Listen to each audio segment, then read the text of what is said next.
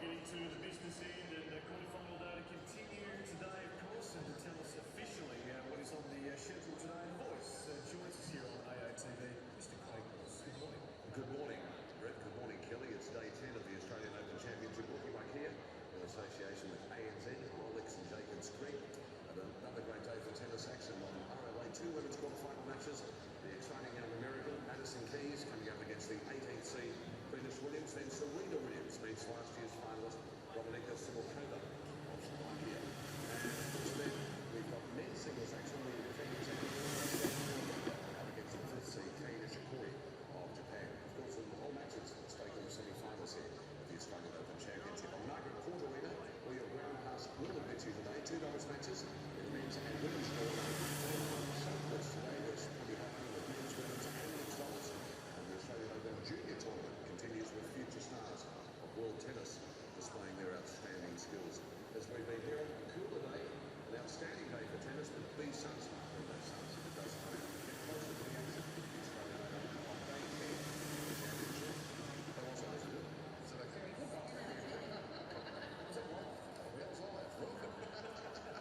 You guys have done a great job. It is day 10. We're on the home stretch. By G, that's a great tennis.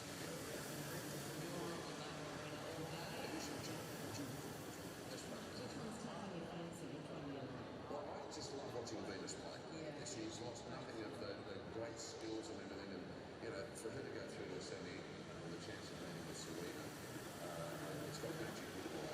It's just and Madison Keys an outstanding job. That's what we expect this time of the tournament. So I can't go to the final. Craig Ross will be ready to go on RLA in just a few moments and see if Nick Kyrgios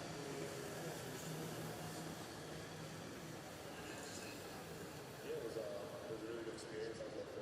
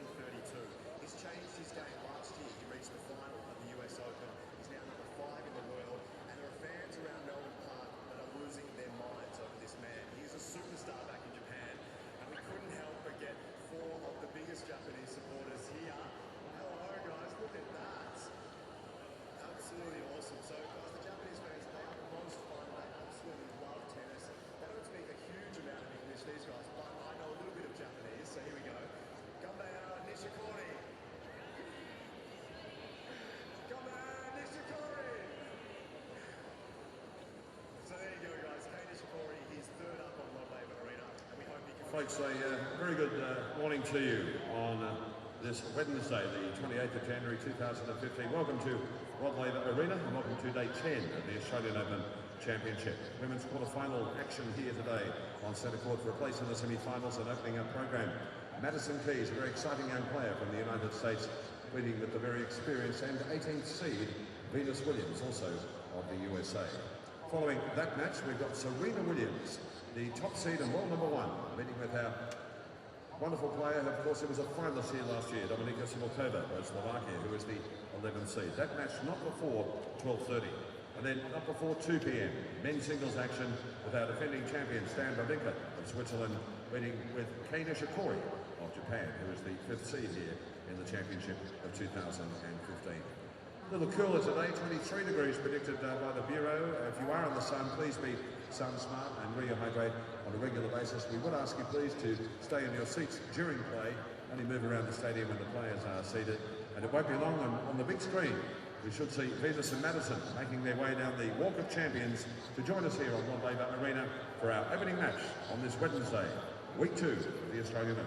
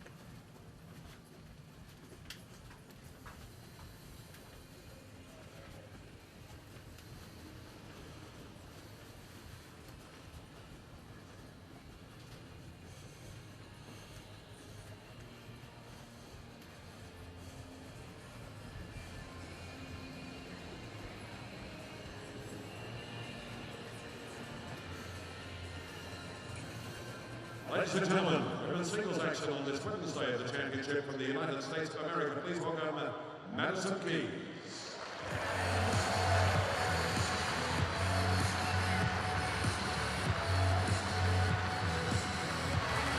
And her opponent, the 18th seed here in 2015 from the United States, Serena Williams.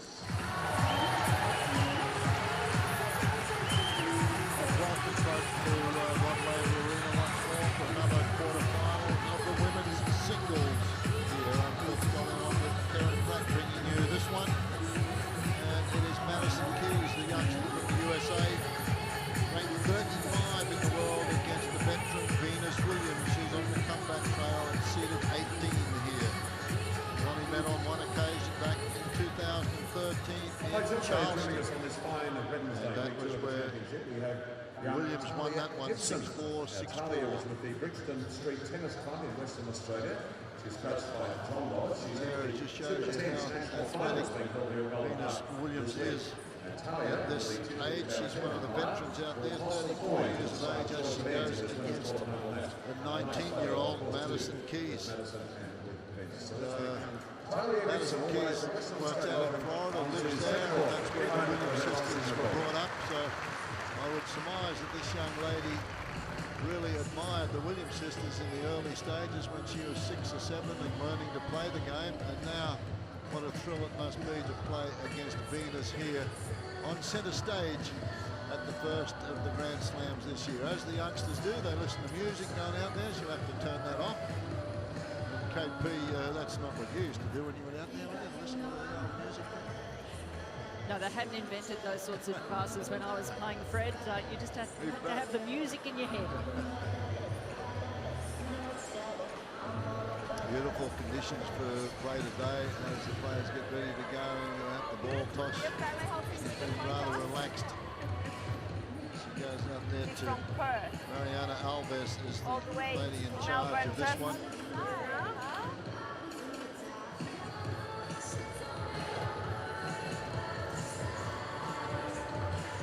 Well, Venus Williams makes her way Hi there. out onto court. We have Tyler to help toss. us with the coin toss. You guys have any question? No? Heads or tails? Always performed well. Go ahead. A young Very lady good. Or a young fellow that's Heads. in the Hot Shots program. Serve? Okay, can we take a picture with her facing that side? What a thrill it is. That'll go up on the wall at home. Budding young tennis players with the Hot Shots program, and it is fantastic to get the kids involved in that. We're lucky to be able to toss the coin in one of these matches. There's the flip of the coin. That's a great camera shot there. Last year, Madison Keys won her first WTA Tour title with victory at the Eastbourne Tournament in Great Britain. Madison Keys Also in is just a 2014, youngster, semi-finalist in Sydney and Strasbourg. born And the in quarterfinals Rock of Island Cycling and in lives Japan. in Boca She Raton, started just her up the Grand road Slam from career where I in am, and has 2011. worked out at That the was at Everett US Academy Open there in for Flushing. quite Ladies and some gentlemen, on time. this fine Wednesday on Sunday Age court, 19 from the United you States see of there, America, let's and welcome she is Madison on the rise. Keys. A huge win for her here over Petra Kvitova, the Wimbledon champion that she Venus hit Williams off has the now board won that 46 particular career match. singles titles, including There you this have a look year's at Auckland each tournament one of in the New matches Zealand. that she's won. She won the Wimbledon Yeah, she's Championship had in a pretty 2000, solid 2001, year last year, winning the 2005, title in 2007, Eastbourne and a couple of semi-finals, Sydney, the Strasbourg. US But Championship it's the way she does it. She is such a clean striker of the ball, identified as a talent since she was so young. She was the youngest player ever to compete in world team tennis at age 14 and notched up a win over Serena, really serving notice that she was a talent to watch. Coming through, she dropped the set to Casey Delacqua, and then the big win over Petra Kvitova, absolutely outplaying the number 4 in the world, a terrific result, and then backing up in a pressure match against her countrywoman, Madison Brengle. She did well to come through that. It was a different sort of pressure. So great to see this lady back on tour. She was off for 7 months with problems, physical problems, Sjogren's syndrome, and she is back, and this has been the best performance of the Grand Slam for Venus for some time. And there's the prize money there from just last year. She started to do it last year, won Dubai. She's coming here in fine form, and as I said, it's just fabulous to see her back, because the Williams sisters started women's tennis off with really the power game, and it took a lot of the players off the tour that weren't playing that type of tennis, and they were just hit off the court. That's the way she's got through here. The big win over Radwanska, and she'd lost to her on a couple of occasions over at the team tennis events over at India. Radvanska beat her 3 times in a couple of weeks, and then for her to come back here on centre stage and win that one was big time. Yes, it certainly was, and she played a pretty exciting brand of tennis to do it. It's Mariana Elves, experienced umpire in the chair. Her serve worked well, didn't it? Interesting for me, though, KP, is that Venus has spent a little bit more time on court. She struggled and played a couple of long matches in 6 hours and 50 minutes. 3 minutes. Madison Keys, well, she's dispatched of her opponents pretty quickly, and she's been on there just over 5 hours. Physically, I think Venus is still there, but that's what the problems that she had made her feel tired and couldn't get out there and really couldn't finish in matches. So she said she's had to live with that. She's put up with it. She knows what she has to do. And as I said, I'd like to see her back here in the quarterfinal. It really is a clash of the generations out here, with Madison Keys, who was born in 1995, only 5 years of age when Venus won her first Grand Slam title, 2000 Wimbledon, following that up with the US Open, of course, 7-time Grand Slam singles champion. But what did she say yesterday? Well, you know, it'll be good playing Madison. Madison has been inspired by Venus. It was Venus that she was watching on TV and said, you know, I'd like to play tennis. I want to wear a dress like Venus is wearing. So she's inspired her. She was 5 years of age when Venus won her first slams, and now she's out there challenging the great champion. Probably ball girl for her in those days back in Florida, as a lot of us did for our, well, the folks that we looked up to, our role models. A fabulous serve. She's got a very smooth motion on the serve, and I think that could be a difference here today. Venus, on the other hand, has had problems throughout her career with her second serve. It goes off at times, but as Jim alluded to the fact, she has served very, very well here. She's a holder of 7 Grand Slam singles titles, and her sister Serena has 18 of them. But she's also, with her sister, has won 13 Grand Slam doubles, and what an intimidating pair they are. Played a lot together the last couple of years. 1 minute. The success that they had a few years ago, basically because of Venus's physical problems and being off the tour for some time.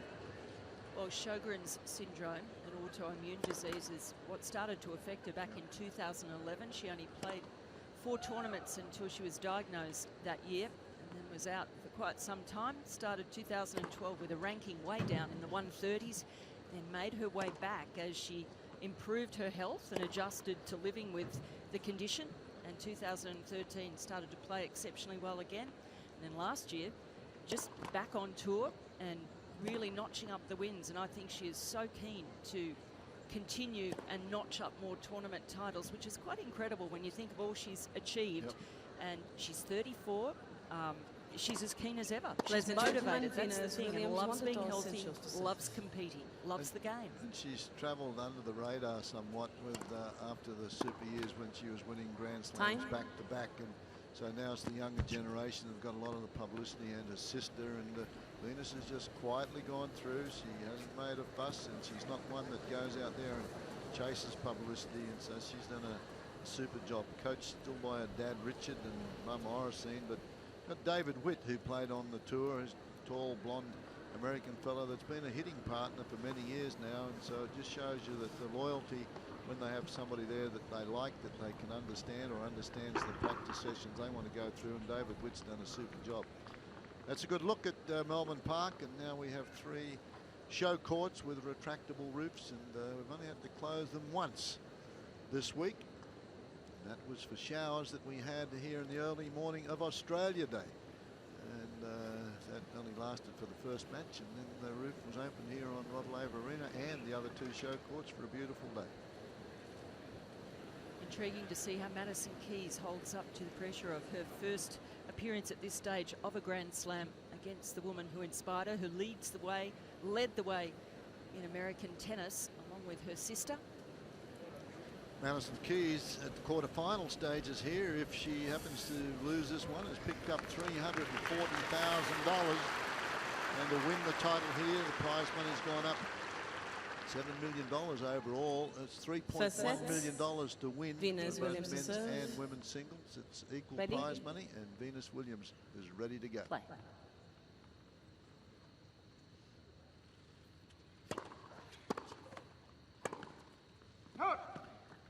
Lovely. 3.1 million for the winners of the men's and women's, equal as you say, Yep. Fred. And that's something that Venus fought very hard for. Yep. Been a campaigner for equal prize money for women. That's about 2.5 million US dollars now with the conversion rate of the Aussie dollar that's dropped about 20% the last 6 months.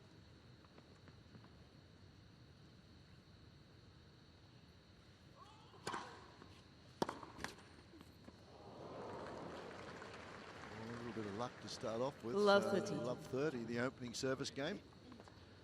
And Venus serving from the tough end. That's where the sun causes a few problems, although it's only 11 a.m. in the morning, just after that.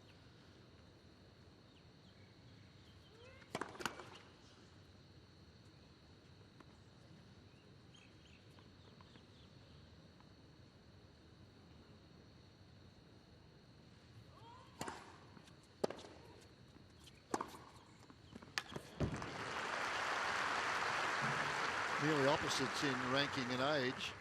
15-30. Venus's ranking is 18, Madison Keys 35, and then Venus's age is 34, and Madison Keys 19.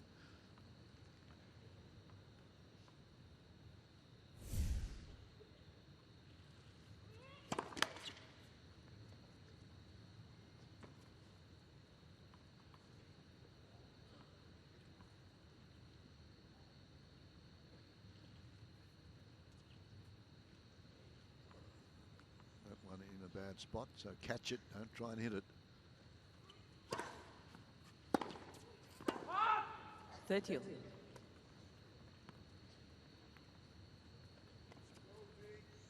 Madison Keys, a big hitter, got a beautiful motion on the serve, and then the big forehand, huge ground strokes.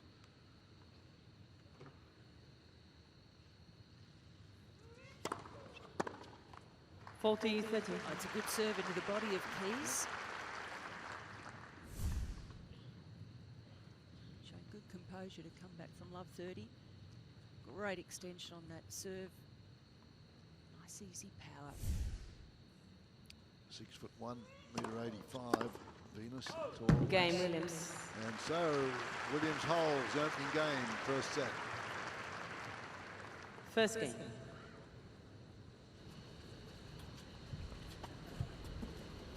Had some good wins in the last 12 months, Venus. Top 10 wins over her sister Serena, Angelique Kerber, Anna Ivanovic, Wozniacki, Panetta. They're all in the last 12 months, so she really is back. But she's done it without a lot of fanfare, not a lot of publicity until you get through here and you have a look at the results. But she enjoys playing, and that's what folks say, well, why are you out here? The same they asked Serena. Well, they just love the game. Madison Keys to serve. Well, it's their careers and it's been their lives since they can remember.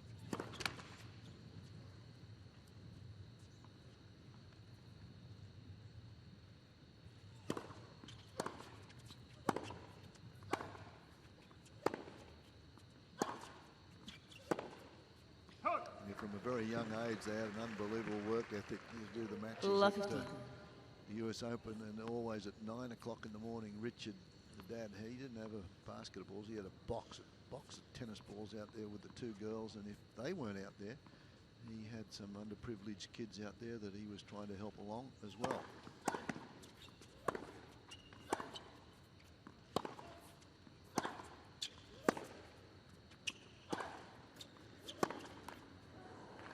And a lot of coaches would give anything to develop one player like Love Venus, 30. but he coached two. He was spot on though when they both came on the tour. He didn't let them play junior events. They came on the tour and exploded on the tour with such power. And he said, well, Serena's going to be the better of the two. And people did find that hard to believe at the time because Venus had taken the world by storm. 15-30. Playing such incredible tennis and lifting the bar really for women's tennis in terms of the physicality, the power. This is an important game for Madison Keys to start off. I'm sure she's got a few nerves there. 15:30.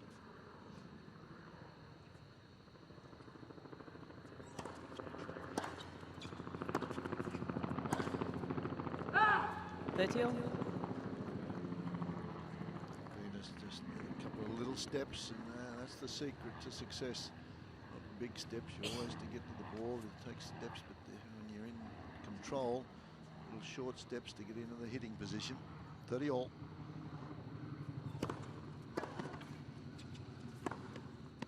Hasn't that been the play all week from the top players? Certainly has, sliding the ball out wide. 40-30. On with a bit of pace on it too, 171. Takes the opponent out of the court. Follow-up strike. Straight down the line. Game point. Deuce. And that also has been the norm this week. A return of serve deep, straight down the middle, so that the server doesn't have time to get on balance, and that happened there. Keys not able to get on balance to return that one.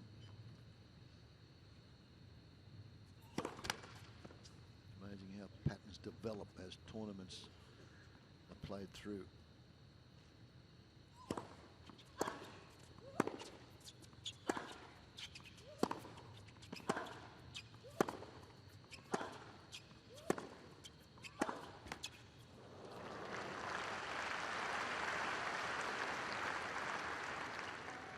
Advantage Keys. This young lady's not afraid to go toe-to-toe, as that rally showed there, and that's the way she beat Kvitova.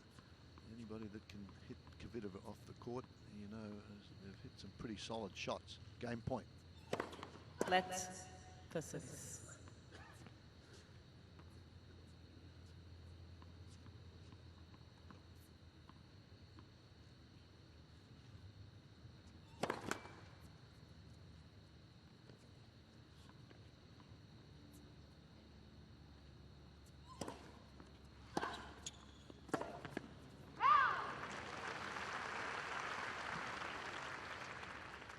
Deuce.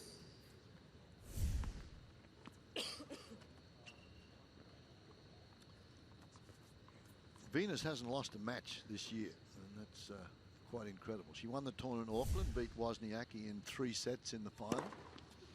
Advantage come Keys. through here. She's 9-0 going into this match. And she knows that this is going to be a tough one. Such a talent, Keys. Big serve. A big game all round.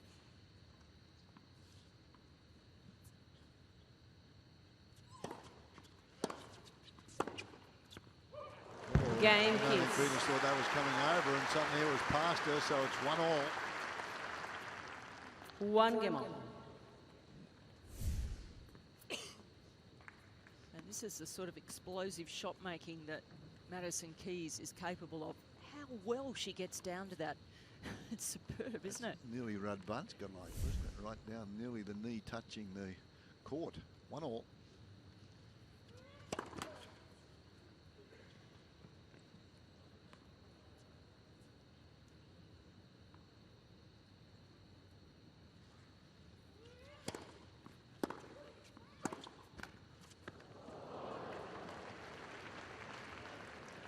Love. One of the issues for Madison Keys, I think, has been the fact that she is so abundantly talented. That was David Witt there, who's the hitting partner of Venus. Obviously, I would think does a little bit of coaching as well.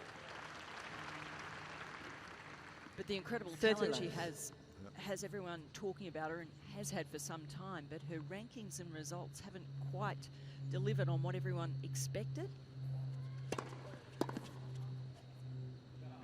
When you burst onto the scene with some incredible shot making, expectations are high, particularly in American tennis. Well, she was overshadowed in that area a little bit by Sloane Stephens, wasn't she? When Sloane Stephens came out and beat Serena out here a few years ago, and Sloane Stephens hasn't come through at all. She's had not a very successful career after that at all.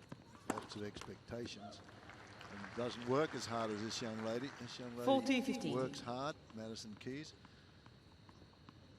Well, what she said after getting through to this stage, she said, finally, I'm living up to what people have been saying. Yeah.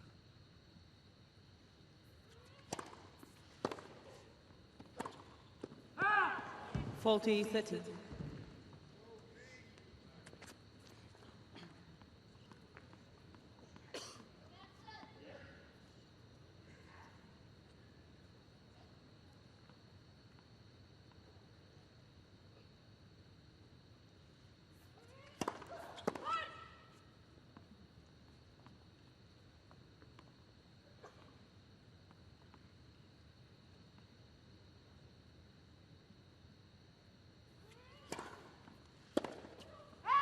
Game Williams. Well, a pretty wild one.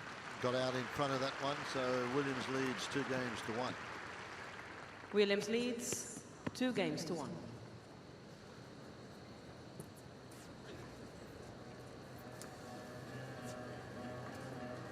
Nice to see both Williams sisters. They're on track to, if they both win a couple, they're on track to play one another again. That hasn't happened for a while. Or that happened last year, didn't it? I think Williams beat Serena somewhere along the line. Yes, but not at a Grand Slam. They haven't played for a long time at a Slam, and if they both win their matches today, they will face off in the semi-final. Dominated the Slams years ago. Things have changed since then.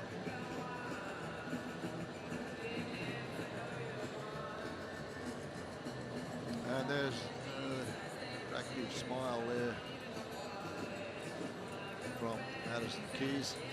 You have a look at the skyline here in Melbourne. Cloudy day, but pretty good conditions for tennis. It's funny because a lot of the Europeans come out in KP and they say, oh, we've come out here ready for the heat and it hasn't been hot, so what's wrong? And I said, well, you know, wouldn't you rather play with these conditions and rather than play when it's in boiling hot and you're suffering from cramp and so forth? So can't please them. Can't please them. Depends where they've been acclimatising, doesn't it? Yep. We were very fortunate this year at the Open with no rain to speak of, just that shower on Australia Day. Keys to serve, 1-2.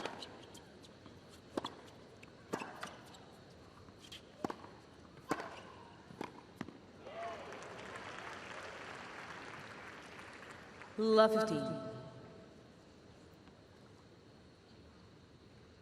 Massive occasion for this teenager.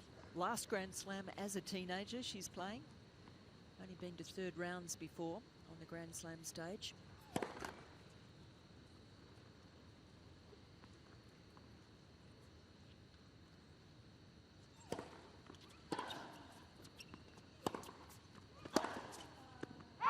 $15 over.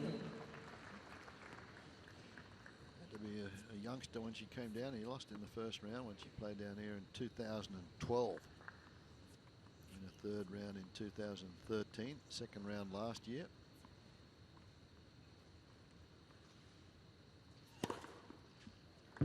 That's 30-15. Seen so many of the players using that slice serve out wide so effectively.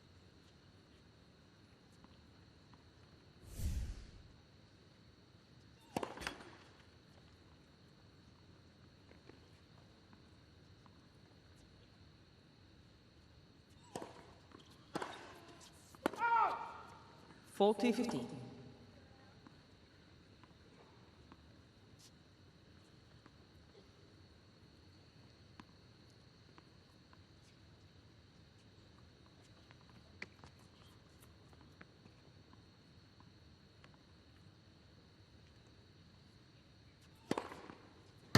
Game Keys. Huge serve right down the middle from Keys. She evens it up at 2-all. 2 games over. She doesn't seem to be affected by nerves too badly, Madison Keys, playing relaxed, focused tennis out here. Both players haven't found the range on serves as far as percentage is concerned, but Keys has smacked down 3 aces so far. Only 53% of first serves in. Only had 2 service games though, that will improve. 15 love.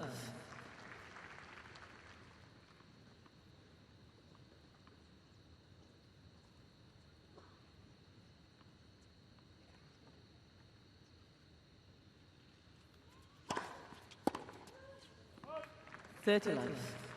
Serving from Venus. Venus has got over $30 million in prize money. As mentioned, Madison Keys $1.2 million, and so 340 if she loses today. If she wins, 40 love. chance of getting into the 650 at the semi-final. So Venus says, you can serve some aces, I can get with it too.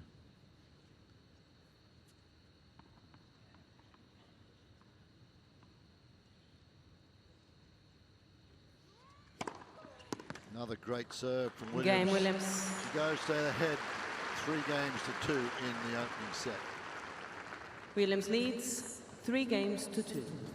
Well, making quite a statement there, stepping up the serving and holding to love. Tighten the shoelaces there, because this surface, knows you got to do a lot of running and propping, and this, it's not like the old days when the tournaments were played, the Grand Slams were played on grass, 3 of them on grass and then just the one on clay. Here nowadays they're on 4 different surfaces, and you've got to prop, toes, feet move in the sneakers. You've got to make sure they're comfortable. Some interesting shots from our super slow-mo camera. I think there's just so much excitement that Venus is back, healthy, playing well, just adding to some rich talent that we've got at the top of the women's game. And this younger generation that are coming through, very exciting.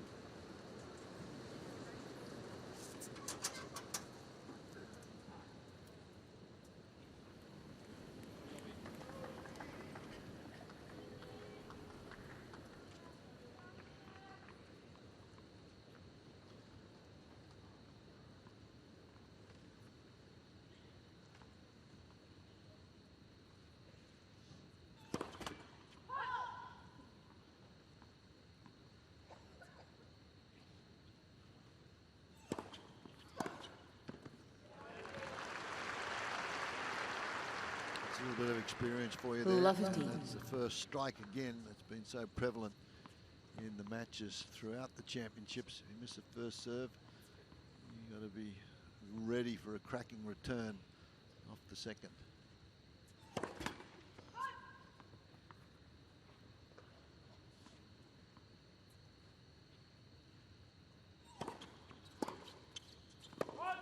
$15.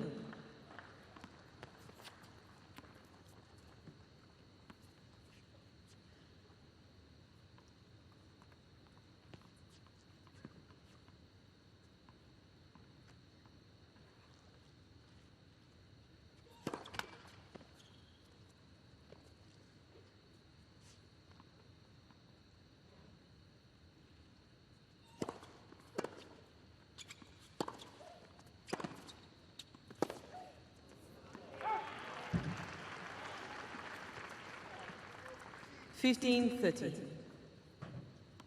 As we saw in the previous win from Venus over Radwanska, she's hitting with some great controlled aggression. Very heavy ball.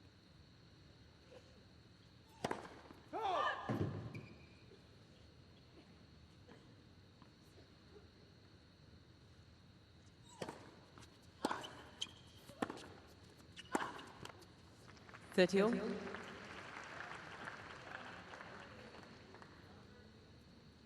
That's about as much displeasure as you'll see Venus show.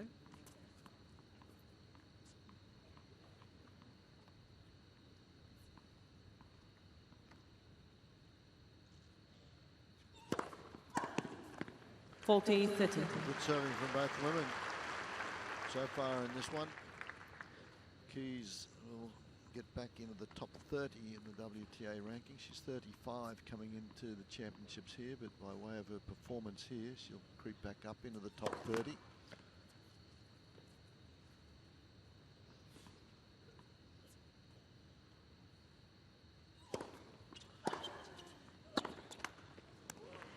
Deuce. Williams really returning well from that left court over the top of the backhand.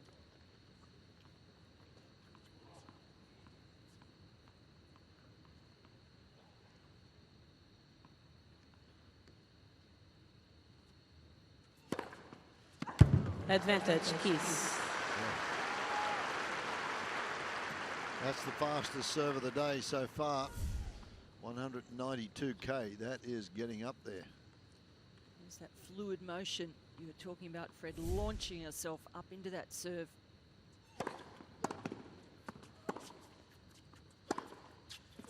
That's Game, long. Keys. Keys holds serve again. 3-all first set. 3 games all. Madison Keys really won her first title in 2014 Eastbourne, which is on grass just prior to Wimbledon. Beat a couple of top 10 players there in Jankovic and Kerber to get the victory.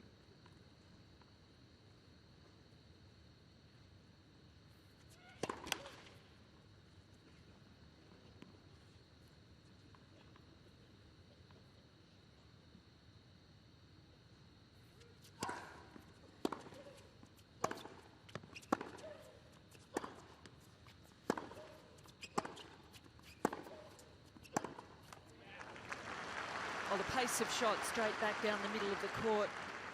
Just Lovely. catching Venus. It's an effective play.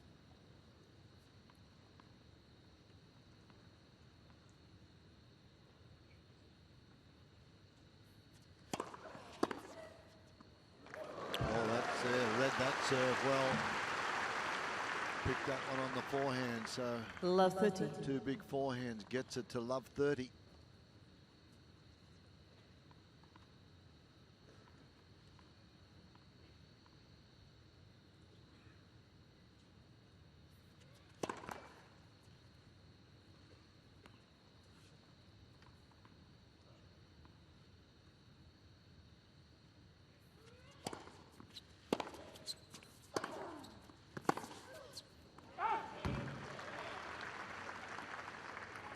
Fifteen 30.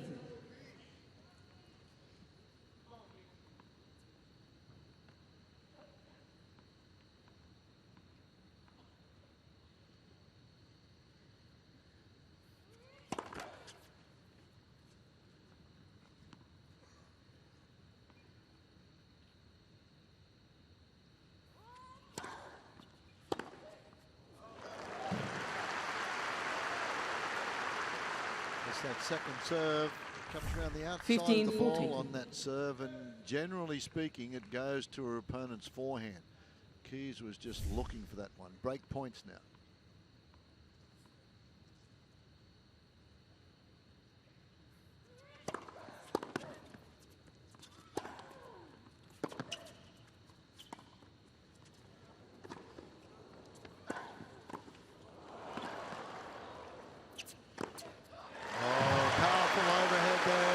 Game, Keys. So Madison Keys strikes first, 4 games to 3 with a break.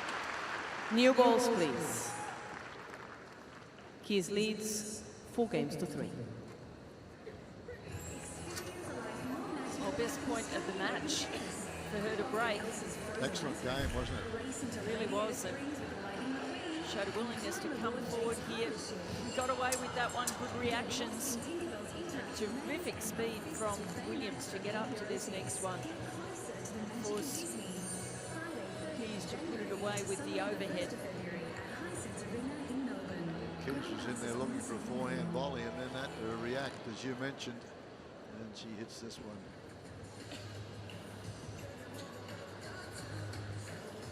Well, that's the finish of the overhead smash to finish that point that broke serve from Madison Keys. And she now serves with new balls at 4-3 in the first set. Time. 3 forehand winners in that last game on the Williams serve. Made the difference. There's the last 10 points, 8-2. Big moment now, though. She's got to consolidate. Rita's instantly knocked herself out there, hitting the umbrella there.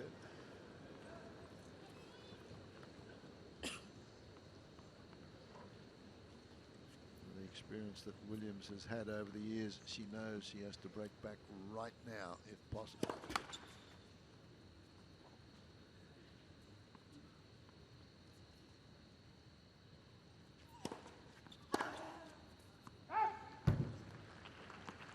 15 love. They've played very few long rallies out here. They've mainly been short points. In fact, in that last game, we saw the first 2 points that went over 9 shots.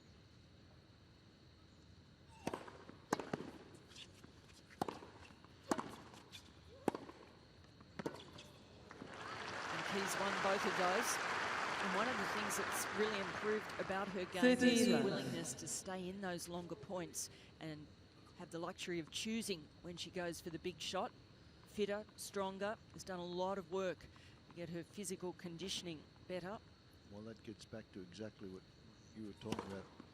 It's controlled aggression, where some of the other youngsters try and make it hit the winners too soon. Keys is a little more patient.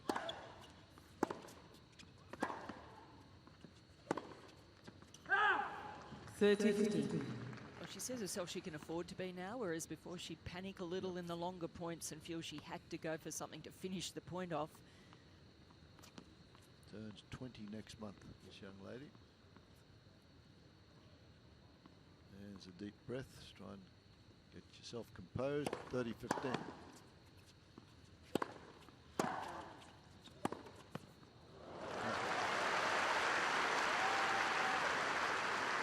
Use the Williams pace on that one and just held the firm wrist. Oh, quite incredible, really. Didn't try and do too much again. Talent. Good margins. 40-15 for a 5-3 lead.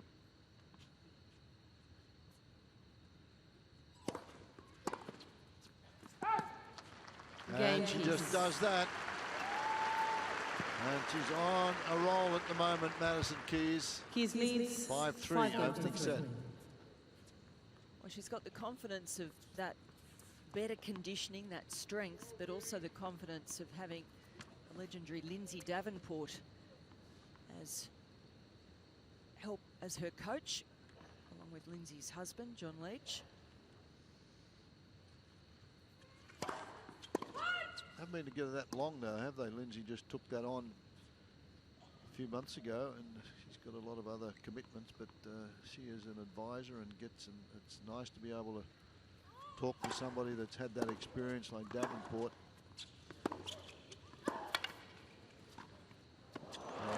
That's superb, just showing some beautiful touch as well. That's a veteran shot. That's an experienced point. Lovely.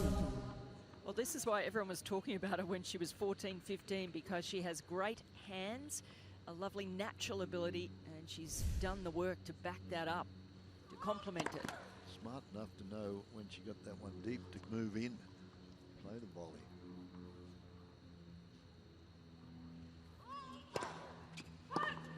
And the pressure there, scoreboard pressure there for Williams, knowing full well that Keys would attack the second serve at love 15. That's the only double fault so far in the match.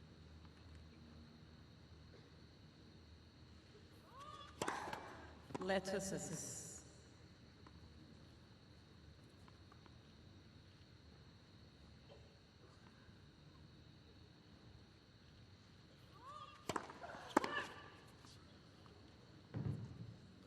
Looking for a forehand here, I would think, at love 30.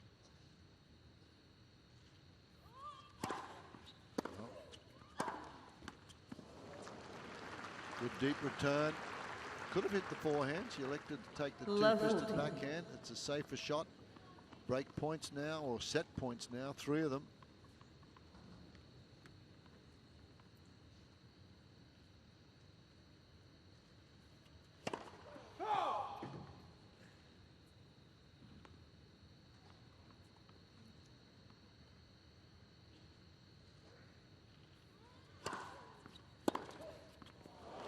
Brilliant performance. 6 games to 3. Madison Keys 6 wins games the opening set in 29 minutes.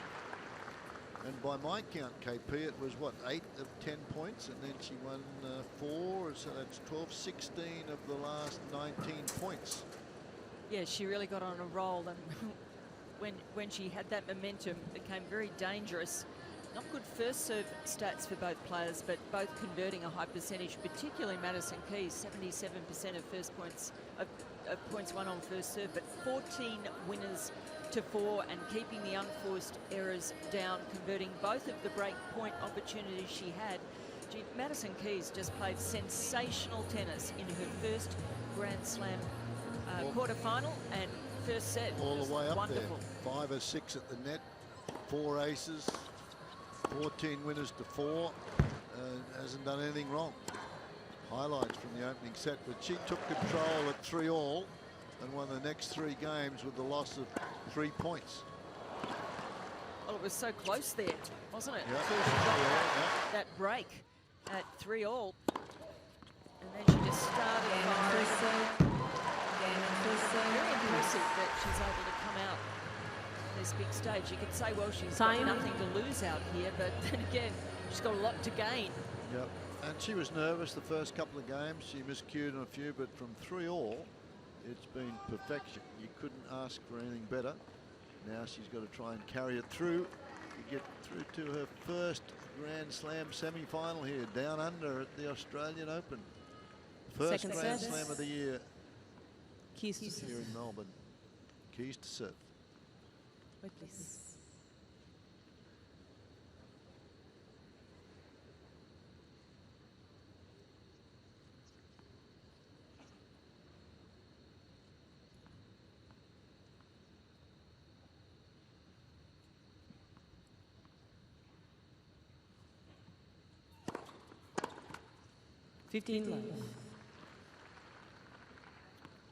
So it's a tough time for Venus here. She's got to define a strategy now.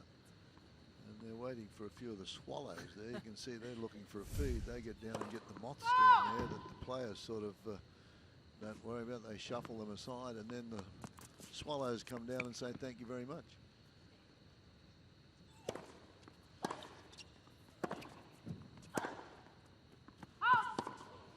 Again, I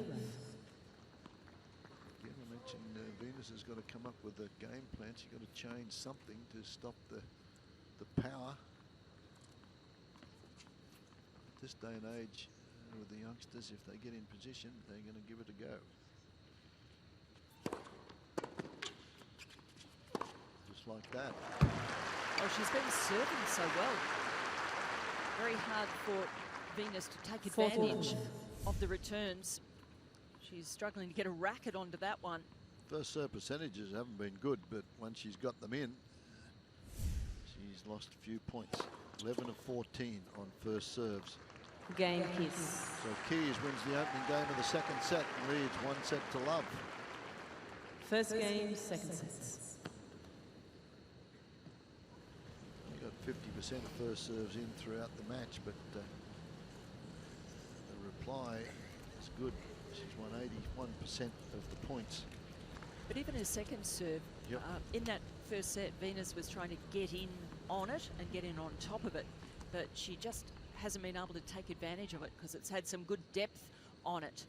So the directions of Keys, she's really mixed it up, but mainly down to the backhand on the right court and into the body on the left court. 15 love. And Williams going for the body serves most of the time. Well, I think that's to take it away the angle and the big forehand, but Keys has been able to get herself out of the way, and particularly on second serve. She's having a look at another one now.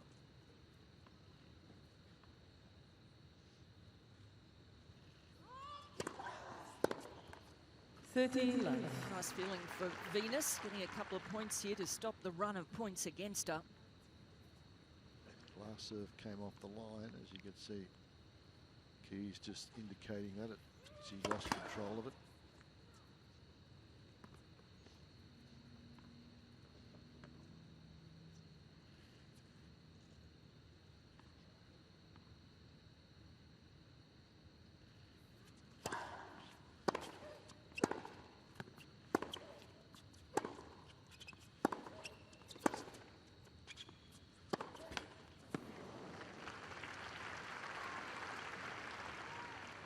Blacked that one out, just made the tape, hit the tape. You can see a signal. I got a little bit more air, a little bit more margin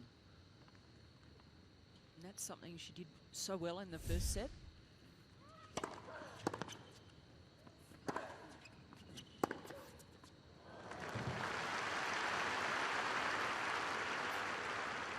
Like that one, well over the net with so much pace and penetration.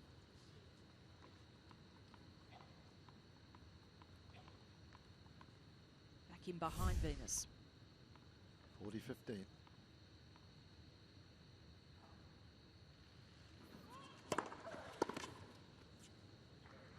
Big serve from Williams there. Stems the tide a little. It's 1-1, second set. 1 game up.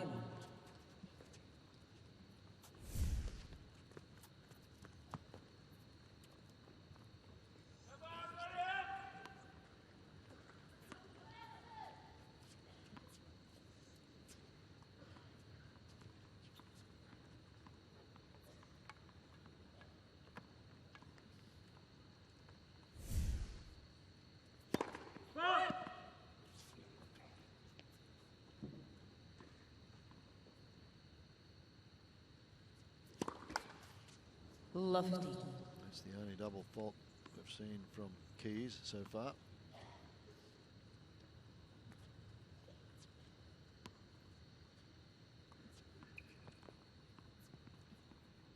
Big question whether she can keep up the form that she's shown out here today. Let's assess.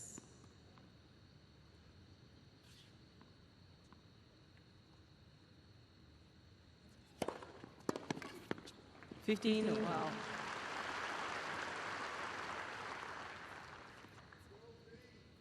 Getting a lot of cheap points on the serve.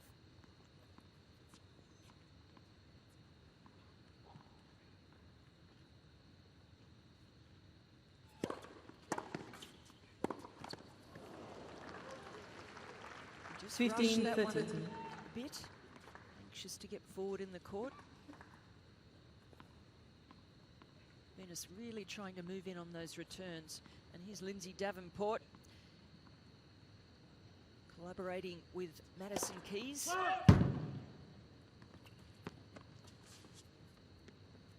She knows a lot about her opponent today. They've played so many times.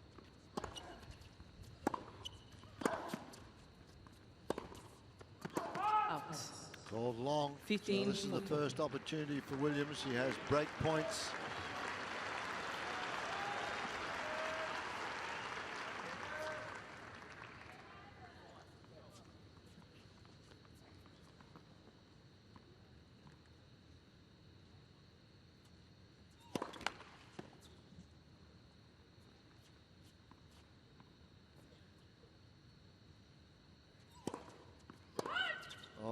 Double fault. That's the second double fault. That's 2 in that service game. So a break now for Williams. 2-1 second set. Williams leads 2 games to 1.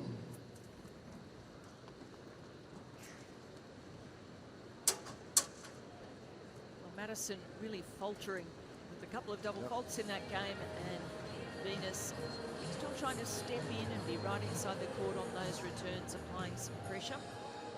Be interesting to see how she comes back with that, Keys, because that's just the fact that she's a youngster looking to get into semi-finals. Won the first set convincingly and thinks, hey, the finishing line's not that far away. Just got to try and do it. And the thoughts there, a couple of double faults. It doesn't look like serving a double in the opening set. That has allowed Williams to creep back into this match. So Venus Williams has achieved a service break on the first occasion where she's had a couple of break points.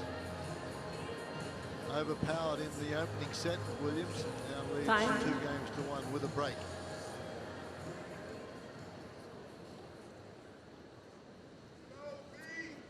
It must be very strange for Lindsay Davenport sitting in the stands watching her young charge, Madison, up against Venus, who she herself played so many times on the tour.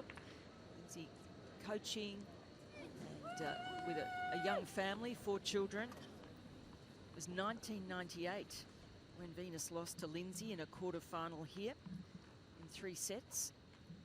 Their first meeting here. Madison was 3 years old then.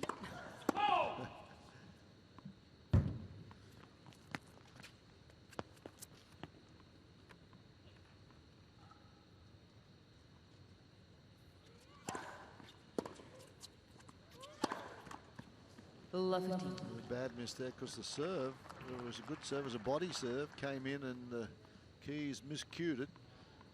Didn't find the middle of the racket. Bad error on the forehand. Love 15. 15. Off that serve and pinpoint accuracy right down the middle.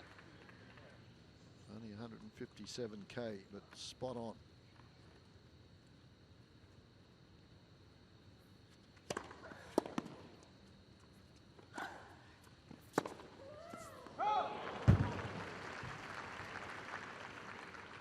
Just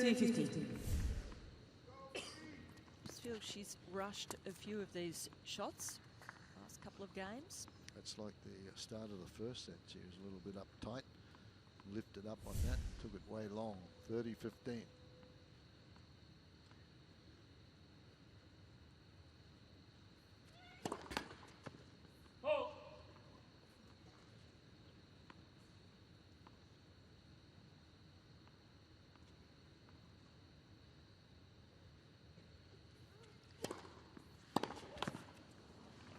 We're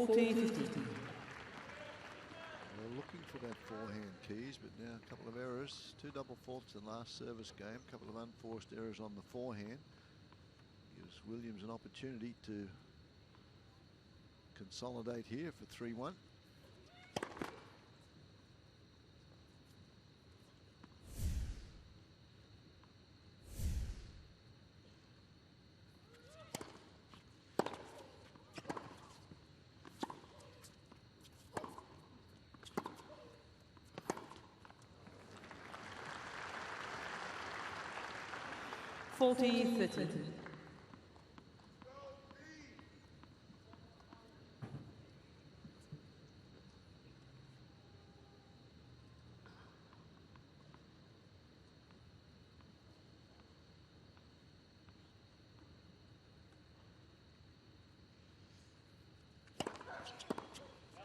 Oh, excellent body serve straight at Keys. And Williams holds, leads 3-1, second set, down a set. Williams leads 3-1.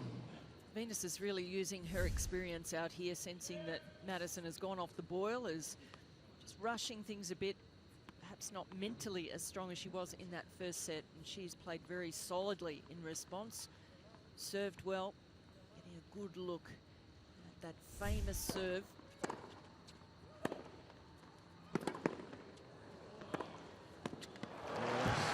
Perfection. 15 love. Well, this is just magnificent from Keys. Gets across superbly. Had time on that shot. Good preparation. 30 love. Depth beat Williams there. She was forced off to fall back off the back foot, nothing to take the ball over the net. Pace and depth pushes her back. 30 love.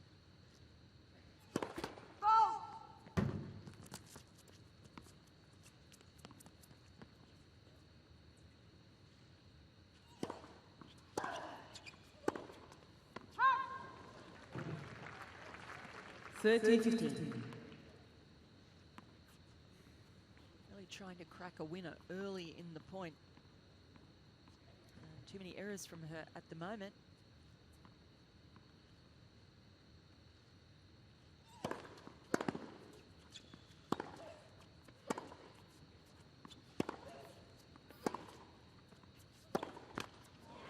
Another one. 30.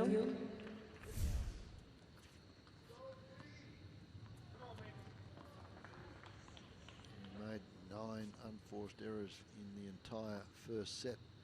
Keys, she's made 9 in 4 games.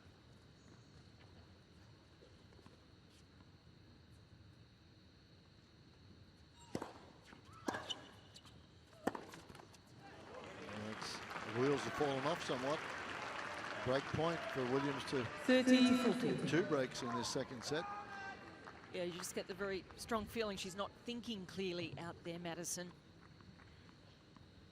Both players very successful when they've had a break point opportunity. Another mistake there, so Williams races to a 4-1 lead. David Witt's on his feet. Williams leads 4 games to 1. Well, what a turnaround this has been the last 20 minutes. Well, perhaps this is why Madison Keys has called for some attention at the changeover. I think that she has, I believe she's got a stomach taped. Just picked up when she throws herself at the forehand. That stomach has got a tape. There seems to be a problem there with the groin. Well, certainly she just wasn't moving into position as well for some of these shots, which of course means her timing is not quite right. And they're grabbing onto top of her inner thigh, left leg, the top of the left leg. Walking gingerly.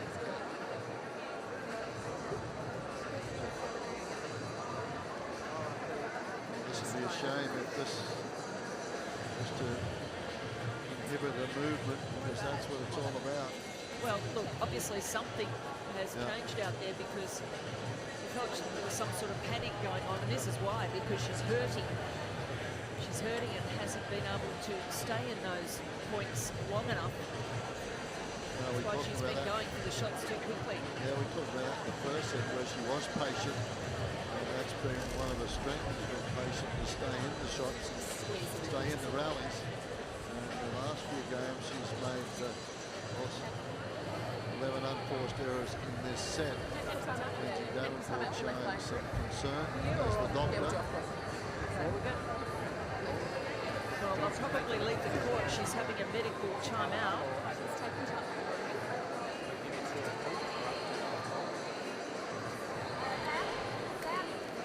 So the doctor is there, and they'll jump up the medical timeout. So they'll take Madison Keys off the court, give her some treatment. And once that treatment has started, the clock goes on, and it will be 3 minutes. But of course, they've got to get inside into the room, and then that time will be. It's a fair walk back shot. into the change room as well from the entrance to Laver Arena. I think they've got a treatment room just by that exit, Fred, where they go straight in. So hopefully it won't be too much more than the 3 minutes from now. Some match update. And Keys 17 winners to 6, but the unforced errors, that has been the problem for her in this second set. And now we're getting a little insight as to why. She's having some physical problems out there.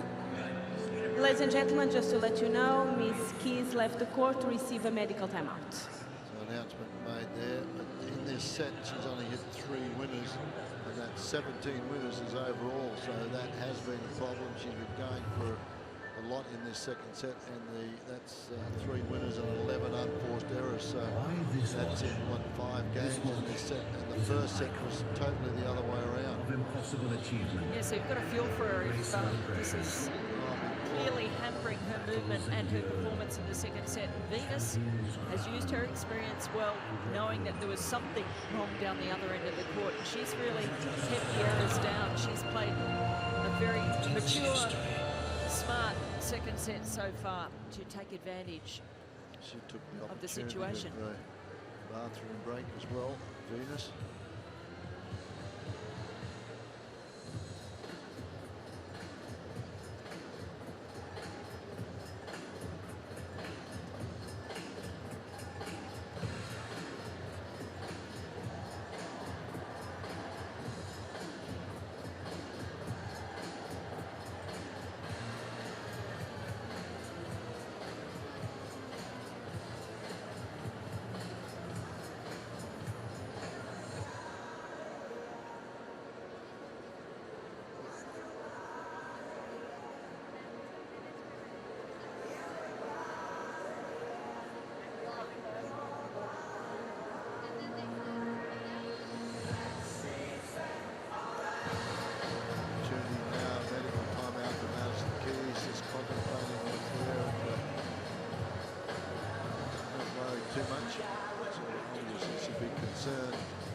think that she would know what was going on before Madison went out on the court, whether it's something that has been a problem for the last couple of matches. But what a shame this will be. This turned out to be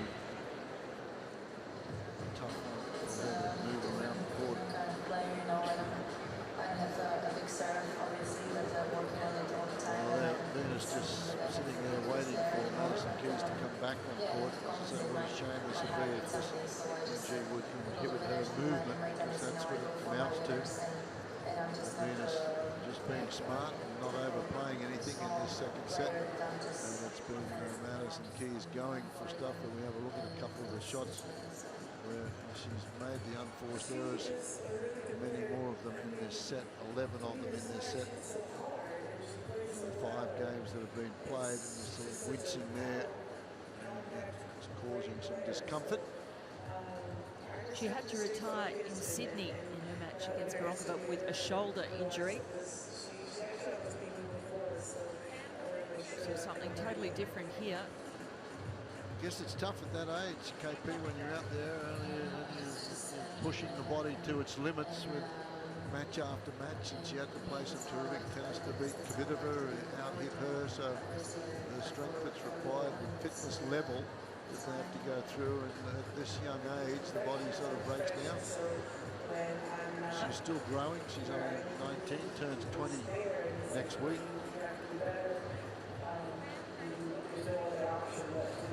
That's true, and it's a long haul at a Grand Slam tournament, isn't it? It's such a big draw, a 128 draw, 7 matches to win. Here she is. She's got it all taped up, so we hope that that is sufficient. 7 matches over 2 weeks, and we're at the business end, down to the quarter-final stages. So she's done a super job to get here. As I mentioned, her ranking is going to go up into the top 30 here. She came in here ranked number 35 in the world. So now Venus Williams to serve after that medical timeout. She leads 4-1, second set.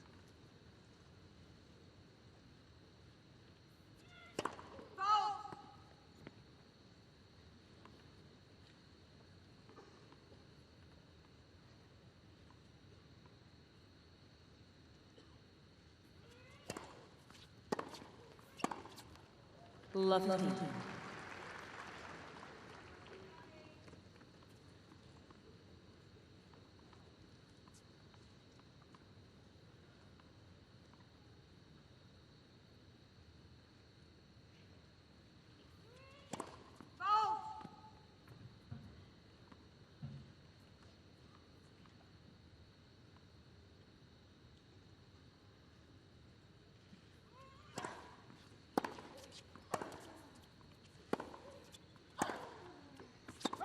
Love it.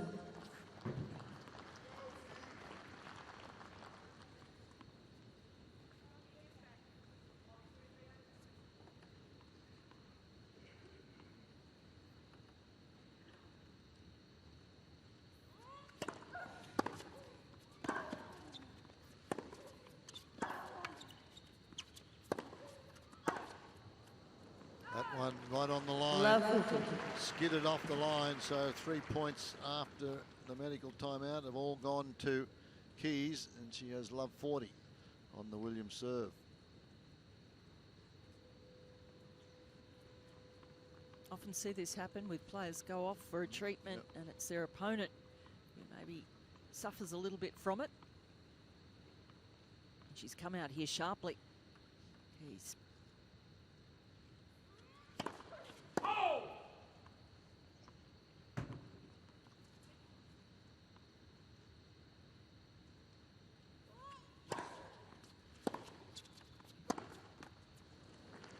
Game And the 4 points that have been played have all gone to Madison Keys, so that's one service break Williams back. leads 4 games to 2.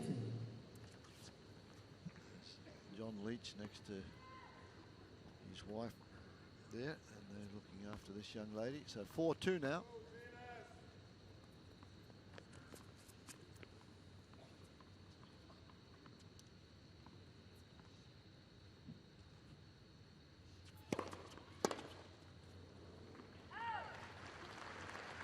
the strappings obviously helped, and certainly would help in the confidence if she's been reassured that the injury isn't going to get any worse, perhaps. That might be another concern for her. She was doing some damage.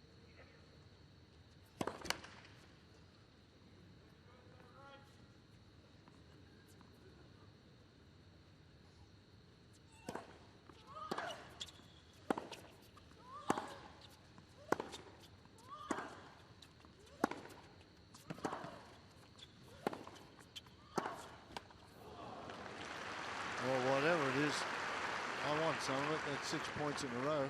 30 love.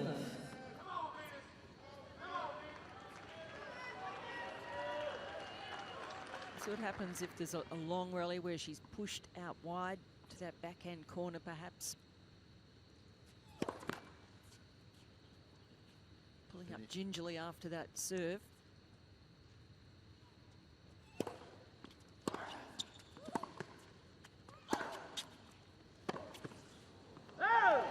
And that's where she's going to have some problems. If Venus can get her moving side to side. 30-50. She had a string towards the end of the second set, won 16 of 19 points, and then that last one she put 6 in a row together.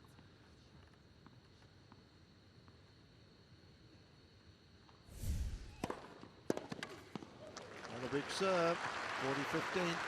Well, I think we're going to see Madison trying to keep these points as short as possible. She's going to up the aggression levels.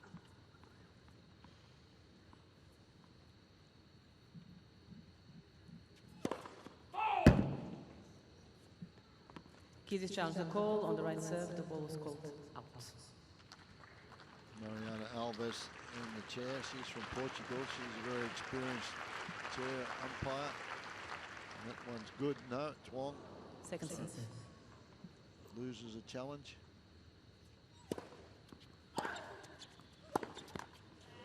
40-30.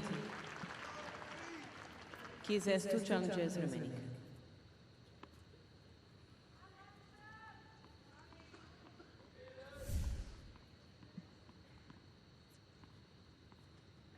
Really pulling up sorely.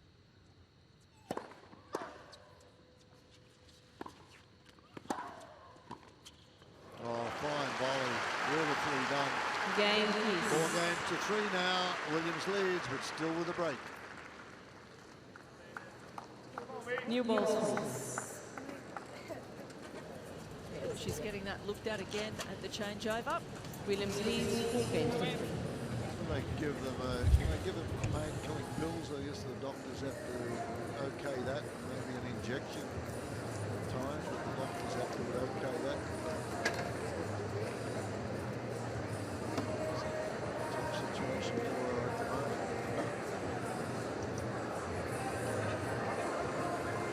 More treatment for Madison Keys. She's had a little bit of sustenance. Root of choice is the banana, and they go through a lot of bananas at these championships, basically for the potassium. But watch this one here. This is the serve, and once she finishes up with a bit of a hobble after this one. Well, that's going to be the problem for her. Time. Impact on the left leg after the serve. So, tough situation for Venus Williams, because Williams has to keep her mind on the job. She knows that her opponent's injured. Sometimes that's tough to get out of your mind. Change your game.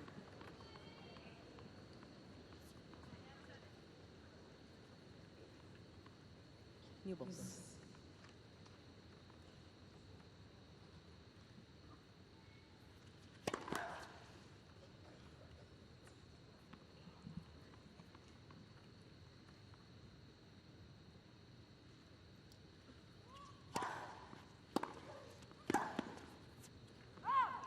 Always adds a bit of drama to the situation.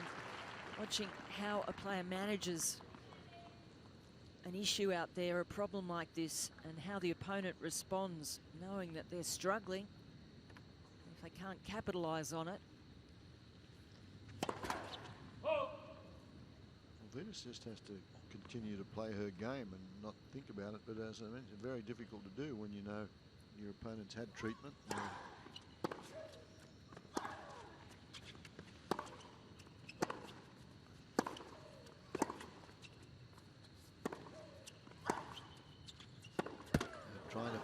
points quickly.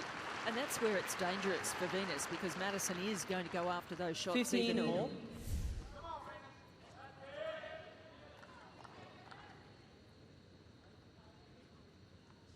That one missed, but she's going to pull a few off as well.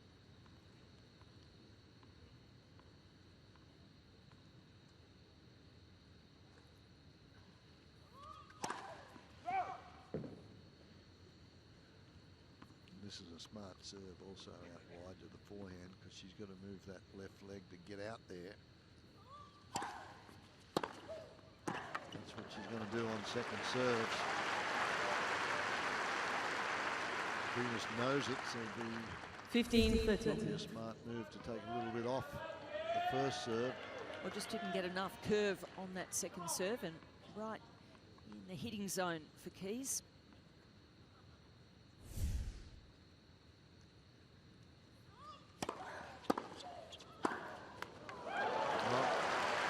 What happens? 15-40, a couple of big strikes on the forehand wing, break points to get it all even. 15-14. So put some thoughts into the Williams mind here if she breaks. Some worrying thoughts.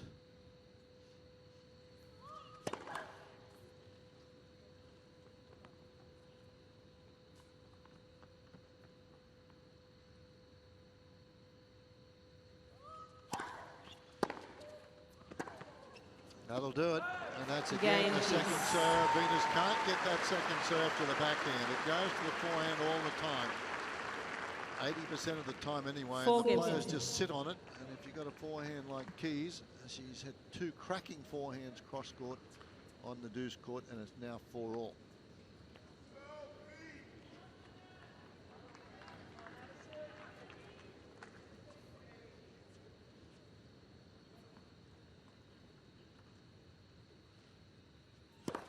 Let's assist.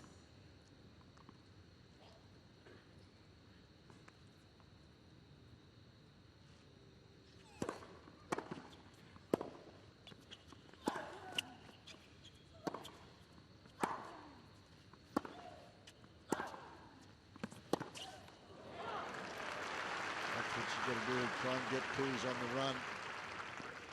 Lovely. Easier said than done, though, from the pace of shot that this young lady there. She's got to get over there now, got to get that left leg and prop on that left leg there. That's going to be painful.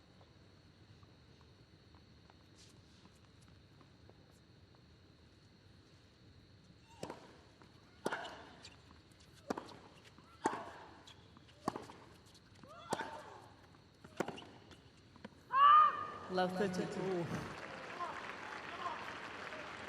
Mariana Alves signals that wide, and they don't signal them wide from the chair on that far sideline unless they're pretty sure of the call.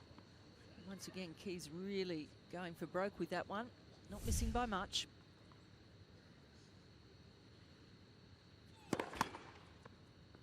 Let's assist.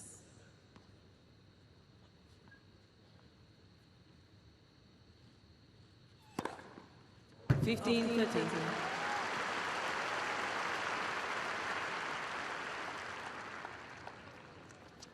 Really getting the pace up on that one. And going out wide quite a lot this time down the tee.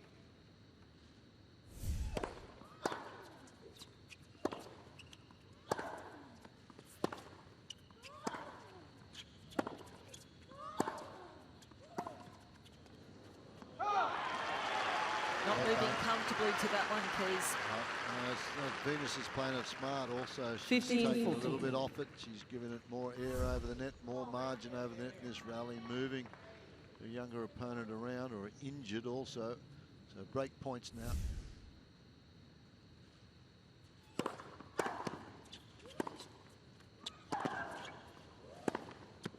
that's just too good when she sets up.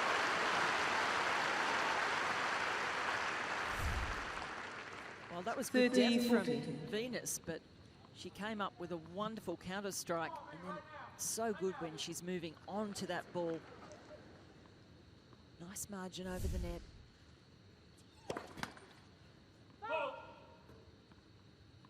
Wait, please.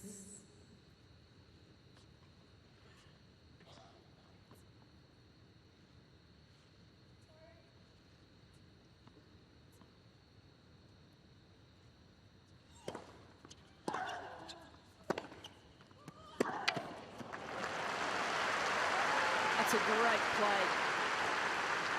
Solid second serve, opening up for that down the line backhand. All very well. It's got to make it under the gun, and she did. Saves 2 break points.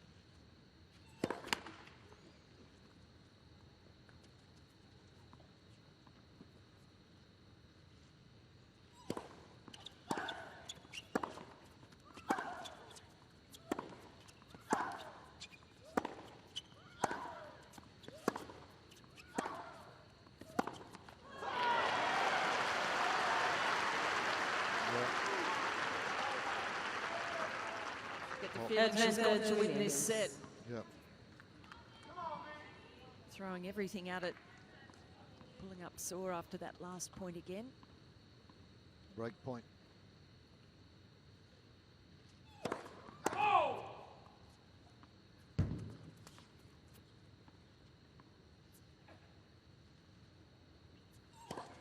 Let's second service. Venus well inside the baseline.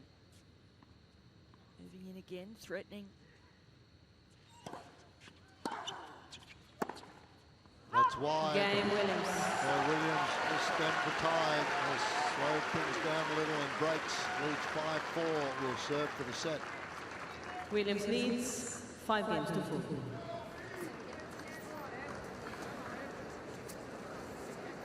Keys getting treatment again here. I don't think she can keep getting treatment beyond this. This will be pretty much the last time.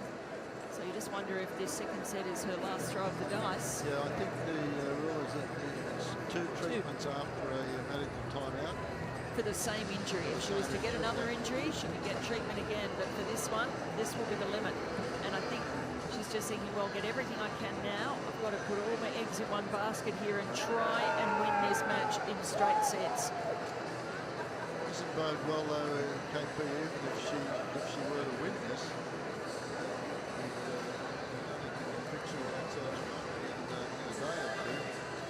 It'd be fairly miraculous if they could, but I mean, you just don't know the extent of it, really. Oh, she has to go for it. She's got to try and win it. Even if she can't play the next one, she has to try and get through this one. But then taking a couple of tablets there, probably painkillers. Lindsay looking a little bit concerned at the moment.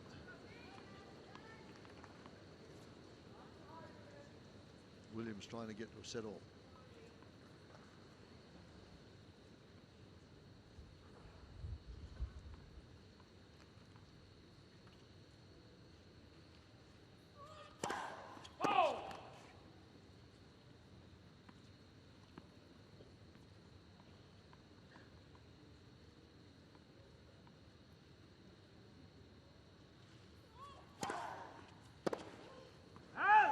$15 love. Again looking for that forehand. She comes around the outside of the ball on that second serve.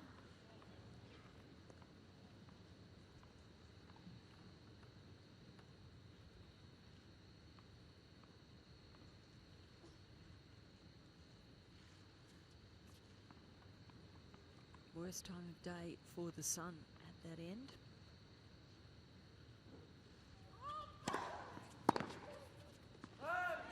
$30. Good move. Serve to the forehand. He's got to stretch that out. Push that right foot on the left foot where the problem is. It's got to take the body weight. 30 love.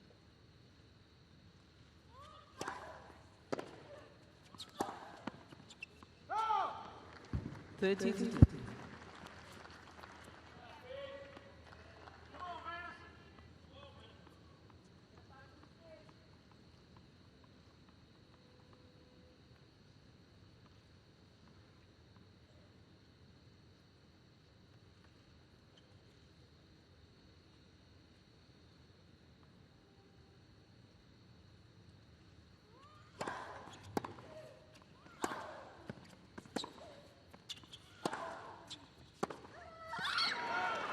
Everything directed to the forehand. Good playing. 40-15 now from Williams. 2 set points. 40-15.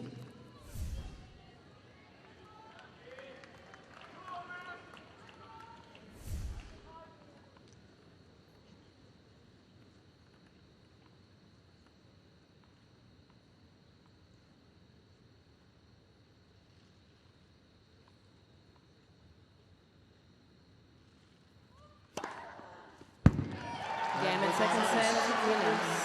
Williams wins the second set of 6 games to 4. 6 games to 4. We're all One in second. this women's singles quarterfinal. Well, great job from Venus, but sad to see that Madison isn't moving as well as she could, and the frustration showing through with that squeal, just missing too many shots in that set, just going for broke, trying to finish the points off quickly, and that's reflected in the unforced error count, 18 to 11. Williams playing a tidier one there. Double the winners from Keys. And really, it's just a matter of her not being able to stay in the points long enough and off balance on some of those shots through the paint. Most definitely, and when she came back, it was what 8 of the 9 points or 7 of the 8 points to get back into it. Williams then, well, she's got experience. She knows what she had to do. She served wide to the forehand, putting that. And Keys is going to feel pain when she goes out there, has to plant that left foot if it's pain. So she's got to hope the painkillers sort of click in for this final set here, and that's what started it all. Points there, and then ready for timeout. Then they went off the court. Comes back. Highlights from the second set. A bit of a hobble there with the strapping, so you know it's still painful. She went on a real tear of points though when she did come back, but couldn't keep it up. And Venus found a way, really attacking the forehand, played smart and served well to close that set out.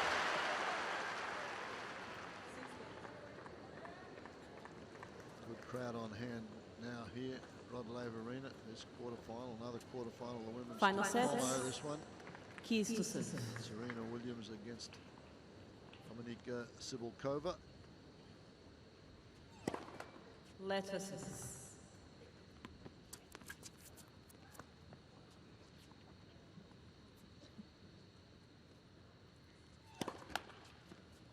First few games will give us an indication of how Keys is responding to the painkillers, probably. Lovely. I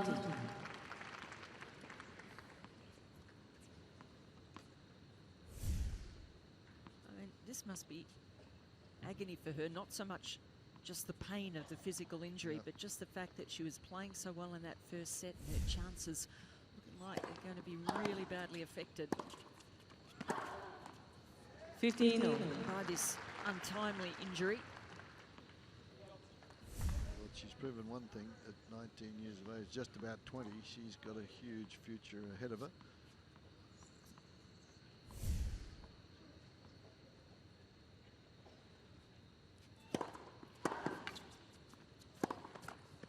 $15, 13. And the problem for also with Keys, KP, is that she thinks about this so she thinks, I've got to finish this quickly. I've got to do. It's all in the back of her mind, where her mind should be concentrating on the 4 lines out there of the tennis court, and so she gets just distracted with this injury problem. 13. Oh, you did right, because before we realised that she had the injury problem, she looked like she was rushing her shots.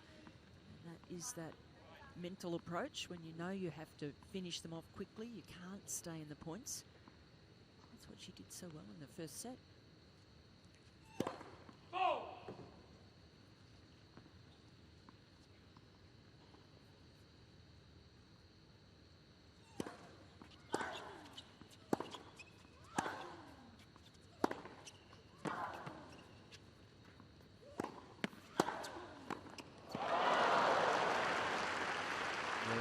Despondent there into the open court. Williams was there. A break point now, opening game of the third set.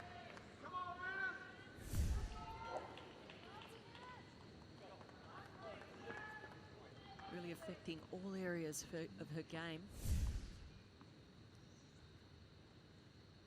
It's about the thinking, the approach, and the panic. Yeah, it's the mental thing that's going to creep in here that's going to cause problems. Yes. Venus not happy with that return, knowing full well the situation at hand. That has its own pressures, doesn't it? Knowing that you've really got to make the most of the situation. capitalise on it.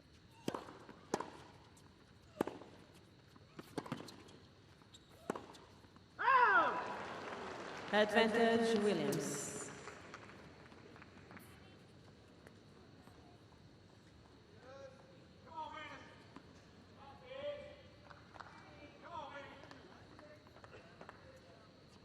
Break point again.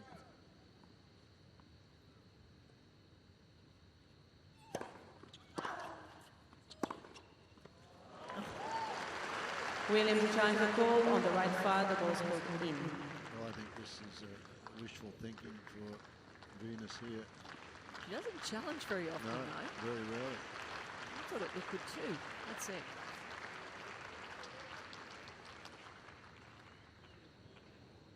Yeah, well inside. Deuce. Williams has 2 challenges remaining.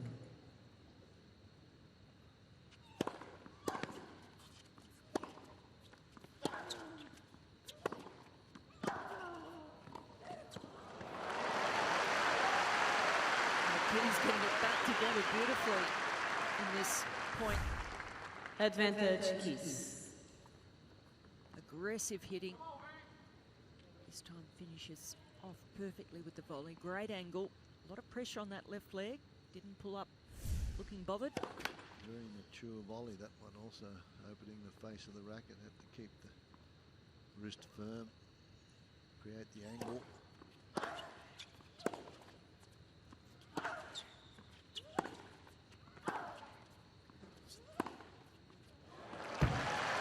Williams had a breakpoint opportunity. Keys comes back. It's 1-love. Keys, final set. First game, final sets. Madison Keys has been playing quite often to the Williams forehand in the first set. Second set, she really dropped off that focus and mixed things up throughout the court, dropping a lot more balls short. It's been a big difference. First set, no balls down the middle of the court. Second set, a lot of them down the middle of the court. Tough stages now. If she's had those painkillers, they take about 15 minutes to get through the system. Well, just those last couple of points of the previous game, she was moving much better, not showing as much discomfort.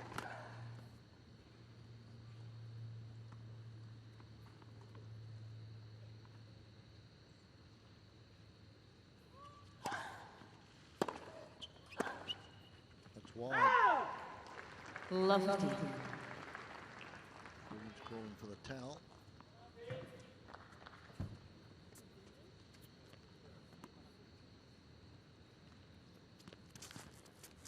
Venus has really been the support actor out here in the last 20 minutes or so, with all the drama centered on Madison.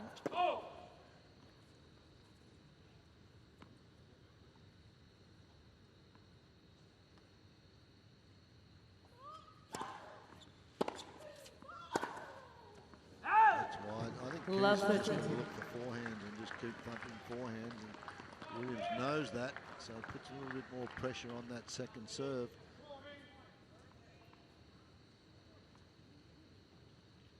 Love 30. Great serve. 15-30.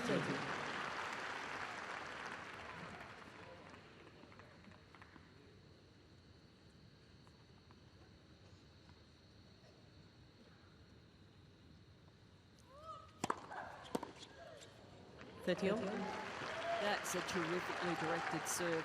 It's 187, which is right up there in the pace and straight into the body. David Witt, the black shirt, the black hat, the hitting partner. Obviously helps with the coaching, been with the Venus Williams camp for a number of years now.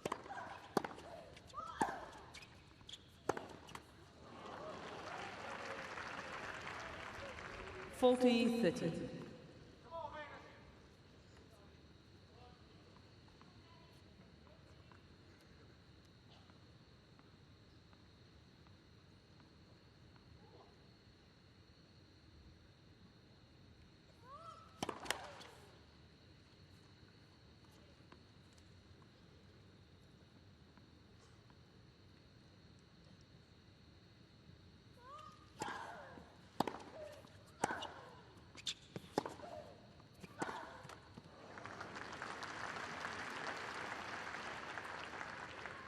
Deuce.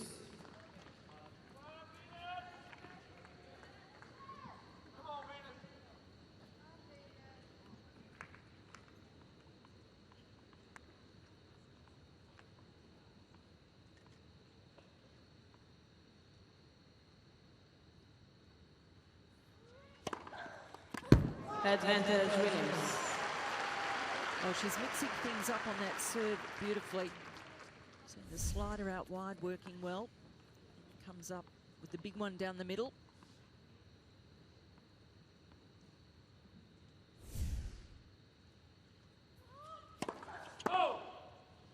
Another attempt at a body serve straight at her opponent.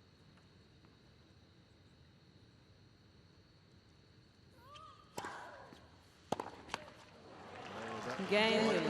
The hitting zone from tees. She has to plant that left One foot. game. So it's 1-1, final set.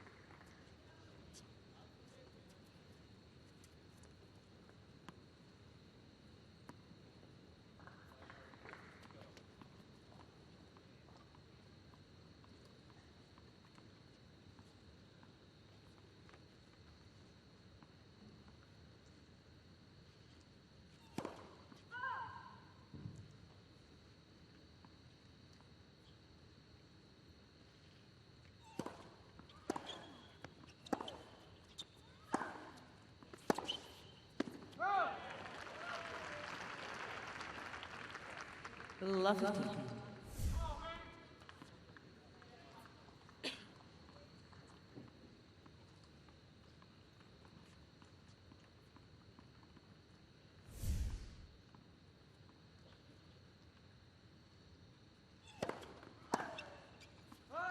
15.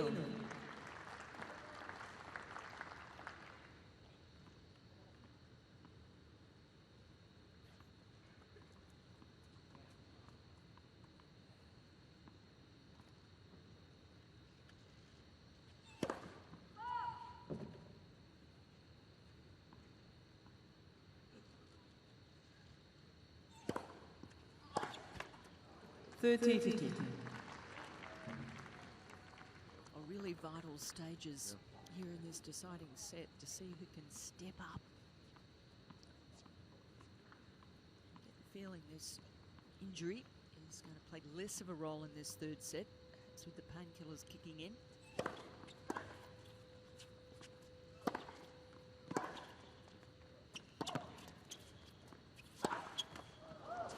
And also with Keys just getting used to the idea of having to handle it and manage it. 40-15. The shock of it having been accepted. I think if the painkillers do kick in and it doesn't become a problem, I think she is a favourite to win this set. But the experience from Williams is going to be invaluable as it goes on.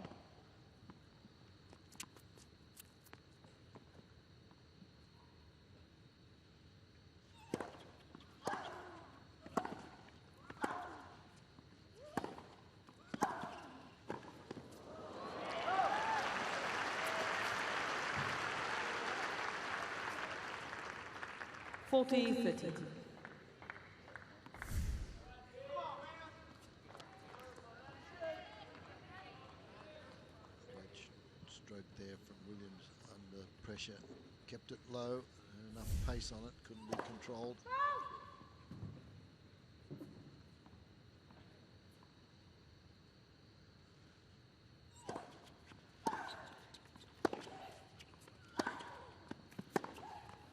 Yes.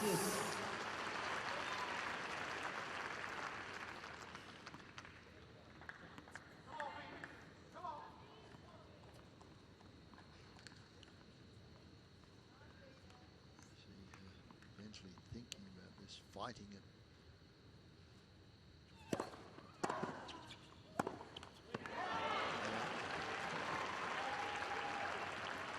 That'll be Advantage Williams. huge problem, discouraging. Break point now for Williams.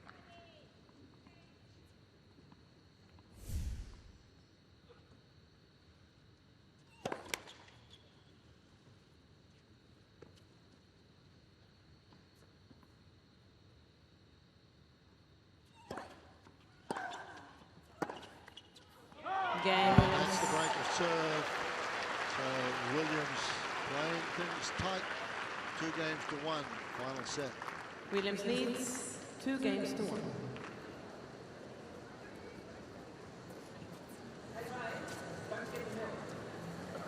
Well, noticeable towards the end of that game that again she was feeling pain from the left thigh. Just pulling up after being stretched wide there. Quite an impact there where she has to prop for the wide backhand and also after the serves.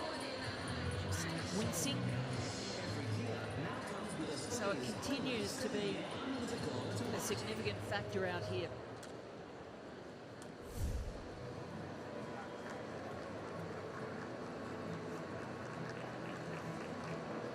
Well, big moments now for the young American Madison Keys. The attention that all this is getting. Folks out there know that she's won the first set and a medical timeout, and the vet is keeping in mind on the job, knows what she has to do. And she's just got to hope that Madison Keys doesn't just keep clogging forehand, but she is still in pain.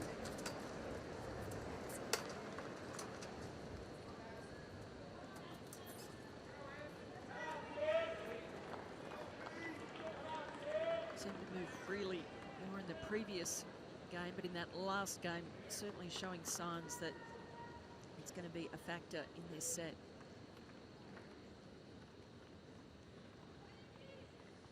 Williams out to exploit that.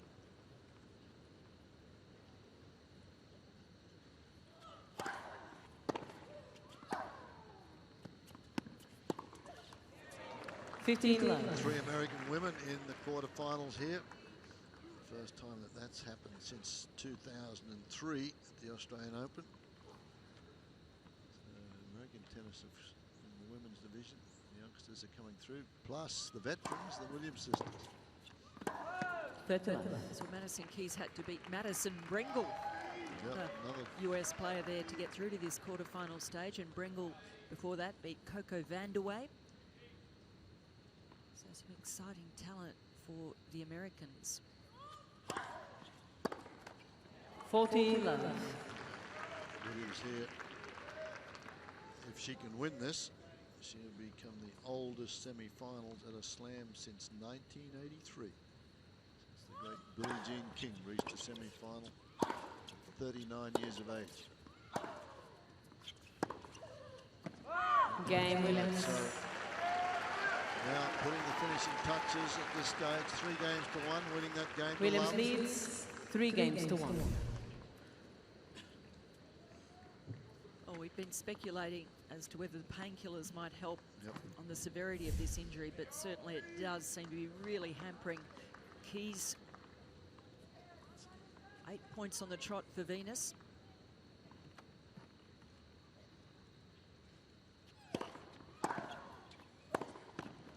Lovely. Yeah.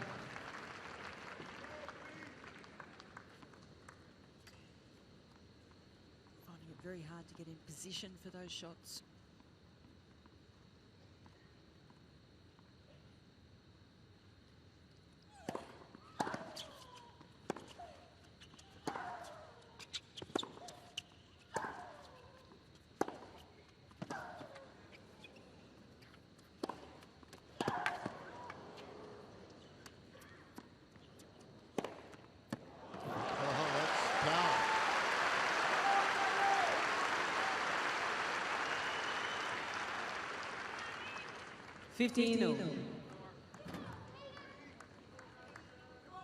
Sensational point from Keys. Makes it so difficult for Williams.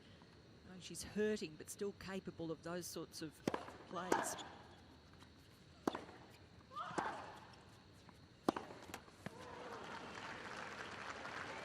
Can't string the points together. It's taking a lot out of her. Also has strapping on the stomach.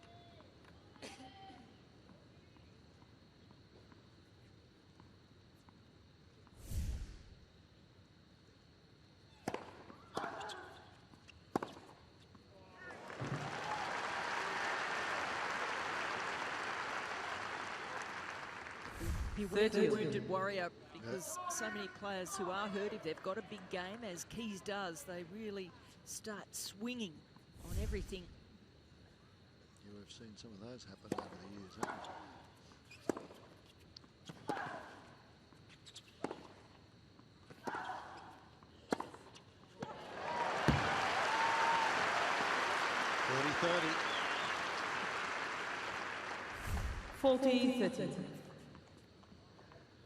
She's fighting hard out here, Madison Keys.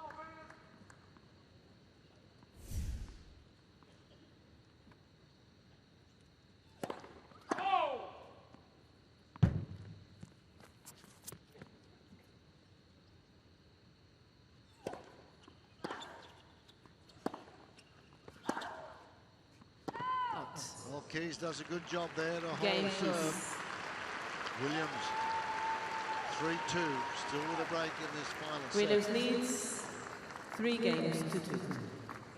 And this is really tough for Venus because just a few moments ago, Madison was looking gone just with the way she was reacting to the pain of her injury, not getting in position for shots, but suddenly she starts swinging, lands some big shots, and that competitive instinct kicks in, puts together a couple of sensational points, and she's staying in touch. Well, she certainly going to do that, knowing full well as a youngster. His first big moment here, quarterfinals, looking at first semi-finals.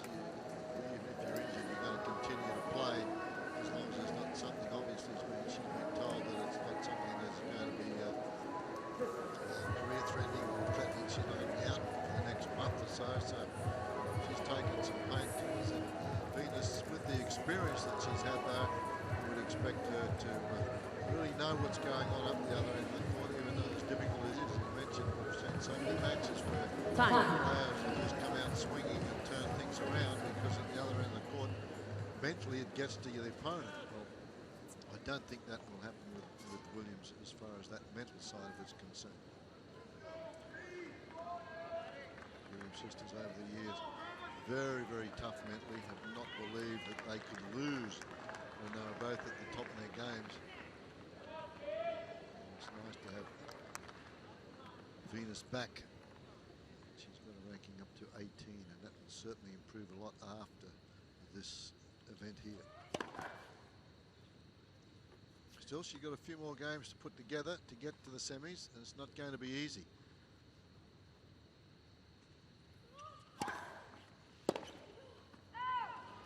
She's been serving well in this set, 67% of first serves, and she's won all 8 of 8 points on the first serve. Yep.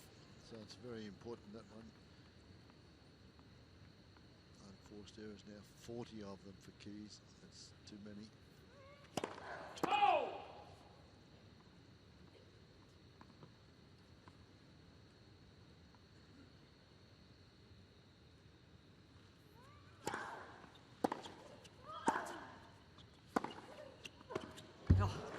Huge. 15 incredible depth, big swinging forehand from Madison Keys. That's her 7th winner for this set. Whenever she gets a look at something, she's really going after it. Wants the shorter rallies.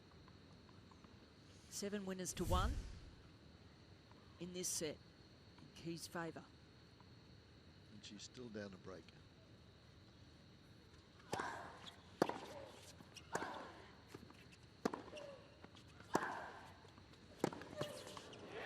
Play from Williams. She's pushing her, trying to make her move there and exploit the injury. 30-15. It just shows the experience of Williams. 7 winners to 1, and she's not really going for winners. She's going for movement. She's trying to move the youngster around the court, looking for those unforced errors. And forcing them.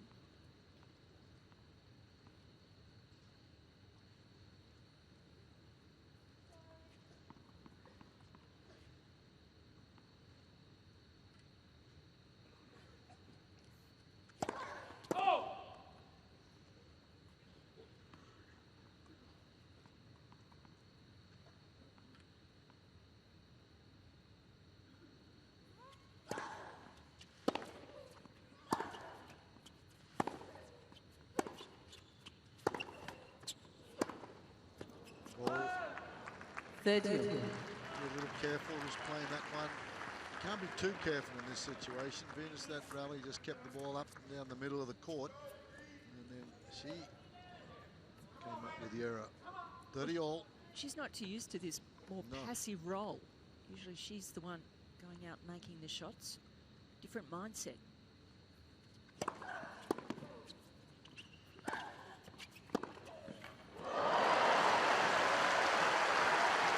Shows you what a shot maker this young lady is. And a big 30-40.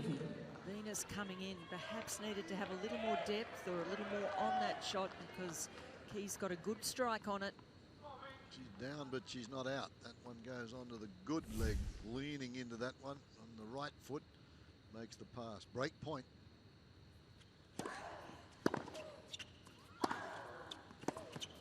Yes. Break point saved. Well, that's been one of her best plays, deep into the forehand corner of Keys, forcing the error. So she goes for that slider now out to the forehand.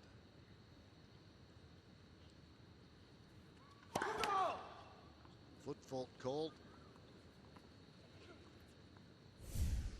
Find that happen too often either.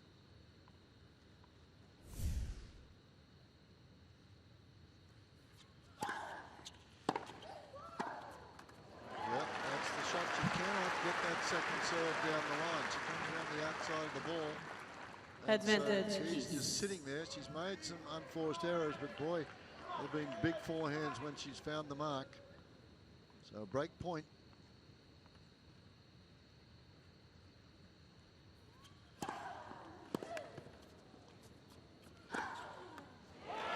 Yes.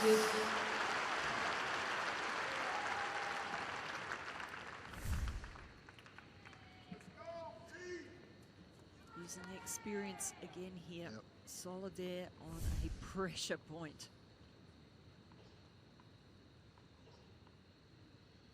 They're the winners, you see, from Keys. 12-2.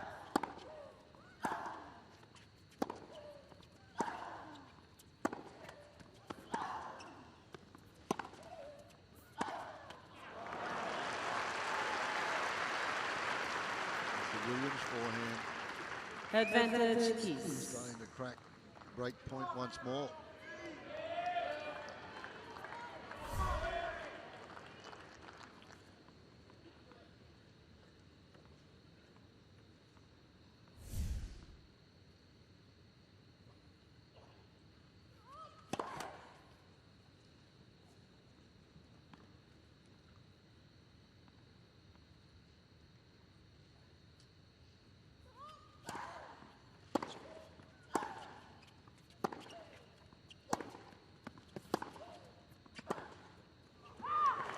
Game Couple of big forehands and things are tightening up considerably New now ball in is this loose. final set.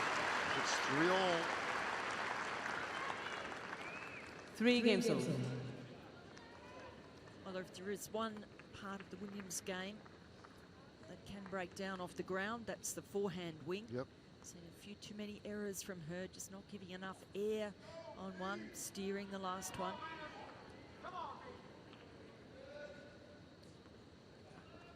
How much has Keys got left mentally and also physically? She's the younger of the two, and the injury problem, and that's the shot that you mentioned there. The forehand gone, and I think Venus is going to go and change rackets. Probably thinks that one tension's not what she wants. That is what's happening. She's missed 3 or 4 forehands in the last game or so.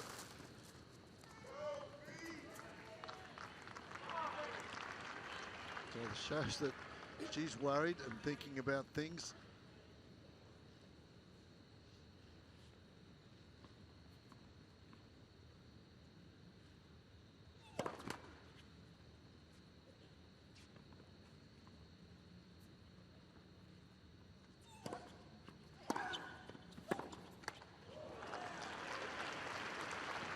Two meters inside the baseline. 15-0. That second serve, so first serves in for both players now, becoming more and more important.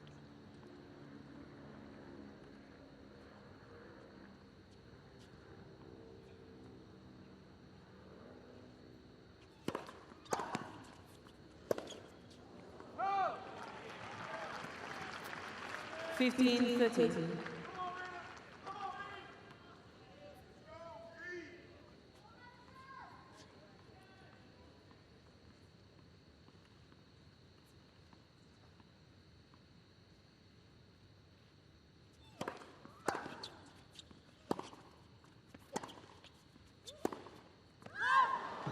Overplaying it again. 15-14. Those are the situations you've got to go for them. Disgusted with that one. Pulled the trigger very early, so break points again for Williams.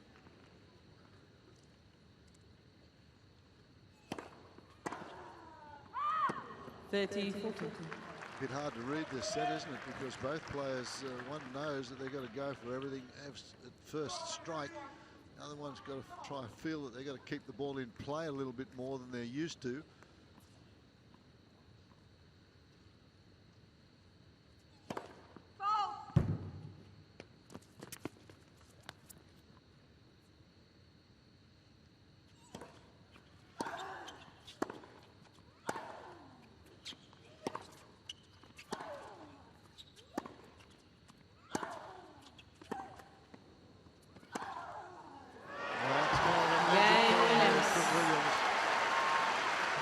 On his feet as Venus Williams goes to a 4-3 lead, final set.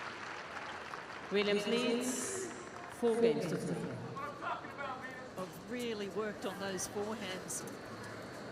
Gave one some good air, got some depth, worked away around the point. Venus playing patiently with that level of aggression that she has to find.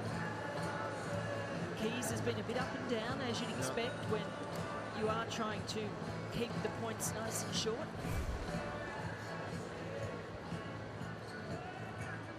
Beautiful. Look at the slow-mo camera of this last forehand. The Williams sisters prepare so early. They've got that racket back. Kids that are getting taught lessons at home. That's one thing that Richard Williams told the two girls, racket back very early. And you can watch both of them. And it is just a free lesson. Just get that racket back before the ball bounces. And then you're in pretty good position. Time. So going to be an interesting finish to this one. Forward bounces, get it back there, and then beautifully balanced off an open stance, racket out through towards the target, and then up around the shoulders. Go V. So a lot of supporters out here for Venus as she's made a comeback the last 12 months. To number 18 in the world. Serving at 4-3.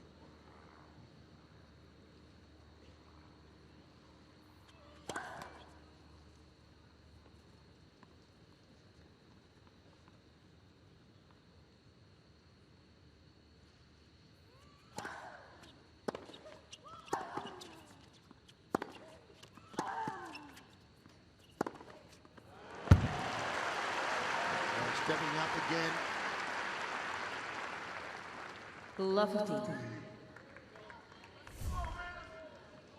Really got Venus stretching behind the baseline. Could only come up with a short return.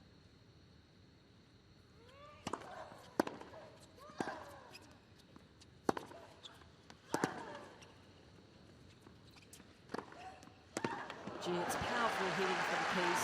She hits at such high velocity. So much pace on her shots. Williams was there. She knew where this one was going. She rarely moved. She stayed in this corner. But it's just there. She just stays in that corner there, and it was just too much pace. Shoulder height.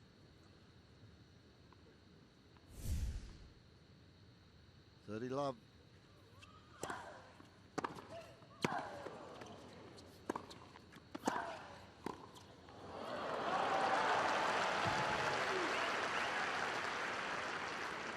That's great maturity for your age there. You know if you're injured and you've got to finish points off quickly. She gets the short ball, moves into the net, Missed the volley, but that was the way to play it. Rather than stay at the baseline, running back and forth, it's not going to do your injury any good at all. 30-15.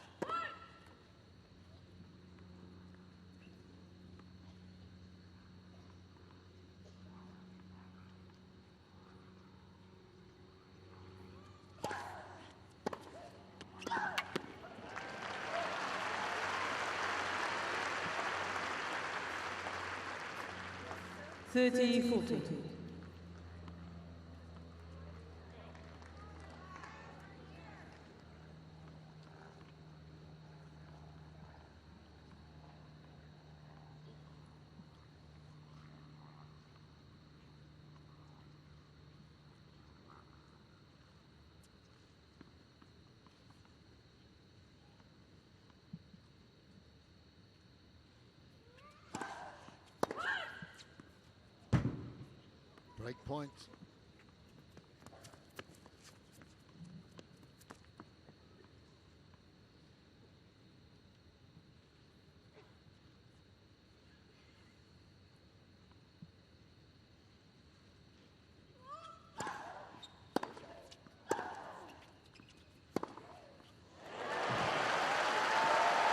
Game piece. Well,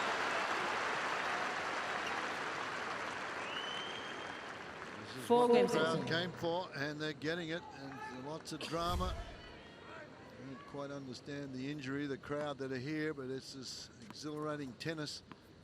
And it's a tough situation there. This young lady's got a strapping up around the thigh, up around the waist as well.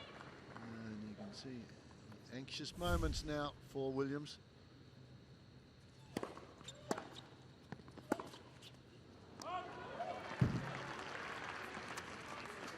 Lovely. Did even here. Said all for all, and Keys has hit 31 winners for the match, 10 from Williams. Youthful Letters. exuberance against maturity.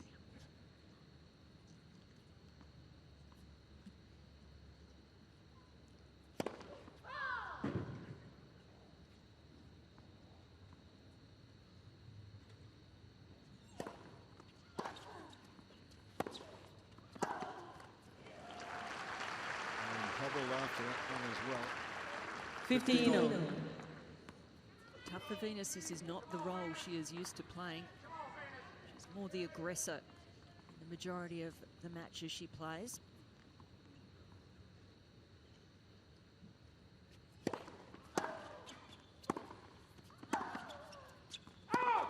Yeah, that looked very close. Williams is challenging the call on the left base. Ball's out. Has 2 challenges left and is using one here.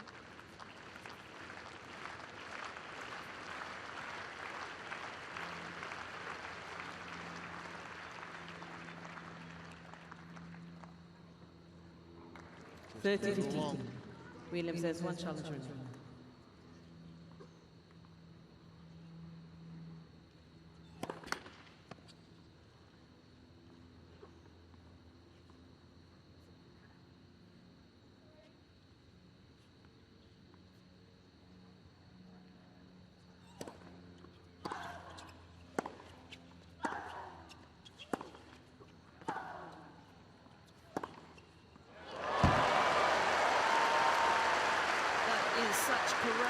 Shot making from Keys. It's the way she plays, it's what she knows. 40-15. 142 kilometres an hour, rifling that backhand winner. Well, Game what a turnaround, and what drama is facing us here. Madison Keys comes back and leads 5-4. Final set. Keys leads 5 games to 4. Well, we said she was going to be dangerous because she has certainly fired, regardless of the injury that she has. She has been swinging at those winners and making so many of them. 15 off the forehand, 7 off the backhand. Serving well at the net. She's knocked off volleys, gets a total of 33 winners there, and this is danger time for Venus as she comes out to serve. She's been the experienced one there, but has not been to a Grand Slam semi-final since 2010, and that was at the US Open where she lost to Kim Clijsters.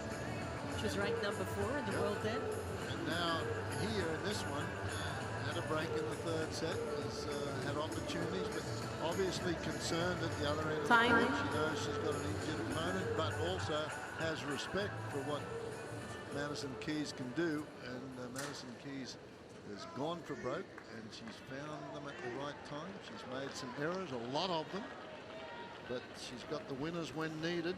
She had 45 unforced errors to 33 winners, but the winners have come at the right time. Now, the first serve becomes ultra important in this service game.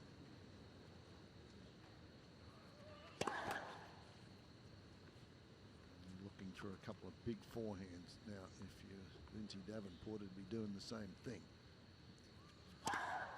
And there it is.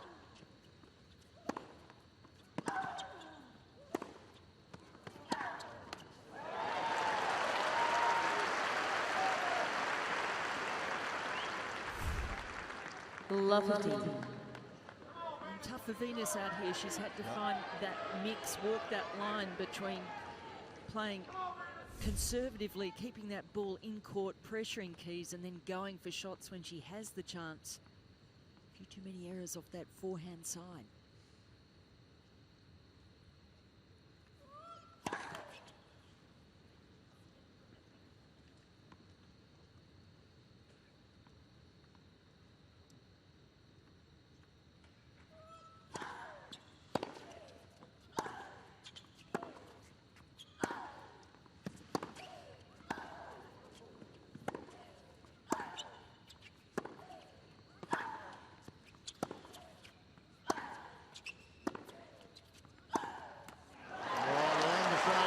And it's won by the youngster,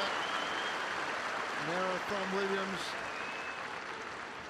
Lindsay Davenport loves what she's seeing out here, and it's interesting that Keys has won 6-3 of the longest points in this match, despite the injury.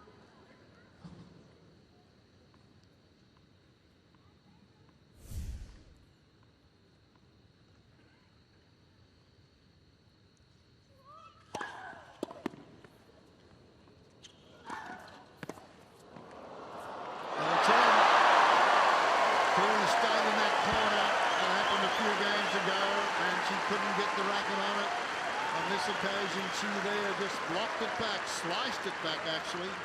Match points. Love 40.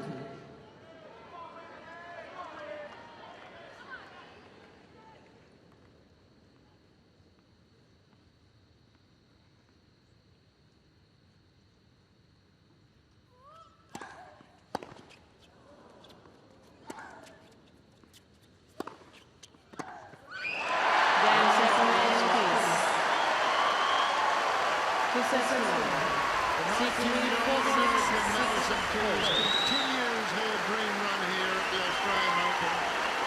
And what an unbelievable victory. Way back at him. Madison Keys of the United States of America. Well, a lovely moment there for Lindsay Davenport too, because she has been helping this teenager burst her way through here at the Australian Open, really improved in the last 12 months. Of course, for Venus Williams, we know that we're all great to see her back after illness has kept her out since 2011, making her way back. And let's hope we see lots more of her throughout the year at the Grand Slams. A great champion and great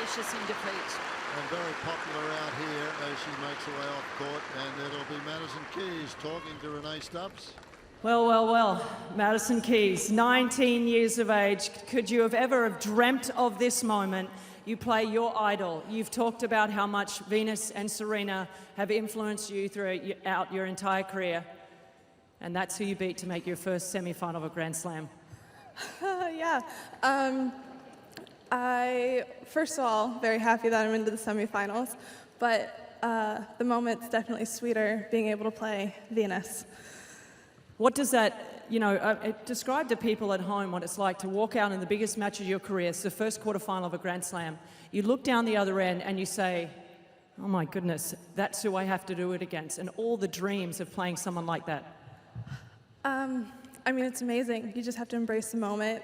Obviously very nervous coming out, but just enjoying the moment, and I did. And I get to enjoy another moment next round. Madison, obviously we have to talk a little bit about the leg injury. The nightmares for you, I'm sure, came back, because at Wimbledon last year, you came in, you won Eastbourne, you're into the third round of Wimbledon, playing very well. The same injury? Yeah. So were you thinking, please don't let this stop me, and how did it get a little bit better in the third? You took maybe an anti-inflammatory or something? Yeah, it was definitely one of those things where it wasn't nearly as bad as Wimbledon, but it was that nightmare of, I don't want this to happen again. So it was a little overwhelming, but luckily the pain meds kicked in a little bit and the tape helped, so I was able to get through it. Yeah, you know the trainer that treated you, it's her birthday today, so you might have to buy her a present, Belinda. Also, your influence of that woman up there in the players' box who runs out of here quicker than she's ever moved on the tennis court, Lindsay Davenport. She got out of here quickly, but tell me the influence that her and her husband John have had over you in the last few months. It's pretty obvious. Well, she's commentating the next match, so she told me she was just going to dart up the stairs no matter what. But no, they've been amazing. John and Lindsay, and then Rodney from USTA have been absolutely unbelievable to me. And I mean, this off-season was great, and it's kind of showing. Well, Madison, last question, because I know you want to get out of here and go and hug all those people. But the thought process for you now to have to go in and play a semi-final against either Dominica or Serena, I know it's hard for you to even think about this right now. But tell me what you're going to do now for the rest of the day to prepare for your first ever semi. Definitely going to go try to get my leg feeling better. And then I'm just going to enjoy the moment a little bit. And then I will regroup and refocus and think about tomorrow. Madison, I know, like you, interior designer, and I know you like to sort of tinker around with houses. Guess what? Semis of a Grand Slam, I think you made a pretty good check. Maybe a new house is in order for you. Let's not go that far. I don't think I need to buy a house right now. But all right, a 2-bedroom apartment. Okay, we can do that. Okay. Madison, congratulations. Ladies and gentlemen, the future of women's tennis right here, 19-year-old Madison Keys. Madison, well done. See you back here.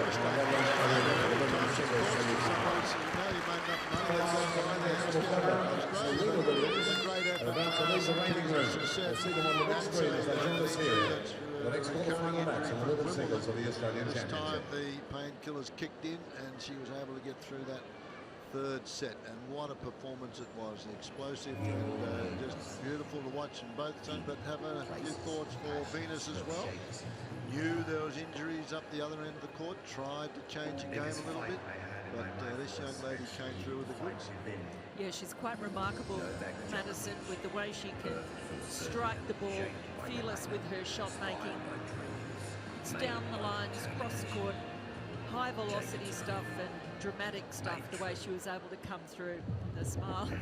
Look at that joy over there from her supporters. The earlier elimination of Rafael Nadal by Thomas Berdych. Incredible effort there, and Lindsay Davenport, as she mentioned, doing the commentary on the next match, so she had to disappear, and but everybody, she thanked everybody in the camp, and it's just wonderful to see the exuberance and the pleasure that comes with that having known full well that, hey, this could have come back and it could have been a haunting experience over look at the stats. It sure could have been, but instead Keys came through. 34 winners to 10. That is the outstanding statistic. She really thumped winners from all parts of the court. Sure, a few too many errors there, but really, when you look at the ledger, it was very good from her point of view, and she's got to be pleased coming through, playing the sort of tennis that has marked her as something special since she was a youngster. And a great performance to get through to her first semi-final of a Grand Slam. The serving percentages, well, she got the first serve in, a lot of aces and a lot of those unforced errors from Venus, and the fewer Williams winners came when she was trying to kick the ball in play, and that added the Keys going for broke, racking up those winners on the forehand. So she's through to the first semi-final here at the Australian Open 2015. Murray ramped up his level of brilliance as he served out the match in straight sets. The world number 6 winning through to his 15th Grand Slam semi-final, and he'll face Thomas Berdych.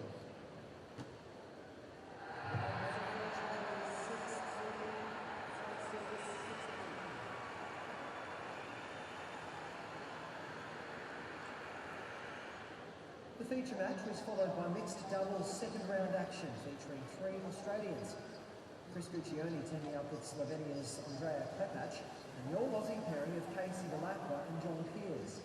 The big serving Guccione and Klepac were superb on serve early and managed to break their opponents in the 8th game before consolidating to claim the first set 6-3. The second set was a mirror image. When the break of serve eventually came, it went the way of Laver and Peers, and this time they served out the set. It made for an exciting tie-break set, in which Laver and Peers snatched the early break before storming to 9-2, and after a bit of a hiccup, served it out 10-5 to book their spot in the quarterfinals.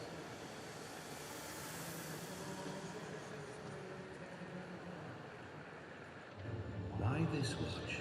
This watch has witnessed the magic of Melbourne, the promise of a new season, and a Grand Slam's most ardent fans. It's seen a national hero become a legend. The epic endured. And a 4-time champion crowned. It doesn't just tell time, it tells history.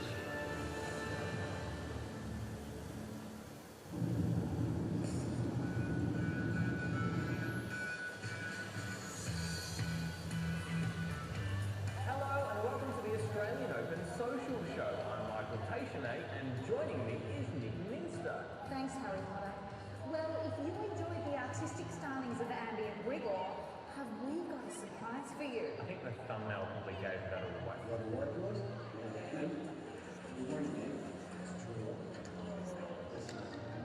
Oh my God. Okay, that was never my strong point at school. Oh no. This is gonna be terrible. So just the guy. I'm gonna make it all to scale. He has a weird. He doesn't have much hair. I'm really focusing. Okay, guys. Oh, Dolly. This is really hard. Okay, I'll draw the racket after. I've kind of gone away from what I wanted to do. So say that we're going to keep this and give it away to the time. Oh, poor guy. Or girl. Oh, well. Okay. If I don't do well, my mom is going to be so frustrated with me. Okay, this is actually not so bad. Fill in the racket. Okay. Are you guys ready for this? Because this is fantastic.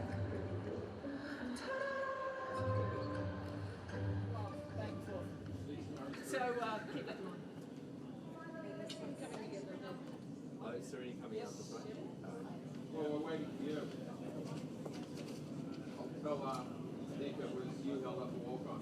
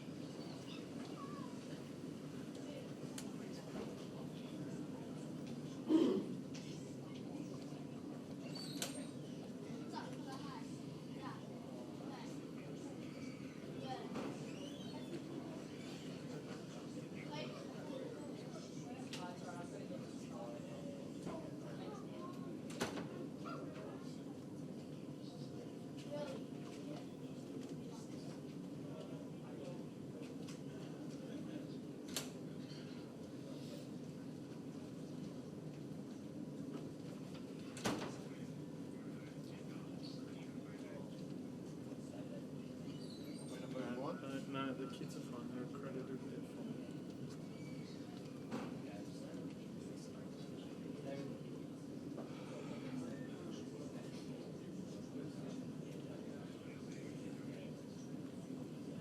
I got the tournament directors here. Kids are fine. Getting close.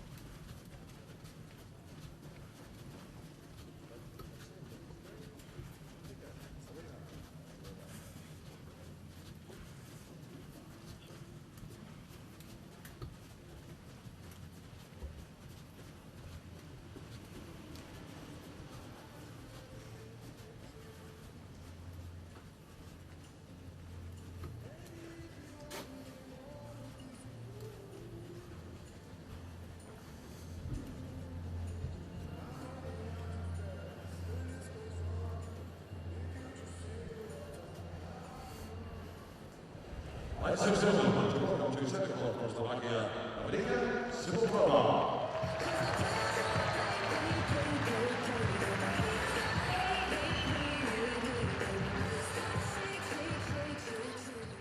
Her opponent, top seed in 2015 from the United States, Serena Williams.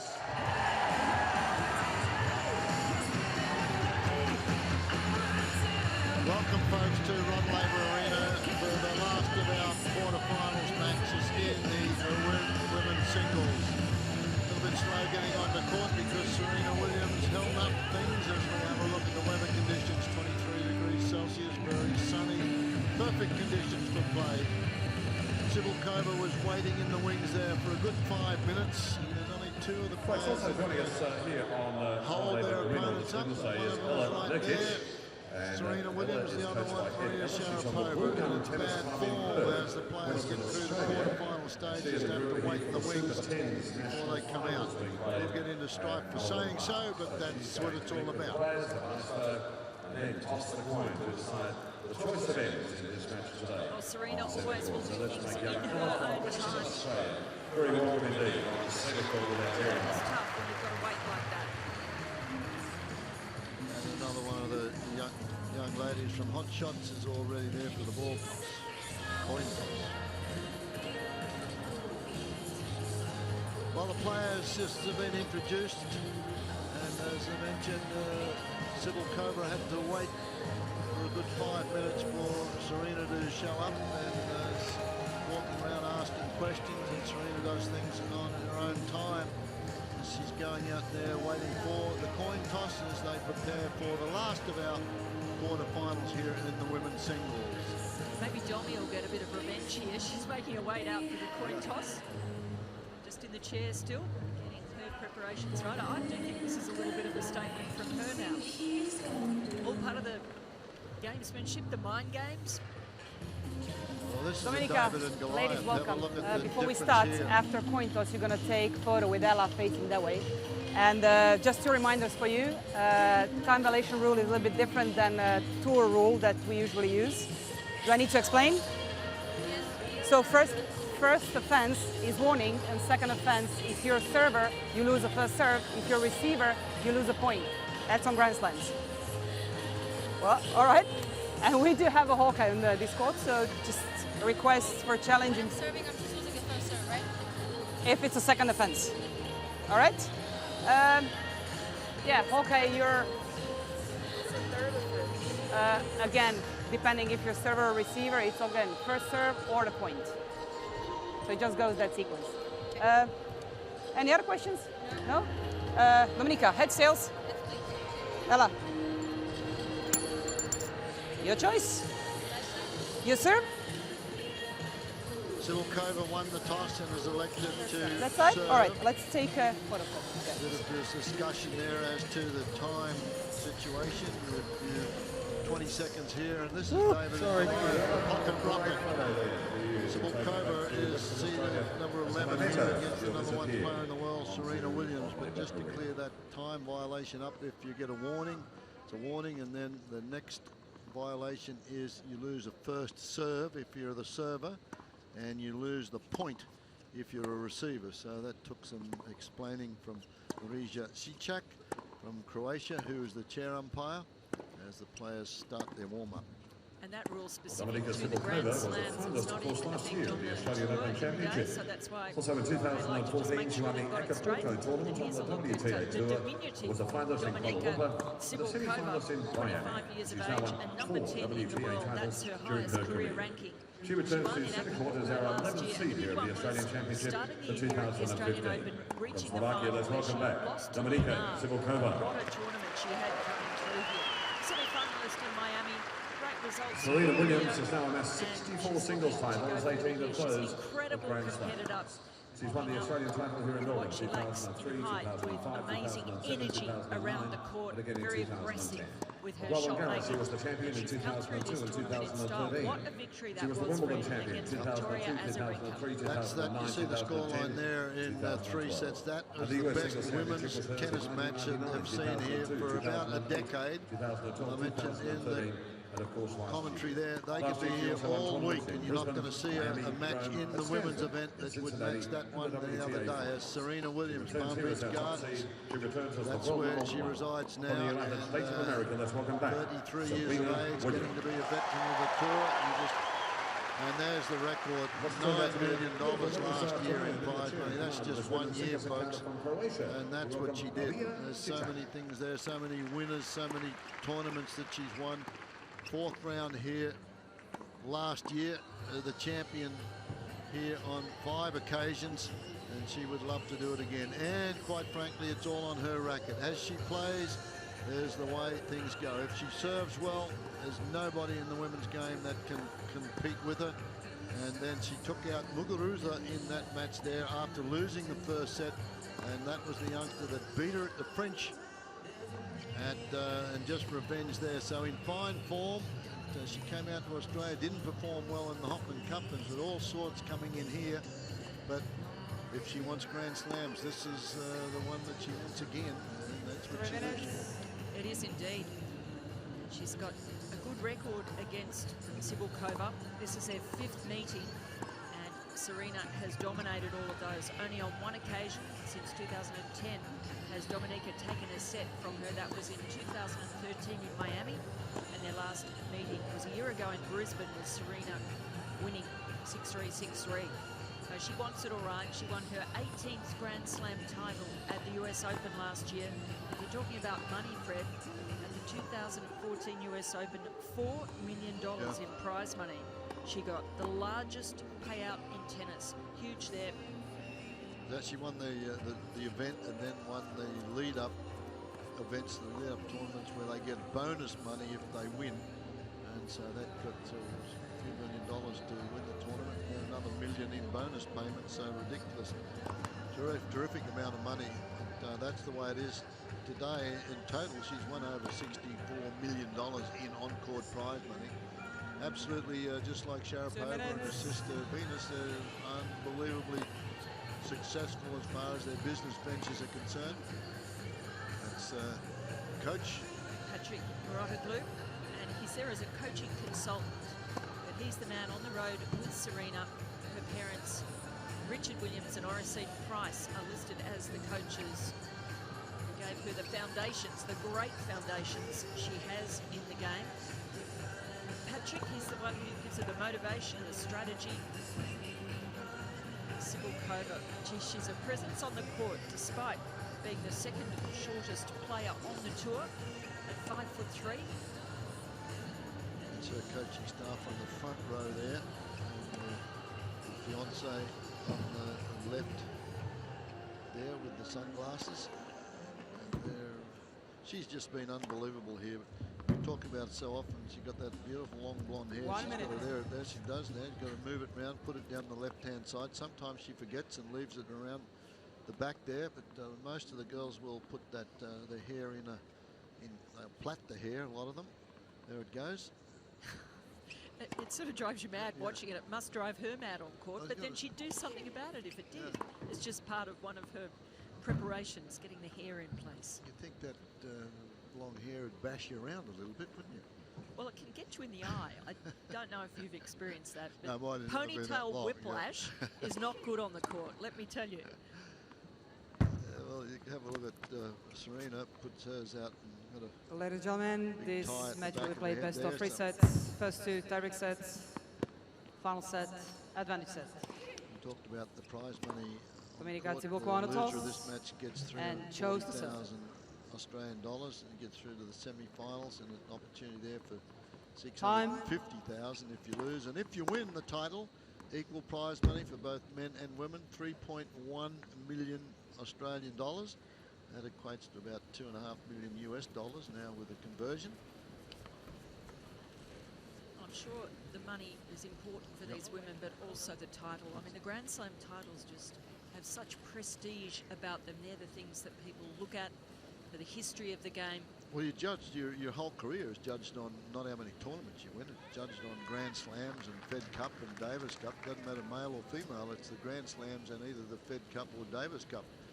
The other tournaments that are around there are important as far as your ranking and that's concerned. But as far as the history of the game is concerned, and if you're going to get into any of the Hall of Fames, whether it's the international, the Australian, it's just one of those things. You have to win Grand Slams to even be considered. Sabulkova, she's desperate to win one. She's been to the final here last year. That's the closest she's got. Serena has 18 in her pocket. And 13 doubles, Grand Slam doubles titles with her sister Venus. So a presence this woman is in women's tennis, and the Williams sisters turn the game around into such power. Dominica And you're Tsibuko gonna to see it serve. right here. It's all on Williams' racket, the way she serves. And the pocket Ready. rocket is going to have to cover a lot of ground here today. She'll Play. serve first.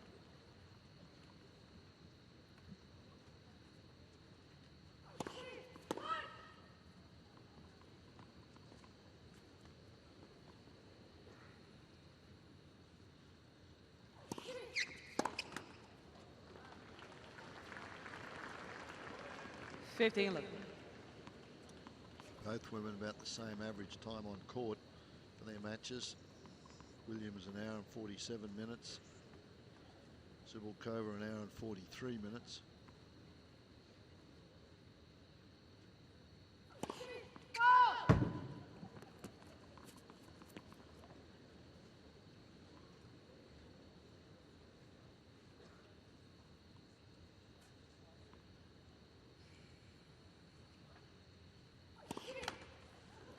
Actually, their entire tournament, they've been very close. Sabulkova 85 games, Williams 83.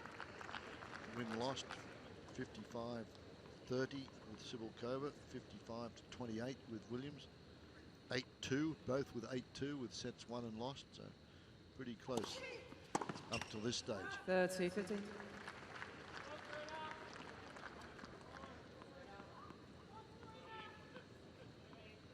Serena being one of 3 Americans to get through to the quarterfinals. Sister Venus and then Madison Keys.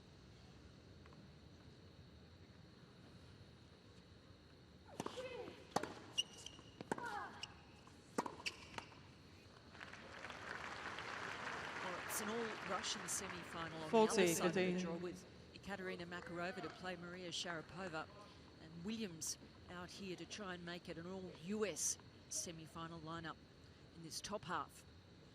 Madison Keys to play the winner of this.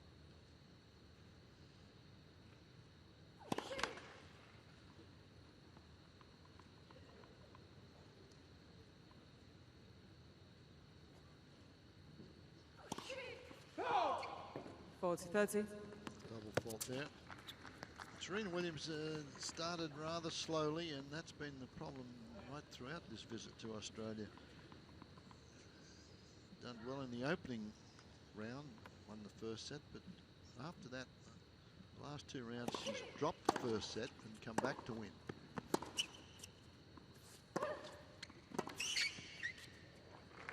That's the opening game to Cibulkova. She leads 1-love.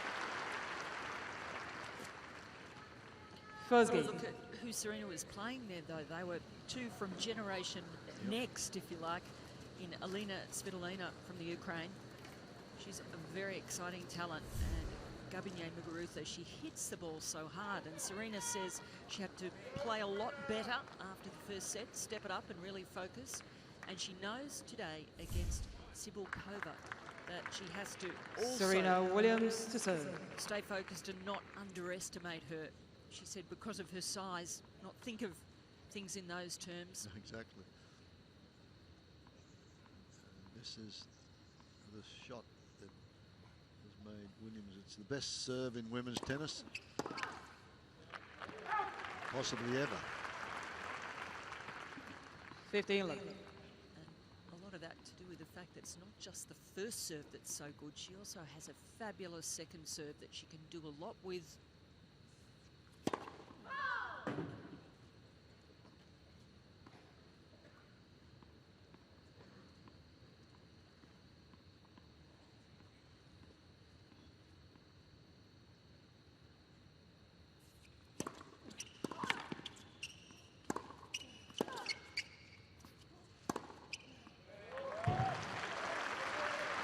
A lot of the times in these matches, I think Cibulkova would have 30-11. Yes, because she's got to cover so much ground. Struggles to get to that one. You can see she moves. Now she moves over to the backhand, and this one goes back in behind her. Great footwork, Cibulkova. Small steps. 40-11. That's the huge serve. That one just 193k. Warming up. Most men don't hit it that hard. 40-15. Quickest for the tournament yet is 2:04. If she serves well, it's so hard to make inroads to a break. Let's first.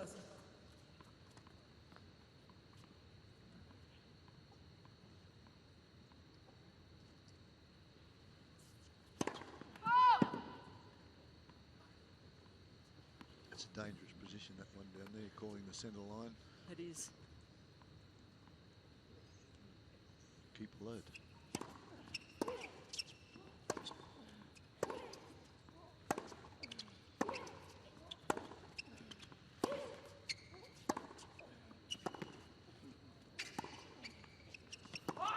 Forty 30. An awkward position, that one with Williams, and she pushed it long. Cibulkova won't mind the pace. She absorbs the pace very well. She did against Azarenka. That's an unbelievable rally, so she won't mind the pace. It's a matter of whether she can get to them.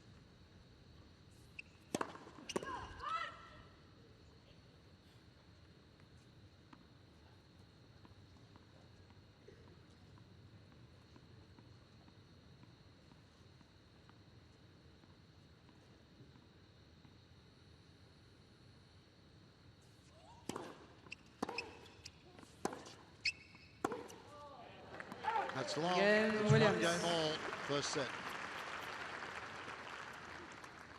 One game all, first set. Super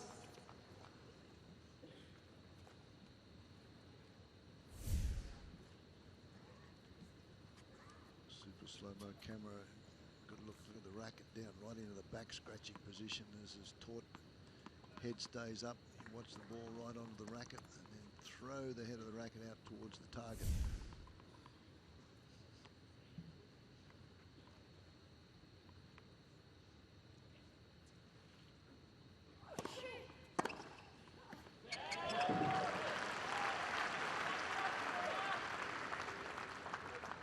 Love 15. Serena has certainly sharpened up as the tournament has gone on.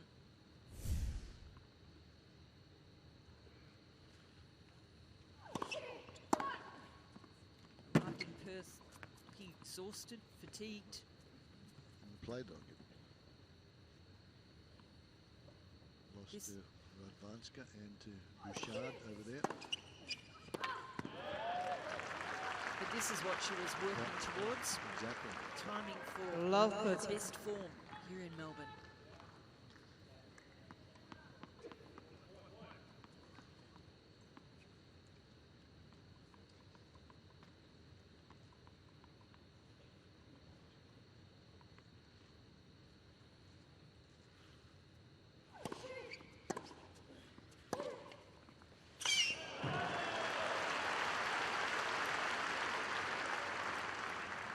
(15-13). She's a great mover around the court, Cibulkova. But it's not all about defense. She's certainly willing to step up and be aggressive. Did that well against Azarenka.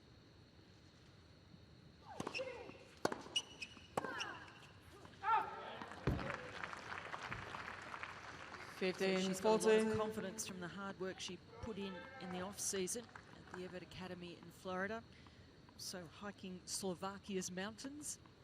Break points now, the first ones of the match for Williams.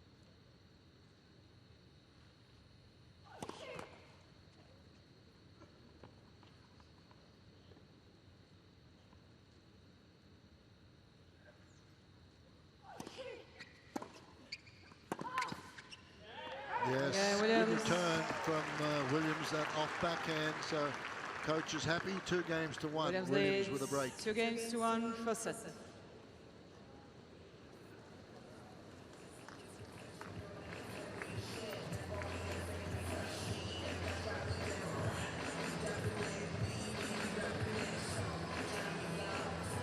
Start to this one with Williams starting off a little better than she has in the last couple of matches. There's a habit that Cibulkova has when she's serving. She likes to spin the racket around in her hand and finds a comfortable grip. This is that big forehand that she gets down the line for the winner. She's perpetual motion around the court. On the bounce, on the go. Seats quickly, please. Thank you.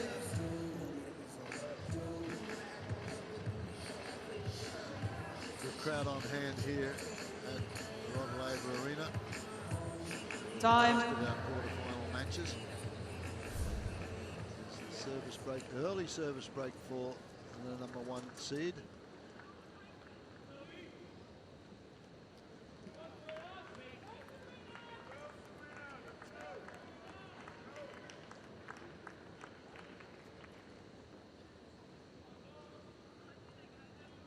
Hasn't won here since 2010.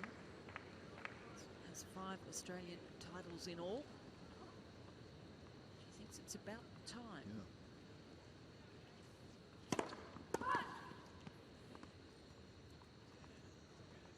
Well, she's even with Martina and Chrissy, I think, with 18 Grand Slams. She wants to go one further, get ahead of those two great players.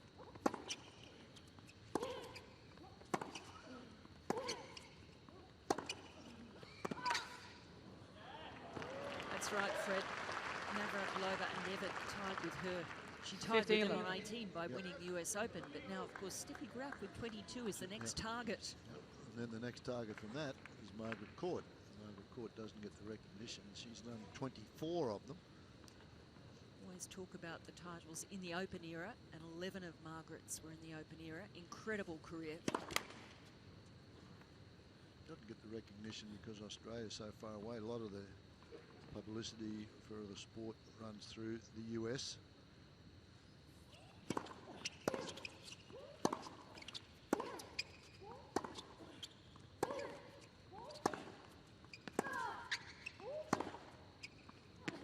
That's just power side to side. A lot of little steps to get to those. 30 low. Well, we're just getting an idea of how tough a task this will be for Cibulkova. try and run down these shots to get a racket to them. Such heavy hitting from the world number 1. Good look at that on the super slow-mo, the finish of that follow through. That generates the power.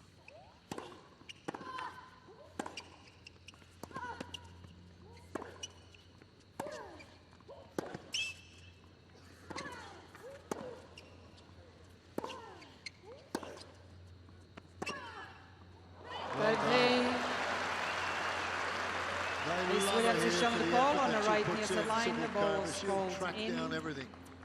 Serena's challenged that last one. Thought it might have missed. But if she has got this, what an incredible point from Cibulkova. I think it's in. Yeah. Goal stands. Serena just doesn't like to lose rallies like that. No way. Dominika turned it around.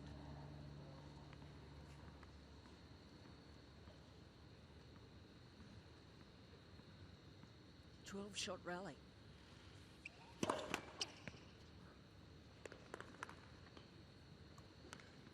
She'll be looking for those longer rallies. Make Serena play the extra shot.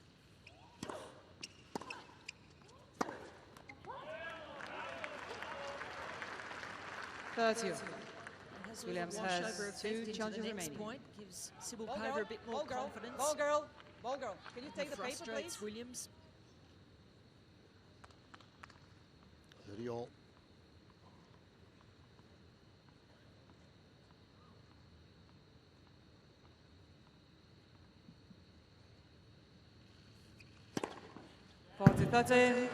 Williams, unbelievable in 2014. She went 12-1 against top 10 opponents in 2014. Only lost to Halep at the WTA finals in round robin. It was another great year from her.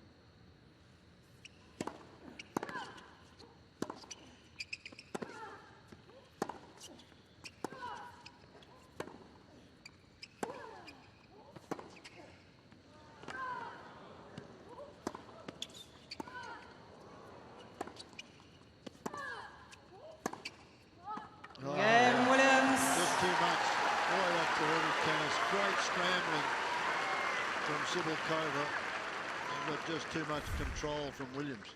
Williams leads 3 games to 1 for set. Cibulkova cover here, desperate in defence, but the last one just a step or two too far. Great control from Williams.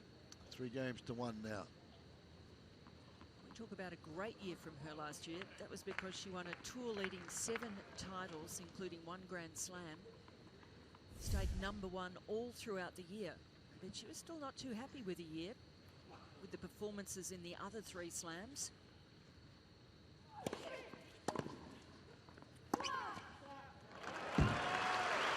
stayed at #1 for 101 weeks, and she's still there. So the only way she can lose out is if she loses here and Sharapova wins the title.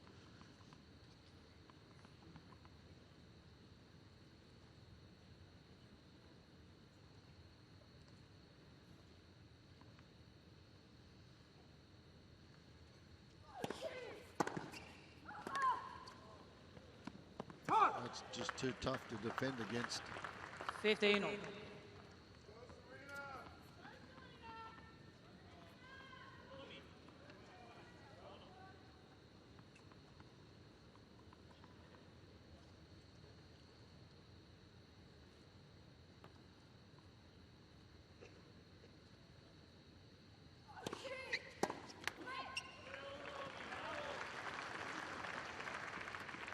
What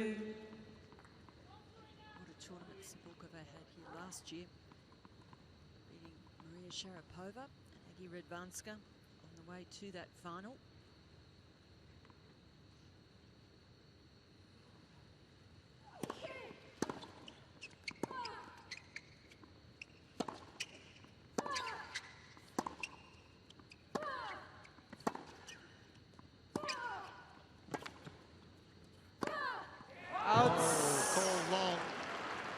Cibulkova set it up beautifully, and now she's going to challenge that.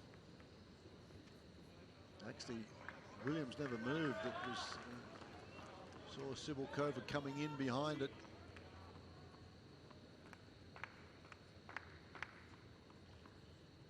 There's no challenge. 30 all. I think she took note of the umpire confirming that it was out.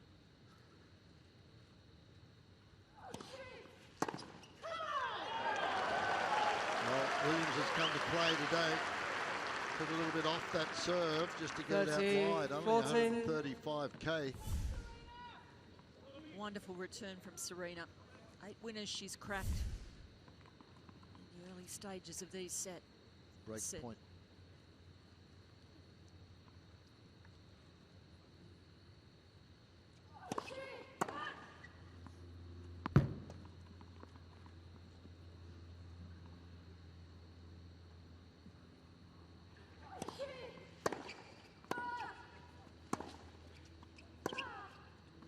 That's long.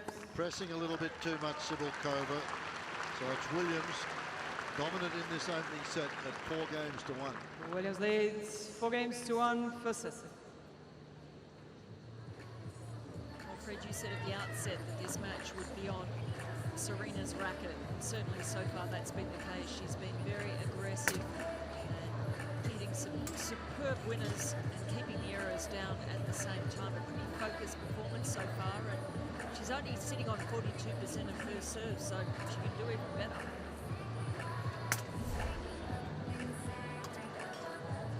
So we look at the ankle guards there, just preventive ankle guards. Serena Williams, and that's a good look at the ball toss. We're talking about how dominant the serve is, but it forces it off the ground. It forces Cibulkova to try, and she likes it, absorbs the pace very well. Then when she tries to overplay, she's really out of her comfort zone, isn't she? And that's what's happening here when she tries to put a little bit extra on some shots to try and stay in points. Time. But over the course of their matches prior to this, it's been Serena. She's only lost the 1 set, and that was a couple of years ago on a hard court down in Florida in Miami.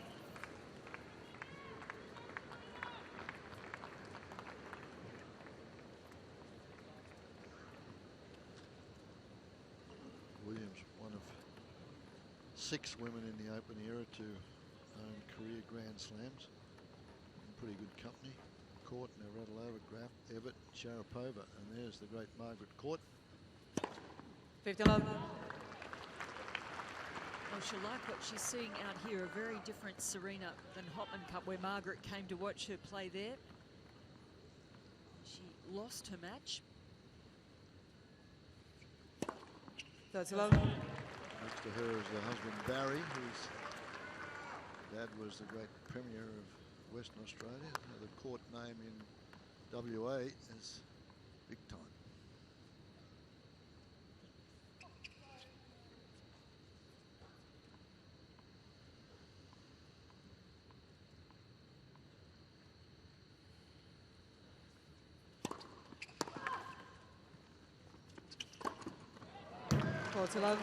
This is overwhelming play from Serena.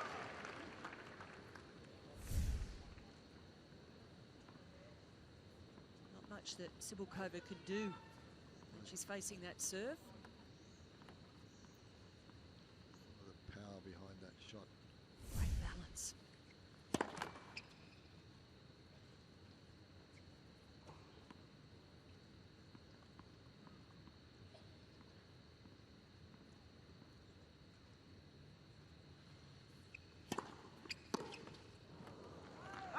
Game, Williams. Second serve, as you were talking about the second serve, it's just about as good as a lot of first serves. Williams leads 5 games to 1 for Sisson. Away to a 5-1 lead now.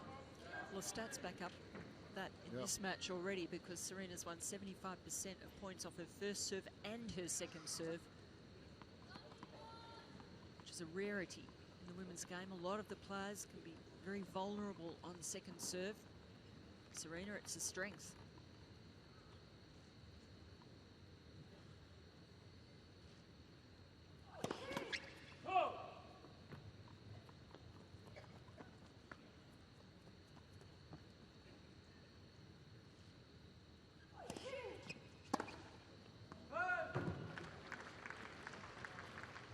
15-11. You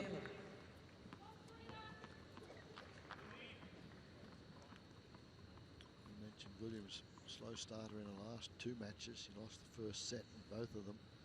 She's come out of the blocks very quickly today. I think those previous 2 matches have done her the world of good. Sharpened her up.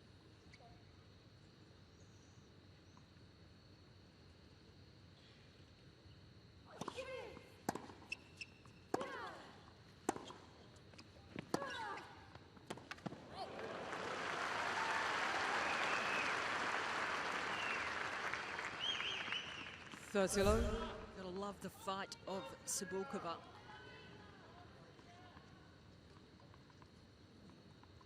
Gets around that ball, good shape, swinging away from Serena.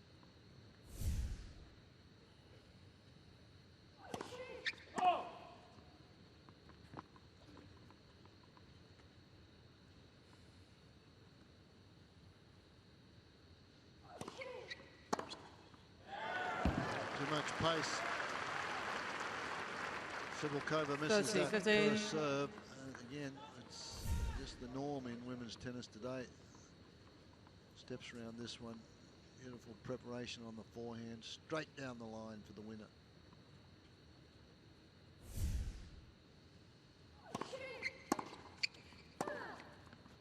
There's an example of Cibulkova just being able to use that pace of Williams. She holds the ground, moves forward onto the ball, absorbs and uses.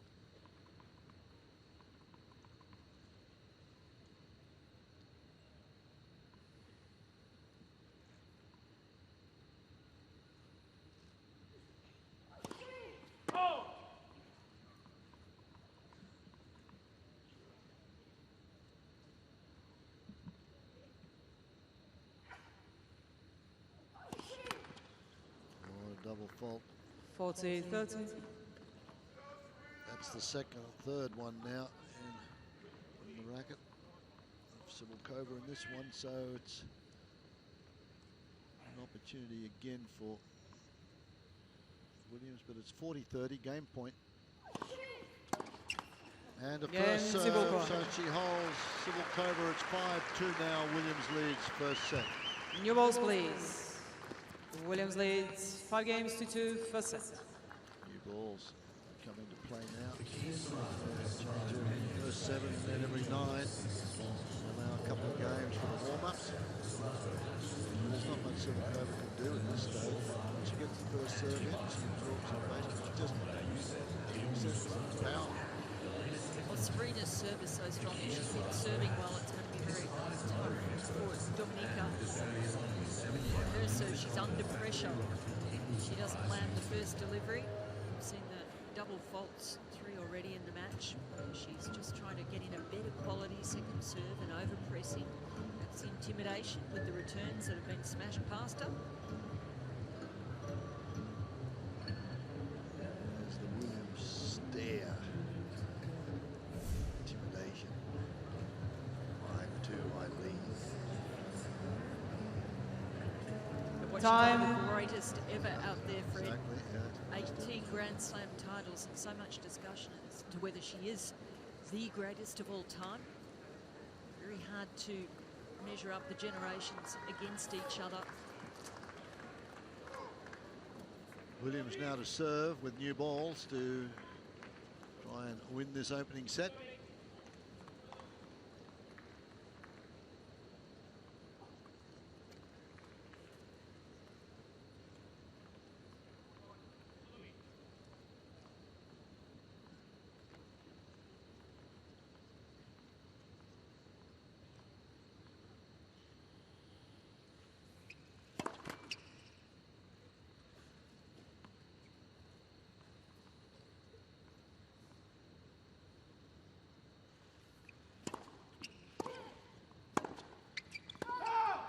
Love 50.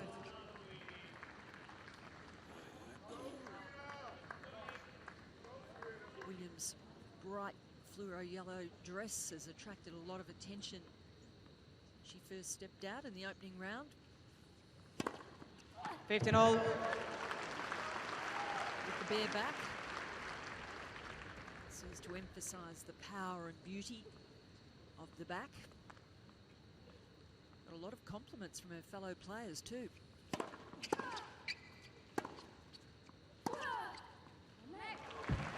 Caroline Wozniacki, one of her besties on the tour, was first to say how good it was, and then Jeannie Bouchard said she thought that Serena's dress was the best of the championships.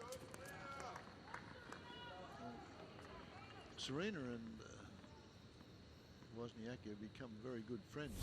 She ran the New York Marathon in New York, Wozniacki did, and at the finishing line, Serena was there to greet her. When she had the breakup with Rory, she went back to Florida, and Serena was seen at the beach. There's the powerful serve, takes Williams to a set point. Wouldn't she love to seal this set with another ace? She's certainly going to hit it. Let's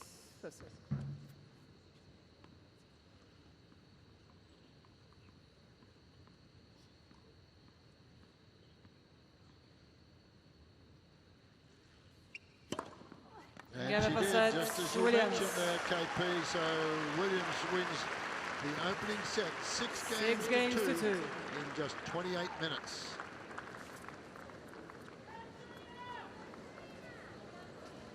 Just really dominant stuff, and Cibulkova hasn't got any answer to those huge first serves. Nobody has. If she gets them in, it's just impossible to deal with this set. First set something well. Brilliant stuff from Serena there, particularly as she put the foot down towards the end of the set. 8 aces, and that makes it awfully difficult for anyone up against her. 16 winners, 8 unforced errors. Yes, really dominating in all aspects, Serena Williams. Very even with the unforced errors, 8 apiece, but it was the winners and the serve. Serena devastating and making things very tough for Dominika. She did everything she could, defended valiantly, covered a lot of court, but Williams just with a superior firepower. She's playing well, in lovely rhythm, and very, very focused. It's tough for the camera to keep up with those, let alone anybody else. Sealing with 3 aces, just total domination of Dominika.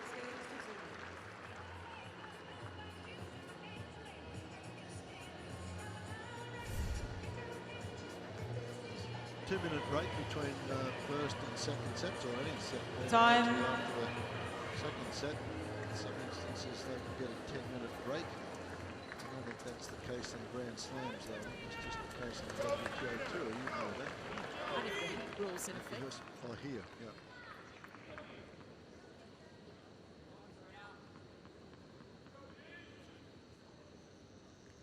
So second set. To serve in the second set. Cibulkova to serve.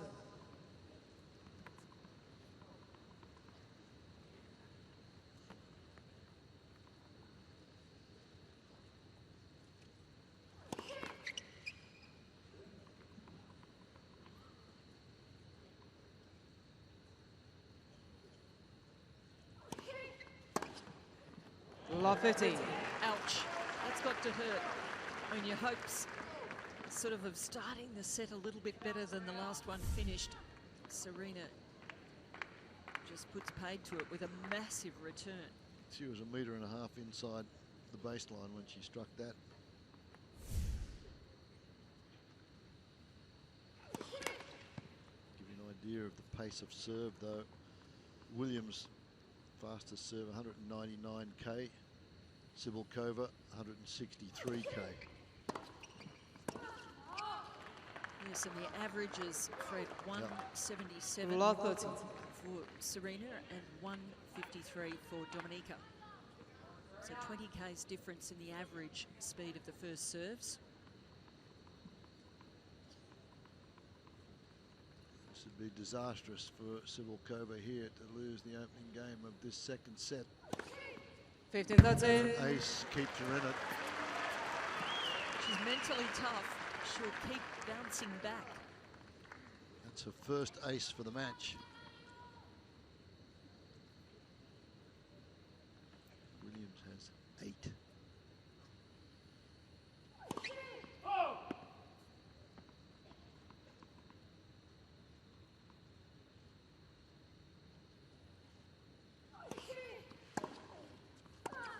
15-14. Again, not on balance, just depth, not a lot of pace on that return. And it's break points now for Williams.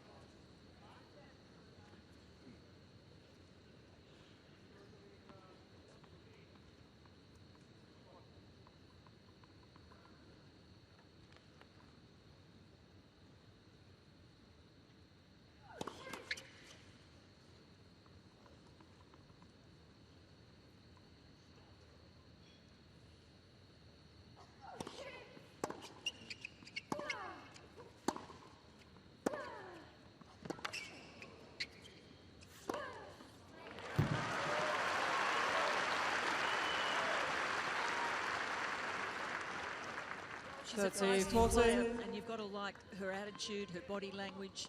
She's really under the gun out here. She's doing everything she can to get herself in charge of these points.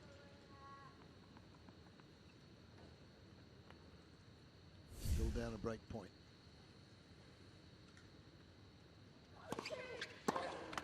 Yes. Good fighting qualities. Yep.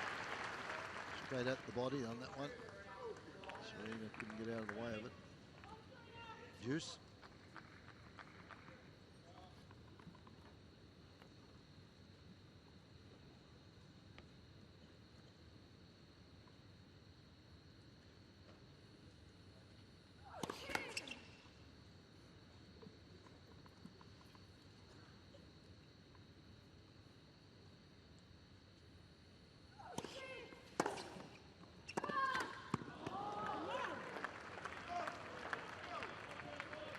Advantage, Williams.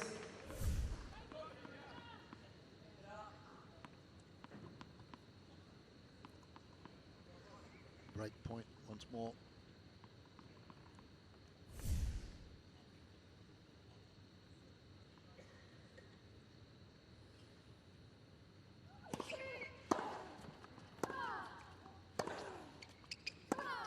Game, Williams. That's the opening game of the second set to the #1 player in the world. She leads 1-love, First game, 1 set to second love. set.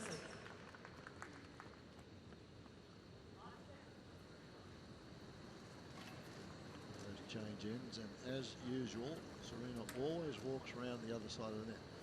Not allowed to sit downs where there's no sit downs, and all the players towel themselves off or have a sip of their beverage or whatever, but Serena, no. That's part of her routine. She walks around the opposite side of the net from the chair umpire every set.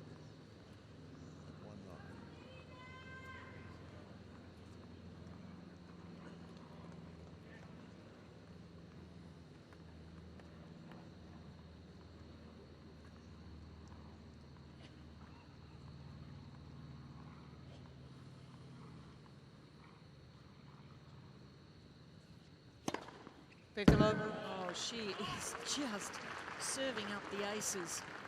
9 now.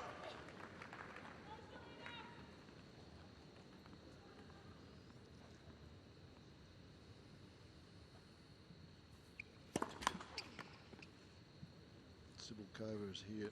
The Australian Open visit here marks the 30th Grand Slam singles she's played in the main draw. 15. Double fault. That's the only double fault from Williams in the match so far.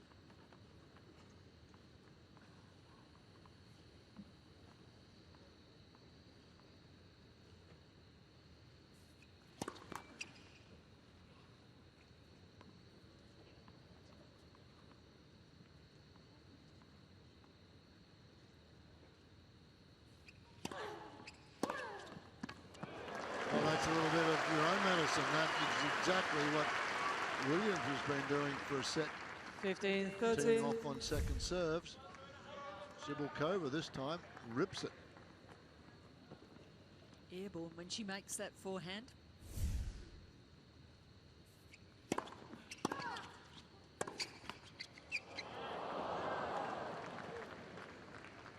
30 all. It's unfortunate for Sivilkova. She's having to work so hard for every point. The luck going with Williams.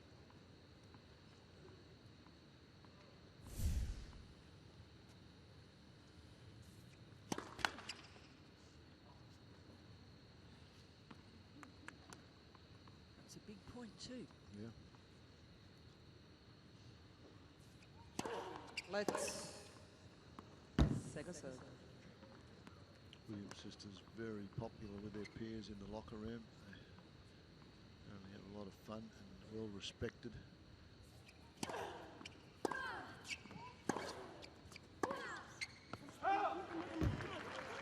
Serena firing herself up there, telling herself to 40, get 30. going. Well, that's what has been the problem, whether it was lethargic or lethargy or in Perth. She just never moved and had problems here. She started off a lot better today, though. Let's That's first called a serve. let. So Sivilkova doesn't realise it's a let. Sivilkova thinks she's lost the point. She didn't hear a let. No. Had the machine going off a few times where neither player has thought it's a let. She's a wry smile there, saying, "Hey, I'm still in this." Yeah, now. it's a reprieve.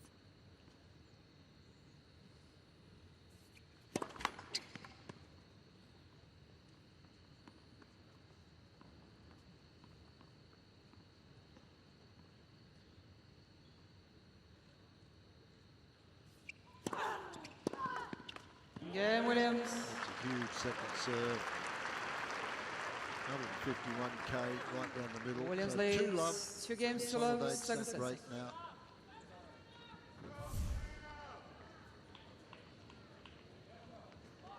See the ball, just too much pace getting behind Sivilkova. Outstretched. Trying to get it back into play.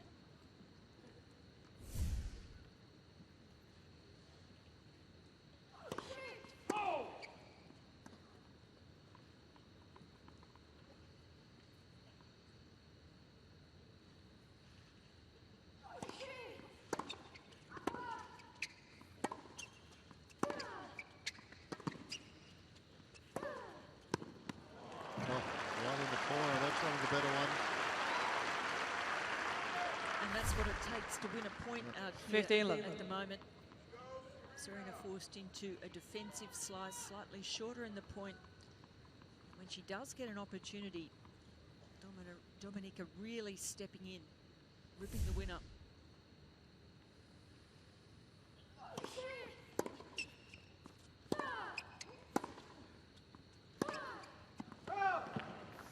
That's the problem though, isn't it? She just tries to get out of the comfort zone, trying to put a little bit more pace on it, knowing full well that the strength of Williams is going to bring them back a little bit quicker. So 15 all.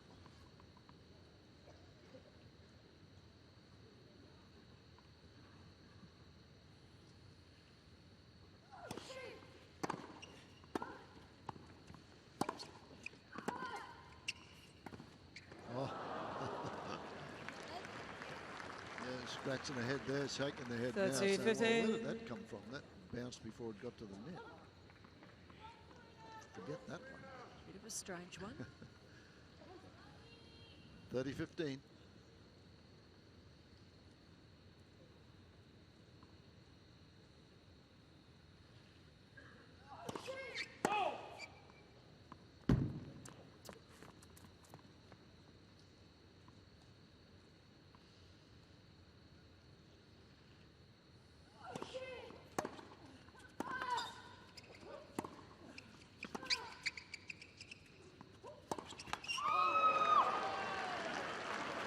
A lot of time there on that one, just seemed to hold it a fraction too 40, long. 15.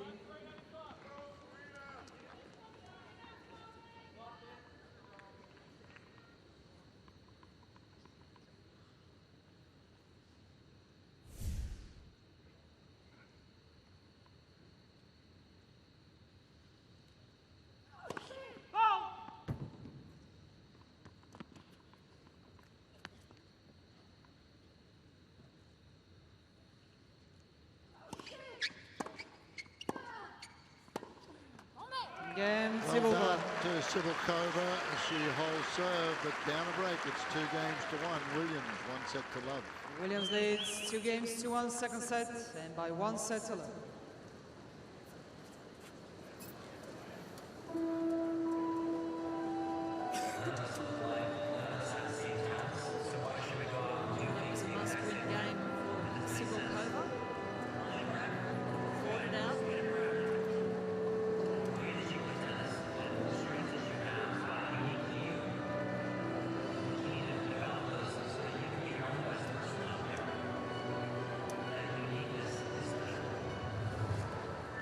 Now just taking a little bit of beverage there, a bit of sustenance, under warm conditions. We've had pretty good weather though throughout the championships. A bit different than last year. The slow-mo camera shows you. Seats quickly, please. Thank you. First set. Williams full flight at the moment. She's been sensational. Time. For this title. She had a year off from June 2010, just after she won Wimbledon, till July 11. And she's won 5 slams since she returned from that extended break. That's the Williams first serve direction, and most of them down the tee and outside, out wide, very few of them. So most of the success has been down the tee.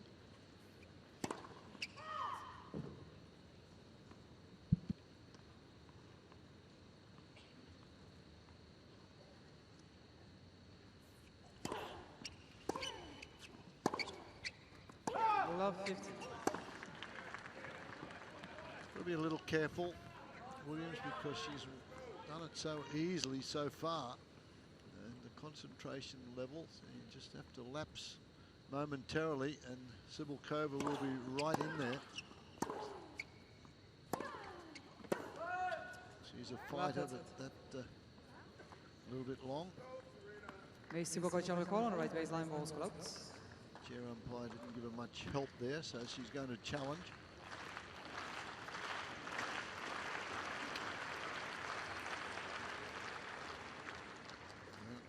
It was long. Ball stands. Ball stands. 18 all.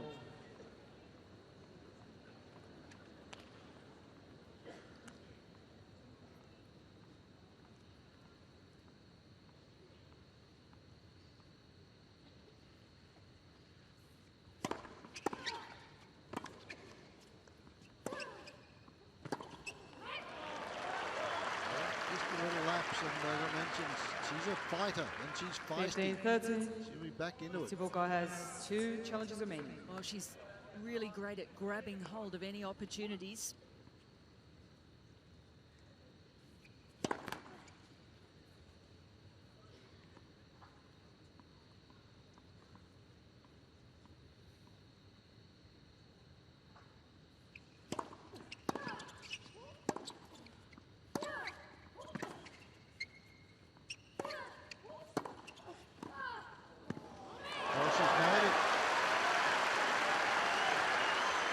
Crowd are loving this.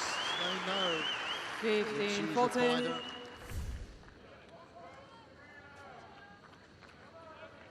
But way forward in the court there, once again aggressive, and got down superbly with that volley. It was not an easy one. Break points now to get even. 30-14. Come on from Serena, a lapse in concentration. 10 aces to 1. Still a break point.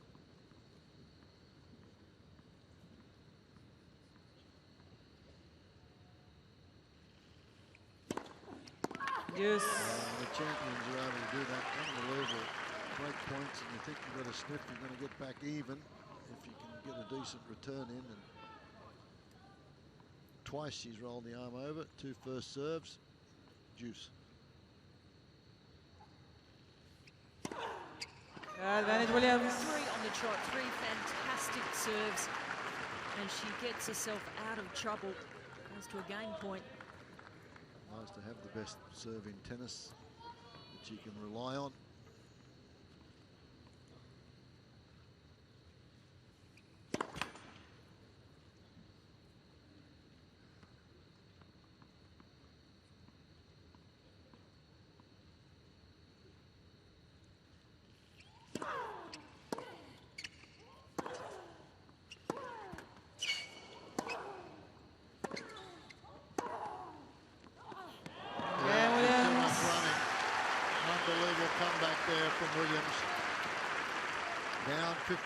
body. Williams leads Comes back 3 with a games to score 1. on the trot to lead 3 games to 1 now. Really knuckling down in that game and coming up with the goods. It's been one of the hallmarks of her career, her ability to lift in those difficult situations.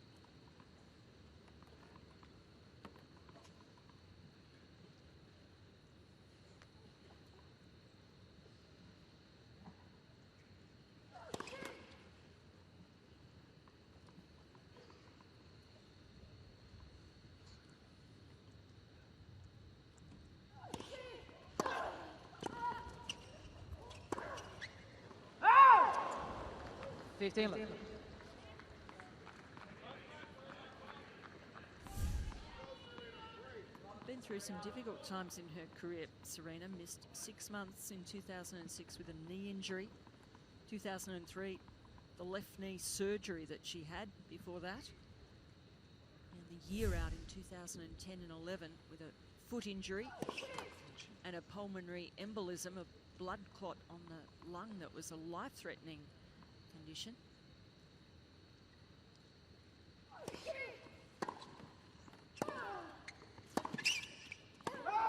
The foot problem was because she trod on some glass. After winning Wimbledon. Yes. It was a long holiday for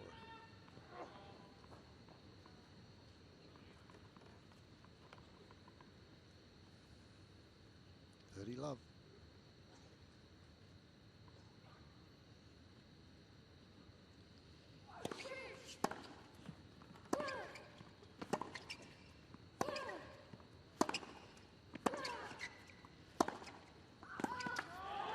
Of shot, just hitting such a heavy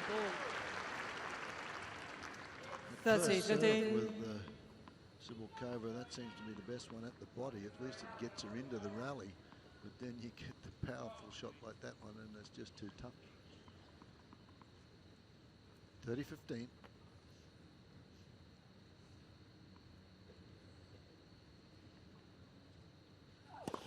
Let's versus.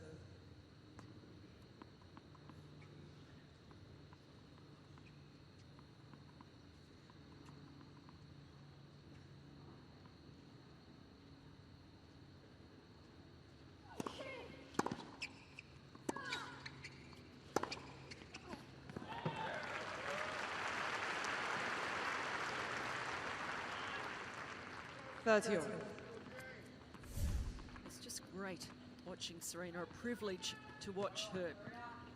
Such a great champion. I love the way she produces the strokes.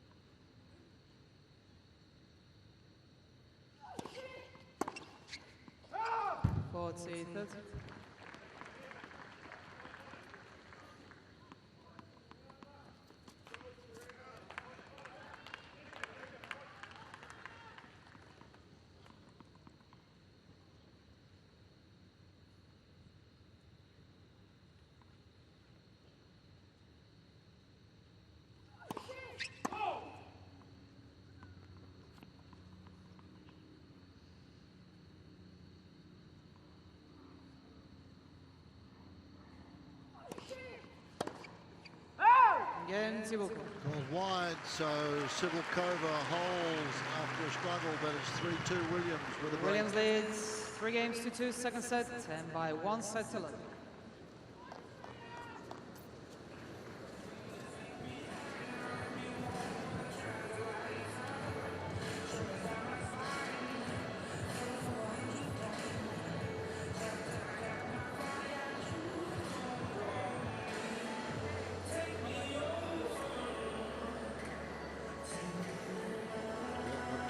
Sit there and contemplate what are the opportunities. There's not too many of them. They're going to try and get first serves in.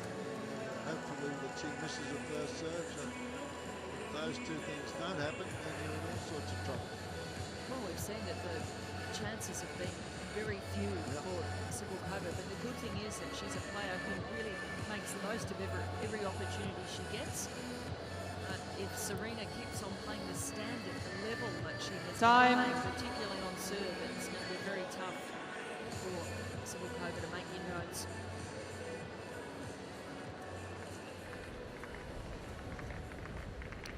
Women's singles quarterfinal action. Serena Williams looking for her 19th Grand Slam to go ahead of Martina Navratilova and Chris Evert in the Grand Slam singles titles. Looking at Steffi Graf at number 22. She's got a little bit of work to do. It's 3 games to 2. Bless you. Oh, now Serena's coughing. Got a sneeze at one end. Well, that's the whiplash with the hair, I think.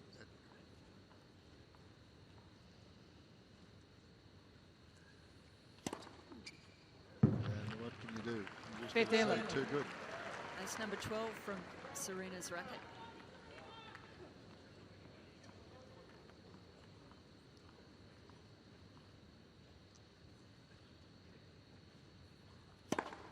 Oh, this must be so tough for Cibulkova to change over. She'd be trying to pump herself up and say, okay, I'm still in this, got to really have a go at trying to break here. Serena comes out with 2 beauties. Talk about shut your opponent down. 200 kilometres an hour, her fastest for this match. It brings a murmur around the stadium.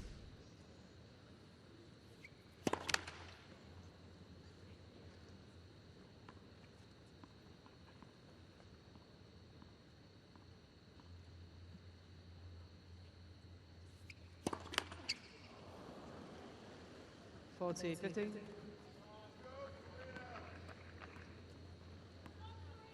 only a second double fault of the match.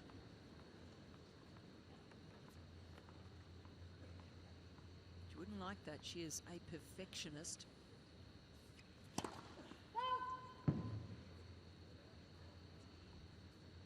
Says her coach, Patrick, is the same.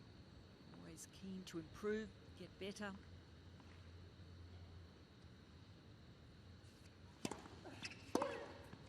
Well, tried to run around that one, but again, that's just pace of shot. Didn't quite have time to do it. So Williams goes to 4-2, second set.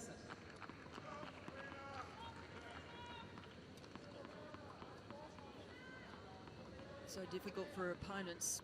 Not too much anyone can do with those sorts of serves.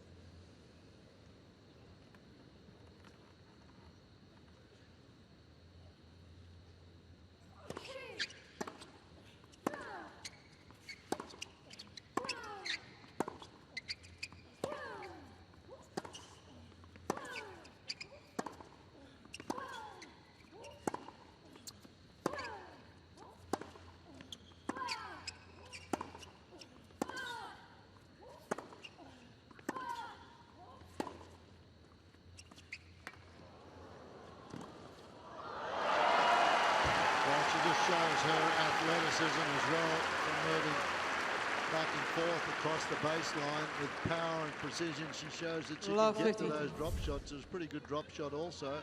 That one there was a nice shot. Great move from Serena. Got there with plenty of time. Such a quick move up the court. Clarity of thought what she was going to do with it, finishing off a 22-shot rally. Longest of the match.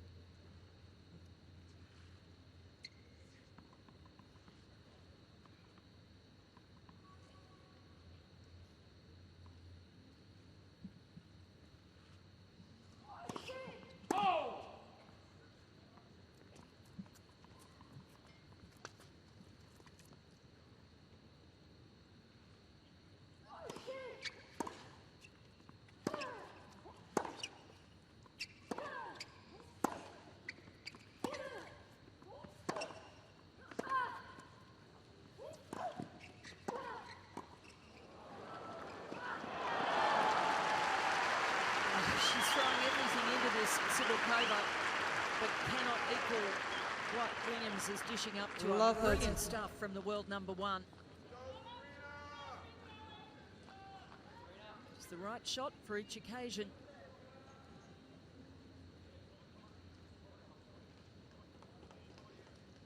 Giving it her very best there to get to that one. Love 30.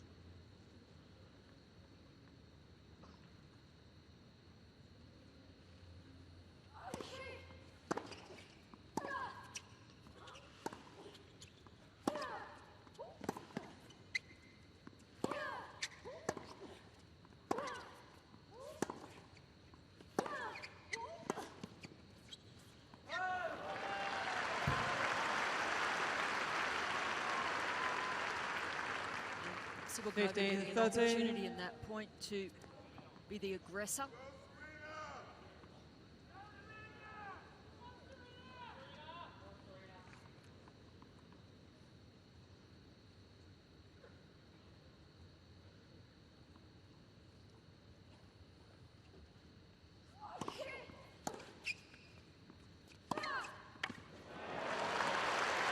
When she gets the opportunities, she makes the best of them. That one was a mishit from Williams. Half court. So dealt with. Beautifully played here. Hasn't had too many of these, though. But it's good to see, though, she has not let the situation get to her. She's ready to bounce back. If she's given an inch, she'll take a mile.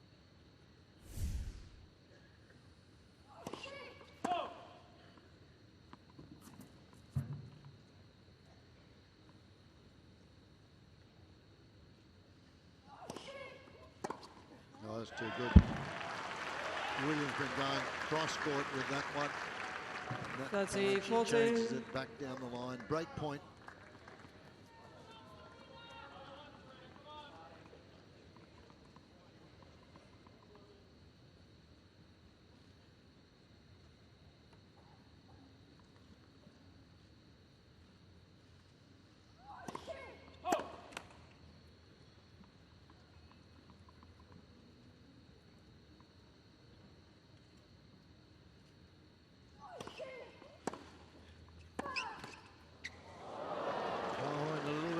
There in running for Sibylkova. She needs a few of those. That's one way to save a break point, isn't it?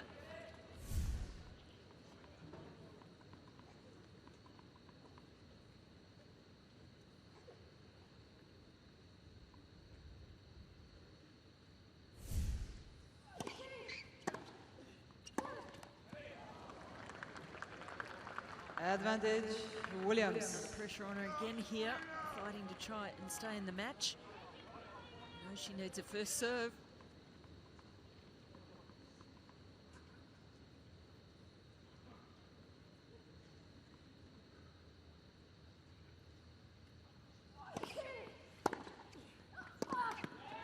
Got the first serve, but just too tough a return. So Williams races ahead now. 5 games to 2, 1 set to love. Williams leads 5 games to 2, second set, and by 1 set to love.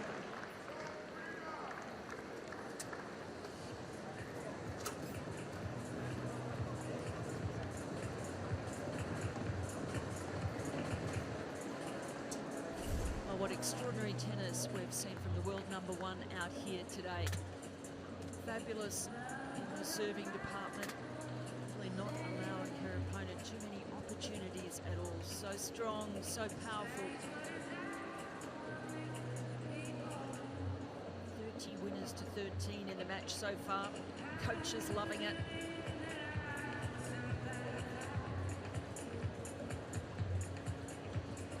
Shows you what this means to Williams. Turns round to players' box. Just 1 game away from a spot in the semi-finals. Let's look at the profile from Williams. Forehand winners 11, backhand serve. Everything's going fine for her today. She will then go through and play Madison Keys in the semi-finals. The youngster that took out her sister Venus in the quarterfinal played earlier. Good look at Melbourne Park here. A beautiful, very breezy outside there today.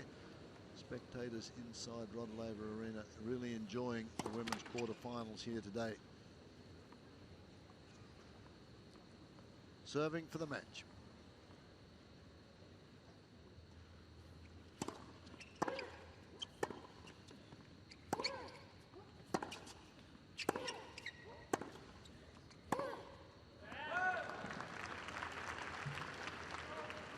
15 love.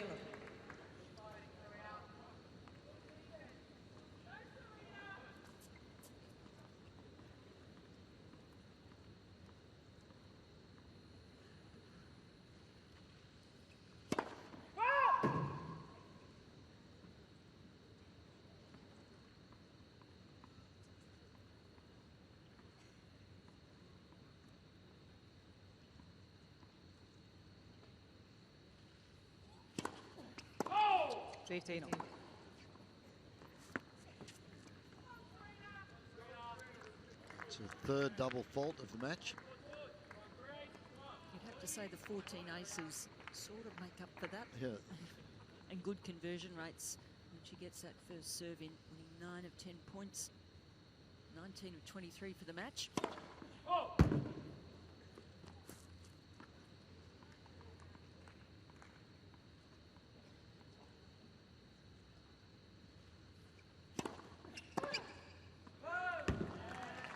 She has to go for broke. No good trying to keep 30, 15. play.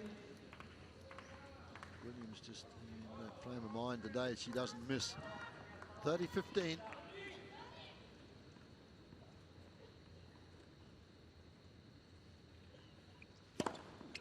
And the ace takes her. See the fist pump there. That's the 15th ace. Takes her to match point.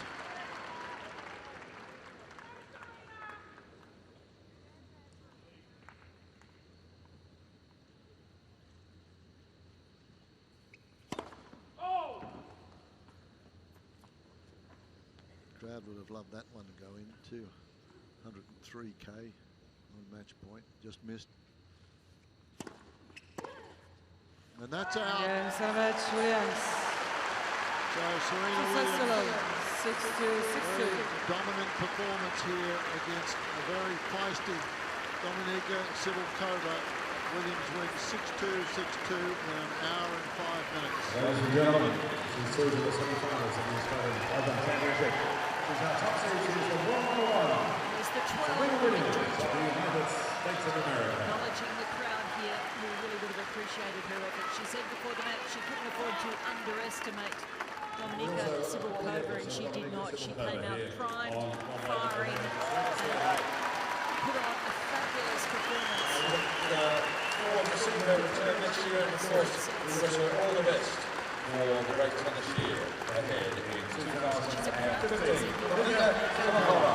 Like the style of play, what she puts into it. Yeah, finalist here last year, and they love her for the way she plays.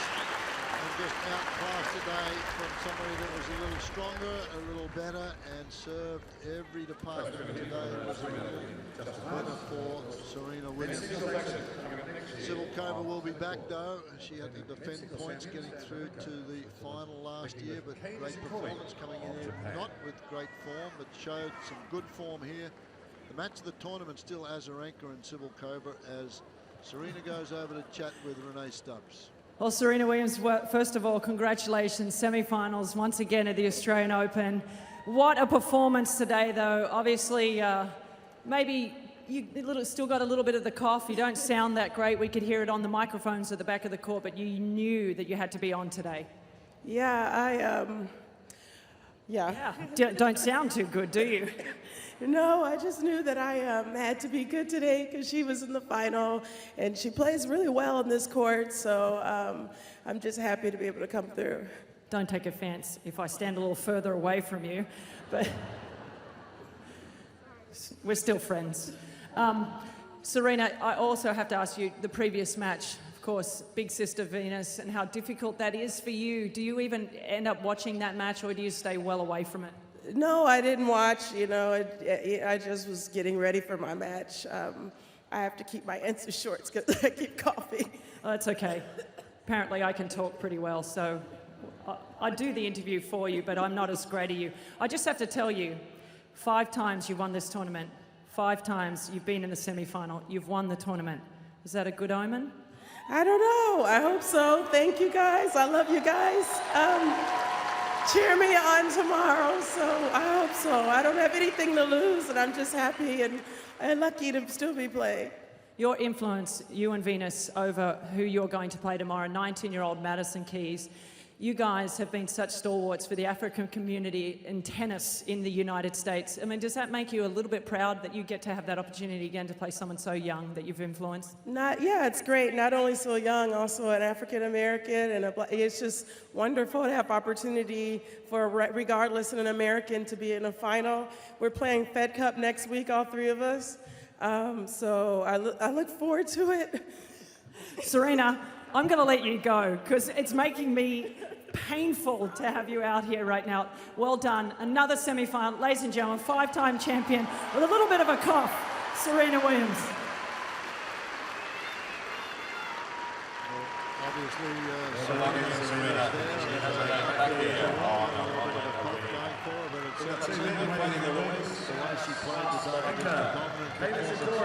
They're coming up next. Through the semi-finals.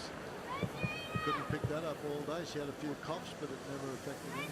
Well, we knew she was unwell in the previous round, but gee, if that's how she plays when she's feeling under the weather, look out as she feels better, because the serve was exceptional today, and the groundies. The only thing that she didn't top the stats on was the voice. Yeah, that's it. And she's looking forward to playing that semi-final against the youngster who is part of their Fed Cup team as they go on and play next week with the two Williams sisters and Madison Keys in that team. So very proud of that fact. It'll be a tougher one for her. I think Madison Keys will take it on, but again, it's going to be up to Serena and the power of her shots. Yes, it will indeed. 52% of first serves in, winning 83% of those for the match. A few double faults, but the 15 aces, they were pretty breathtaking out there, and 31 winners to 13, really shutting Cibulkova down and keeping the unforced errors way below that winner rate. Conversion rate of the break points pretty solid as well, 4 of 7, and doing well when she came to the net. A great performance from Serena Williams. Well, you know when you're playing very well, you know you're playing well when you hit more winners than unforced errors, and there's the telltale there, 31 of them to 18 for Serena Williams as she makes her way through to getting closer to that record of 19 Grand Slams to take over from Navratilova and Evans. So she's through to the semi-finals of this 2015 Australian Open. Sharapova showed plenty of aggression in the opening set to establish the upper hand. 20 unforced errors cost her opponent dearly. The Russian was unrelenting in a devastating second set, tearing Bouchard to shreds from the baseline and from the net. The straight set stumping seeing Sharapova safely through to her 7th Australian Open semi-final.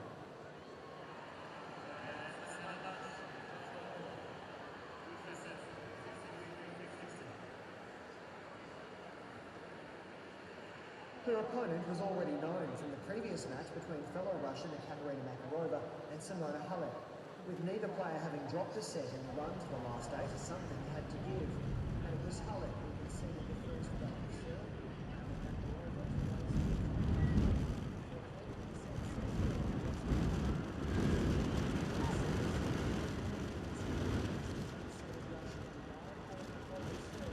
Making just 6 unforced errors herself to prevail in just 69 minutes. Makarova's win sending her into an all-Russian semi-final, the best result in Melbourne.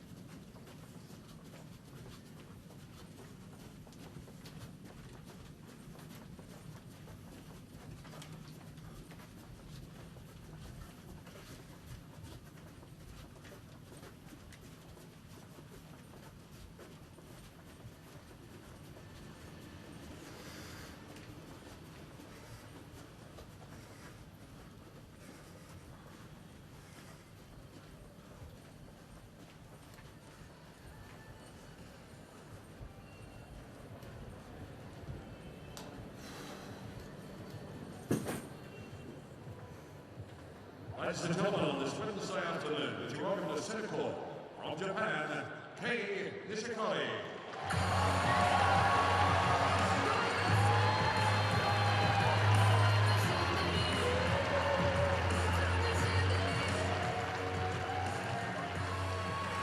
His opponent from Switzerland, Stan Wawrinka.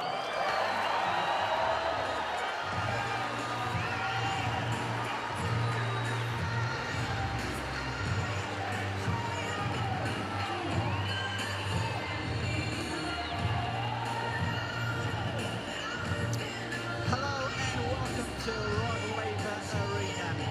It's men's quarterfinal action. Day 10 on our live coverage. Once again, conditions absolutely perfect for the two combatants. Kei Nishikori, defending champion, Stan Wawrinka. And also joining us here on Laver Arena on this beautiful Wednesday afternoon, we have young Loden State, who plays tennis in Canberra, who lives in Maroondah, the south coast of New South Wales. Welcome, Woody. Robbie, good to see you. Big match. Your man was waving at the cameras there. It'll be exciting.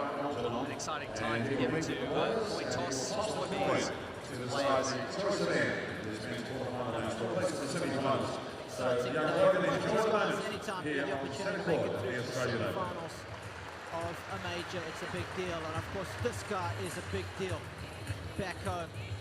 And as famous lyrics from Alphaville suggest, if you were an 80s child, this guy is big in Japan. Of course, multiple contracts up his sleeve, and of course I've been told that in the next couple of weeks he'll be signing some big allegiances with some of the Olympic sponsors with Kei Nishikori. And of course, this guy's pretty big at home as well.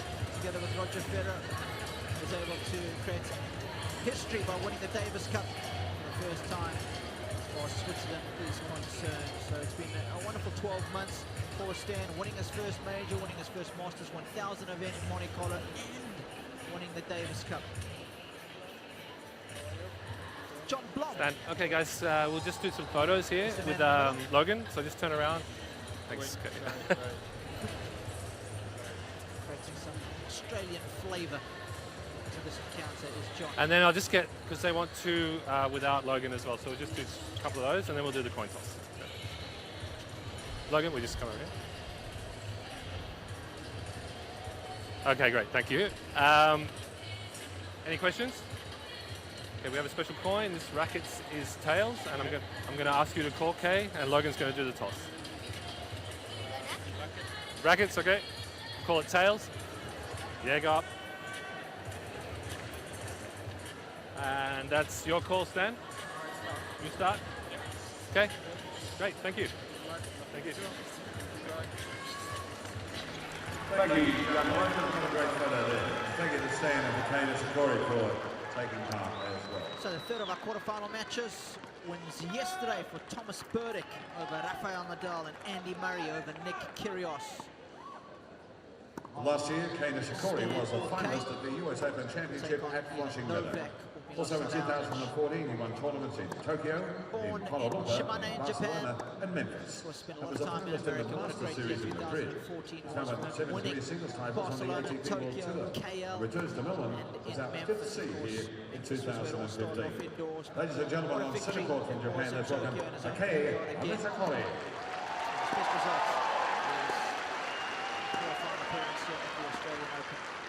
Stan Wawrinka is, of course, the reigning men's singles champion here at the Australian Open. He's now won 8 career singles titles, including the 2015 Chennai tournament in India. He also won Chennai in 2014, as well as the Masters 1000 event in Monte Carlo.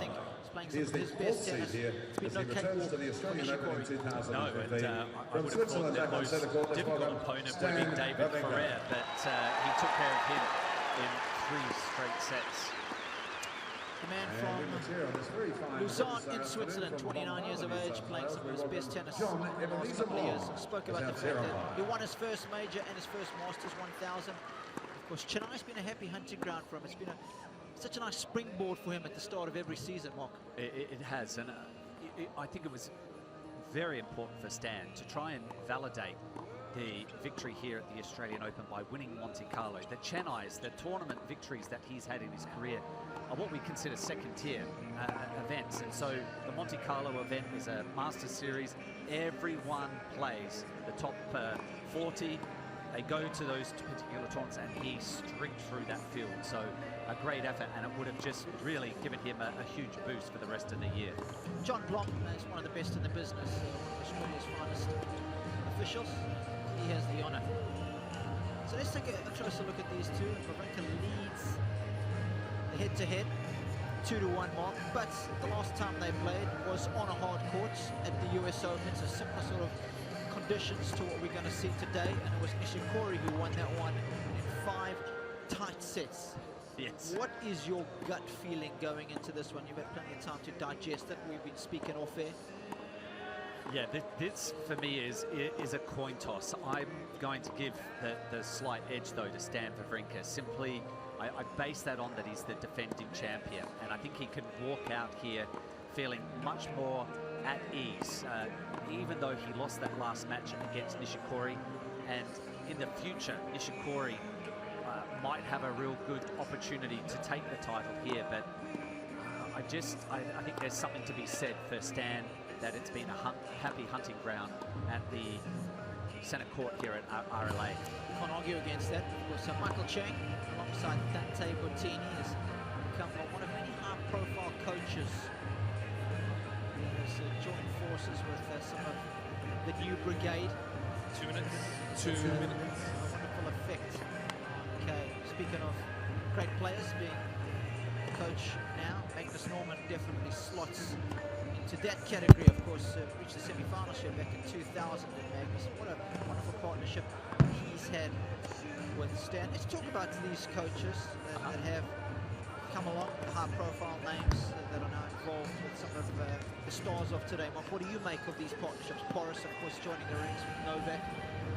Ivanisevic with Cilic and enjoying that success last year at the US Open. I think it's the opportunity for these players to work with some of the great champions of, well, they weren't a part of the game too long ago, let's say within the last 10 years. And it's these small little areas in matches like this that can make a difference. We're not talking about 1 minute. breaking down the serve and redeveloping it with a different technique. It's just the moments that happen on a break point, being able to reposition themselves, whether it's closer to the baseline, maybe it's just chipping a return. Just the small areas I think can make a real world of difference. Yeah, it's always in the details, isn't it? Of course, these guys have such a good eye for detail, having been there, done it. Well, it's exactly the fact that they've been there and done it. They've gone through these experiences that the players that they're coaching are wanting to go through if they haven't already experienced it, and trying to get that one up, an edge. Both these guys have obviously been deep in majors. Stan winning here, Nishikori finalist at the US Open. So this is not uncharted territory for either of them. So again, you know, that makes this matchup even tougher. You're always looking for nuances where one player might have the edge over another. And Robbie, I think Nishikori, for me, he's pushed the envelope already, in my opinion. I think he's looking up to the sky, thinking that our weather gods are smiling down at him, because I just don't think over a 2-week tournament, 7 matches, best of 5 sets, the weather plays its part, that Kay is able to play in the extreme weather conditions. He's a slightly built young man, and I just think that the weather can affect his standard of play. The conditions that we're supposed to go through for the rest of the tournament, he's got to be bowing upstairs. Of course, that's something that Michael Chang has been working a lot with him on. Dealing with discomfort, dealing with pain, because it has been an issue. But of course, just cast your mind back a couple of months to the US Open, where he beat Raonic in 5 sets. He beat his current opponent today in 5 sets. He beat Novak Djokovic in 4 sets, all back-to-back matches. So that would be my counter-argument to you, Mark. It's definitely getting better in that development. Time will tell. This should be a shot-making fest. Here we go. Wawrinka to get us started.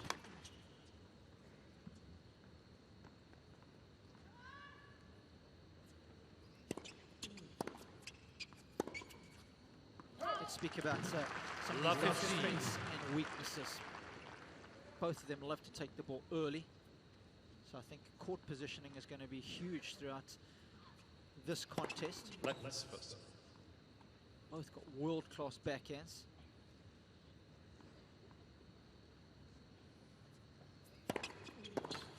But I think that's where Wawrinka has the edge. The slight edge. The power and explosiveness of Wawrinka against the strong, consistent and reliable play of Kei Nishikori.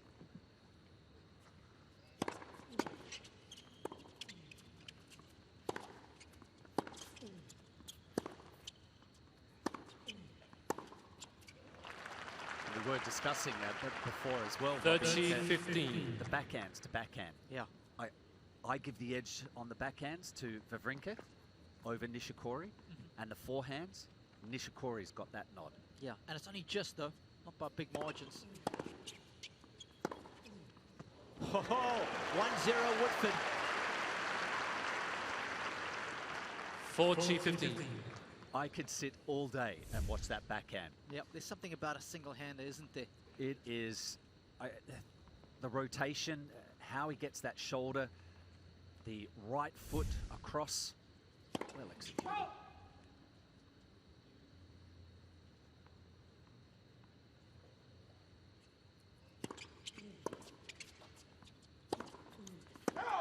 Give the edge to Nishikori. I think it's one of the great benefits of having a double-handed backhand. You have that extra stability when hitting the backhand return. So again, it's something that'll favor the Japanese man over the Swiss.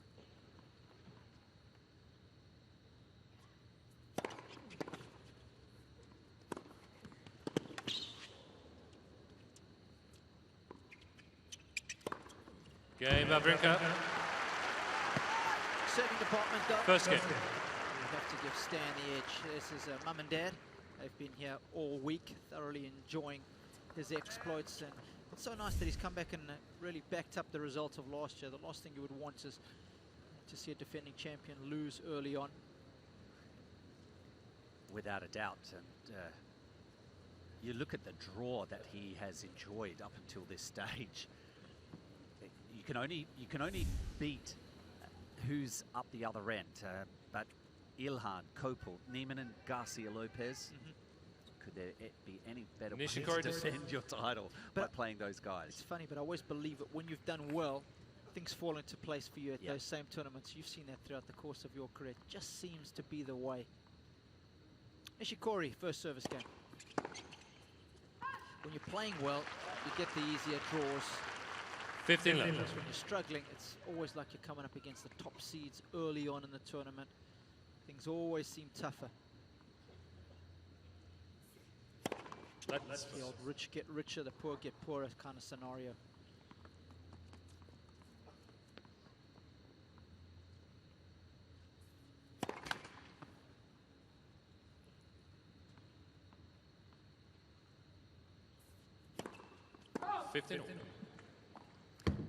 Yesterday we saw just a well-executed match by Thomas Berdych over Rafa Nadal, and that started with a great serving performance from Berdych, and we were insinuating that Wawrinka has the slight edge on the serving department.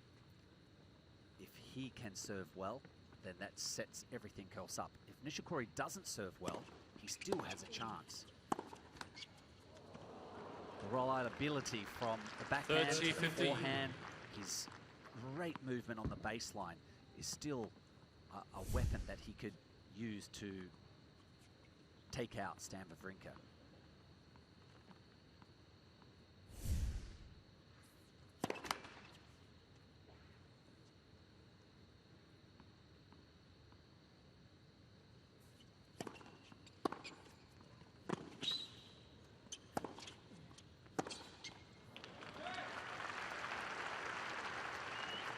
feature both of these guys' game is the ability to take the ball early. And when you have a look at their size, Wawrinka right on the 6-foot mark, Nishikori 5'10".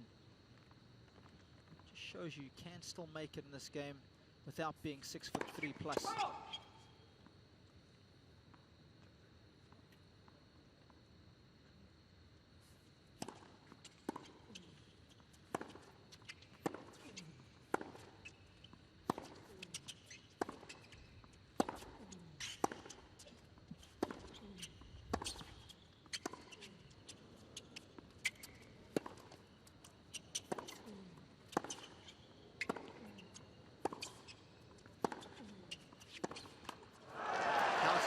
Striking out, and that's the key. It's the ability to take the ball early and hit it on the rise. 30-40. I'm a big believer, Mark, and I've said it a lot of times now on air. If you want to be the future of this sport, that is an absolute must growing up. Because even if you aren't the biggest guy in the world, you can still compete at the sharp end of the sport if you can play this style of tennis.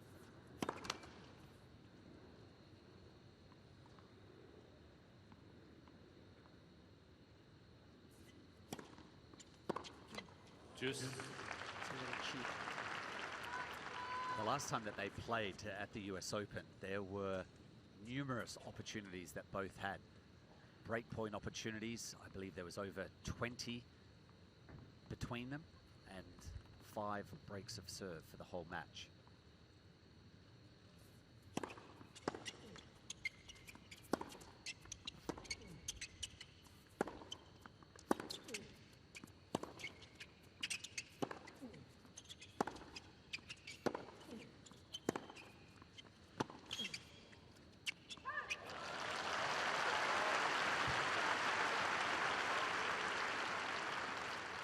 Advantage, Nishikori. Yeah, that match that they played at the US Open, almost 4.5 hours, 255 minutes. Quality from both was off the charts.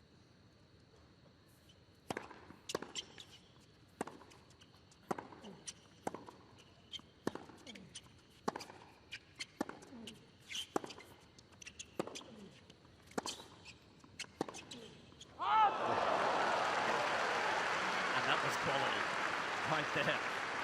Stan. Game, Nishikori. Jog up to the one game net just to verify.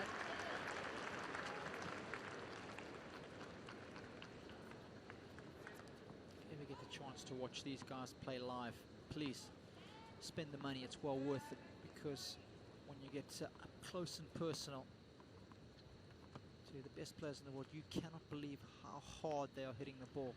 How early they're hitting it, especially these two guys. I mean, Federer's in that mold, of course, as well.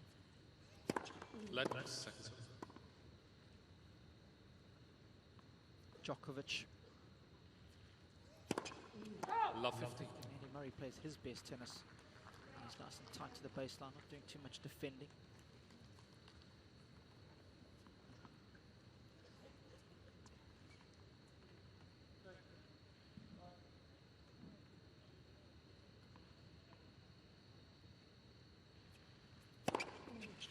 First ace for Stan. Second, excuse me.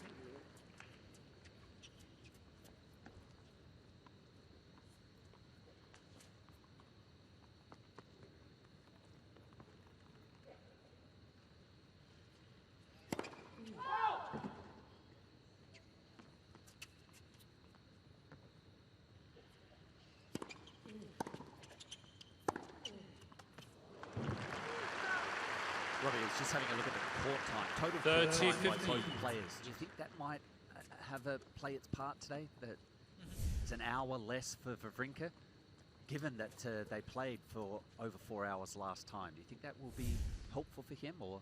Not really. I don't think so.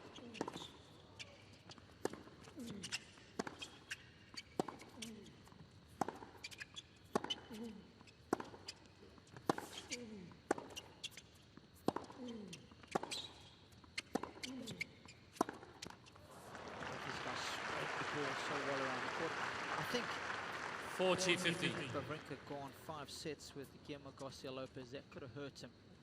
The fact that he got it done in 4. Remember, he was down 5-love in that 4th set tiebreaker and 6-2. I think he saved 5 set points. So these guys are fit, are used to it. Game. Wawrinka. So a good start for both. It's Stan the man who leads 2-1 first set. Wawrinka leads by 2 games to 1.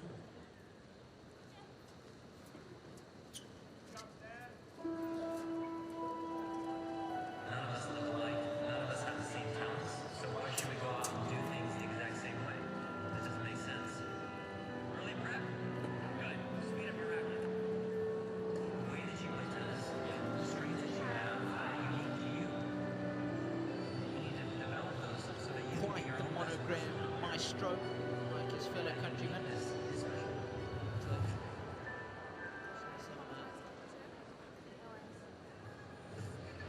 Typical stuff on his shoes and his rugby bag, just a scribe with his name. Stanimator. He has on the racket bag? No, it's Stanimal, the racket bag. On the plastic cover, there it is. There's Stanimal. Yep. Plastic cover. That's Time. Rackets, and it's Stantastic.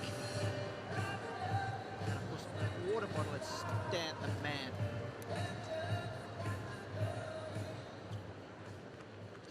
Of course, 3 nicknames for Stan. We want to know which one is your favorite. Stantastic, Stanimal, or Stan the man. Let us know. Always interesting to hear what your thoughts are.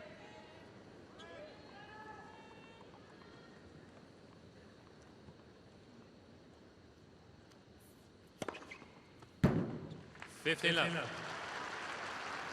1-2 for K, special K. K-man.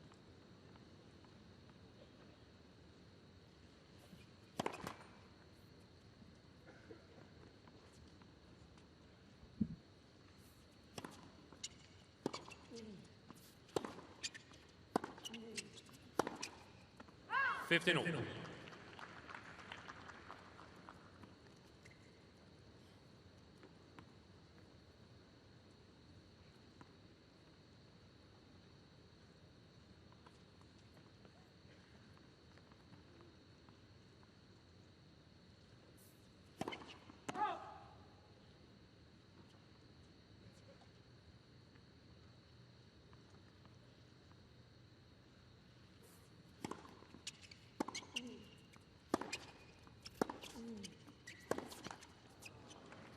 $15-30.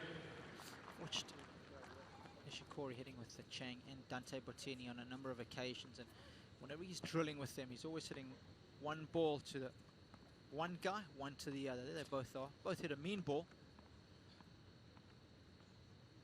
Really does work on spreading the court.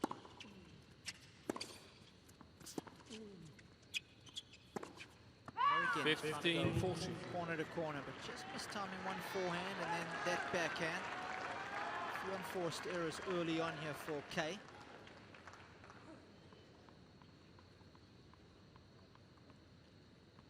Means 2 break points for Wawrinka. The Nishikori challenging the call on the left center serve. The ball was called fault. Very close. Neither player 100% sure. Trip into Cartoon Kingdom, that is our official review. No. Golden opportunity now.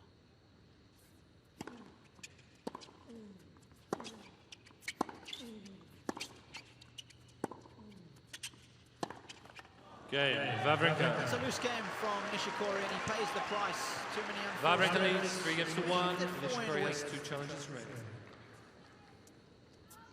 Yeah, pulling the trigger a fraction too soon. Already 9 unforced errors, and 6 coming from this side right here.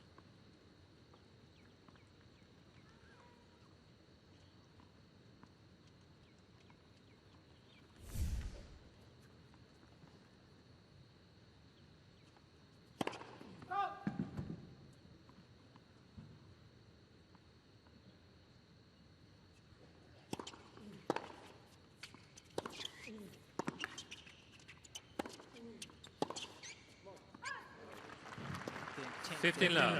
Wawrinka's on an unmatched winning streak at the moment. So, of course, coming off the back of that win in Chennai, the matches that he's won here. And winning really does become a habit. That's when you're able to ground out those fourth sets when you're down 6-2 or 5 love, Mark. You sure can.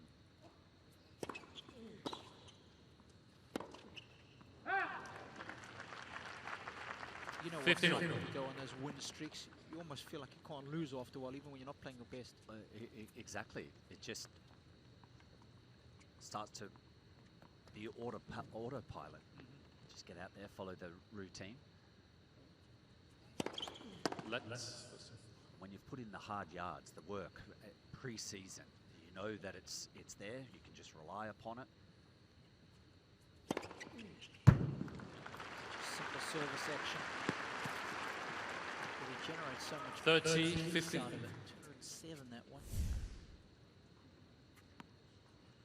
So simplicity, the ultimate sophistication.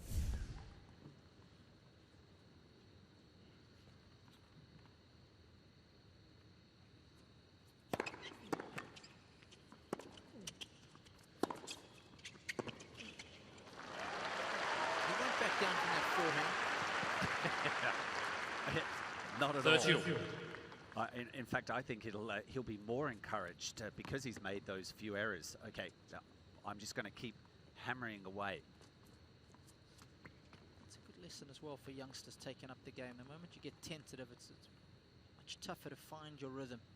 Got to keep up that racket head speed sometimes, as Mark suggests. Increase it. What a second serve that was. 14, 13. Thought he might have had a challenge there, Nishikori. Big second serve. It was a feature that worked well last year through this tournament for Wawrinka. Unloading. Game, Wawrinka. So far, that serve has been one of the fundamental differences Wawrinka between leads by 4 games to 17 1. minutes. That's why Stan leads 4 games to 1.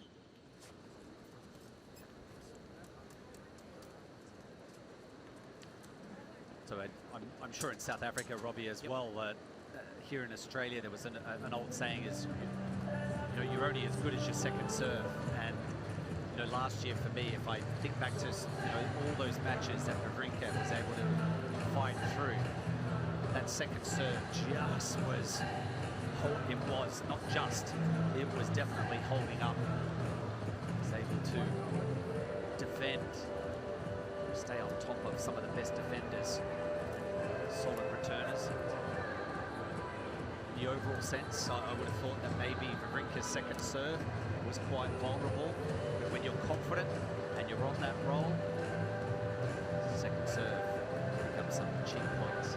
Yeah, let's just remind you, Vasek Cosmos, so you've got to walk over against him in the round of 32. It's been Alejandro Fire, who's always a tough customer. This was the second round. It was Tommy Robredo, he's never easy in the round of 16. Of course, Stanley Novak in that epic match, 9-7 in the 5th. Bounce back and beat Thomas Burdick in a close one. Of course, Rafael Nadal in the final. So, second serve isn't firing against those guys. Will be quick to pounce on it and cause you all kinds of trouble, but it's a shot that he manages well. He surprises you with the amount of zip he's got on it. 15. It's something that Raonic's first coach, Casey Curtis, is something that he suggests that Milos needs to work on a little bit more. He has a theory. On the second serve? Yes. Okay. I'll tell you about it now.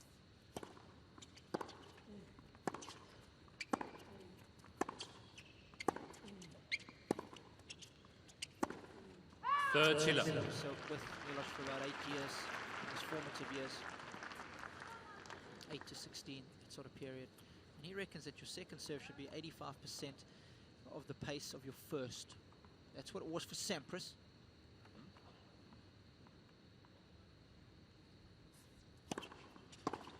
Believes in order for Milos to really go to the highest levels in our sport, it needs to be the case for him.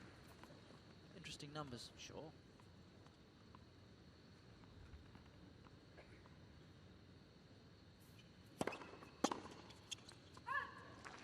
Game Nishikori. Wawrinka leads 4 games to 2. Well, we get to see that second server, Raonic, first match tonight against Novak Djokovic.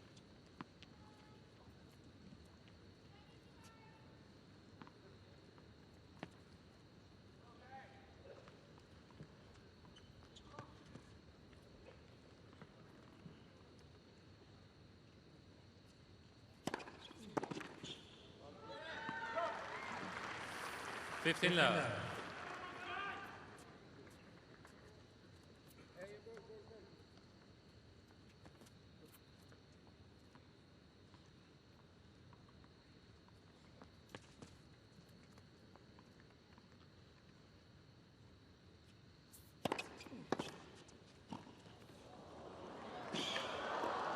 Oh, how good is that?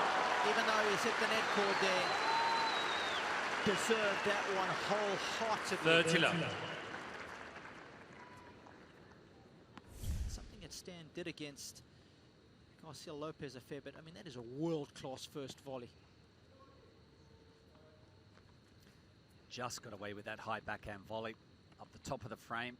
It's not easy when your opponent's off the side of the court. Sometimes your focus, feel like if they're not there in the space of the court, you take your eye off of the ball.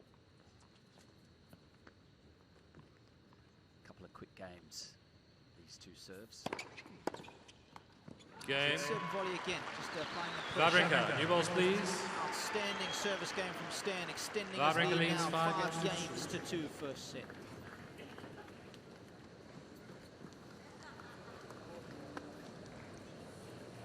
So last game with the old balls, generating some decent pace.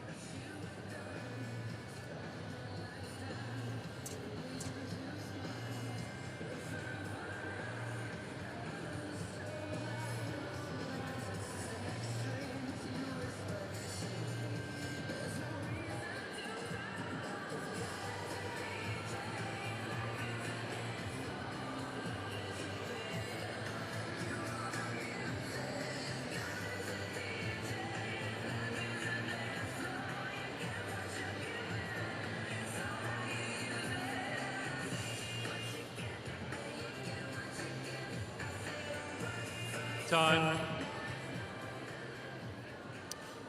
Laver Arena, the 103rd edition of the Australian Open. 28th year we've been here, Melbourne Park.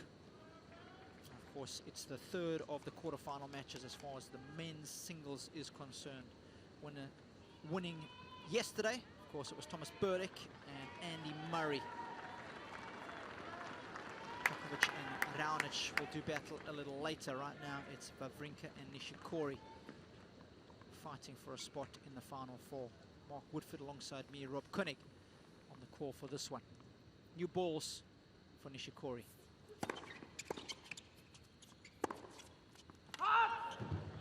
So far, it's been... It's the Nishikori challenging call, left far sideline.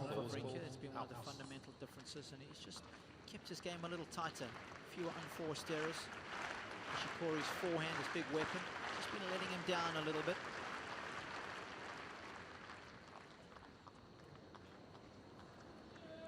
Love 15.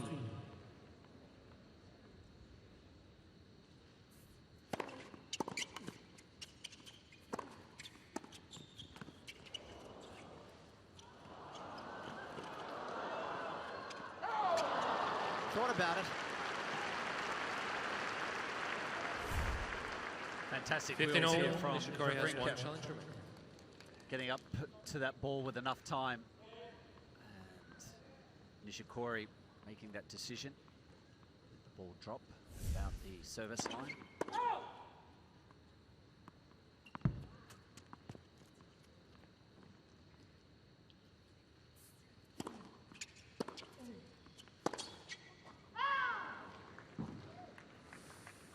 $15 touches.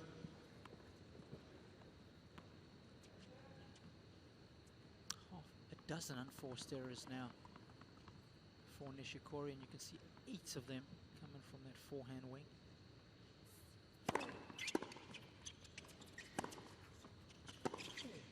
Oh, that is sweet. Just not enough on that forehand approach shot from Nishikori. 15-14. I don't like that one, personally. For me, Marcus has got to go back up the line. Just opens up the court when you come cross court. And it's so much harder to outmaneuver guys on their forehand than their backhand. 2 set points for Stan.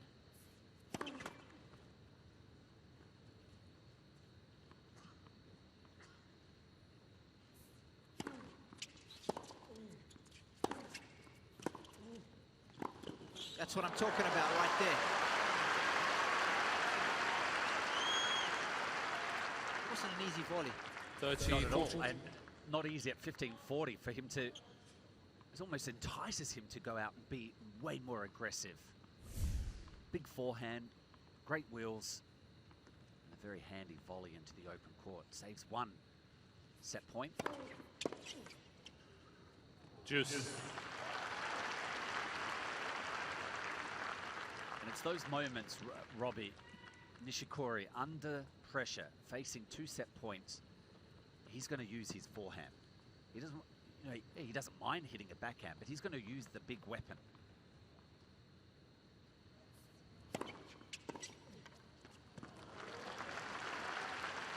Advantage, Nishikori.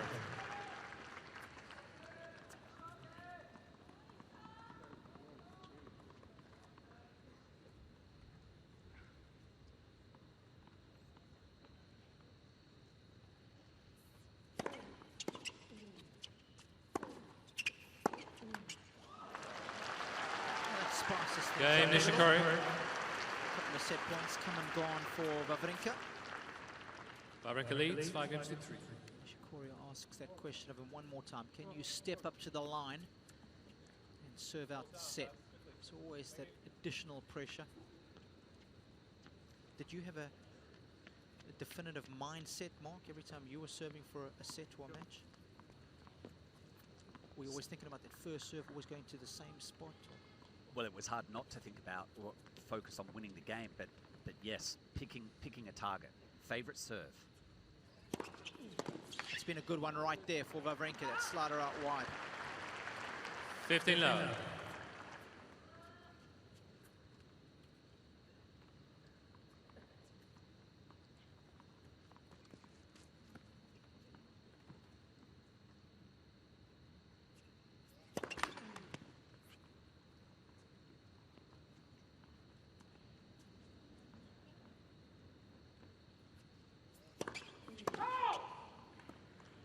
I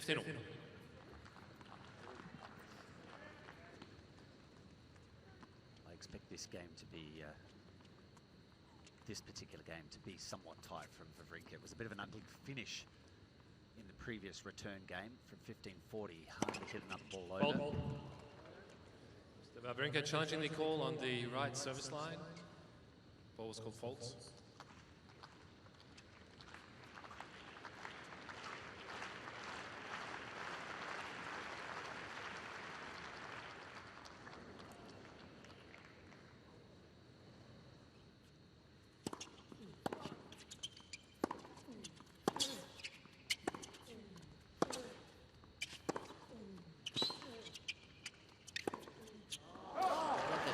Forehand just to do anything to stay in the rally, Mark. 15-30.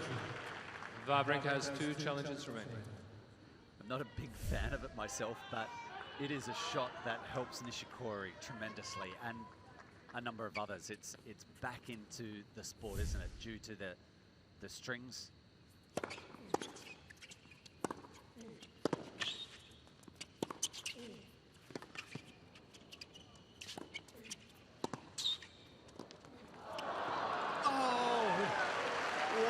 Turn things around. I thought Nishikori, for all intents and purposes, was going to win that point.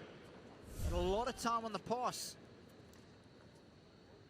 Nishikori waiting for this one. Look at the depth behind the baseline.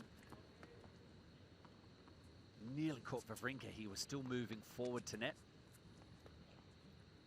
Top of the frame stuff that was.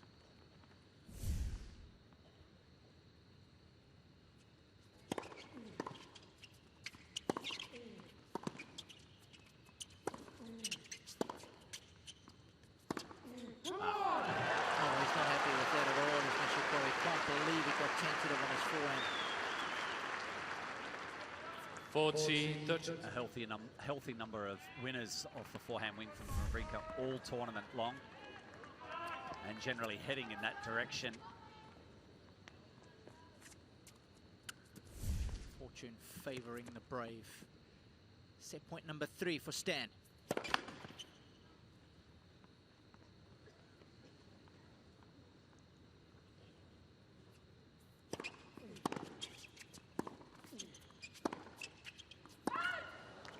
Well, game and first set, Wawrinka. Tighter than the taxman's purse. 6 games to 3. And he's wrapped up the opening set as a result. 6 games to 3 in exactly half an hour.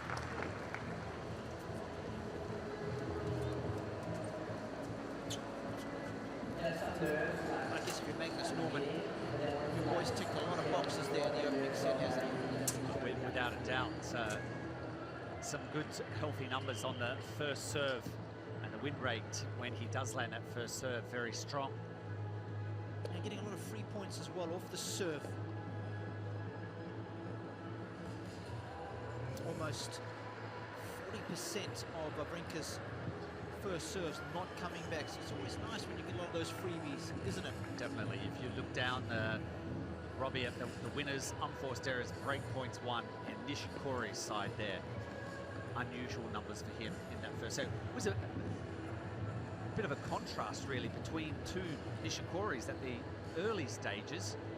He was going out after the forehand, made a few fun unforced errors.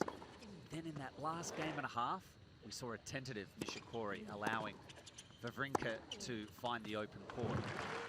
Some of these highlights from the early stages of set number 1. Yeah, mixed things up beautifully, didn't he? On serve 40, surprised Nishikori.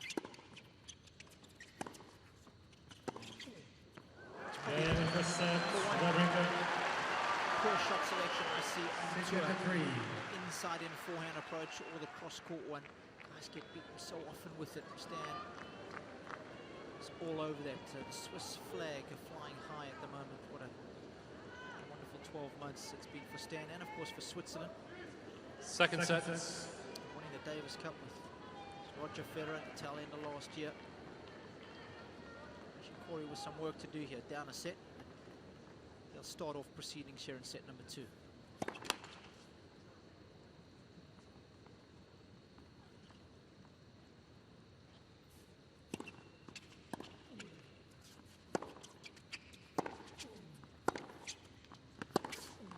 $15 left.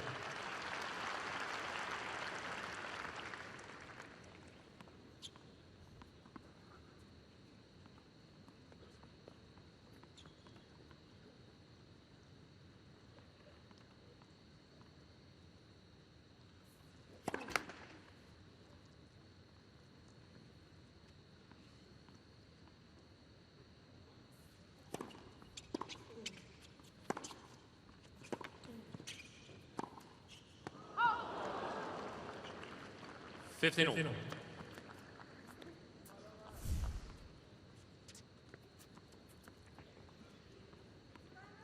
one of the differences. Stan's been a little bit more solid in the forecourt. Nishikori looking for the quick fix there.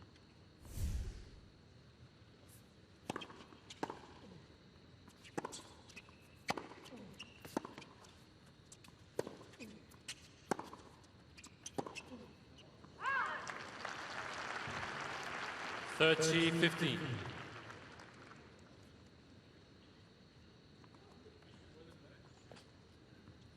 Let's go.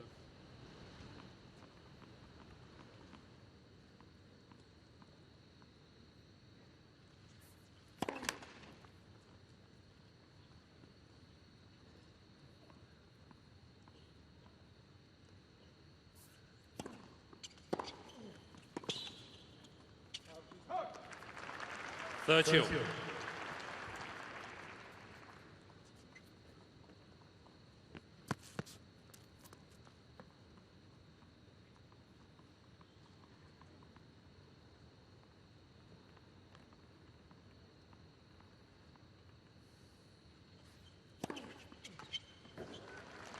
Wawrinka challenging the call, right past sideline. Ball's called in. At the start of this tournament mentioned that serve in particular was going to be probably the one serve where we're going to see the most aces, given the courts are playing pretty quickly. Slider out wide. 40-30. Maverick has 2 challenges. Let's take a bit of pace, use the spin. And how important was that for Nishikori to get that free point at 30 all? Doesn't want to fall behind an early service break. Game, Nishikori. Nice to see him press forward after missing a volley a little early. First game, second service. A service game from Nishikori, but Stan has been outstanding behind his serve. And in particular, the serves out wide. He's been hitting that spot out wide on the juice court almost 70% of the time, and also going out wide on the ad court. That 80% of the time. And as a result of hitting a spot so well, he has just been superb in his conversion rate behind his serve. And in fact, in that opening set, 40% of Wawrinka's serves were unreturned. We said that was going to be crucial in the outcome of this match. And so far, it was one of the important fundamental differences between the two in the opening set, the effectiveness of the Swiss man's serve.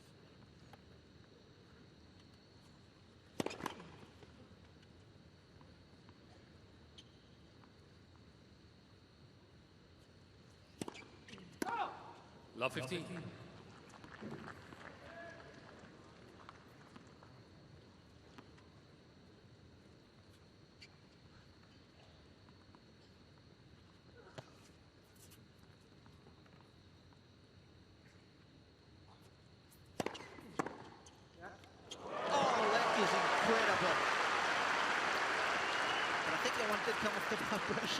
Maybe, because it's popped out of his racket. That's what he was looking around Loved for. it. See if we can pick it up here on the slow-mo. No, we can't. What a return that was. 126 Ks. 15-30. Stan has the ability to be a bounce straight back.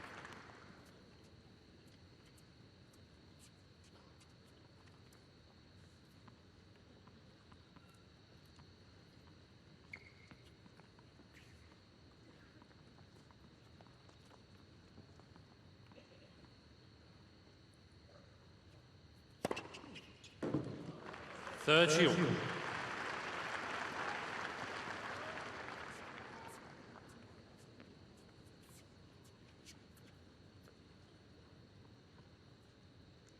Leading the ace race. Suggest that. Great shot that was. Japanese fan looking for the break here. It's not going to be forthcoming. 40-30. Yeah, anyway. Imagine how many are doing that back in Japan. Well, I just remember when I was at the tournament in Tokyo, we had some priceless shots of the fans there that really get emotionally involved. Nishikori beat both the Benjamin Becker in the semis and Miloš Raonic in the final. It's a stroke. Extraordinary quality. Game, Wawrinka. One game more. I mean, when Nishikori hit a win in the stadium would erupt. When either Becker or Raonic would hit a winner, it was, I mean, it was greeted with silence. Polite. Yeah. Polite silence. Maybe 2 claps at best. A strong game that was from Wawrinka. One apiece here.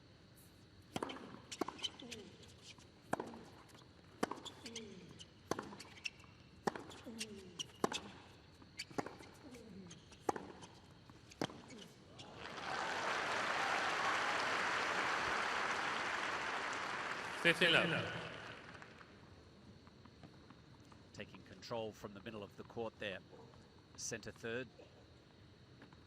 Position that Nishikori trying to play this match.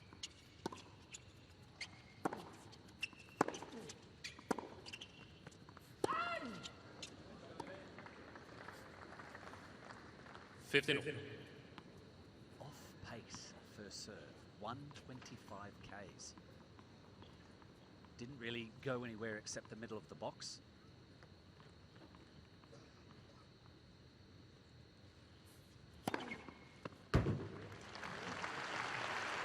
$30-15.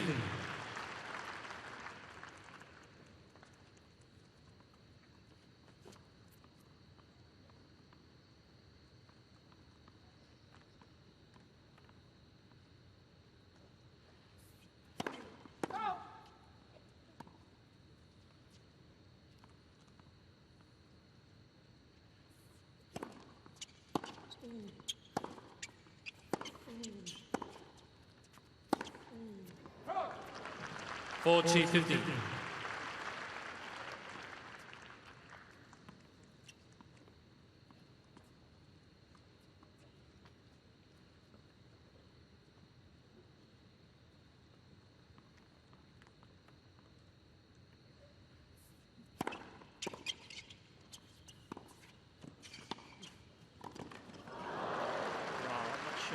Which shot I enjoyed more there. The 40-13.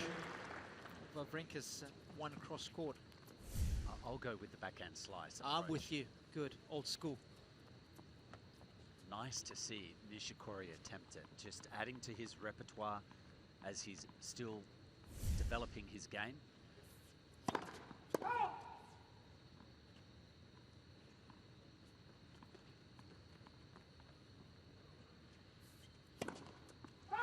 Juice.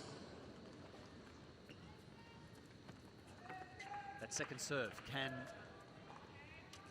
come together or start to double fault in patches. Nishikori.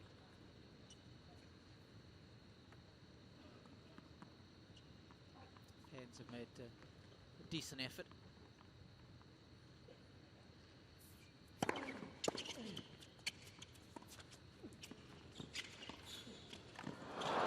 Once again, Wawrinka has come up with a superb backhand. Advantage, Wawrinka.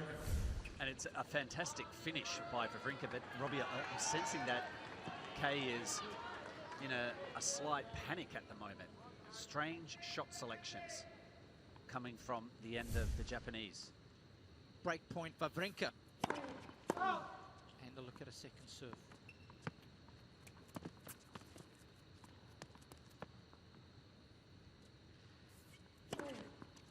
Oh, gutsy. Juice. Well, even the body language after missing the first serve, the head dropped. So for him to step up and send down that second delivery, Brilliant, for an ace. Oh, yeah, Djokovic does it every now and then. I saw Thomas Burdick come up with a couple of big Advantage, serves. Nishikori. Down the tee against Rafael Nadal yesterday. Fortune favours the brave, they say.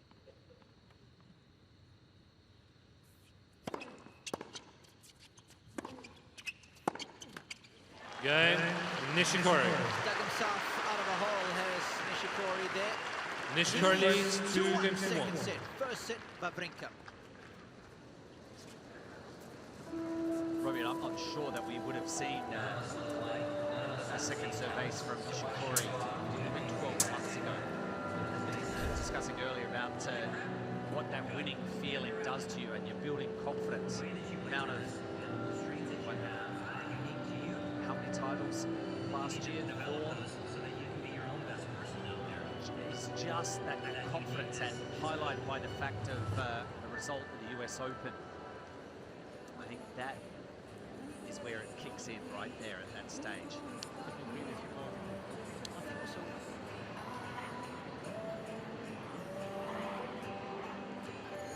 the fact that Nishikori was also able to win on a surface other than a hard court last year. I think it was a big deal for him.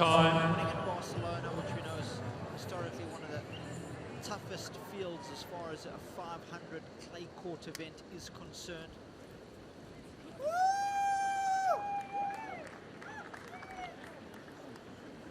fact, for a set and a half, he was unplayable in the finals of Madrid.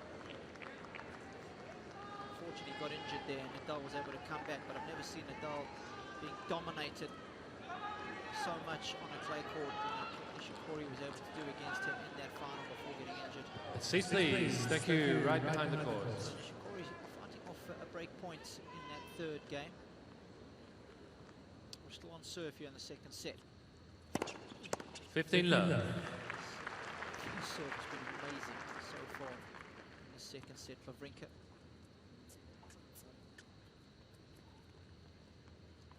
70% of his serves have been unreturned, so cruising at the moment.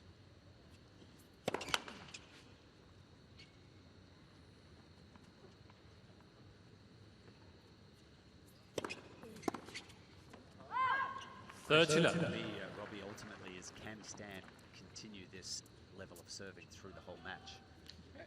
You're right, because the dip in his match against Guillermo Garcia Lopez. Remember, up 2 sets to love, then things got away from him. Does have those dips in concentration.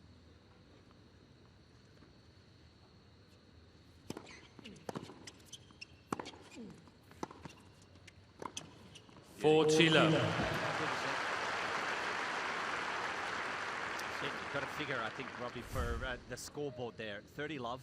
The ball's just down, neutrally returned to him. So use your weapon. Just keep the Nishikori honest by coming in. That's really so good. Aggressive mindset. He's always got it. Sometimes it gets him into a little bit of trouble, but more often than not, it's going to serve you well.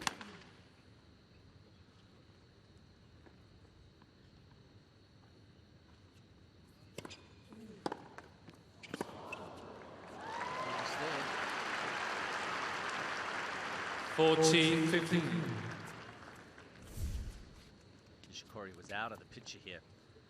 Sent that down the line, and there's no recovery. Did well to get that much on the return.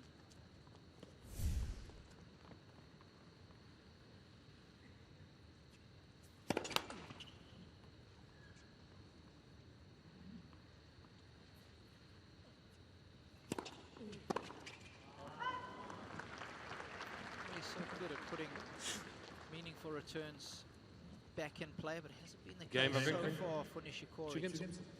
Struggled to come to grips with the Wawrinka serve, both first and second.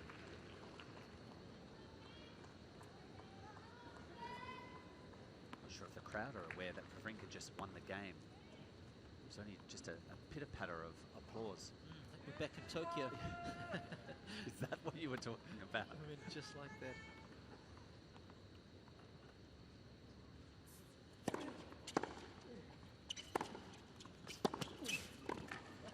Brilliant stuff. Of course, this regarded as the Grand Slam of the Asia Pacific. Given our location here, given the fact that tennis, of course, is so big in Asia, it's wonderful for them to have that sort of association with you. 15 all. Vice versa, it's a mutually beneficial one. It's an area that's growing so much in our sport, isn't it? It is, and the trophies, the Norman Brooks Trophy, Daphne Ackhurst Trophy for the ladies singles, they travel around Asia. 15, 13. Of those two magnificent trophies that are presented.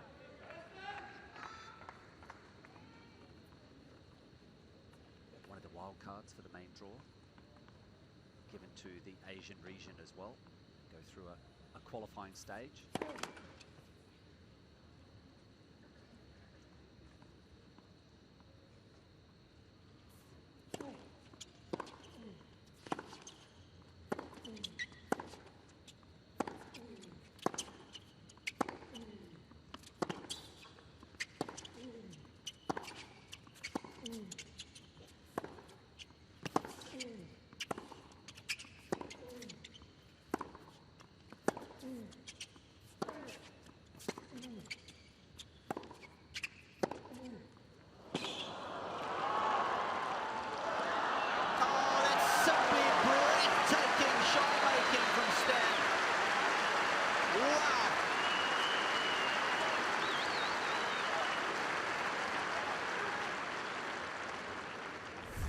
15-14.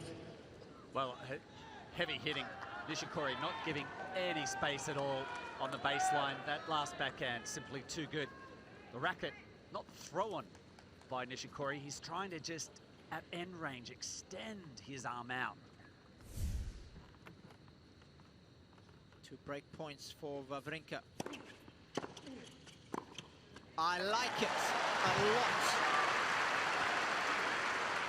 30-14. Wawrinka has a habit on that first court. When someone serves wide to his forehand, he just chips it back.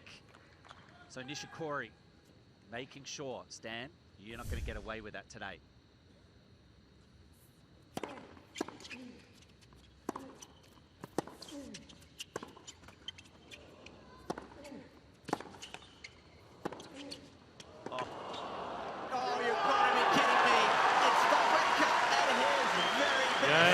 Wawrinka. Large and in charge. Wawrinka leads by 3 to the good. It's like championship form back in the game of Stan Wawrinka. Can't appreciate that kind of shot making it pretty hard to please. He really has played some exquisite tennis so far. All starting the fact that he's been serving well and that he can let it go from the baseline because he wants to put pressure on Nishikori. Of course, he's so difficult to outmaneuver. Stan is doing with the ease at the moment.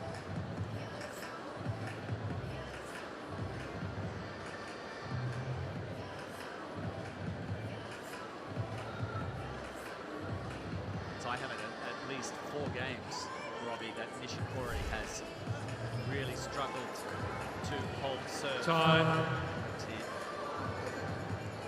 He has dropped serve 2 times in the match.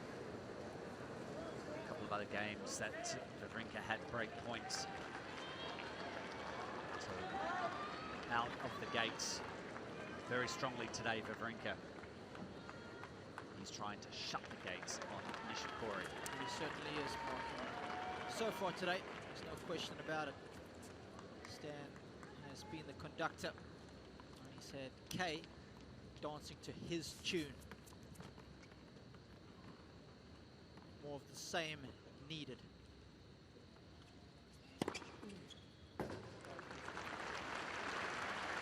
Fifteen love.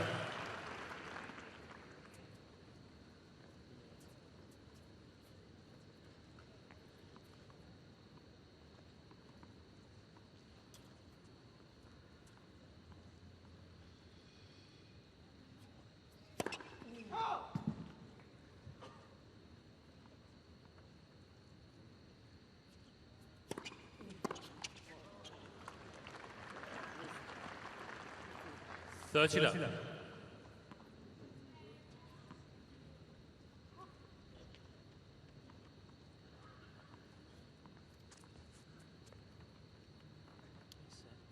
Nishikori boxman, blue hat front middle. Kay's agent. 40 love. Before the start of this match, here he is.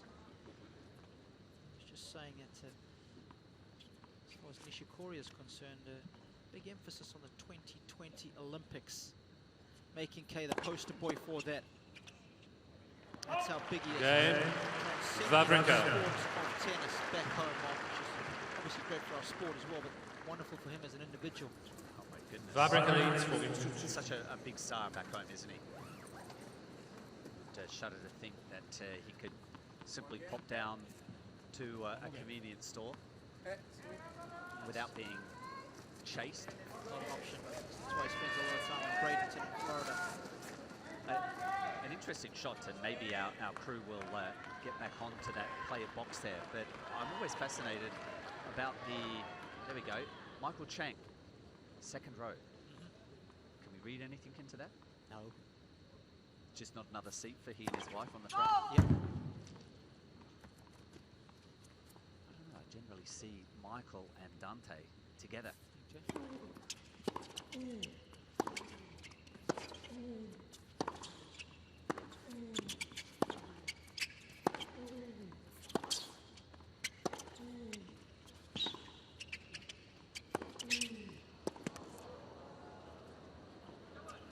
mean, it's an all-out assault at the moment.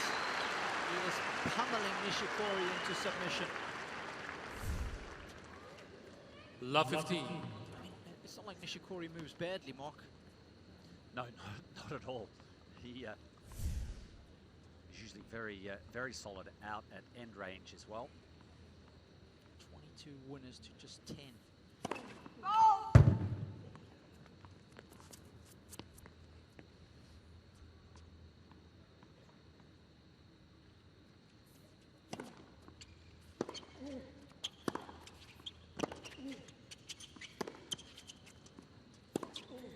That's where he's so good. One miss hit from Nishikori. Love that. Has made him pay on each and every occasion.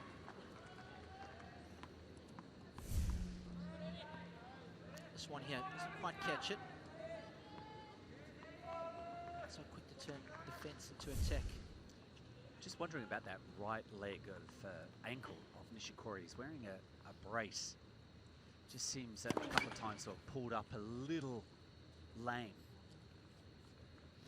There it is there. So obviously some tape on the left ankle.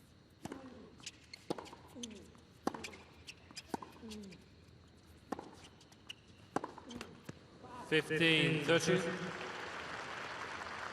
it's the anchor leg for Nishikori. When he's going out to the forehand, it's that right foot that should be anchoring down and create so much power as the players for K to launch into the forehand.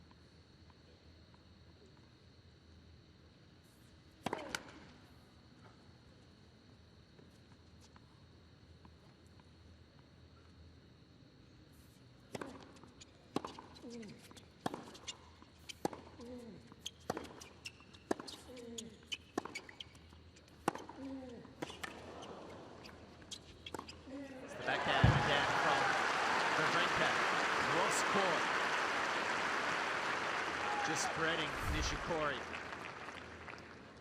15, 14. It's heavy. It's powerful.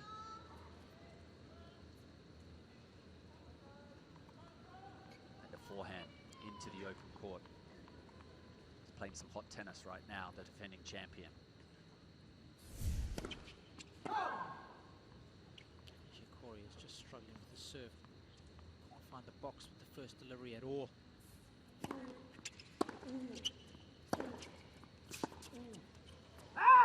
That would have been completely offside if we made that one. 30, 40. Looks a little down on himself at the moment. Every time the first serve crashes into the net or goes out, normally so good keeping his emotions in check, not giving anything away. Still a break point here for Wawrinka.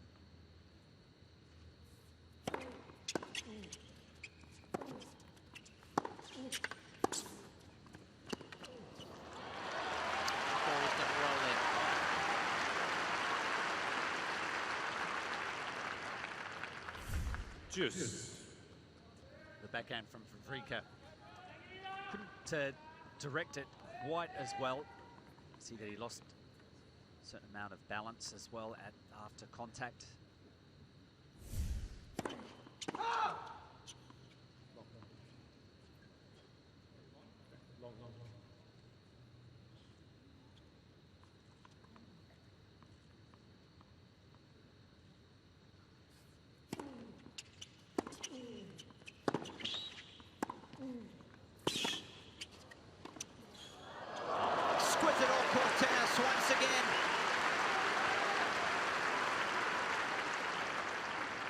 Advantage, Wawrinka. Beautiful to watch.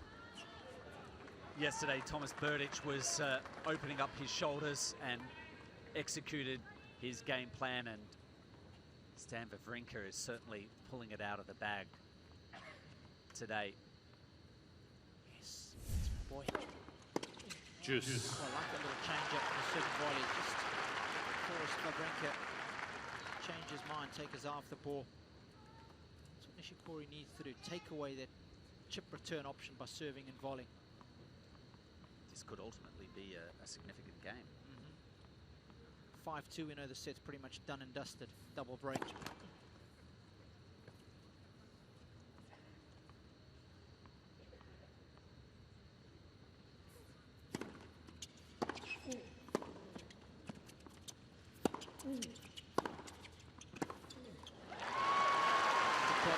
This time, Advantage Nishikori. He knows that if he can just stay within touching distance, he'll still harbour ambitions of getting back into the second set.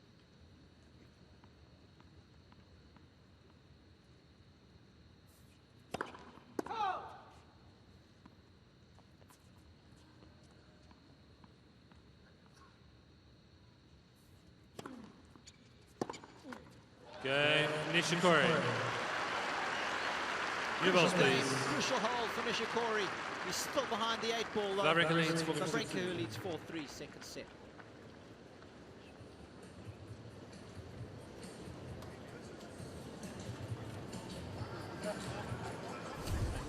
Laver Arena, 14,820 when we're at full capacity here.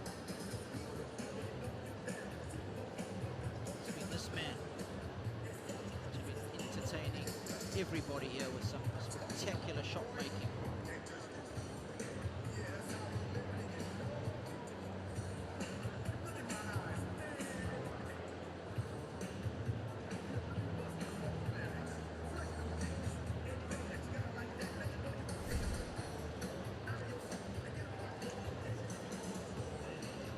Day 10 of live coverage here at Melbourne Park. Another spectacular day. We've been blessed with such good weather over the course of the last week and some change. Of course, players made their part as well. Some incredible shot making. We've seen today from Stan Wawrinka, we've seen throughout the course of the week. Yesterday was Thomas Burdick, who was in a rich vein of form, taking down Rafael Nadal. Finally broke that losing streak of 17 that he'd had against Rafa. Andy Murray putting pay to the hopes of Nick Kyrgios. What a fortnight. Should I say what a 9 days it's been for Kyrgios. One of these guys looking to join Murray or Burditch in the final four. 15 love. Start of the match. 17-time Grand Slam winner sitting alongside me. Woodford suggested that Stan was going to be the man to beat in this encounter. Closer look at this one. Looks wide Late to me. ball. Looked wide to me. Looked wide to a lot of us. Sometimes that net strap just gets in the way when you're serving down the tee. 15 all. Actually thought that Nishikori might get the better of Wawrinka in this matchup, but Stan has been outstanding so far. The serve, shot selection, he's kept the unforced errors to a minimum, and when you consider how hard he hits the ball and how much he goes for his shots, it's very impressive. Important game here after having a fair few break points in the last.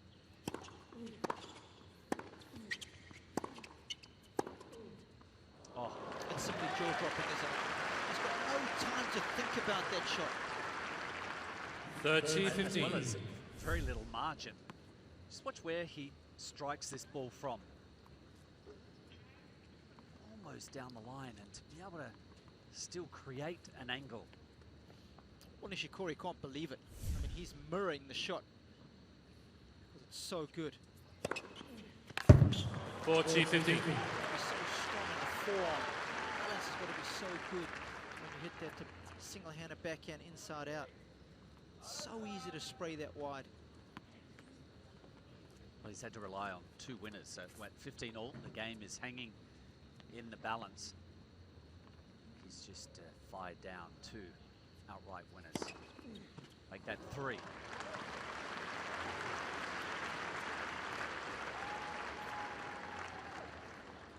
Game Wawrinka. Wawrinka leads 5 games to 3. It's the best possible way just to release any pressure.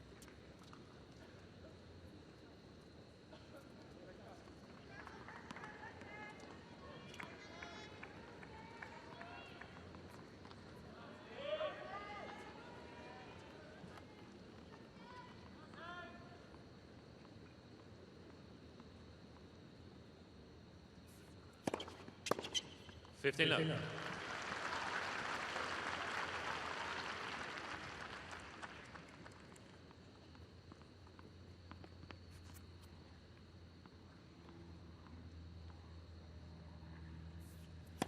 That's for something.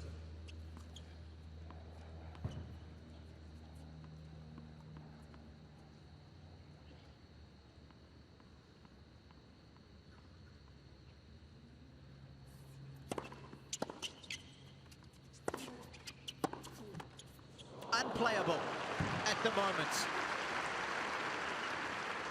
15 all. Once again, Nishikori forcing Wawrinka to hit the toughest shot. Got over the highest part of the net into the least amount of court. And he defies the odds.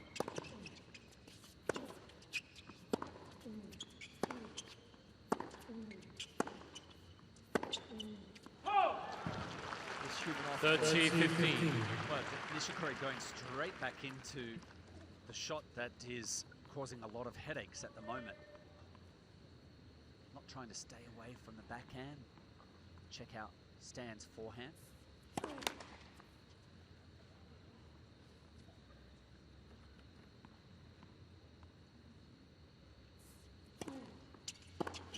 Oh! 40-15. That's why best players in the world find it so difficult to play against Wawrinka. Doesn't let you settle into any rhythm. Game Nishikori. Good bounce back ability from Nishikori. Wawrinka leads by 5 games to 4. That's after the break, it'll be Wawrinka who'll serve for the second set.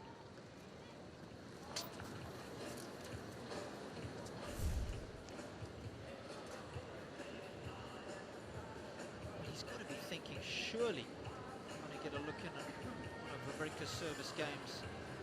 We'd love to see your pictures here on the Laver Arena. Use the hashtag Blows him away. 3 winners from 15 all. to see your No looks photos up at on a our second big serve. screen. No looks in the rally. This time, Swiss just about to go up 2 sets to love. Might get a little tight.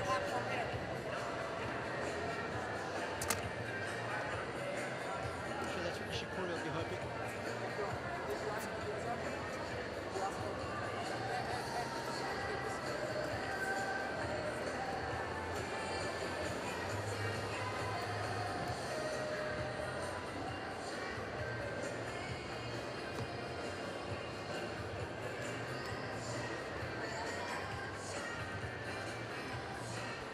Time.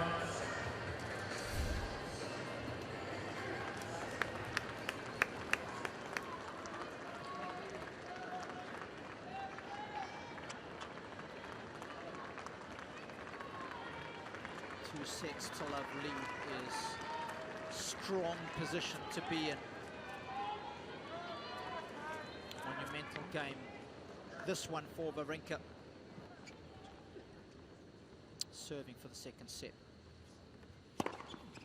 15 love. It's more of the same.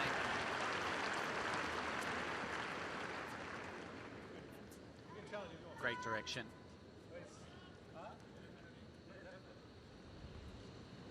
Lots of pace, and he's only lost 1 point in this second set when landing that first serve.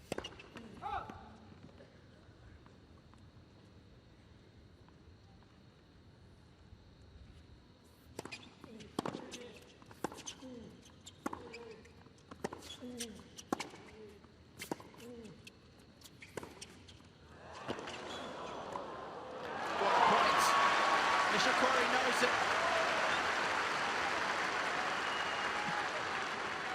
15 all. Nishikori at his very finest. And it's a big moment for him, isn't it? He has to ask himself to really step up here, and the shot that won him that particular point was the forehand. Struggled to make inroads on the Wawrinka serve. See what he can do here.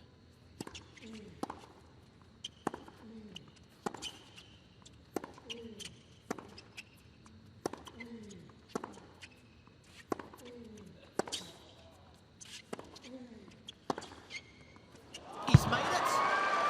So Wawrinka is challenging the call. Left baseline. Ball was called. Convinced it's long. The linesman perhaps didn't have a clear view because Stan was in front.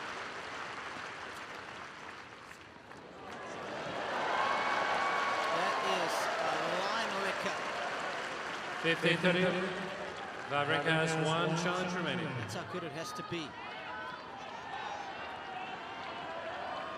The pressure just building up a little.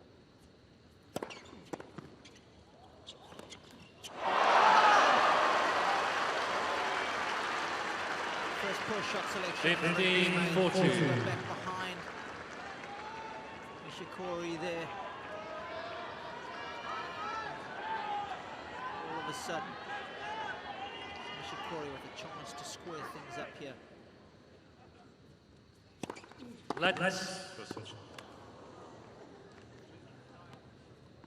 Almost 2 sets for the first break opportunity for Nishikori.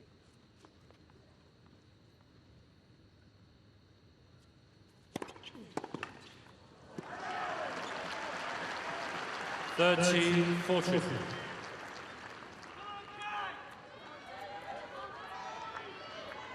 a good chunk of his prize money right now for another 3-point on serve.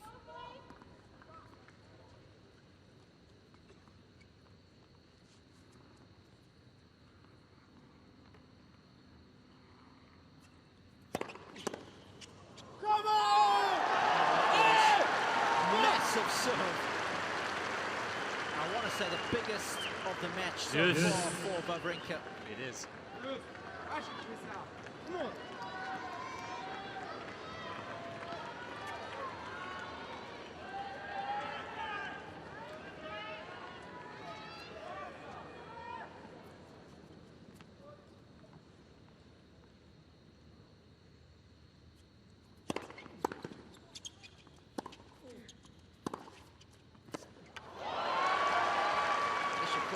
Wawrinka challenging the call, left baseline. Ball was called in. How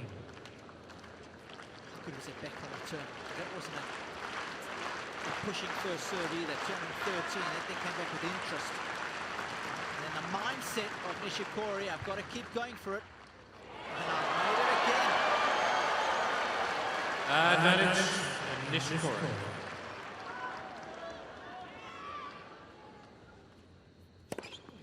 Juice. Oh, you've got to be kidding me.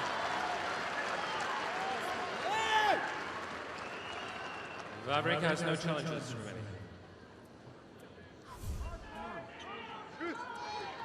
Serve placed with absolute precision when he needed it most. You know what they say about big-time players?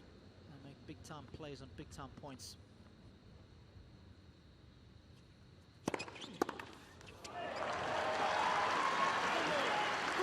Massive cracks off the first serve. Advantage, Wawrinka. Mind you, Nishikori has held up well in this game. 2 shots flush on the baseline. So finally a set point for Wawrinka.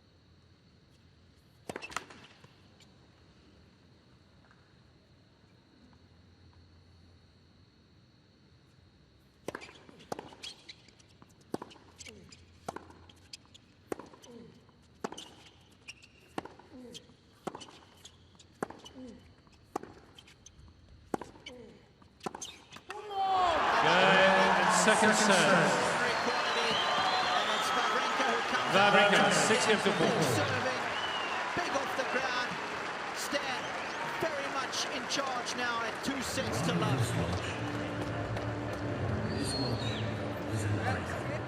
It's simply big-time tennis. Yeah, impressive.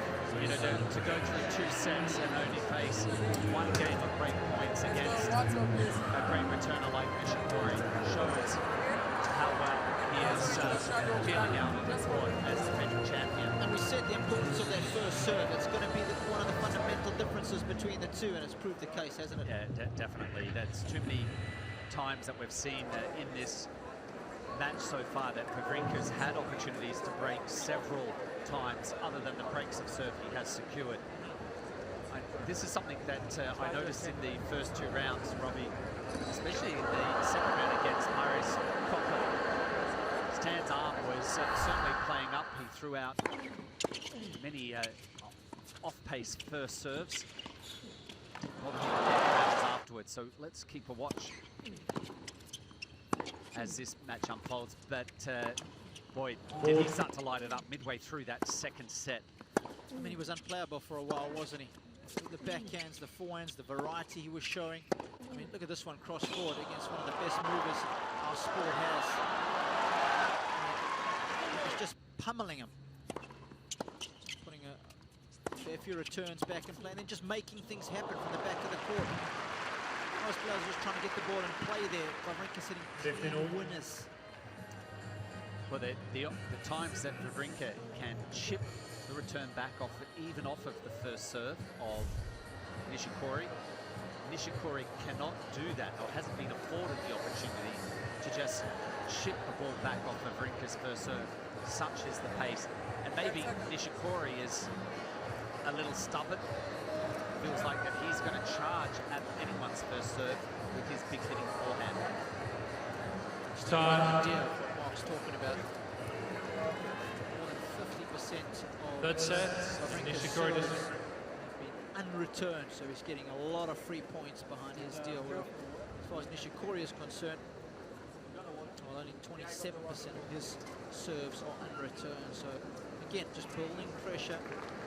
Nishikori's service games is Wawrinka not feeling a whole lot of pressure on his, and even when he did, tail end of that second set in the 10th game, he was able to relieve that pressure with some huge serving, bringing out his fastest serve of the match, a body serve, rich quality.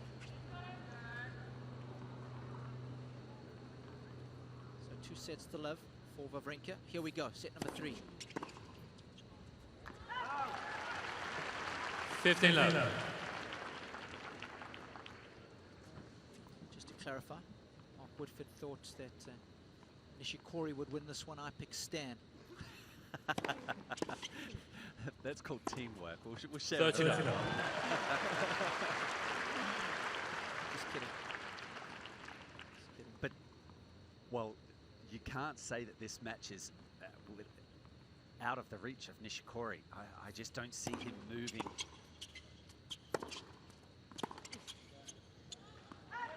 out of this match being, too shattered. Yes, it's awesome for him to find himself down 2 sets to love, but he has the ability to keep some of these points very short.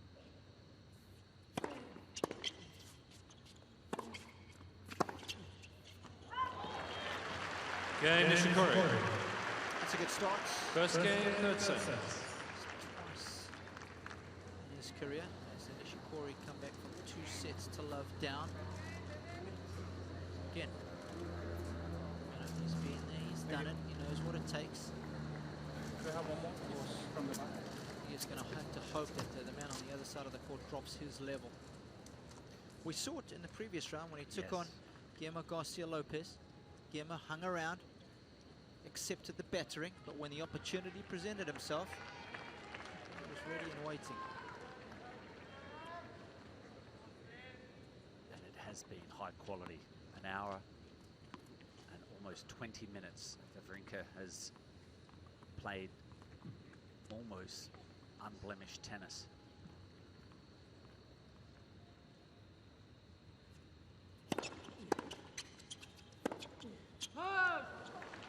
And if he does something down here, he's got to try and disguise it when he's returning the Nishikori serve. But try and keep it together when he's stepping up to serve. That's what has helped keep his nose in front today, that first serve. Already. Lovely. 2 backhand misses from Wawrinka.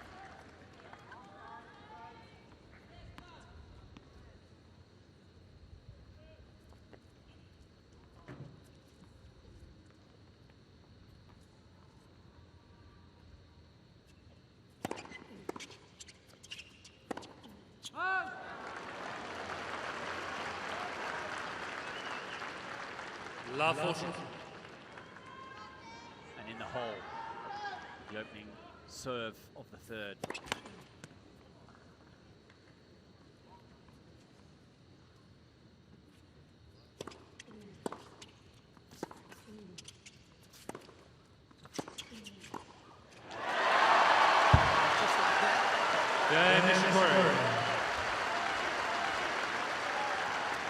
Nishikori leads to Gonzula. Nishikori makes his presence felt.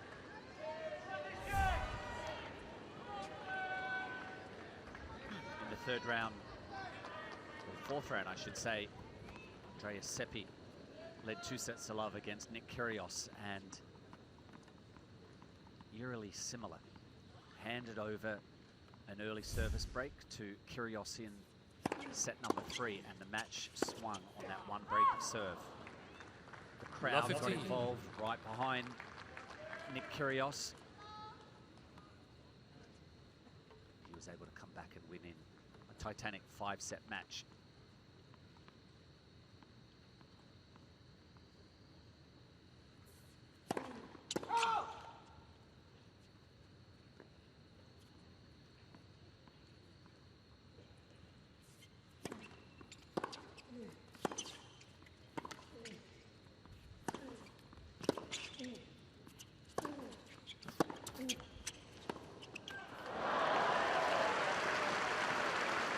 Laver in. The toughest part for Nishikori now is to consolidate the break of serve. We're feeling very relieved that he's been able to initiate that break. Stan hoping to bite back right now.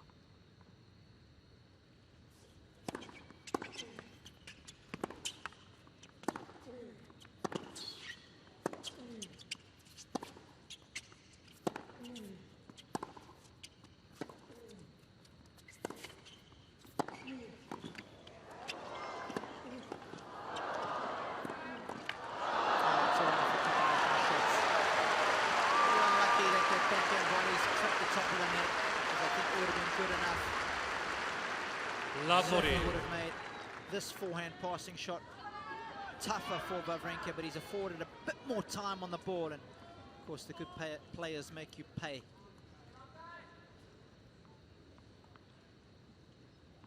So right back at you, 3 break points. Oh, what a ripper! Game, Wawrinka. Easily as the break Nishikori came. leads to It's Gonzula. gone. Back on serve in this third set. Gee, if Nishikori doesn't have a headache, he surely does now. Confusion for him, breaking serve to love, and hands it back.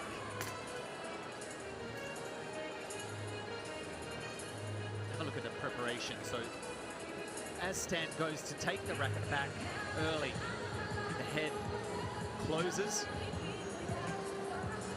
That left leg, I should say right leg, goes across.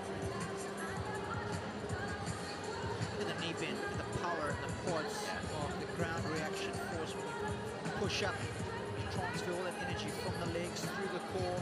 You rotate with the shoulders and then you let it all flow out of there. And it's the synchronicity of it all that makes the shot so good. Time. And the disguise, I think, of taking that step across the ball instead of out in front. And he still can pull it, rip it cross court.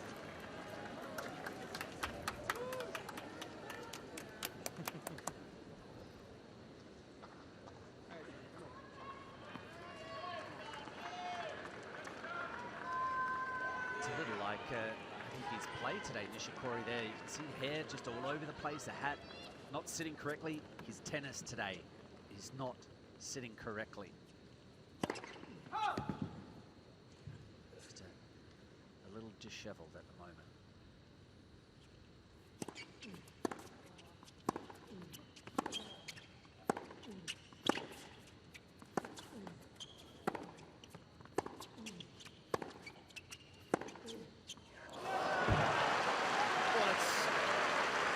a shot-making buffet at the moment from Wawrinka. 15 Backhand love. cross courts, backhand up the line, and if he can keep making the shot, you simply got to say too good. Because every time he plays it, he's defying the odds. He's literally got to hit the ball down a drain pipe in order to hit a clean winner there. And he does it.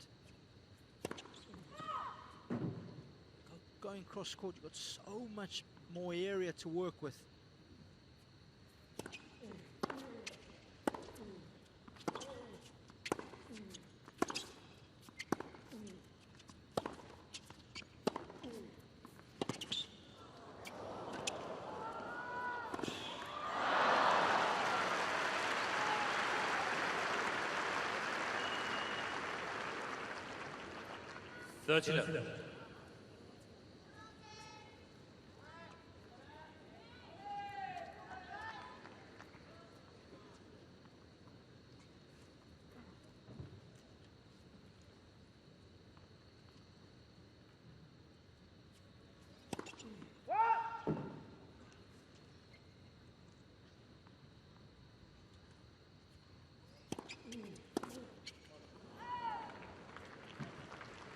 Forty love.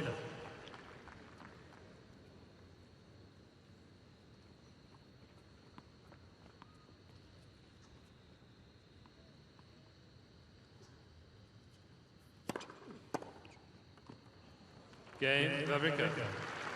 Not much interest on that return, Nishikori. 2 games. Take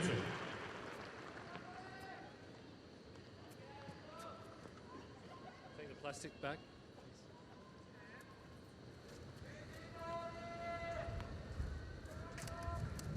Fresh frame for Stan.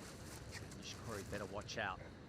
Fresh frame means a bit more zip coming off of the face, and they're already zipping past Nishikori as it is.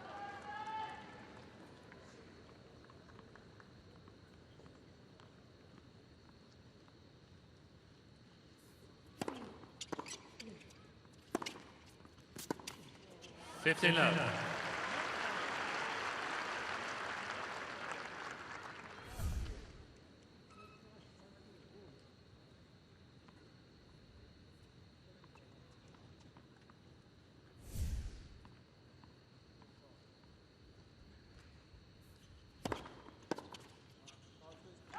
$30 love.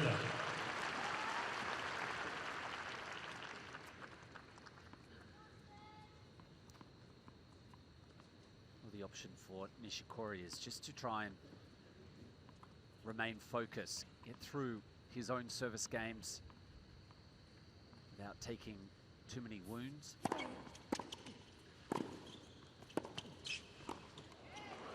the exceptional level that Wawrinka's been playing so far, just so he can hold on long enough, and maybe Stan might provide a bit of an opening. Well, inside out forehand.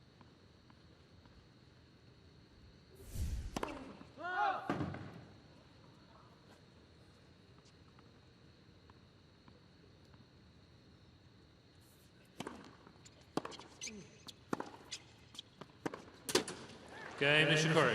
It's always nice, a speedy hold. Nishikori leads 3-2. Onwards and upwards does Nishikori. Trying to make a fist of this one. 3-2, third set.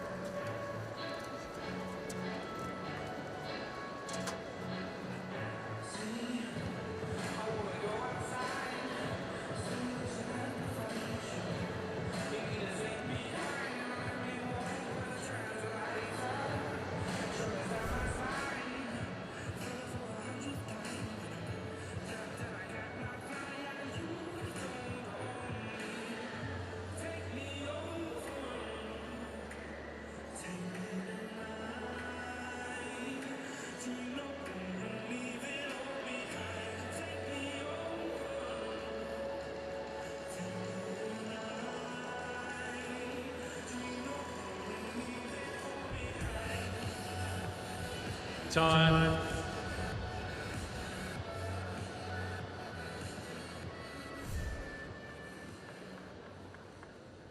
John Blom has done a sterling job so far. But Australia's finest officials in the chair for this one. Easy going for him so far. Mainly been confirming to Nishikori that those serves of Stan indeed have caught a piece of the line.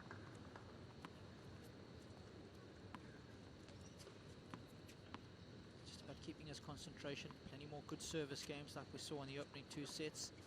He's been able to bounce back well here in this 3rd set after getting broken early.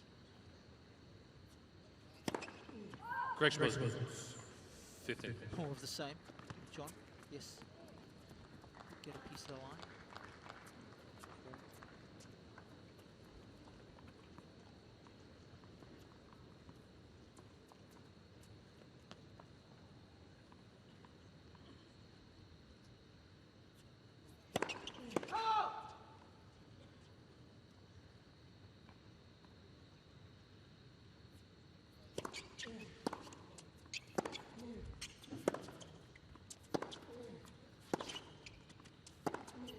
Third chiller. Eye candy on that backhand side. There's been a lot of it today.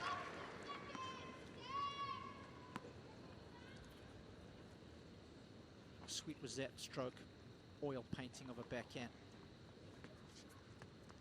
And not having to hit the winner on the line either. He's given himself some margins there.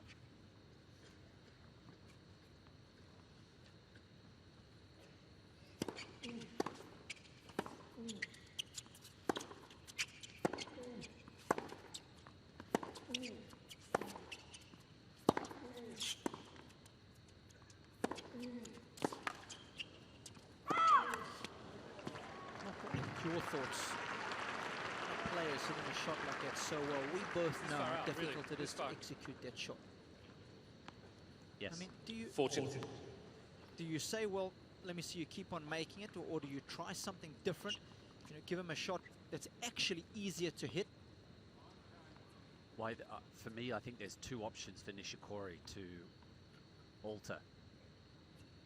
Or maybe focus on one. I haven't seen Nishikori try and engage in too many of the forehand-to-forehand rallies today, which I thought he'd have the advantage.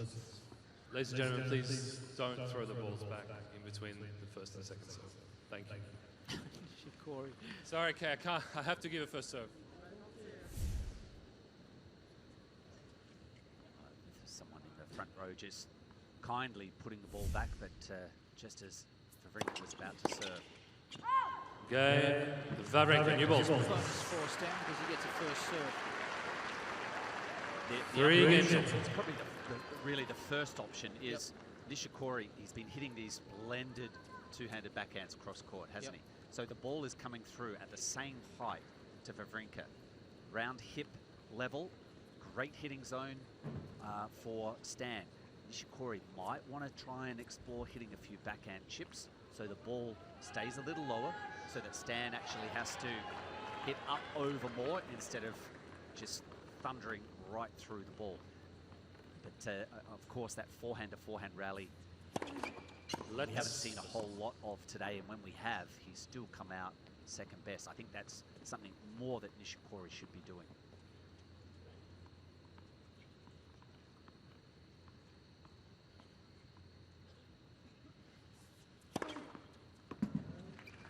Mr. Wawrinka challenging the call. Right service line. Ball was called.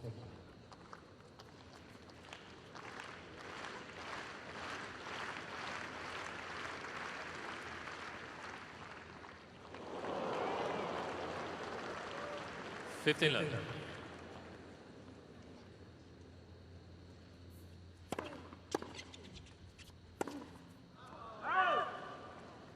$15 all. Wawrinka has 2 challenges remaining.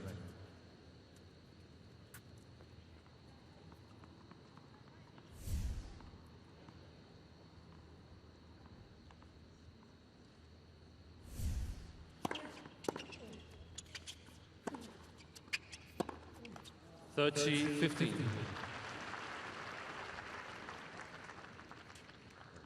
Back to back. Soft misses. One from Nishikori pulling the forehand wide and the backhand. Finally, Wawrinka dumps one into the net. There's that option. Yeah, you've called that out a couple of times so far. 40-15. And it's available for Kate. Doesn't want to overdo it because then it forces Wawrinka into hitting more of the forehands, being prepared to try and drive the return back. Game, Nishikori. Nishikori leads for game 2-3. We're still on serve. And it's Wawrinka who leads 2 sets to love.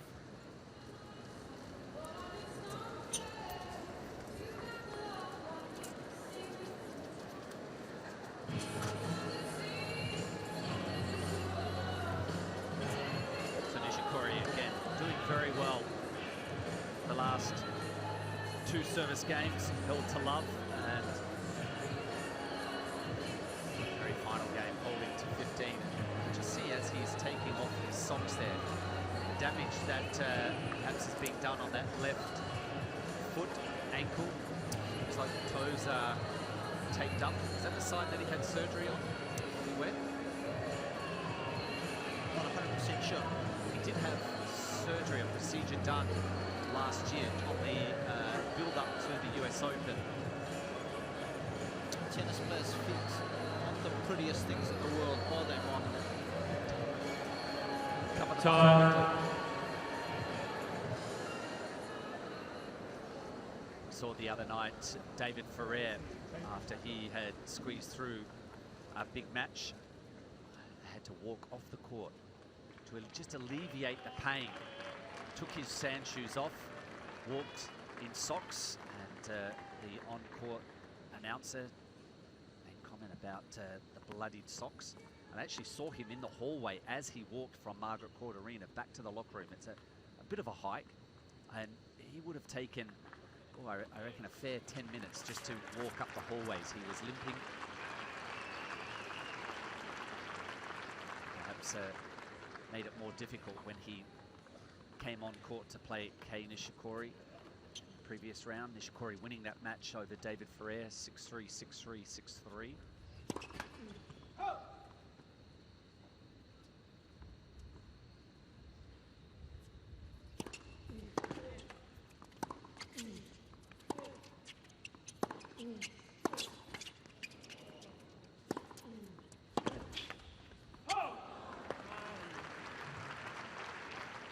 Stan, the last 2 games that he has stood up to serve, he's held to love on both occasions.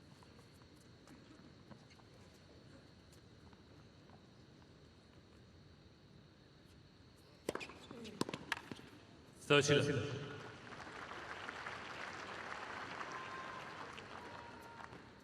10 points in a row for Wawrinka on serve.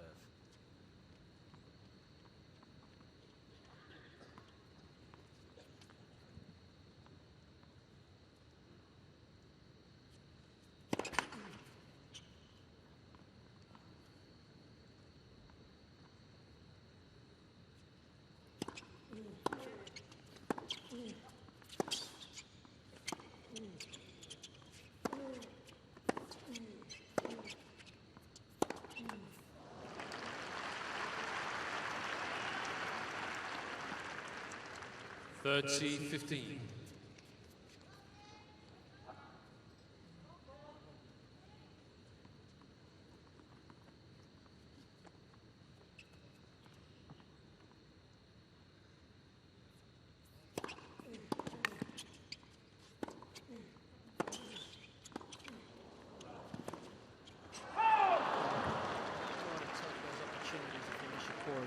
$40-15. Catch a stand here in no man's land.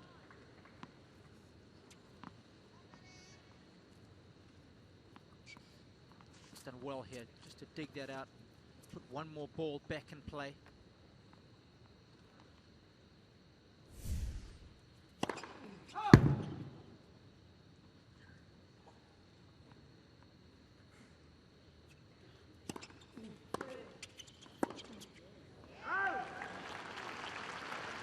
40-30.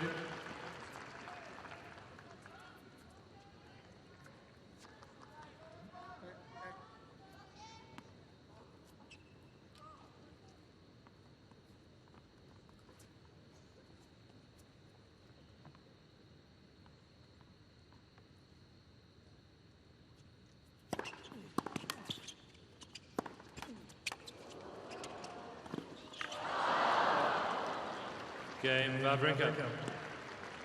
4 games all. Wow, that was odd. Usually you'd see Nishikori come into a forehand like this that's mid-court and try and have a good hit with the forehand, but obviously his grip not setting him up to come over the top of it, chose to just chip it and absolutely lost balance. How many balls we have? Bowling.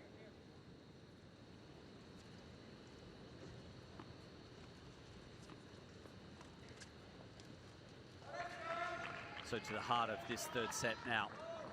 Wawrinka has allowed some freedom for Nishikori in his serves. Is he about to mount a challenge?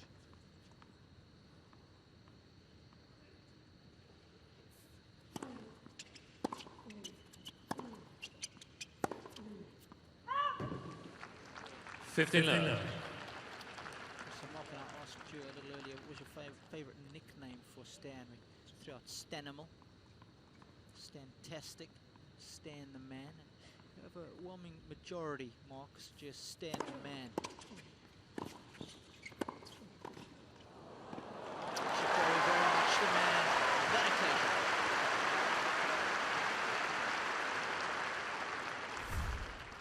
13. Was nice and simple. Woody. Very, mine? Yeah, your nickname? Pekka, something. Yeah. Yeah. Yep. You Aussies love having nicknames for one another, don't you? Very rarely do you call someone by their 40. first name.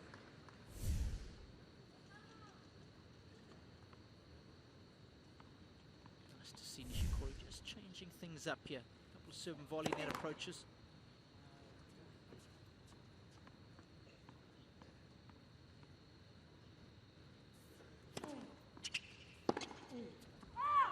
Game, Nishikori. Nishikori leads 5 games to 4. Nishikori, just what he would have wanted. All of a sudden, he's just a game away from winning a set here. 5-4, third set. So let's go through a couple of them. Darren Cahill, killer. Leighton Hewitt, Rusty. Wayne Arthurs, Wayno. Pat Cash. Oh, that was just cashy. Okay. What about Wawrinka? Can't say it on air. Okay. No, that was a tosser. Okay. Kyrgios. The new breed, I'm a little out of touch. Okay. Sorry. Okay. Fred Stolle. Firing. Alan Stone, rolling. What about Ray Ruffles, Ash. Todd Woodbridge? Teddy. There you go, folks. Robbie Koenig. China. Time. Well, the fans of Nishikori trying to give him a lift. And I'm not yet convinced, Robbie, that the tactics of Nishikori coming to net, I love to see it, but is it because he's using it as a tactic, or is it, I haven't worked out whether he's just so uncomfortable on the baseline that which is where he wants to play a lot of his tennis against opponents, that he just figures, I'm being beaten in that area. Did he come into this match wanting to try and play from the net more than what we've seen him?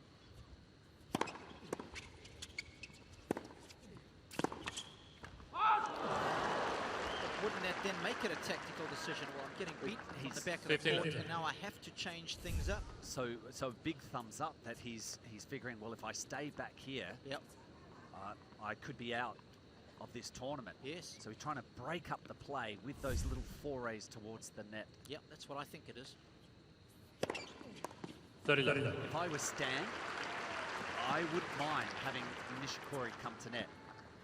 I would actually think that that's a pretty nice place that I would be able to hit some of my great passing shots either through him or around him.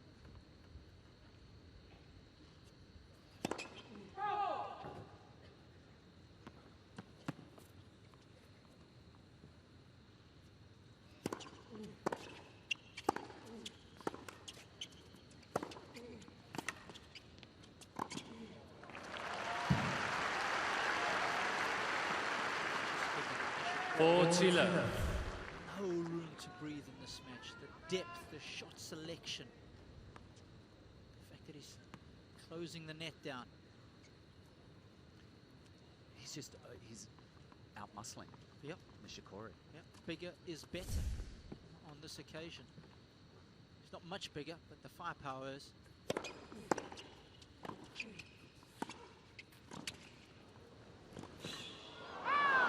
Game over. Back and forth.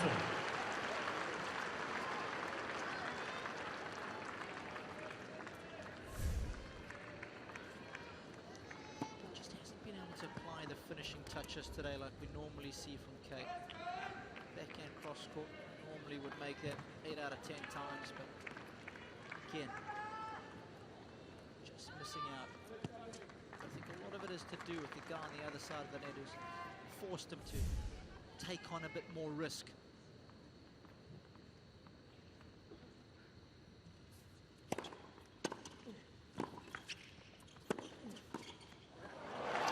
S&B roaring back the years. Circa 1987, that was. 15 love. That's what I like about the speed of the courts, and I hope they continue to speed them up throughout the course of the season. It gives you that option. Amen. 30 love. You need the help behind the first volley where the ball skids and rushes the baseliner. It's tougher to make the passing shot there.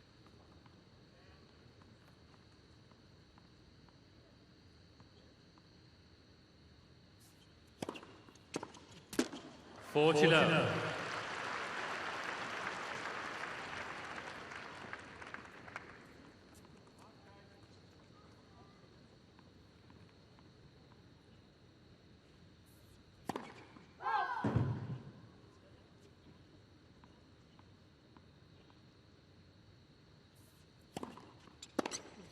Game Nishikori.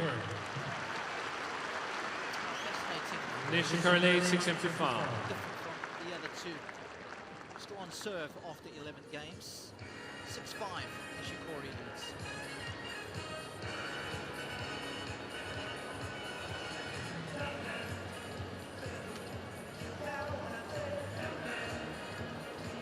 Apart from the 2 service breaks where they traded breaks, both games to love, there's been very few points won against serve. Just having a look at the stats of Wawrinka, the first serve percentage has just dropped down. Doing a fine job of holding serve, but you wouldn't want to lose or drop too many more first serves. Nishikori has that way of just exploding on time serve. Dance around, go hunting for the forehand. He gets the opportunity to see a few second serves. Certainly wouldn't be surprised if Nishikori just surprised, just grabbed, snatched the set from Wawrinka here on this game. It's always a little bit of scoreboard pressure when you step up to the line and serve to stay in a set or a match. So far it's been very good for Wawrinka. See what he can do this time around. 5-6.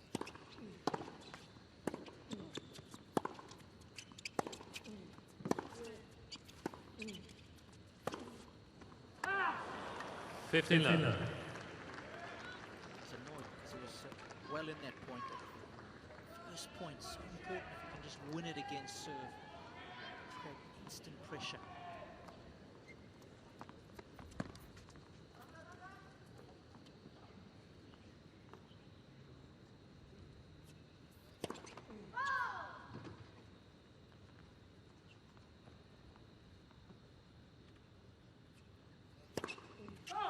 Fifteen all.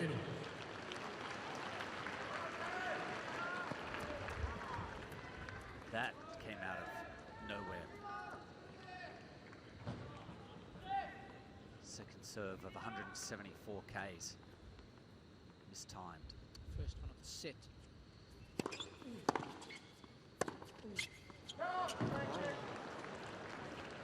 The linesman's corrected himself. So Nishikori challenging the call on the right baseline. The ball's off in. Wawrinka has made it. It's only just, and it's corner-to-corner stuff. Right on the intersection of both those lines. How good is that? 30-50. 40-50. Nishikori has 2 challenges remaining. When he needs to. So how important was that first point then? That Nishikori got involved, had a few forehands. Game Wawrinka. 6 games all, tie break. Both players receive 1 additional challenge.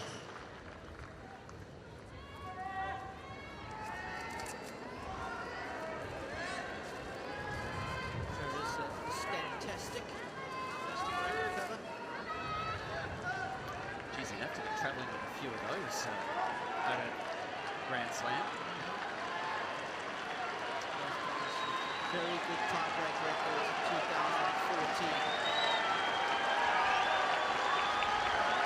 This arguably one of the most important for both men in this 2015 season.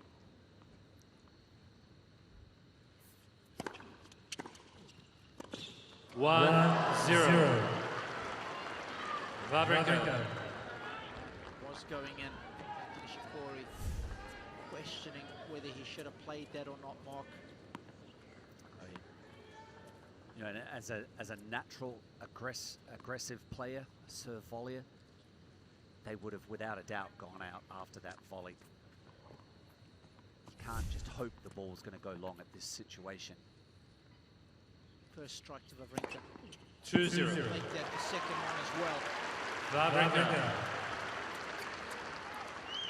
Once again, the bonus of having a big serve. Isn't it a dream? Oh, I know you and I, our serves, we'd be working. Yours was a lot bigger than mine. We'd be engaged in a 20-shot rally at this moment. That's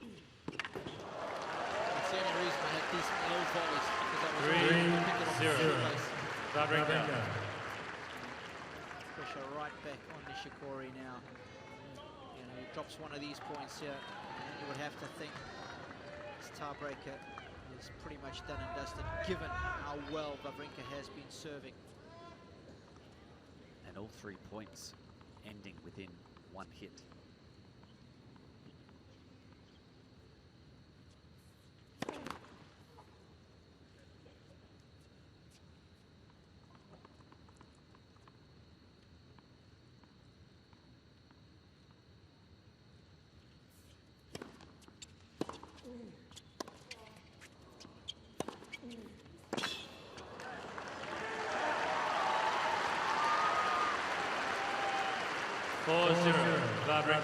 Such a well thought out performance today from Wawrinka.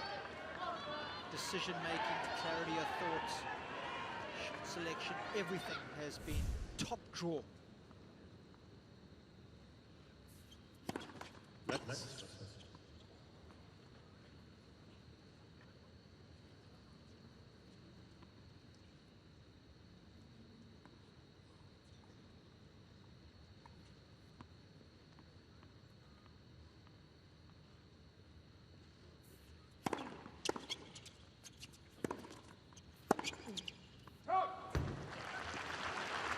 4-1.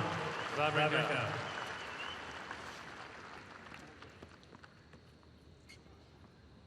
4-1.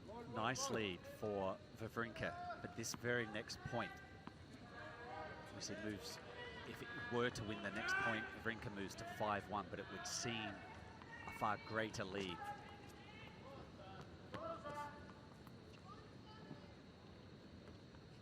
Plenty of scoreboard pressure for the Swiss. Pressure only comes in pipes. As far as Wawrinka, he just seems immune to it, Mark. Look at that ace count. Again, we spoke about the importance of the serve going into this match. We suggested that could be one of the telling differences between the two. Wawrinka really has hammered that point home.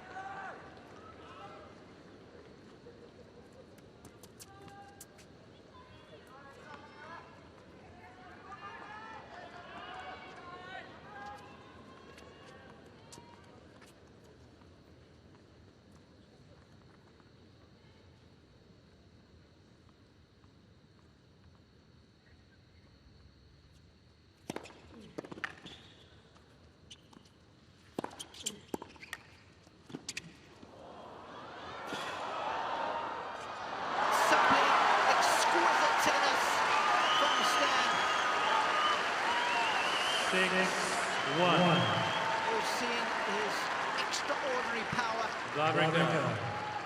showing us that he's no one-trick pony. The most beautiful drop volley. Great all-court tennis. He's got a handful of match points.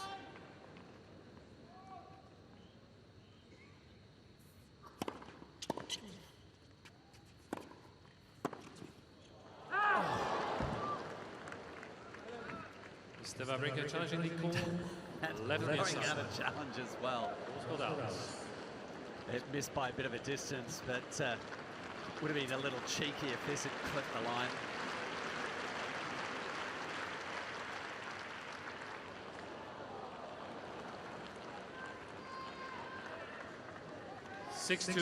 Wawrinka. Wawrinka has 2 challenges remaining.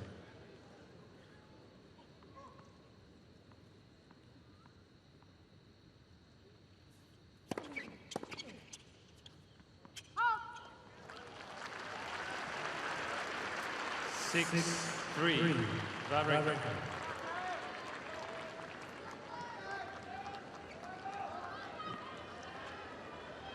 Now, match points on his own serve. His chance to put Kei Nishikori to the sword.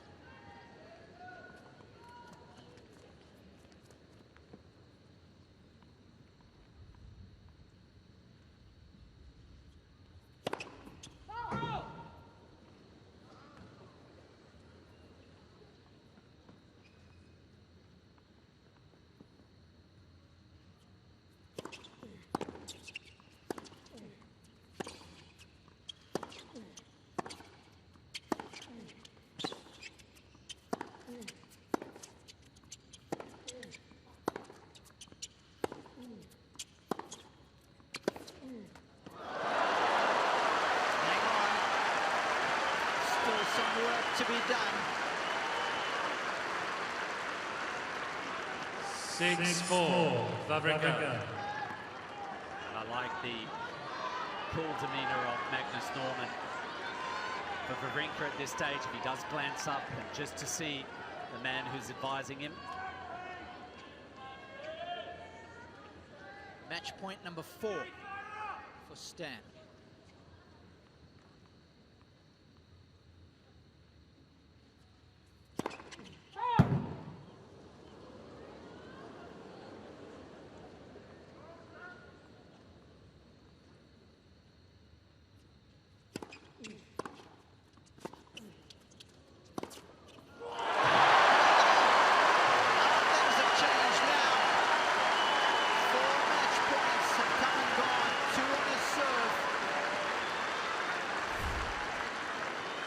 Wawrinka.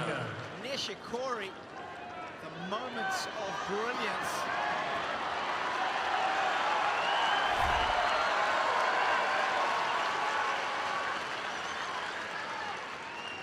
Not out of the woods yet, far from it. Still match point for Wawrinka.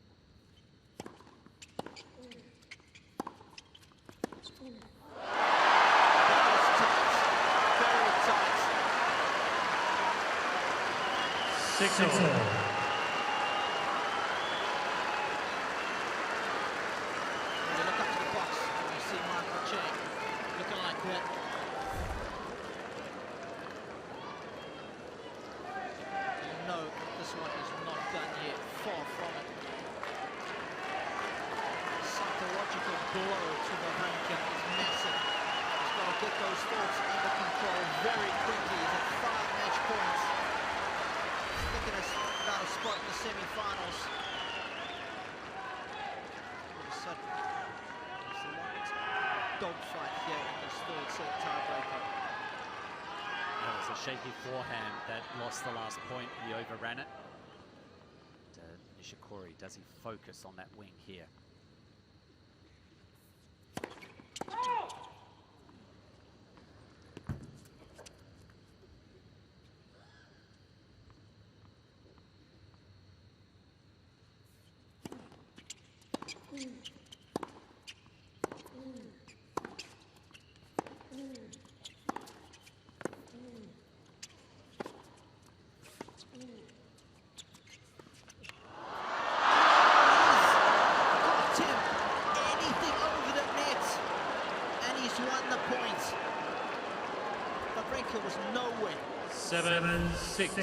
Well, you're talking about Michael Chang being on his feet. The point before, the look on his face there. One of great disturbance. Well, you can just feel a sigh of relief if you're in the Wawrinka camp.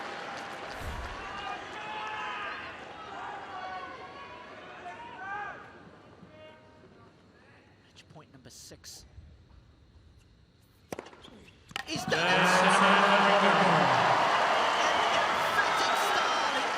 6-3, 6-4, 7-6. Semi-final. 2 hours and 4 minutes to beat Kei Nishikori. 6-3, 6-4, 7-6. Took the scenic route, but he got there in the end.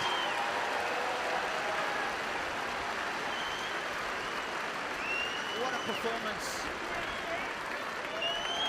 Excelled just about every department at Mark Woodford. A clean match. We saw it happen yesterday.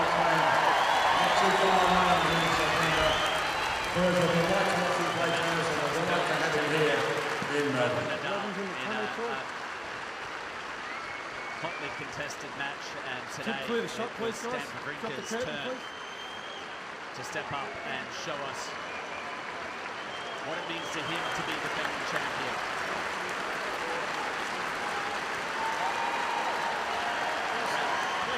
I was going to say a round further than last year. Knocked out in the quarterfinals against Laver 12 months ago. Quarters this year. He'll be back to give the Australian Open a good run in 2016. We just came across a player today who was almost unplayable. Let's hear what Stan, congratulations. I saw that you made sure you took your towels with you. Sorry? I saw you took the towels with you as a souvenir. Yeah, for friends, family, and the physio in the locker. Tell me about this, though. That tie-break, it was getting nerve-wracking. I'm still nervous for that at the end of the tie-break, but yeah, I start really well. 2 days ago, I was losing 6-2 in the tie-break. I won, and this time I was 6-1 up, but it's never easy. It's returning well, and you have to go for it. I was a little bit defensive, but I'm happy to get through. You must be happy to get through in straight sets, because obviously in the semi-final you take on Milas or Novak. That's going to be a tough one. There is no easy match, even from the first round. But yeah, for sure, it's going to be a tough one. But so far, I'm playing well. I'm so happy to be back to play against the semi-final. I'm going to watch tonight the match. I have time until the semi-final to practice well tomorrow and get ready mentally. When you come into the Australian Open as a defending champion, do you come back to defend or do you come back to win again? I don't come back to defend and I don't come back to win. I come back to play a new Grand Slam. You have to start from the beginning, take match after match. It's never easy. And so far I'm playing well. I'm in the semi-final. Everything can happen, but still, if you want to win, you still have a tough match to get. Your love affair with the Australian Open continues. Congratulations on a great match today. Well done, Stan, through to the semis.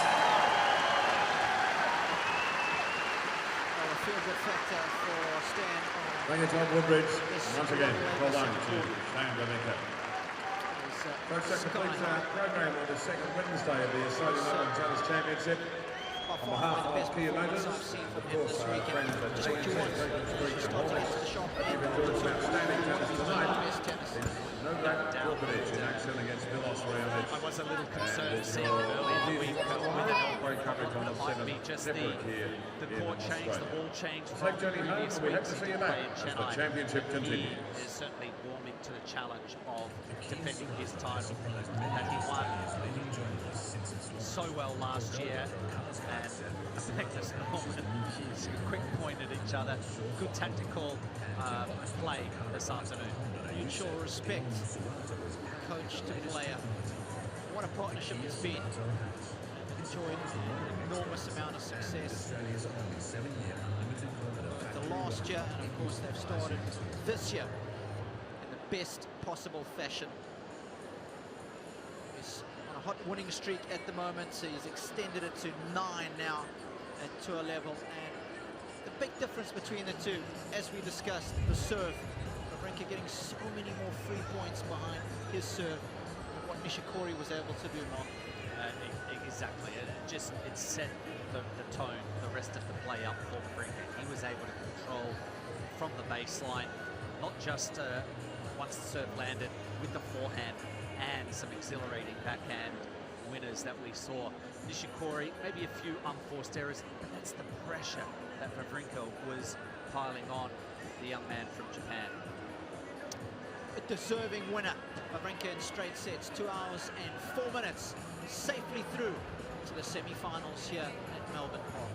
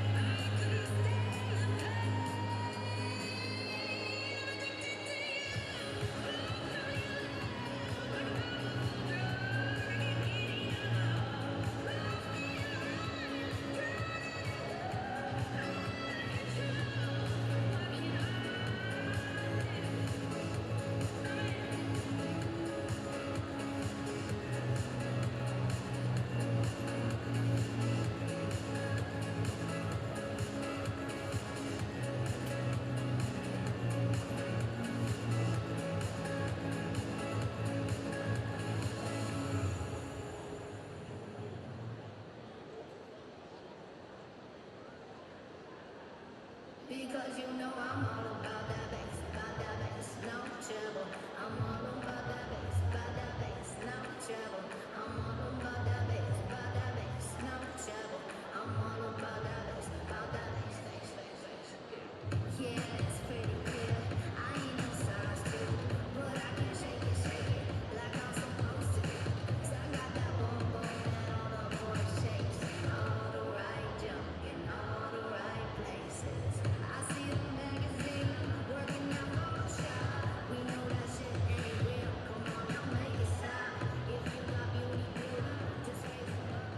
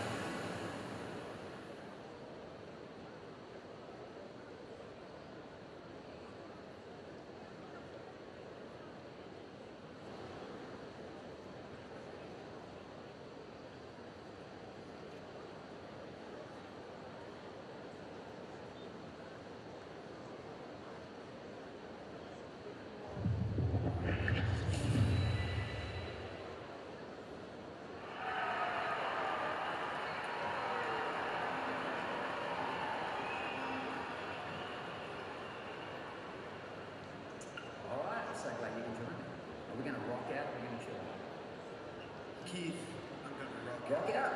Okay, here we go. 1, 2, and 1, 2, 3, 4.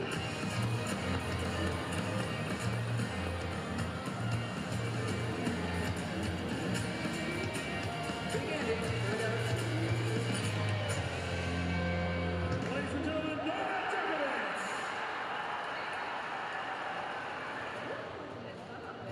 Watching out and sharing out as well. It was fun. It was fun. It was quite amazing when you can use the day with technology. Seems like he was there. He rules the stage. I was just trying to follow his beat. Well, I tried my best. Good thing for me, there was only 20 seconds. So I didn't feel so uncomfortable on the stage. But I always wanted to play guitar. So I have a little bit more time and energy. I might invest in learning how to play guitar. ladies and gentlemen,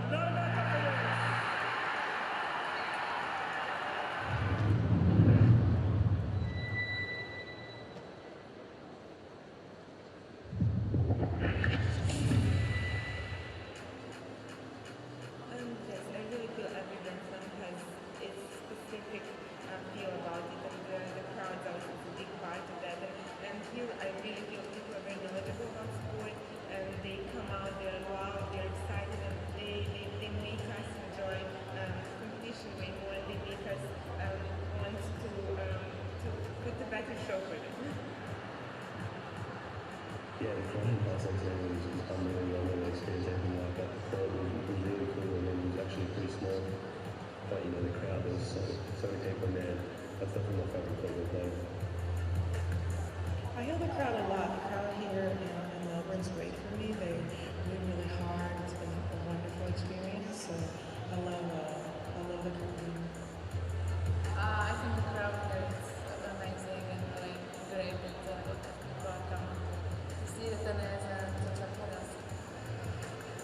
Sometimes you can feel that so many times happen in the past with the crowd, with the reason that I sort of pull through some tough matches because they really get behind players, and I really feel I have great support here, which is always fun.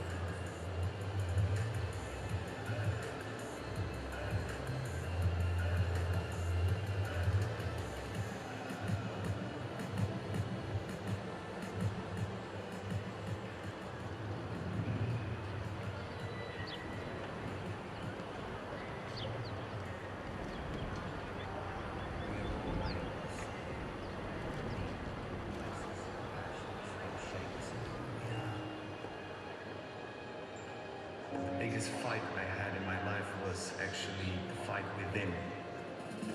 Novak Djokovic, birthed from Serbia, shaped by Elena, inspired by dreams, made by determination. Jacob's crew, made true.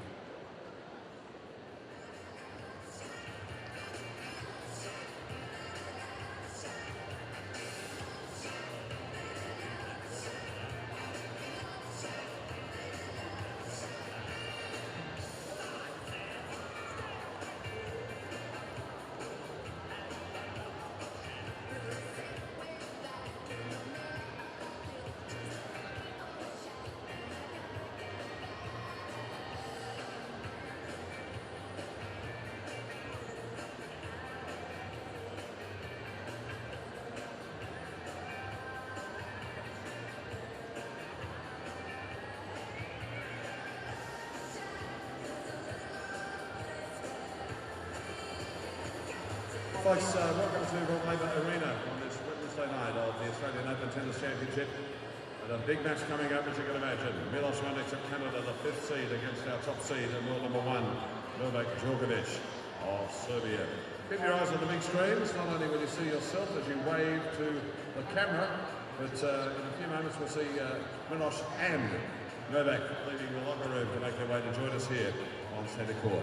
But ask you now to ensure your mobile phone is suitably diverted and placed on silent, and also please no flash photography within the confines of Laver Arena. There is plenty of light within the stadium for you to take a photo using your phone or camera without using the flash mechanism. It's very disconcerting to the players, particularly on the serve. And as I speak, Milos and Novak They're on their way.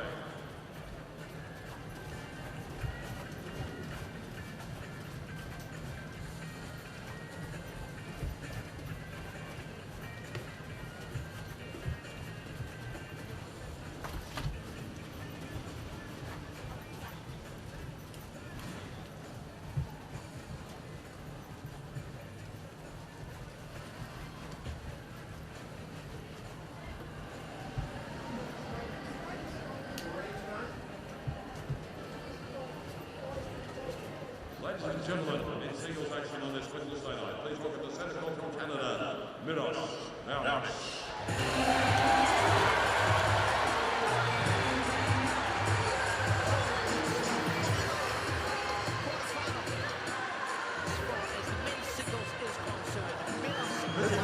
Top seed in all in 2015, the world Serbia, Novak Djokovic.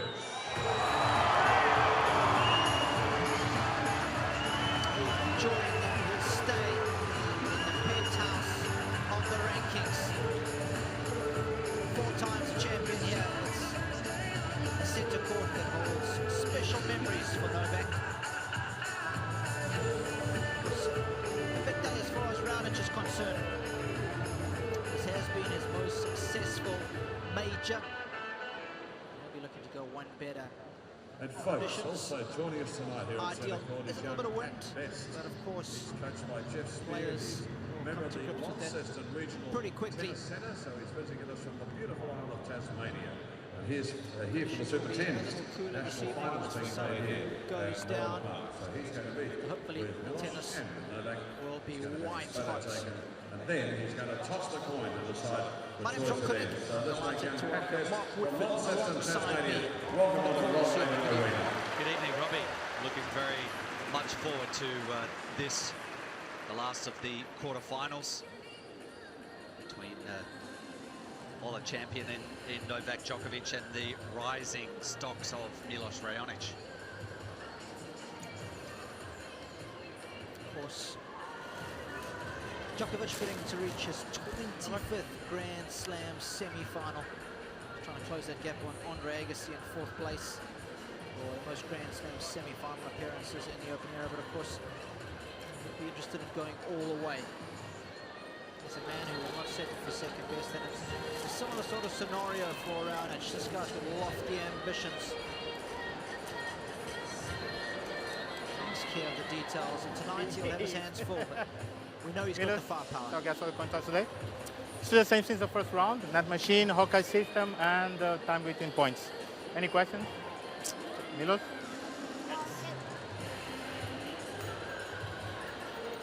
Is Steus Novak? Sure. Sure? Okay, picture facing over there. Carlos Bernardes is the umpire for this one. It's a young man from Thank the you. Hot Shots program. It is so popular here. What a great photo, Pat, for you to take back to Launceston down there, and something for show and tell when you get back to school. Thank you, Milos, and to Novak for taking to the part. tennis fold. Milos Raonic has now won 6 career singles titles on the ATP World Tour, including last year's Washington singles crown in the United States. Also, last year a finalist in Tokyo and Paris, a semi-finalist in Rome, semi-finalist in Cincinnati, and a semi-finalist at the Wimbledon Championship. He returns to Holland as our 5th seed here in 2015 on Centre Court of the Wednesday night from Canada. Let's welcome Last year in Washington, played well at the bigger events in both Paris and Tokyo. Of course, semi-finals at Wimbledon. Let's not forget about that. For me, it's just a matter of getting comfortable with those bigger tournaments when the full player field is intact and he's making inroads, isn't he? 2011, 2012, and 2013. All the time. The Wimbledon Championship in 2011, His roots through to and the of course quarters, last year, and the Ilya US Open in 2011. young under that match. Also in 2014, he won titles at Indian Wells, in Miami, in Rome, in Beijing, in Paris, and at the ATP World Tour Finals in London. He is the world #1. He is our top seed here in Melbourne in 2015 at the Australian Open Championship from Serbia back on centre court. Let's welcome Novak Djokovic.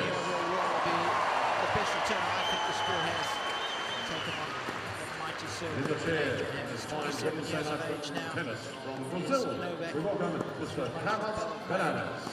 proportioned athlete. He's at 188. What a season 2014 was. Of course, winning over $12 million for, I think it was the 4th year in a row. Wimbledon, Miami, Indian Wells, Rome, Paris, ATP Finals, Beijing. Doesn't get much bigger than that. They're all major tournaments, aren't they? Throw in the 4 Grand Slams as well as the other Master Series events. And that is fairly significant just there. Best result, champion 4 times here at the Australian Open. Last year was the one blemish. And his road up to this stage as of now. The 4th round victory over Gilles Muller. Big serving guy, just like Milos Raonic, but I think Raonic has a bit more substance to his game. Muller was really out of the blue 4th round participant. Milos Raonic would have started the tournament believing he deserves every right to be in this role tonight. Of course, a bit of history between these two. They've played 4 occasions. There's Carlos Bernardes, adding a bit of a South American flavor to this matchup, which leads the series 4-0. And Raonic has played him close on a couple of occasions. Only had 1 meeting on a hard court. That was in the finals of Bercy, telling the last season, Mark. And Raonic got duffed up. And he was able to get 5 games, 2 and 3. Is tonight going to be any different? I think tonight could be. I think Milos will have a good run at Novak tonight. You look at those head-to-head results. 3 of them took place. The first 3 occasions they played on clay. Novak is a lot more comfortable on clay than Raonic. Again, Raonic is still evolving as a tennis player, and inevitably, in the end, I think he'll be a very accomplished clay court player. But his best chances lie on a faster surface, where the elements also come into play. The roof's open tonight, a little heavier, but if the breeze gets down there, it might help the big man. But his strengths have to be operating big time. And those strengths on? First is the serve. That has been on fire all tournament. It doesn't matter which tournament that Milos is playing. The serve is the major weapon on every surface. The forehand as well is backing up after the big serve. If the ball comes back over, dances around to play the off forehand. He plays to a set plan. It has a tactic that he goes with mostly, a preference. It's whether he's coming up against someone who is matching him in the service stats in the tournament so far, and is, as you said, Robbie, probably the greatest returner in the sport at the moment. And of course, he's been able to nullify that serve of Raonic, especially the last time they played. I really look at that one because, of course, the surface, even though it's not too similar, it's not too far away. The indoor courts play probably a little slower in Paris, in Bercy, of course, a hard court surface, all the same. Do you see this being a key match or a tougher match for I think it is. I think the courts are a little quicker here, so I think it is going to help Raonic. The conditions, it's interesting you speak about those, because yes, with the cooler air the ball is going to be slower, but then when you've got weapons like Raonic, this match was also you can fly your way through anything. There's Boris Becker. Final set at Atlas. Novak Djokovic on the top. Choice of the player box. Business manager on the Losses, Eduardo.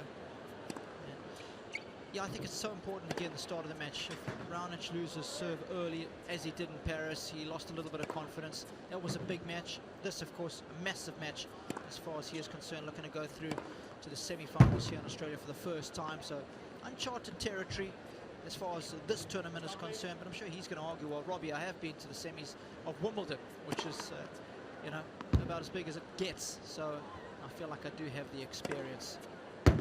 There's so many mind games that you've got to play with yourself. And it's an area where I believe Raonic is very strong. He's a very bright individual, comes from a well-educated family, and he takes things on board and he learns things very quickly. I could say exactly the same about Novak Djokovic from an early age. This is a guy with a mindset where he believed he was going to be the best on the planet. And so did the people around him. Yep. Parents, obviously, great influence. A couple of early coaches that he had primed him to be ready for that #1 position in the world. His attention to detail is incredible. Both these guys, as far as Novak Djokovic is concerned, his will to win remains undiluted. Both sets. Novak There's a reason Djokovic. why he's the #1 seed, and why he's won this tournament on 4 separate occasions. It'll be the ultimate test for Milos Raonic. Djokovic to start this one off.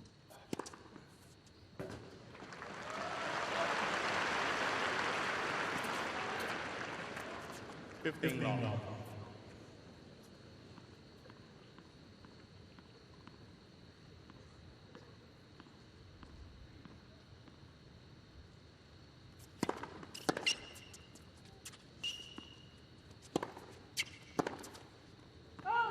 Such a shot. He's been working on a fair bit in the off-season. Return or serve. So if Raonic starts to get that shot right, the rest of the tour better watch out.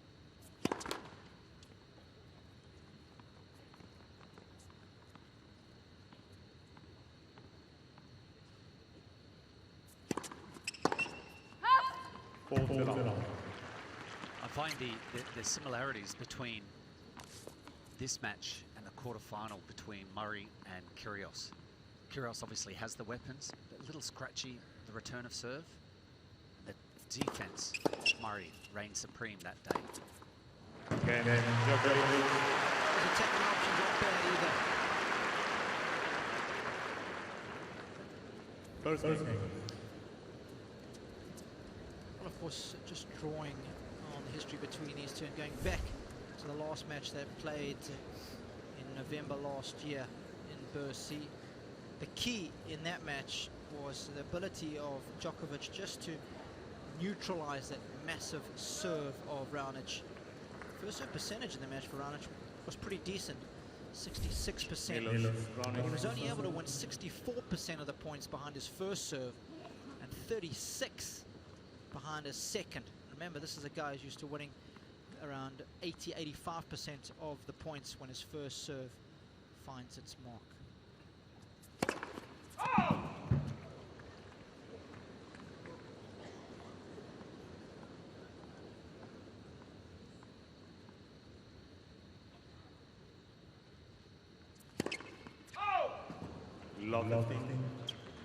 What's it like when you, even if you have got a good weapon like a serve, but you're facing somebody who you know can neutralize your best shot?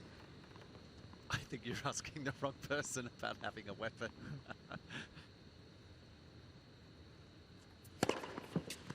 I could only offer that it must be totally unnerving that the serve of Raonic, if it is sent back, if it doesn't operate, you would want to run for cover. The panic starts to set in, and I think that that's what has happened a number of times for Milos.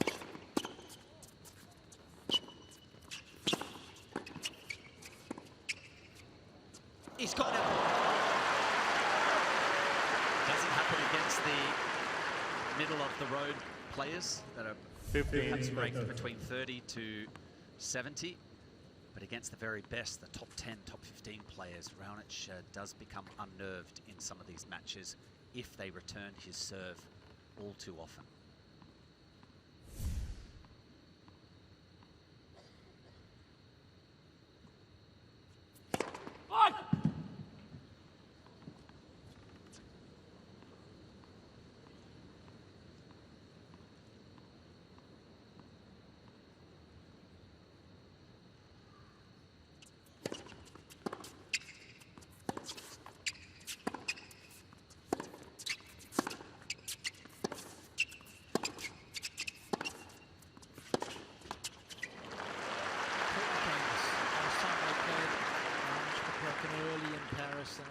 Affected him more.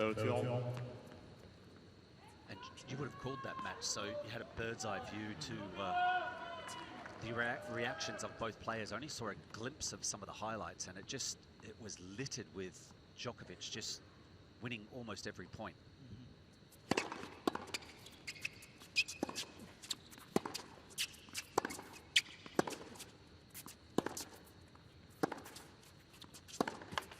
I should say every key point of the match.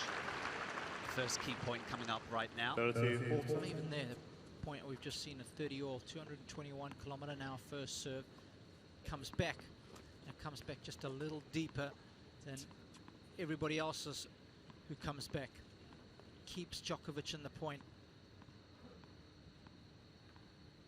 Break point Novak, first game.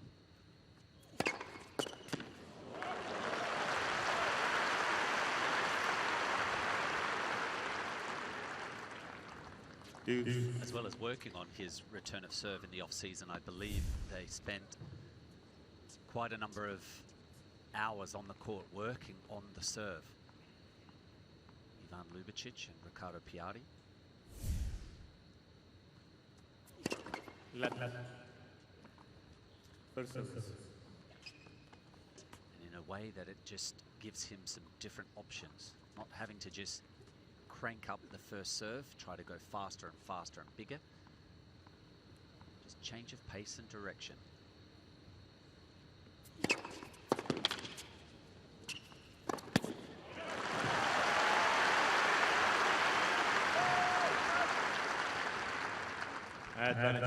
Round. I mean,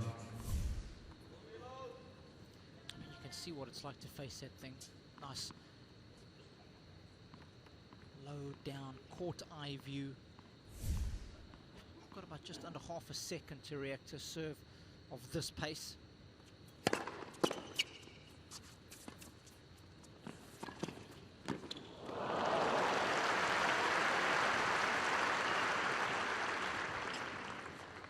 Of course, along with this game, this first service game of Raonic goes on, more meaning it assumes.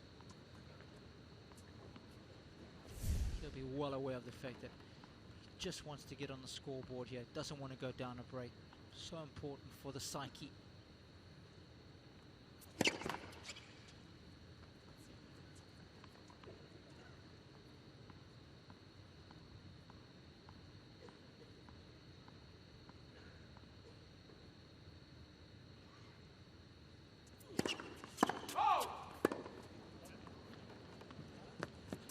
Advantage, Djokovic. Mr. Raonic on the call. Advice of the ball. It's going to be unfortunate if it is called good, because Djokovic hit a very healthy return.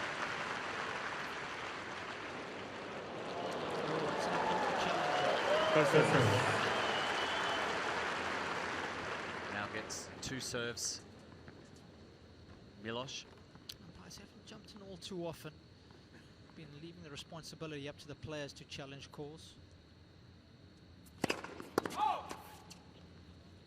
got a healthy chunk of the line.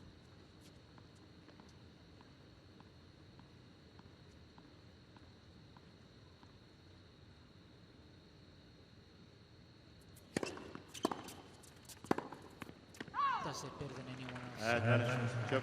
Turn time and time again, such an intelligent play. Taken on very little risk, but he's still, hitting the ball aggressively to a safe spot.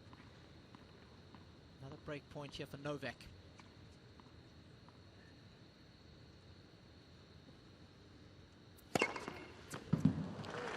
Mr. Djokovic is down the call. The right center line, the ball's called in.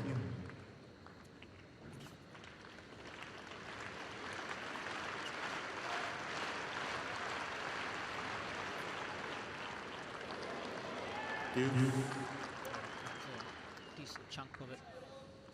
Mr. Djokovic has 2 challenges on That's each. what it's like when you're serving against Novak. You've got to hit it big. You've got to hit it close to the line if you want to get that free point against him. It's unplayable.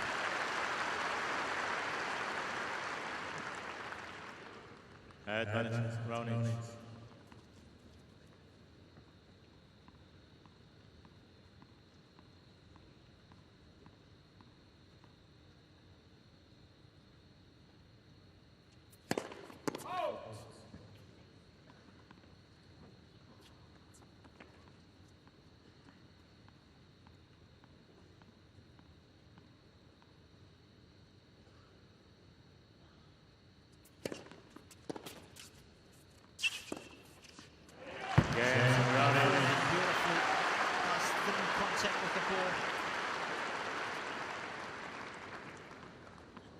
Long game. Very important hold in the context of this match.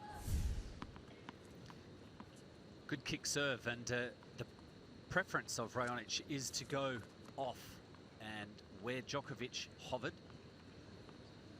So he's been working on adding that one down the line. 15 long. Through the off-season.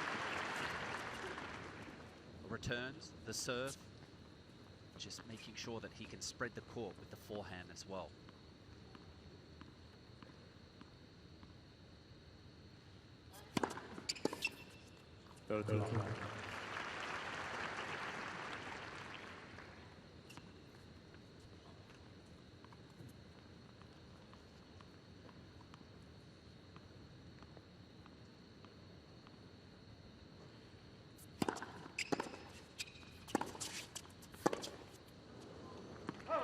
Ball to long.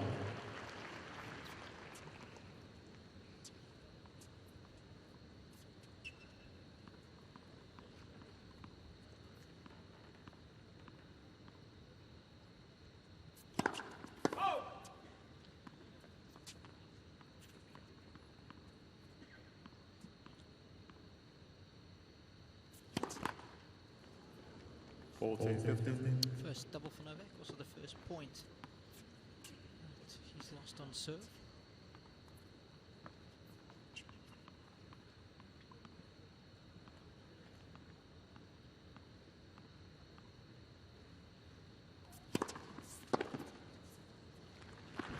Good serving, more importantly, good accuracy. Take that every day. Djokovic leads 2-1 first set.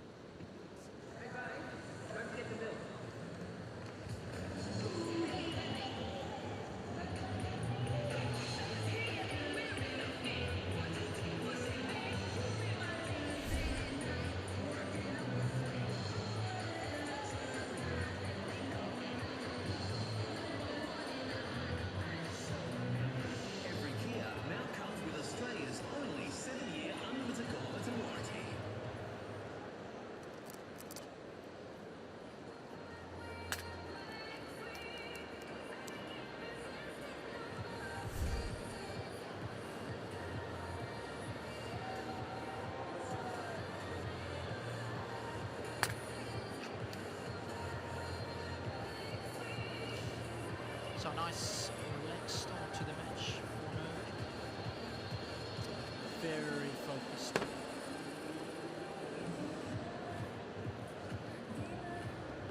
Time. It's the fourth quarterfinal match. The last one quickly, please. decided. Thank you. As far as the men's singles is concerned at the Australian Open.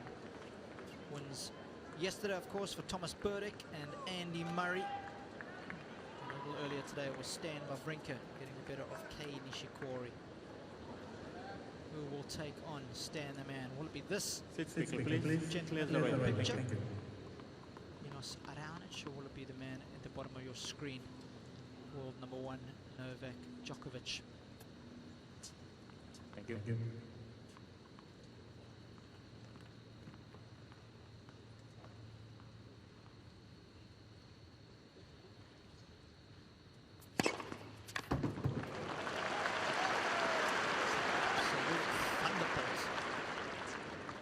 He can produce that power all night long. 220 comfortably. His technique is so good.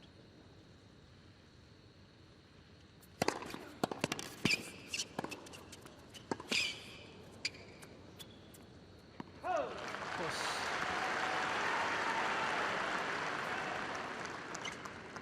It's always a combination of shots that does the job. There's the Raonic camp. Front right, Ricardo Piatti with the blue hat. Ivan Lubicic right next to him. He's gone with the clean shave look. Ball too long. Co-coaches. Very much so, sharing the responsibility. Ricardo Piatti coached Ivan Lubicic in his career.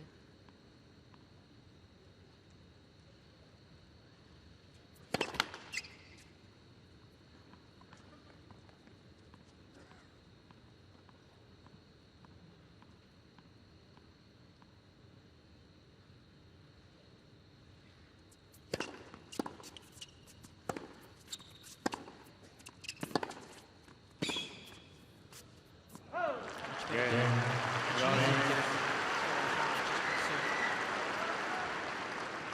lot more of those. So 15 minutes and 4 games. This battle so well and truly joined. Of course, my co-commentator Mark Woodford did a little bit of work with Novak Djokovic a couple of years ago. How was that, Mark? How was it experience getting to know the world number one? What were the things that you were trying to implement in his game? Well, it was a few years ago. Looking at least 6, 7 years ago, perhaps. And he hadn't arrived at number one in the world at the time. He was in the top 5, but he was certainly knocking on the door of Rafa and Roger. So I was asked to come in and help with his transition game.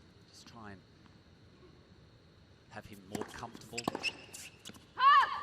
moving from the baseline up to net, and he had found some troubles dealing with the fact that when he did arrive at net, if he got past 1, 2 times, then he would stop altogether from coming in. So it was really to just pass on, tighten up some of the volleys.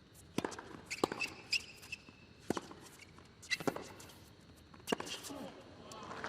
well as just passing on some thoughts of, you know, when you arrive, the angles to cover up at net, choosing to be a bit more selective of the times to move forward, and that when you come to net, you don't have a 100% record.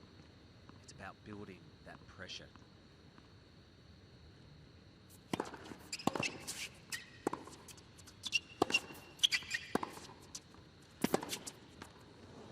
Shot there just to keep Marnich off balance. So what about the individual? What impressed you about that young man?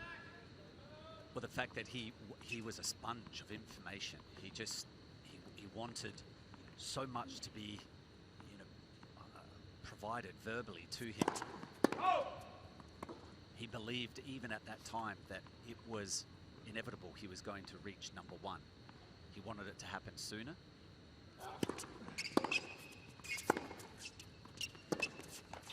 Djokovic. Of course, off the back of all the information, did become number one. So props to Djokovic leads 3 games to 2 first set.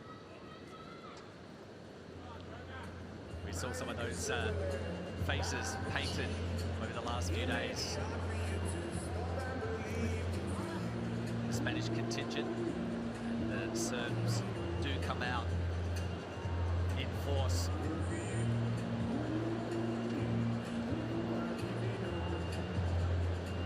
National colours. Just gone for the simple option there. Why not? She's got it right though, Laver. I mean, that's pretty intense. Taking it to a different level. She's not playing in the qualifying here. Mark, she's straight to the main draw. In fact, she's seeded. Face paint to this quarter set.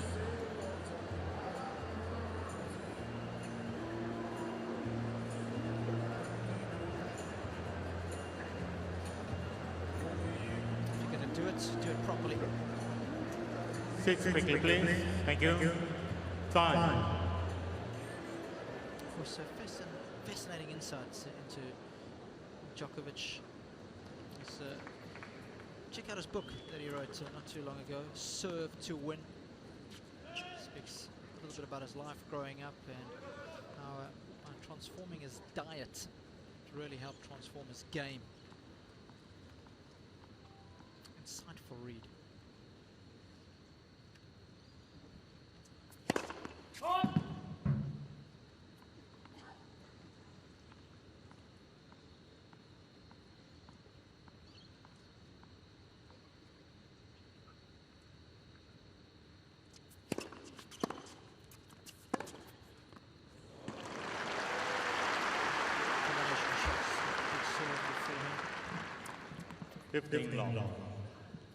Linear momentum on this shot. Look at that ball. Doesn't deviate on its path. Of course, when Novak burst on the scene, it was those up the line shots that were so devastatingly good that troubled everyone from the outset.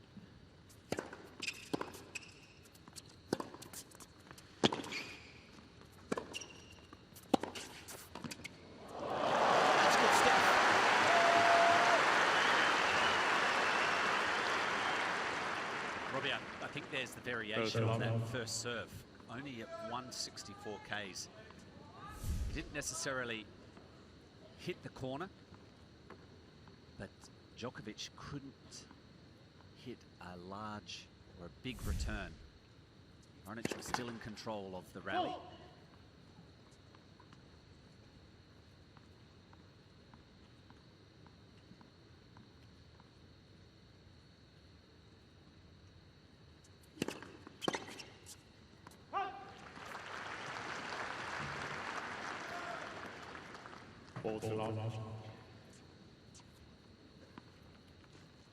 It took a while for Djokovic to break Jules Muller's serve a couple of nights ago.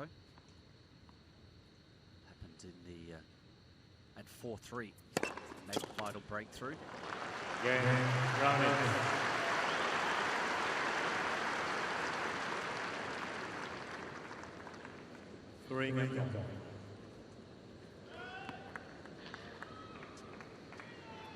So important for him, just to hang on to that very first service game that he had. Faced a couple of break points. He's got his teeth stuck into this match now.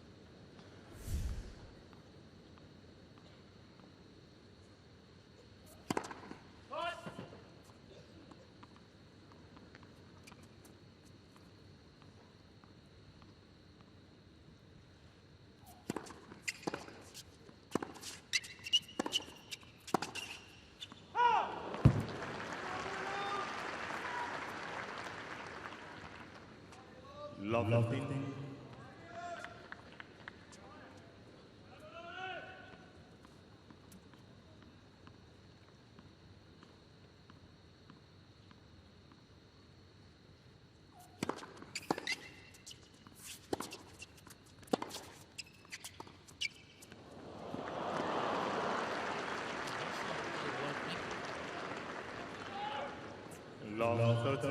nice when you can win one or even 2 points better early on in the service game of your opponent. Just puts immediate pressure on them.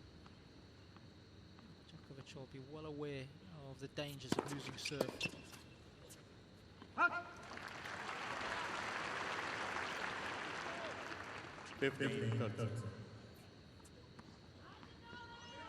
Now that Raonic has got his teeth into this match, perhaps it's time to just take some risks off the return.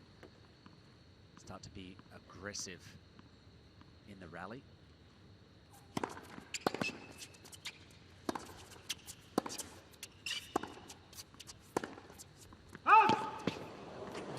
Raonic is on the ball at the right spot line. The ball is not when you get into a rally like that.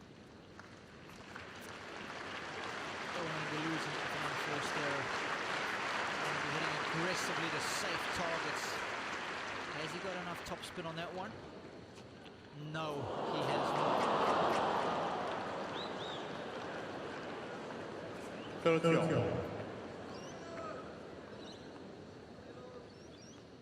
Remember that one, put a little asterisk alongside 1533 all.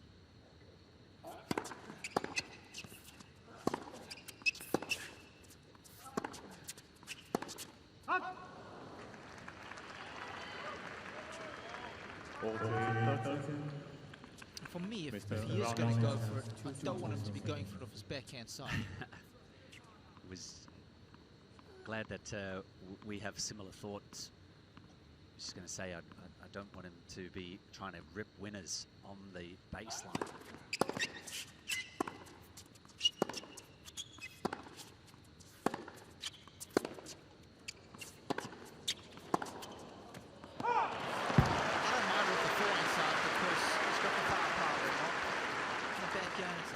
Susceptible as a shot. Just try and stay in the rally there. I couldn't agree more. Some big hitting there. The forehand from Raonic, too hot for Nole. I think it's the side he's got a pepper.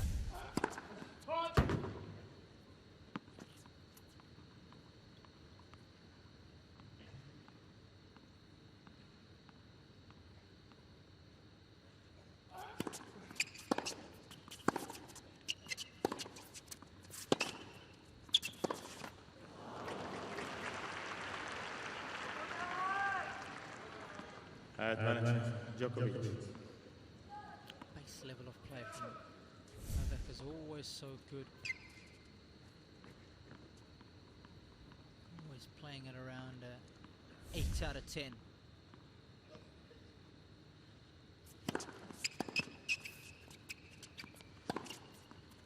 Game, Djokovic. Combination of shots. Little fist pump. Important game to hold. Djokovic leads 14-3 for set. New ball, please.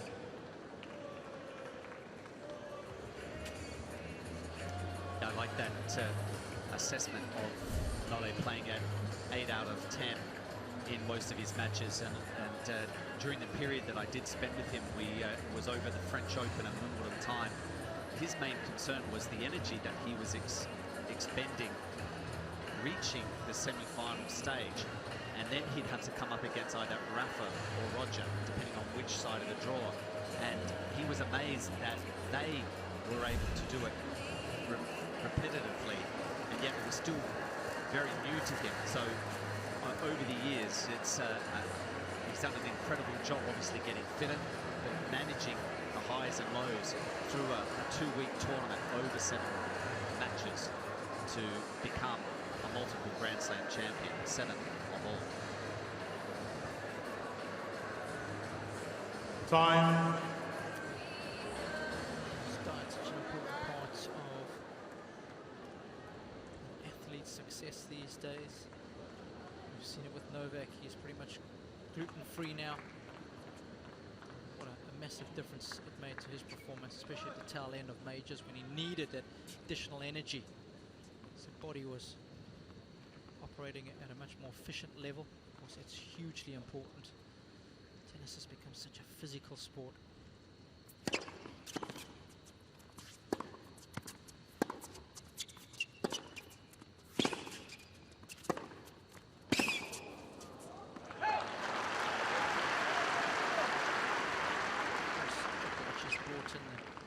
Flexibility element to it as well. I mean, check this out. Adductors, the abductors are working overtime there. Wonderful balance and strength.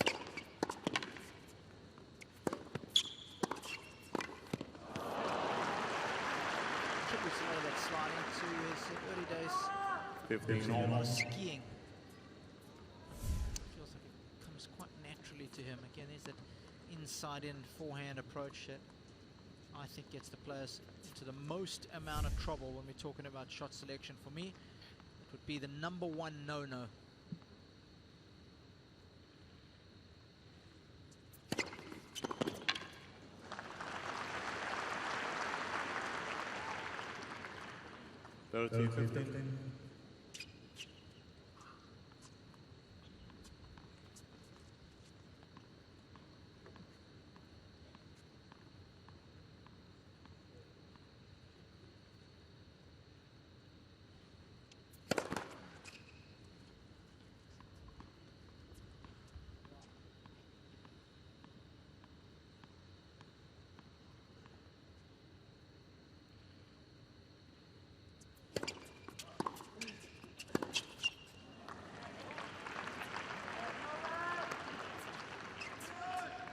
Once more, the ability of Djokovic when returning the Raonic second serve, just sending it straight down the middle of the court. 6'5" is Milos. When he's recoiling off of the second serve, the ball is onto him very fast.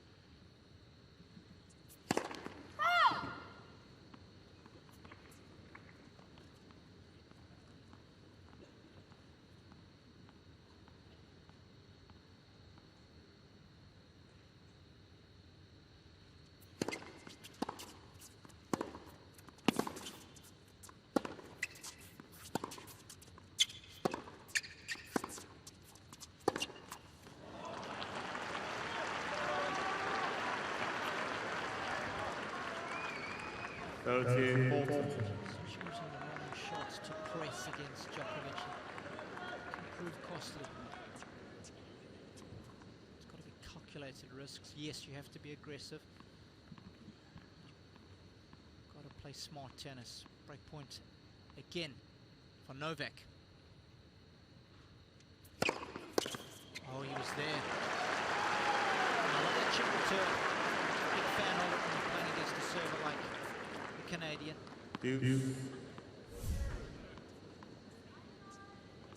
That's a cannon.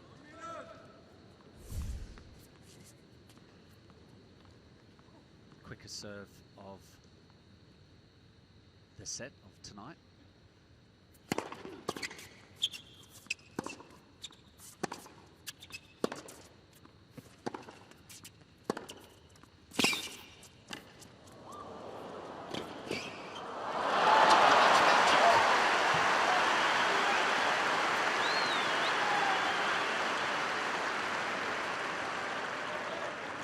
Advantage, Djokovic. And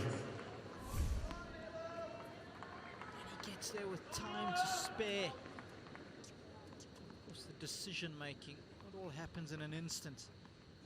Double B likes it. It's always important.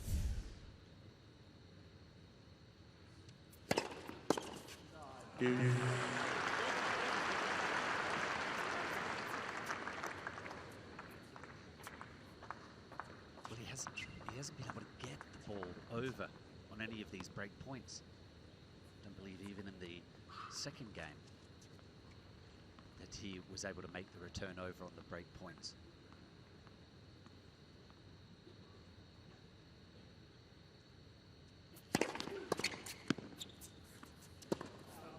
Mr. Raonic is on the ball. The right baseline. Ball was going slow enough. I don't understand why the umpire wouldn't have called, even the chair umpire. So this is risky for Raonic.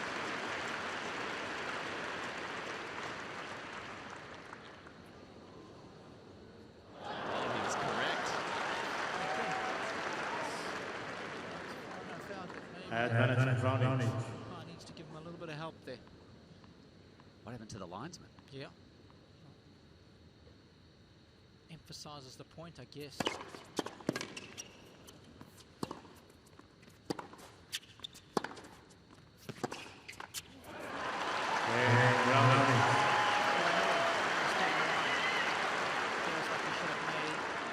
Both the returns facing break point.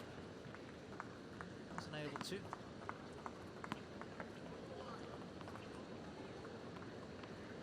Doesn't like it when things get tight, especially in a tie-break situation with these kinds of players. We've seen John Isner beat Novak before. I watched Ivo Karlovic beat him a couple of weeks ago in Doha.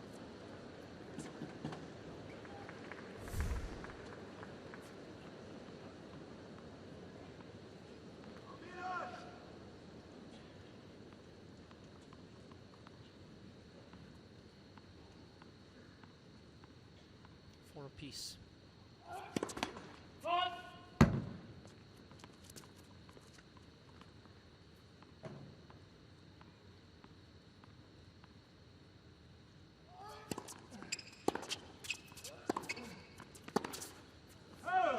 $15.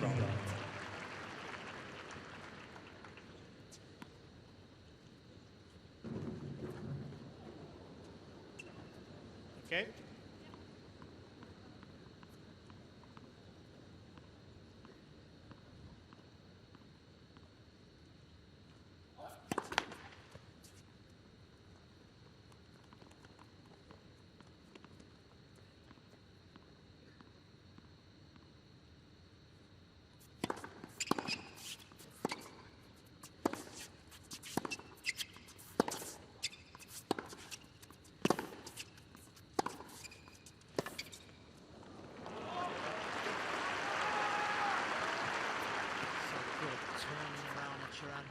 So it's a long. Good pattern of play when you're playing somebody as big as this guy. Back behind them. Large turning circle, so easy to outmaneuver them with that shot. Out! 4 too long.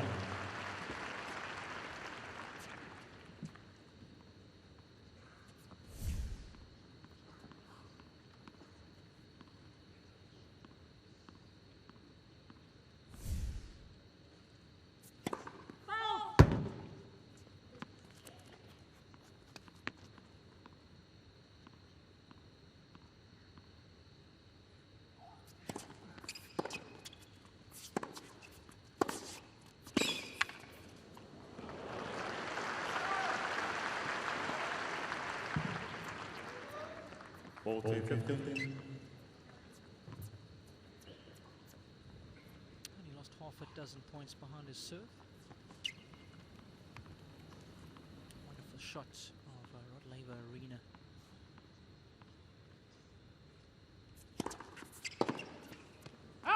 Game Joker. It's more the same from Novak. Copy and paste. Djokovic leads by 5-4. He leads after 36 minutes.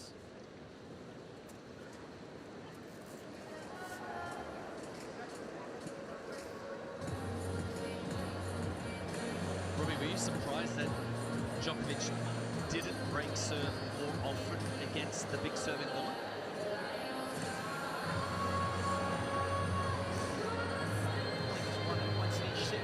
He was just through confident that he was going to end up with a victory.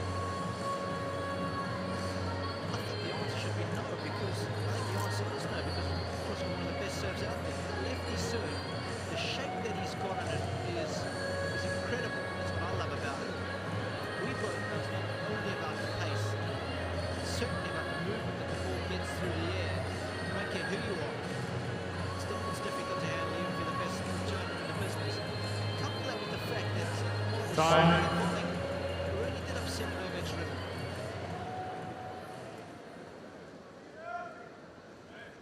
Wide-eyed on a beautiful evening here in Melbourne. It's the last of the men's quarterfinal matches. Stake in the semis up for grabs. One more spot to be filled. Wawrinka awaits the winner of this one. Burdick and Murray will lock horns in the other half of the draw. A couple of break points already as Novak Djokovic, should be joining us for the first time today. Welcome wherever you are in the world. 4 break points for the world #1 have come and gone. Fair bit of credit to Raonic, who's pretty much served his way out of trouble. Mark Woodford alongside me, Rob Cooney. 15. Fascinating encounter. Mark was discussing the fact that Djokovic struggled against Gilles Muller in the previous round, and I was just suggesting that a certain volley tactic from Gilles is something that you don't see too much of these days, and I think it really, affected Djokovic. Done well, it can be effective, especially when you've got a lefty serve and it's as good as Muller's. Djokovic's record against left-handers is very solid, though. Outside of Rafa Nadal, last person left-hander that he'd lost previous to that was Michael Laudrup. Seemed to be many moons ago.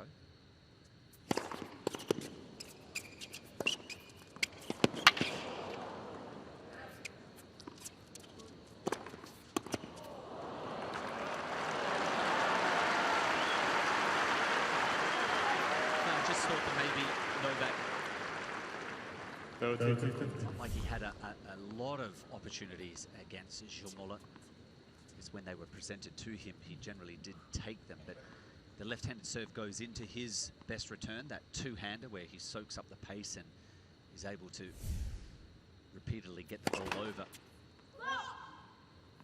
course, if you think the way Laudrup plays, not too dissimilar to Muller, is it? No, that's so, right. A common thread running through that.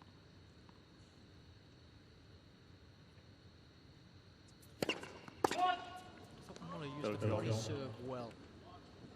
Perhaps sometimes a little too predictable on the break points, but nonetheless, you want to try and keep it away from the wings of Djokovic. If you don't hit your spot, you're in trouble. It's like, where do you serve? Yeah. That is half the battle stepping up here, even with the weaponry like Raonic.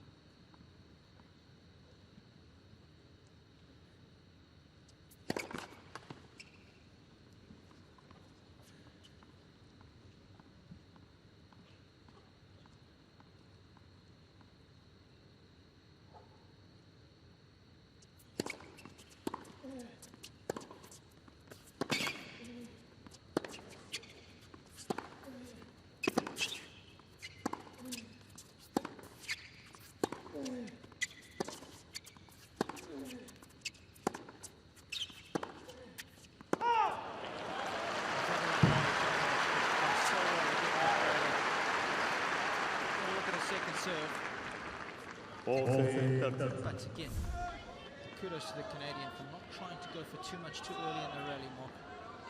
It was very patient play from Milos. Djokovic usually very stingy with unforced errors. That was the longest rally of the match.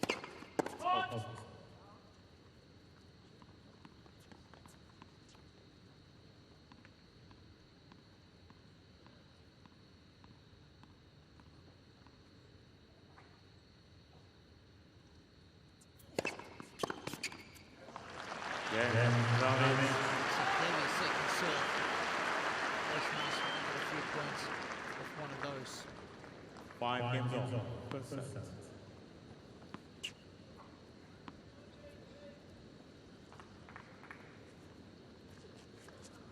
It's Milish's girlfriend, memory serves. Relatively new addition to the camp. Good addition, Mark. I think so. My thumbs were up. Yep. Both of them, I noticed. Yes. Double thumbs up, always important.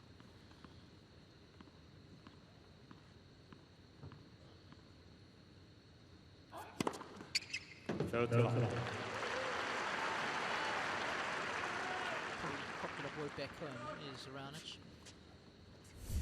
Definitely qualify for a most eligible bachelor. Sure.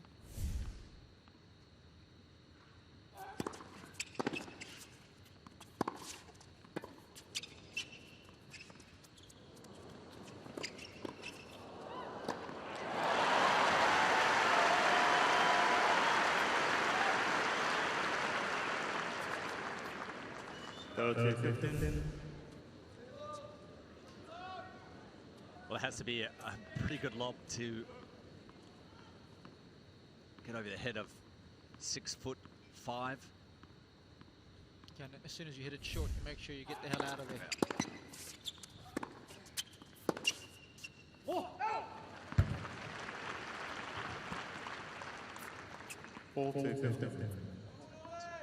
Accumulation of pressure now. Djokovic has been able to move through his serves. There was only one service game that he was down love 30, and that turned around rather quickly. Djokovic.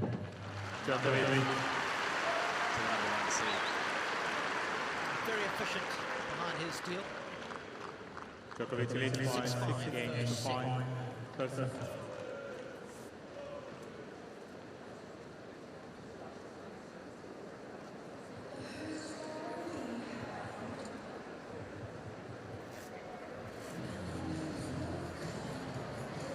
It's one of the intimate arenas.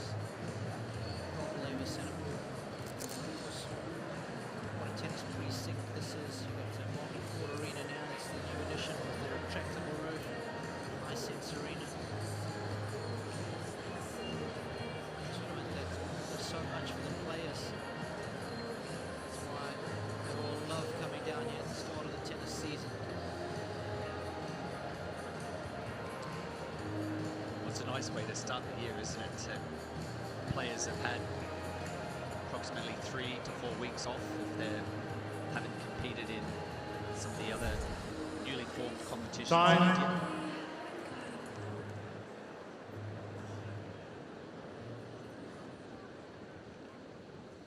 So a great way to start the year as far as the players are concerned, especially those in Europe where we know, especially on the men's side of things, guys really are dominating. Come south, get some good weather, get away from cold to wind and snow. Please already. It's Europe at this time of the year.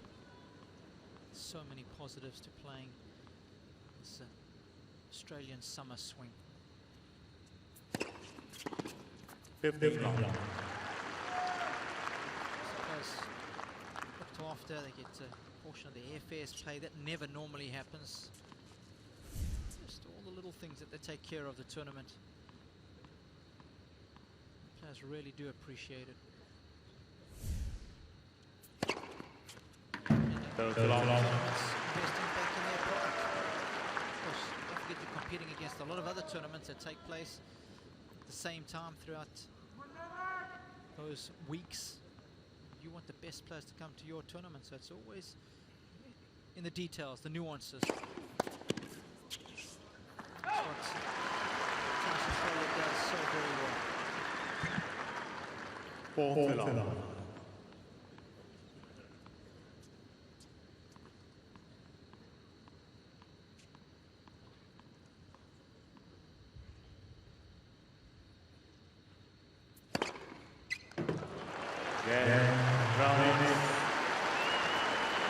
Strong statements of intent. 6 games on. First set. Tiebreak. Tie-break time. And now Both players receive one additional chance. one of the best tie-break records in the business. Look at that in 2014 for Arnich. 39 wins, just 13 losses. This is where Novak's got to be careful.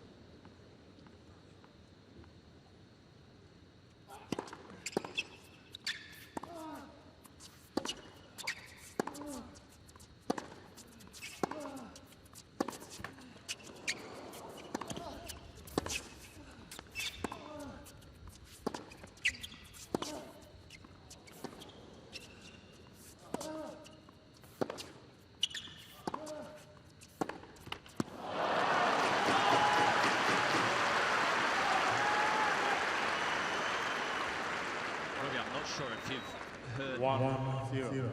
one of the British commentators, a former player, left-hander, owner of Big Serve. He always felt that whoever wins the first point, especially if it is belonging to a big serving player, they win the first point, there's some incredible amount of high percentage that they do go on and win the set in the tiebreaker. If he's done his homework and he's done the numbers, can't argue against them, right? Well, so you know, as long as he's done the homework, though, because that would take a lot of work to find out. He's been in those situations many times in his career. He's now retired. Okay.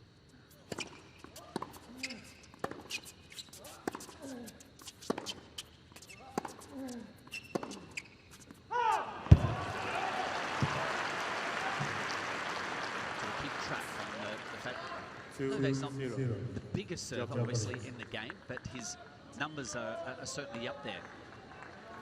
Winning the first point. Now, a mini break.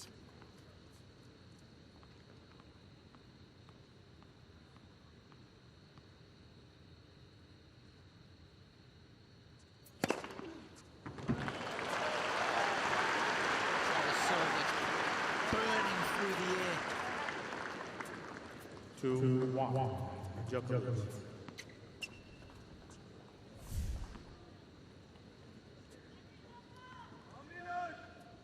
Milos's Comet just gone by Novak.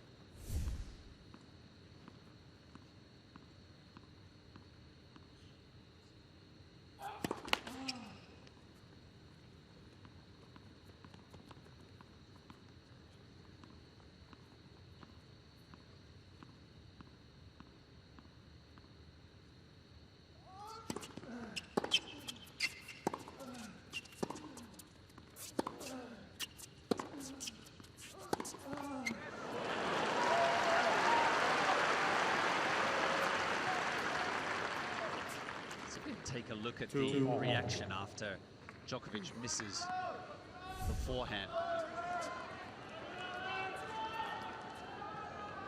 Good question, that shot got tight.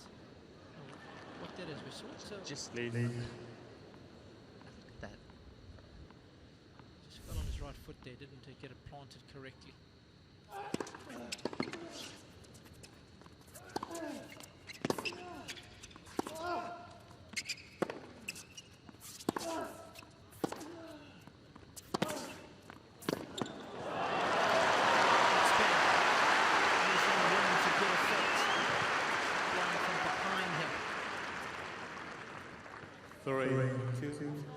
Djokovic. Got a good piece of that one. Nice aggressive swing going right over the lowest part of the net. It's center strap. Love one of these.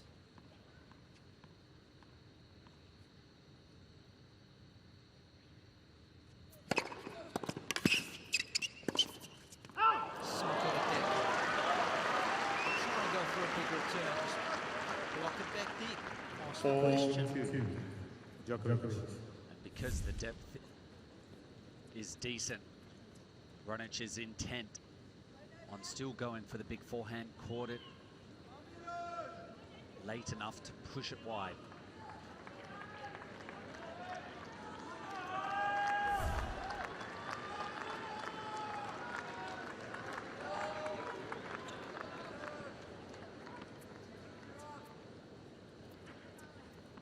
For Raonic to play his part in this match, he needs the winners rate numbers to be higher than his unforced errors.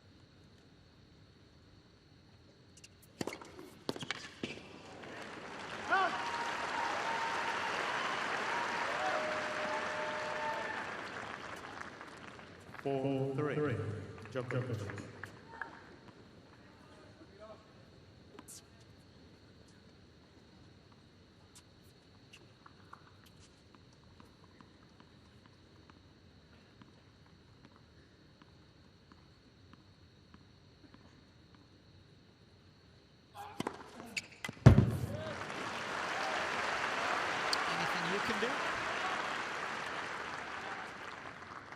Five, three.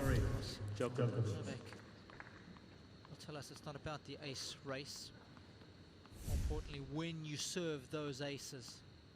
That was a massive one.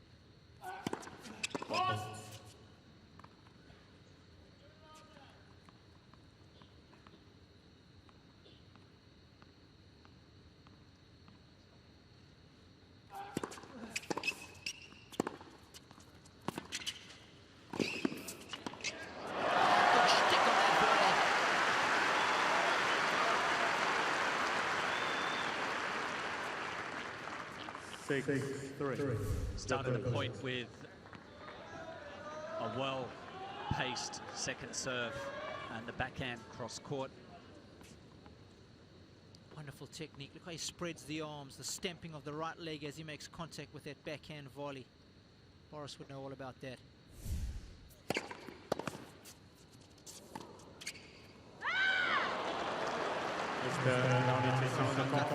The right. Says he's missed it.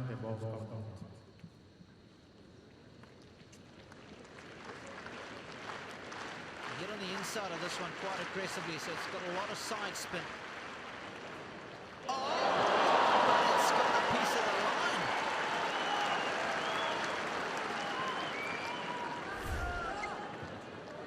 Novak can't believe it. 6-4. Djokovic. Sure about that? Doesn't matter. Still got two more bites at the cherry here.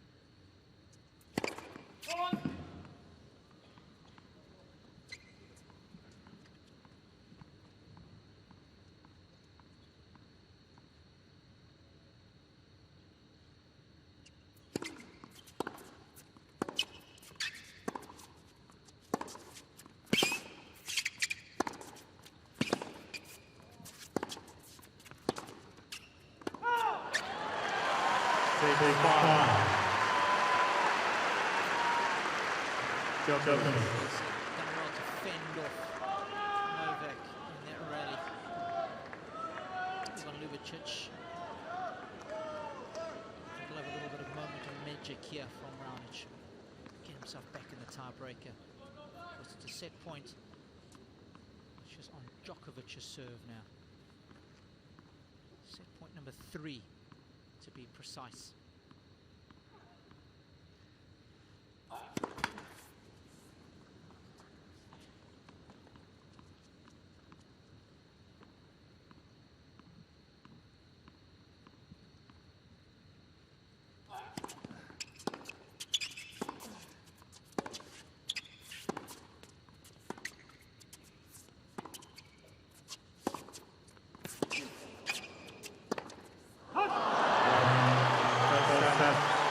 Djokovic. And he manages to squeeze out that opening 7 minutes. 7 games to 6.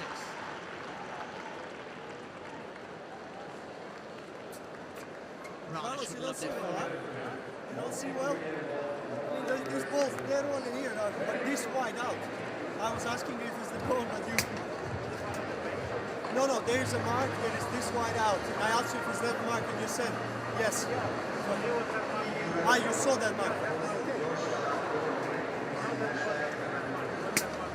Well, they're discussing that 6-3 point. I know you and I, Robbie, we were a little confused as to why the point wasn't replayed. I thought maybe Djokovic was there to play the shot as the ball was called out, but nonetheless, he's taken the first set with 7 points to 5 in that breaker. Get lost in Tinkerbell's really early on. Baymax from Djokovic. Get closer to the magic of Disney. Friday, 3rd of January to Sunday, the 1st of February at Hisense Arena in Melbourne. Ground passes on sale now. Djokovic just playing the big points a little better, created more breakpoint opportunities. I'm sure Djokovic fans would argue that it's probably only fair that he ends up winning that opening set, given that he created more opportunities. But of course, it's not always sports. Time. It's probably one of the few ways to opponent and still lose a set.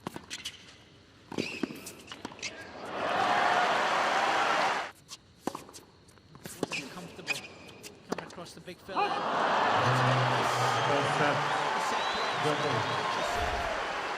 Expected to have done a little better with that forehand. Can't dwell on that now. First set is done and dusted.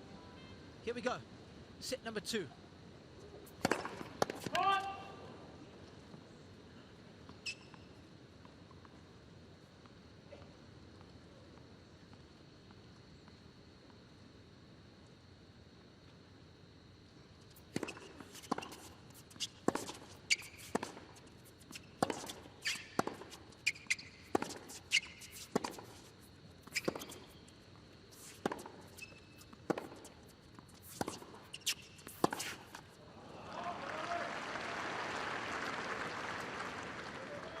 Love 15.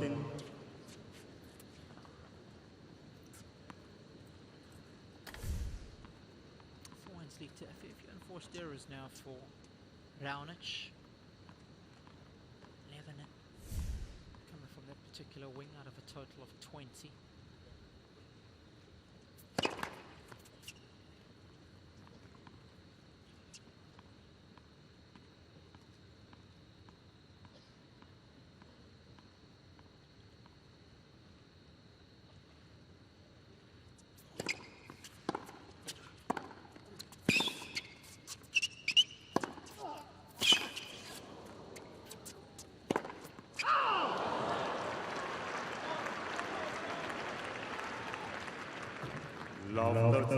Superb defense from Djokovic. Raonic, big forehand into the corner, and have a look at the stretch at end range. The control of the racket head as well.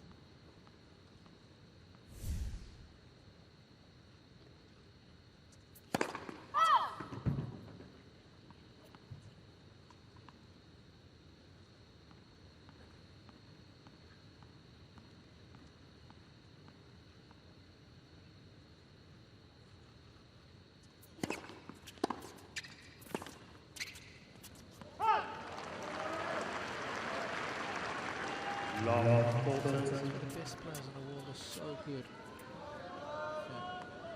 Snag the opening set, and they're so good keeping up that base level of play. No letdown. Break early in the second. Wrestle the match away from the opponent.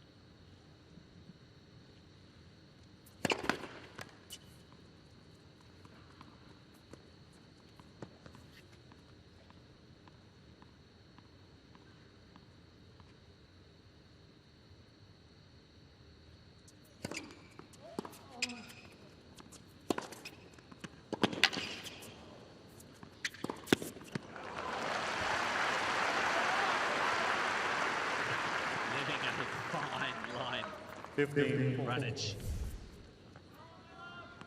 That was the one that he put away the previous forehand, very close to the sideline. Still 2 break points for Djokovic, though.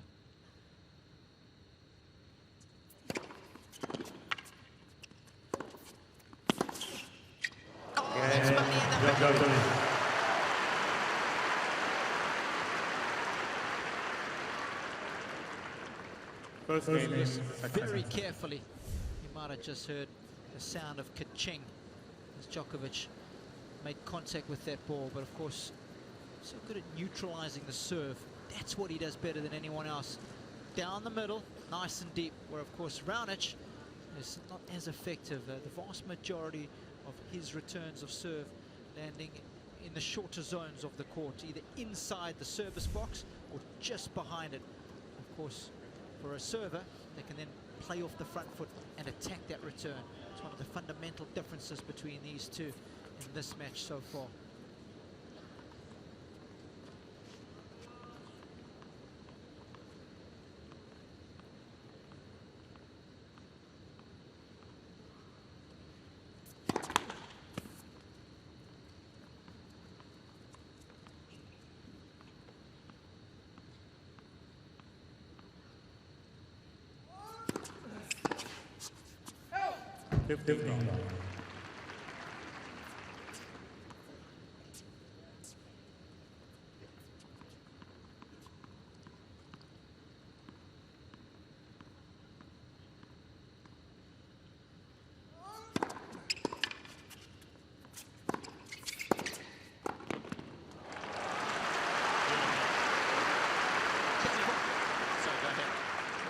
That volley is right out of the Mark Woodford school of tennis.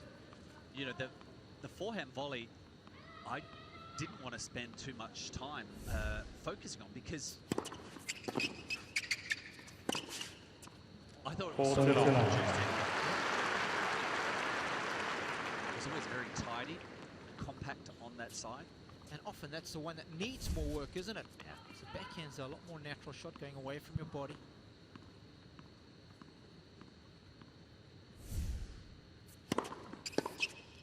Djokovic.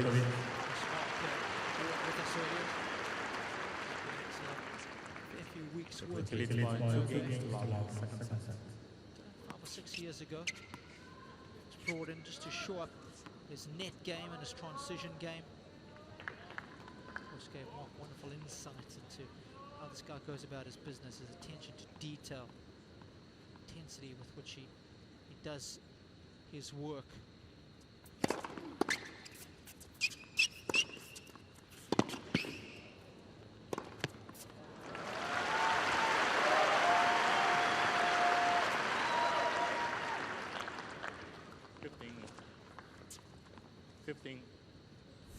Love. I think the on-court mic has just had a little glitch.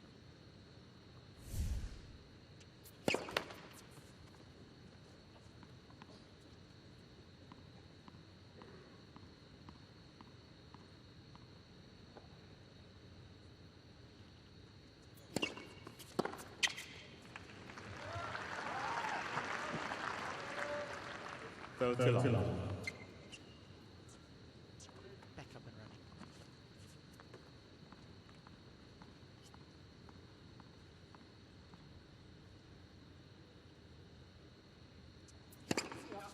Ball to long.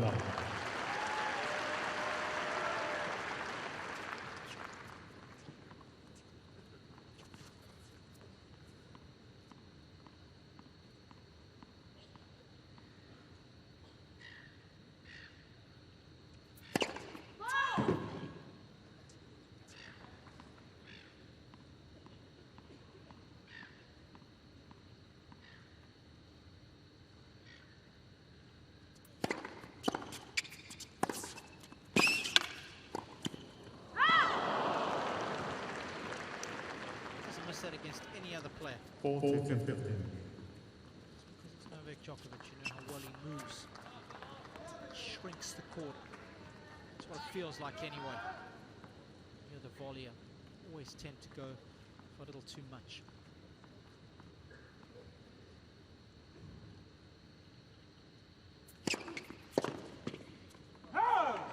Djokovic is on the ball.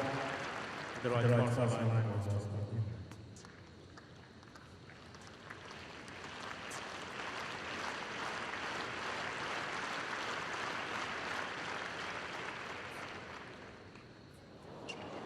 Good challenge.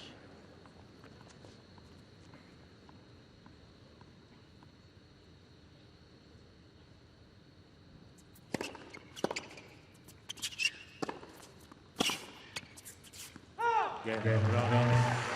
New ball, please. Down a set and a break. Djokovic leads by 2 games to 1.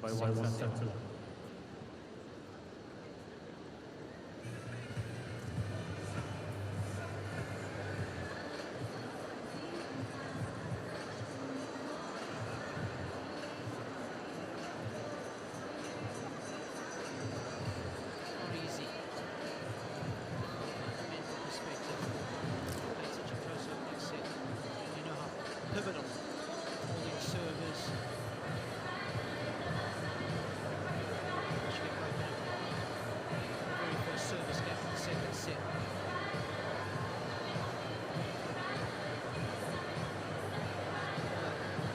You've got to deal with as a sportsman, especially as a tennis player. There's no one else out there to help you. What makes our sport so unique.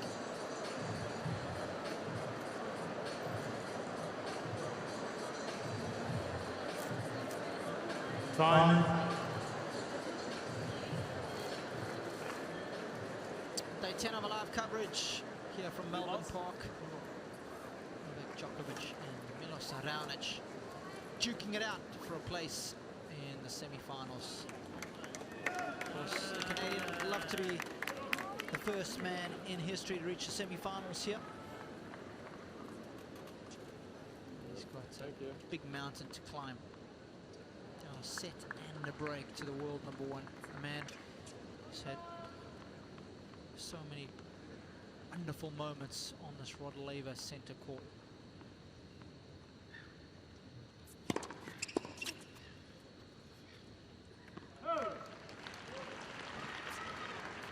Fifth long.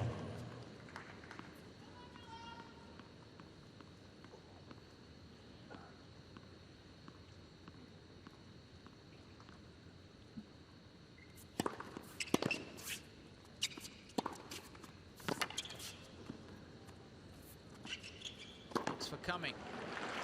Mark, I'm going to ask you a question. I asked a little earlier. Go too long. Is one major a year a great year for Djokovic? Given his history, no.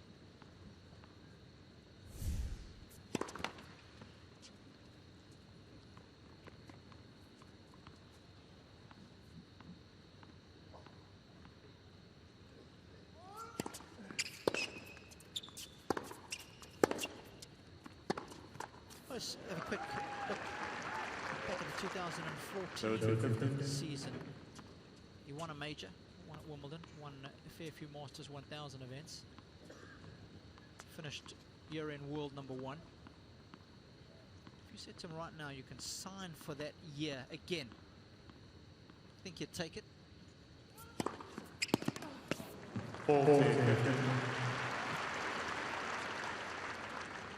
have to spend some time thinking about that one, Robbie. 2 more points. I get to the end of the game. Deal.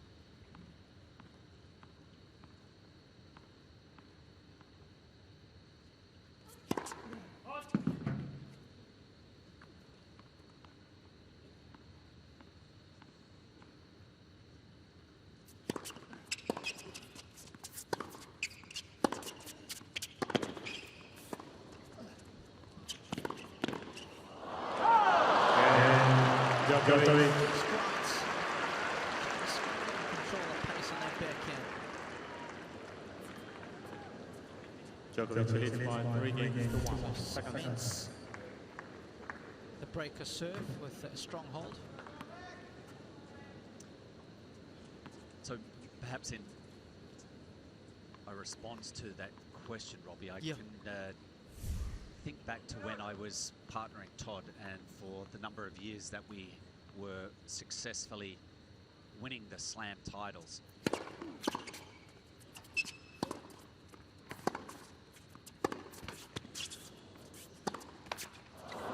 were important to us because we knew if we won 15 long. multiple slams, or we were going to be the team of the year and end up with that #1 ranking. I don't know if at the start of the year that we ever sat down and said, okay, we want to be, at the end of this season, world #1. It was more a process. It just happened naturally. So I would think for Novak, in that sense, is looking at the accumulation of slams through a season. When he's won a number of them already and he's still capable of taking them, lofting that trophy. And when you're not holding them, it really riles you, and that's the focus.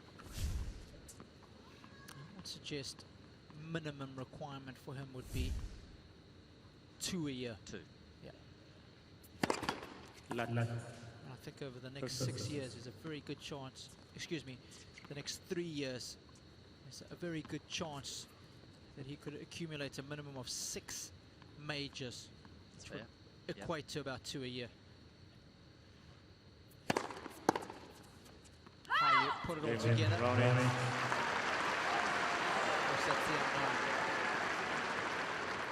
So he's a tough man to beat on any surface. He's by set and a break. By 1 The set. Canadian.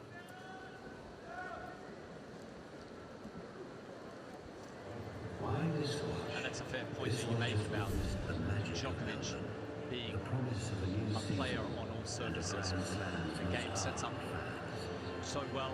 We see the one slam that is missing at the moment is Roland Garros.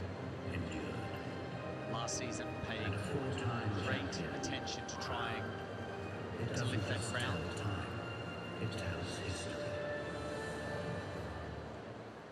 I'm sure nothing will change for this season, 2015. Once the tour heads through Indian Wells, Miami, then it goes straight onto the clay season, and I would have expected that even some of his training pre-season for this year would be based around Roland Garros come May, June.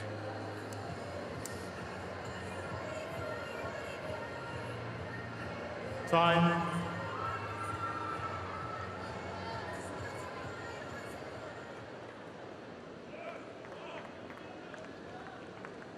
Get the feeling that Milos Raonic will need the perfect storm to come together for him to get the better of Novak Djokovic this evening. Katy Perry on the change of ends. DJ's done a good job this week. Kept us all entertained. Cranked out a few 80s tunes. Aussie favourites as well. So Village people getting plenty of airtime as they always do. Much to Mark's disgust. He's heard enough of them over the years.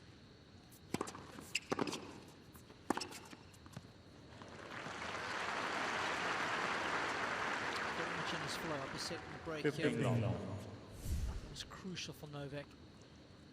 Just eases the pressure. Can play with a little bit more freedom, especially off that forehand side.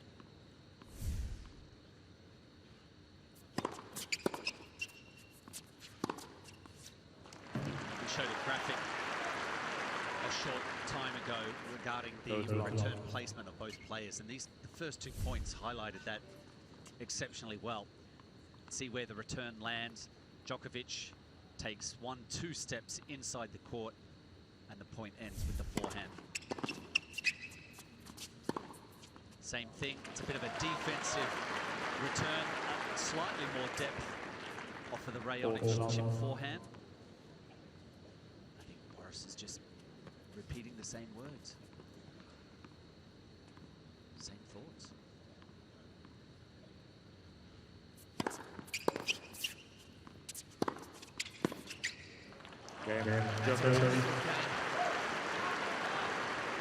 Hardly put a foot wrong in the second set. Djokovic leads by 4 games to 2. 3 forehand winners in that game, and a forehand to finish off with that never came back over.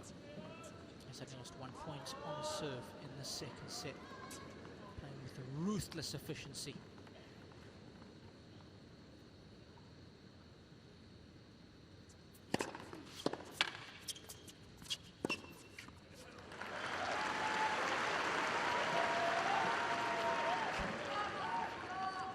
15 round.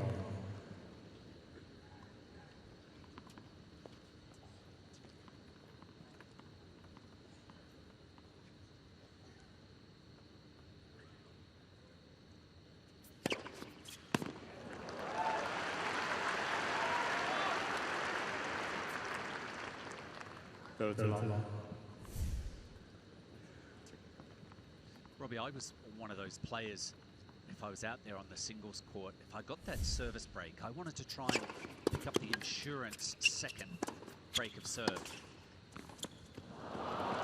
Was never satisfied until, and started to feel comfortable only when that second break of serve was on my side of the court.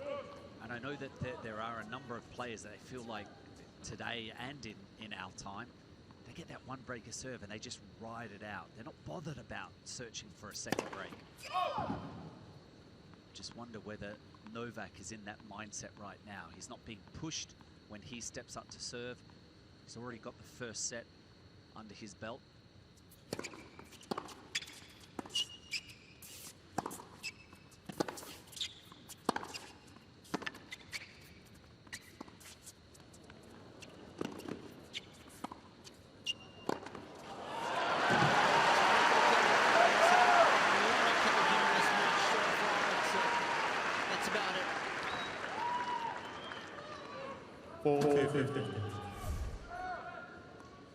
This drop shot doesn't vary at all. It's consistently down the line. Put some side spin on it. Raonic was up to the task of tracking it down.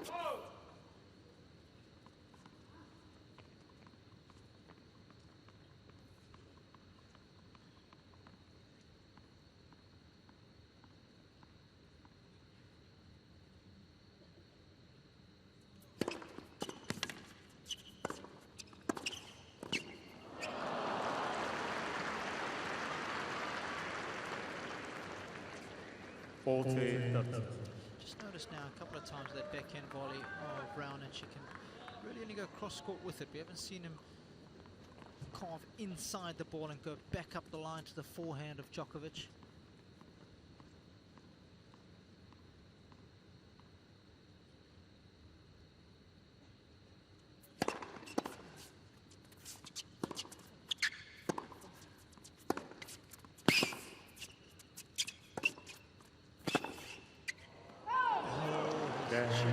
Browning. He won't mind. He's still a break to the good here in set number 2. Djokovic leads by Djokovic 3 second set by 1 set to 1.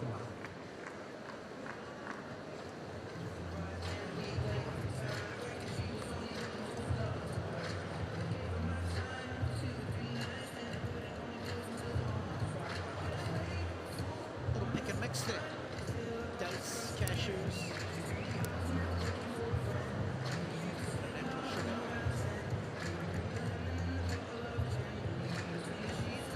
Gotta throw the odd macadamia nut in there as well. It's tasty.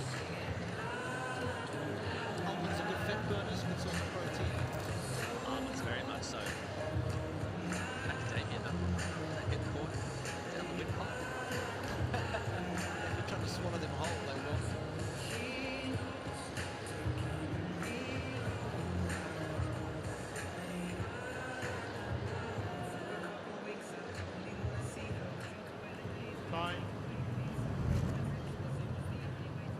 Stunning summer's evening here in Melbourne.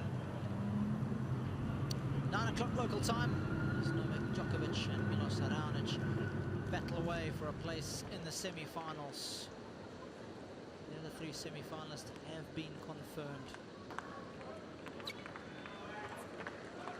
Spicy encounter between Andy Murray and Thomas Burdick. Of course, Andy Murray's former coach. Danny Valverde is now working with Thomas Burdich.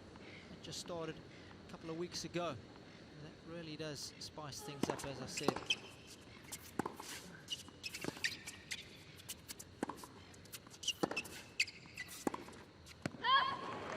Stan Wawrinka winning straight sets today over Kei Nishikori. Lovely. 4-6.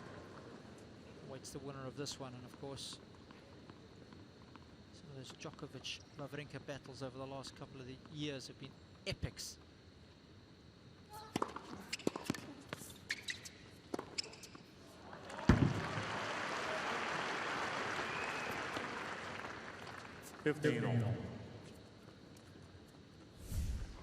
Very confidently played. Well executed from Djokovic. Now with a wrong foot. Raonic is heading over to the forehand side.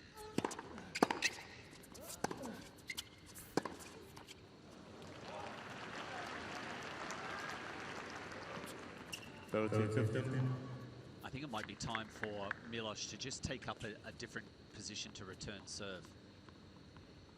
Has yet to see a break point. To the end of the second set.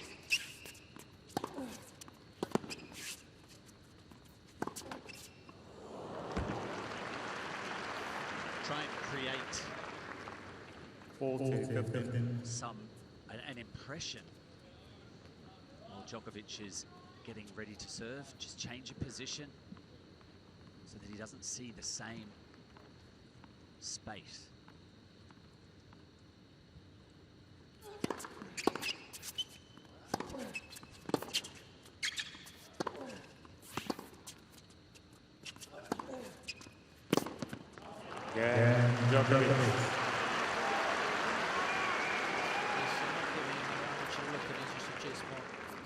Djokovic leads by 5 games to 3.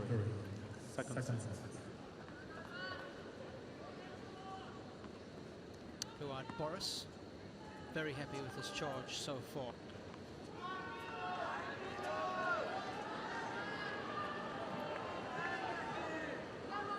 Serving to stay in the second set, 3-5.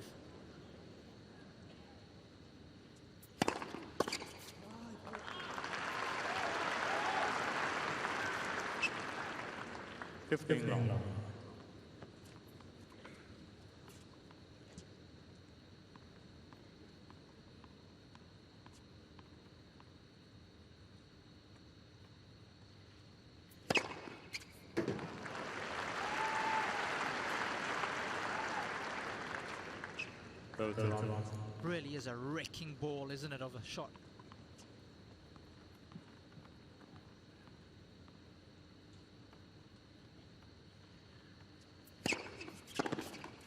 Did a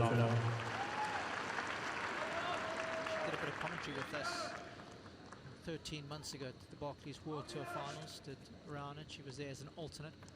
I had a good chat with him in the booth, and I suggested that the serve was a wrecking ball. Gave me the thumbs up with the analogy. Did ask him though if he was a big fan of Miley Cyrus, and he was quick to shake me off. Big thumbs up there. Taylor Swift. Who is it? I know my children are.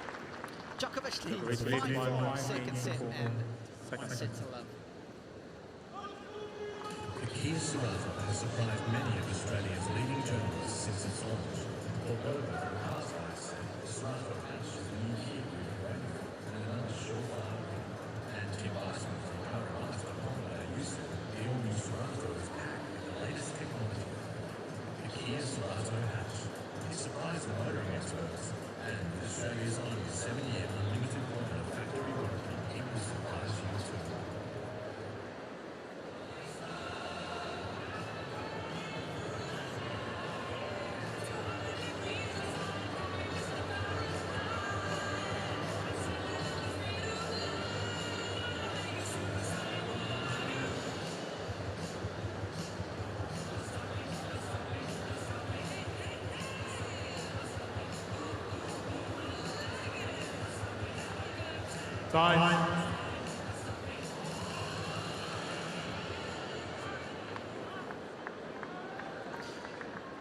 Djokovic just a game away now from wrapping up this second set.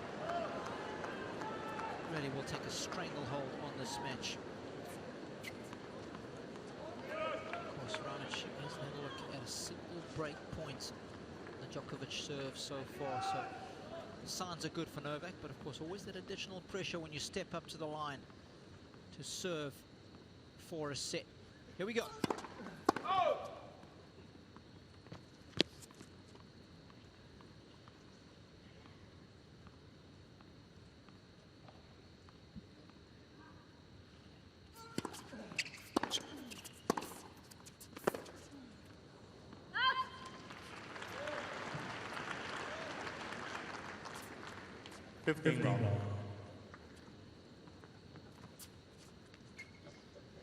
So he moves to the other side, Ronic, and same court position once again to return this first serve.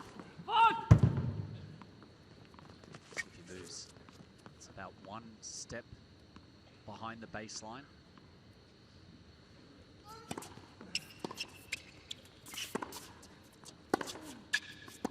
I'm all for following a game plan, but I think it causes for extraordinary measures right now. At losing the first set, you're already down a break. You have made no impression returning serve. Time to change up right now, and he's just stubbornly refusing to do anything. The upshot of all of that is Novak Djokovic has got 3 set points.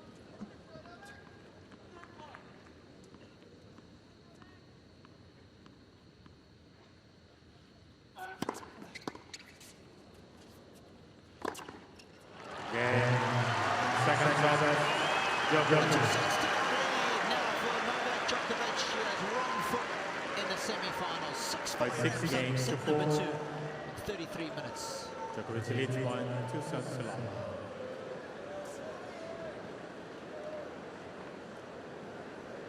Well, we spoke about how the best players in the world are relentless. Early on in that second set, made an attempt to really focus, got the early break, and that was enough, Mark.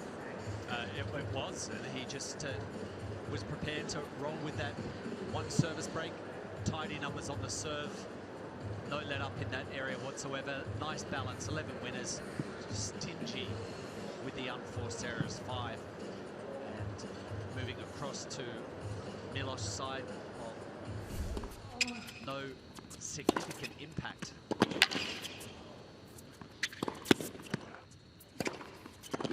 I love that chip return right there, just to get himself back in the point. And that really is an incredible shot that opens Stance back there. That was the forehand volley that Mark was talking about. Such good technique. This plays with a lot more freedom once he's up a break in a set. Second set, Djokovic. Convincing second set for him. By 6 games to 4. Djokovic leads by 2 sets to 1.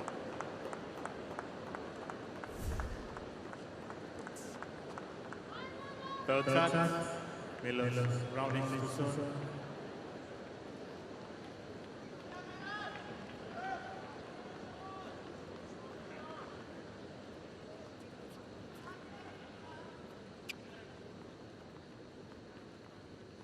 Ronic to start off this third set.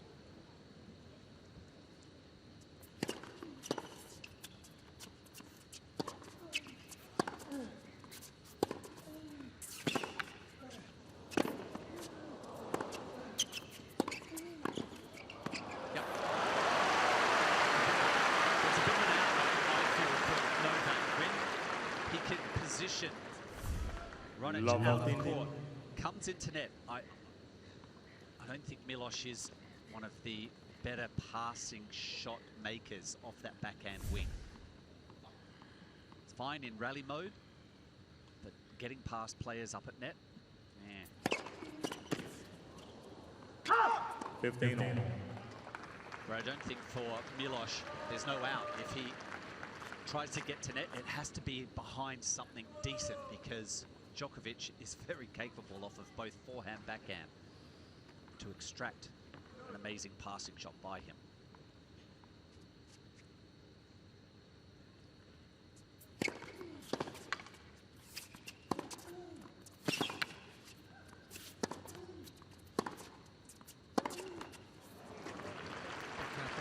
so effective. Serena just moved to his left. Looking for the cross-court one.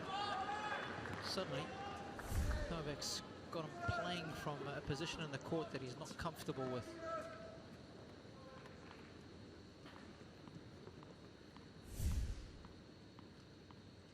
Big point, this.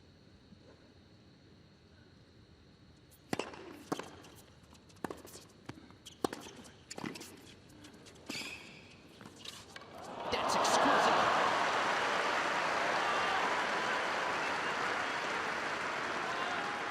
Initially, I thought he's coming in on a wing and a prayer. It was. Djokovic keeping the point alive there, but that is just simply too good. You see Milos up at net, he's down low. Great position to execute the backhand volley.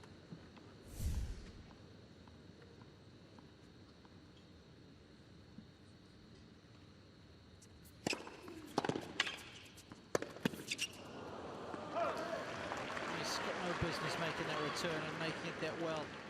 30. Against 99 out of 100 other players, that would have been good enough, but of course Djokovic not in that category. Break point, Novak.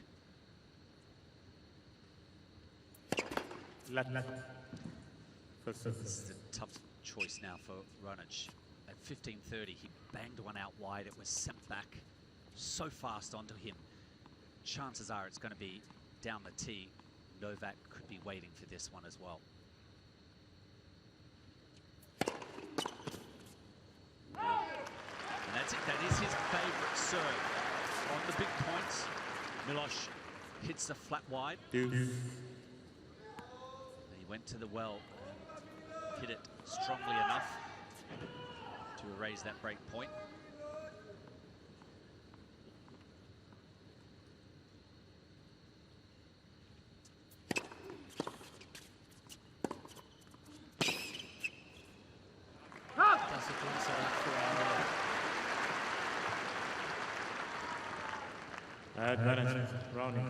Breaks the sideline so early. So give you a good look at it right here.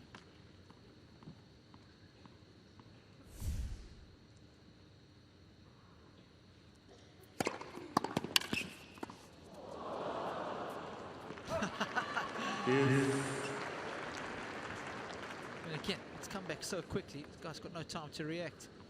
I mean, he's not the kind of player who would try a shot like that normally. I mean, he's rocketed off the face of Djokovic's racket. 219.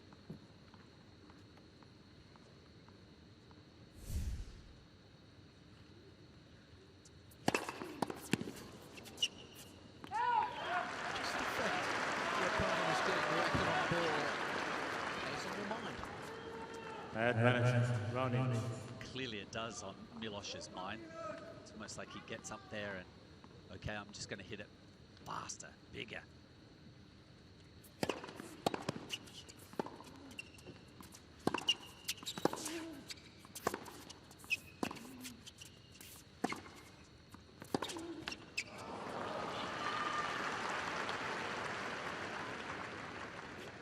And perhaps the reason why his coaches worked with him over the pre-season, just giving him options that he doesn't have to continually hit the same pace first serve.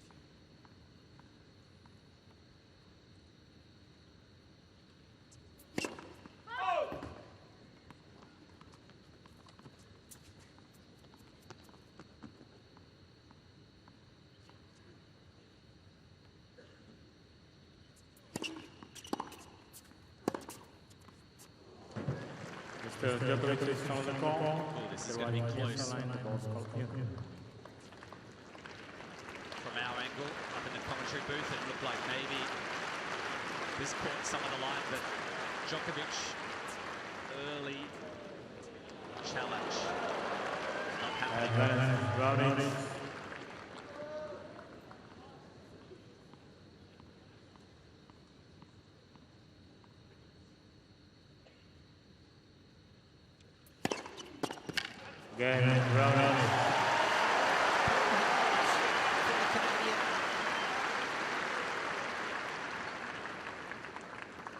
First game, third set.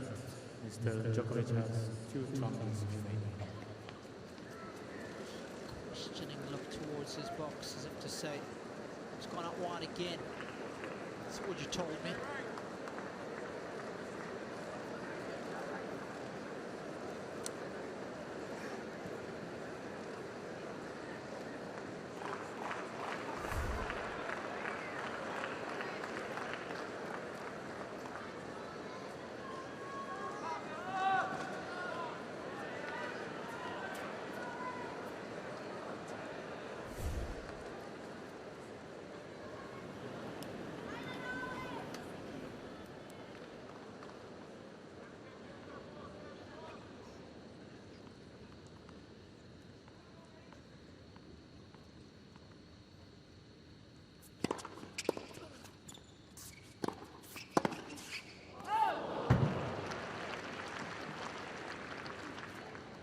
Fifth round.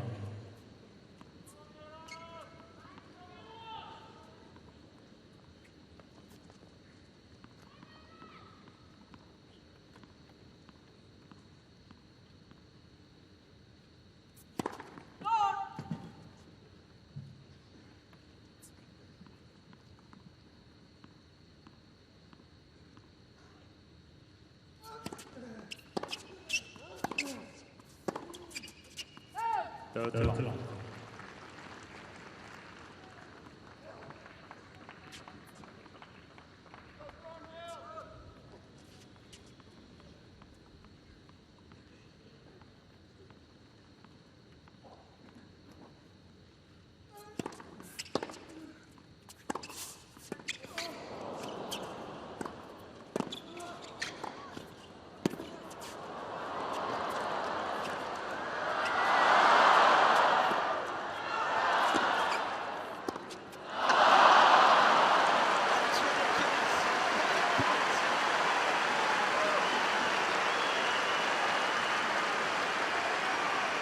Certainly the best point of the match.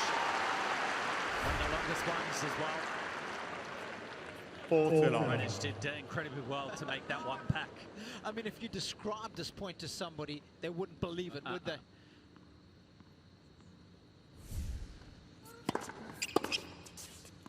Again, Djokovic, new ball, please. Another speedy hold. One game, third set. Time for a racket change.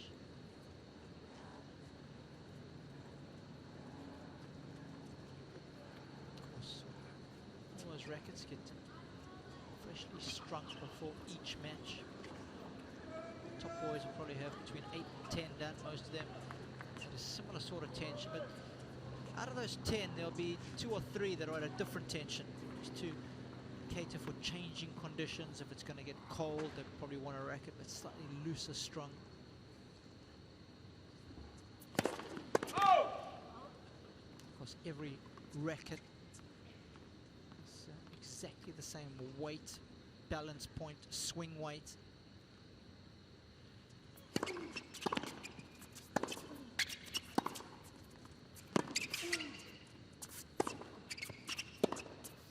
All custom made as well.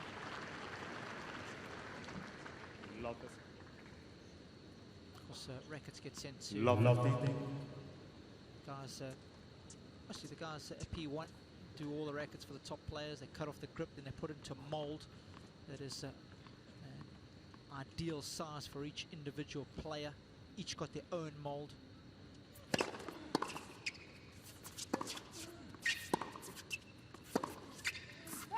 Love. Create that mold.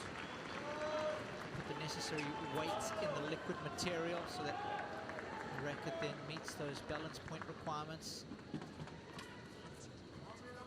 Made to exact specifications for the players.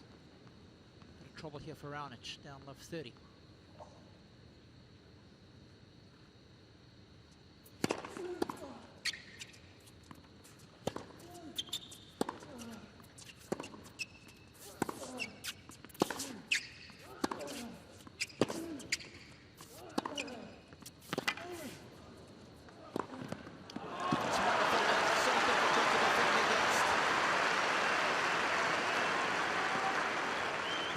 frustration again for Runich. Love 30. He just pounds down a big first serve. That's at 225, but Djokovic onto it with the two-hander.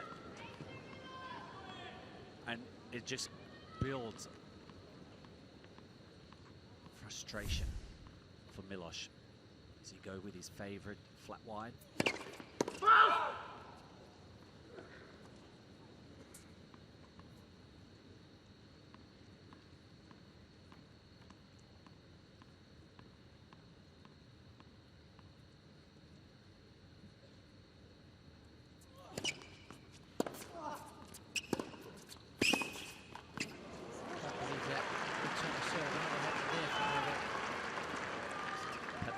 Surprise at the short the serve was and kicked up. Yeah, lack of pace on that one as well, Mark. Kicked up like a mule. You can see there that their pace. Yeah, just 133 k's an hour. Nothing on it. It's beaten by the lack of pace.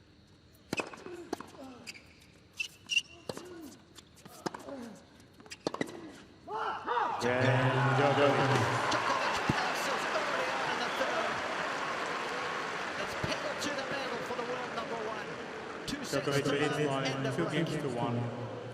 Third set.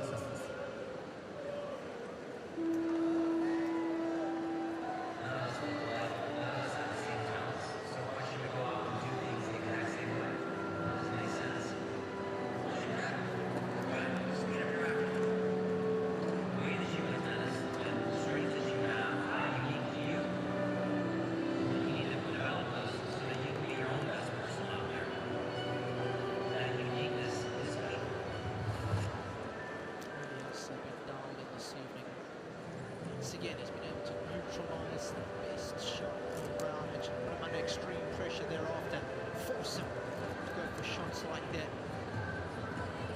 It's so tough to keep doing it.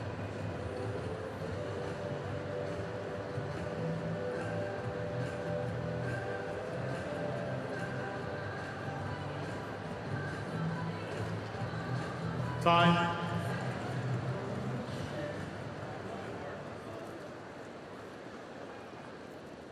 To Boris Becker as Novak Djokovic gets the first break here in set number 3.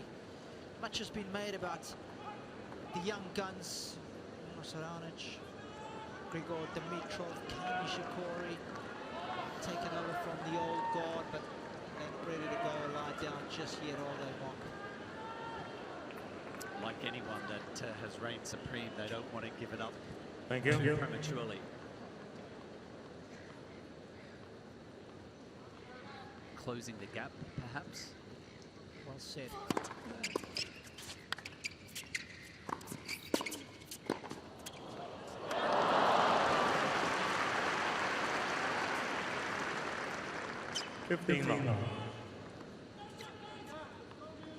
Main goal here for Djokovic is to play as cleanly as possible in this game. Consolidate the breaker serve. Experience watching many tennis matches would suggest that most breaks come directly after breaking your opponent. You let your guard down. The elation of having broken serve.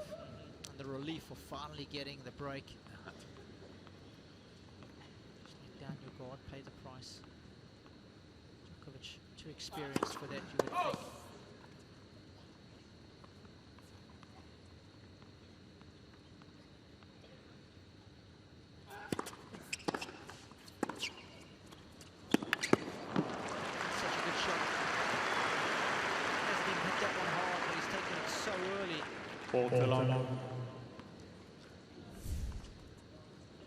And off of this type of serve, Runich going cross-court leaves his backhand exposed. And it's never good to be exposed, is it?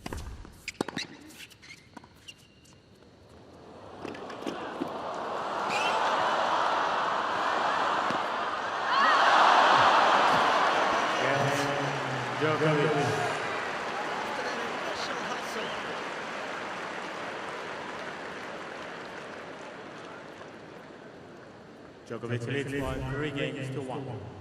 What a get this was.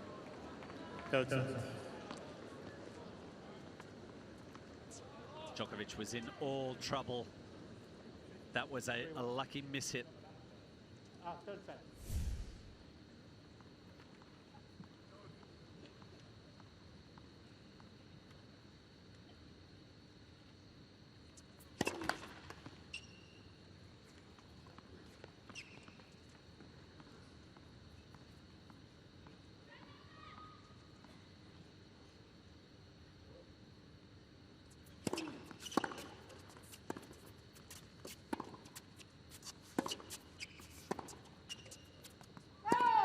Fifteen long.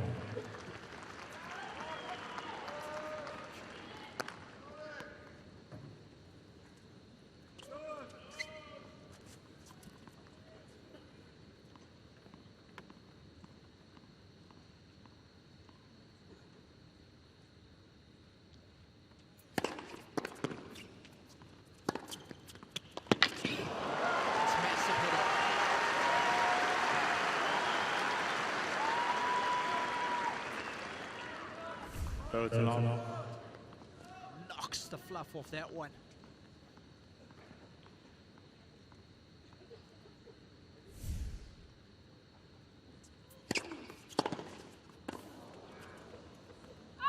So That's a good idea of what happens if you don't hit your spot against Novak.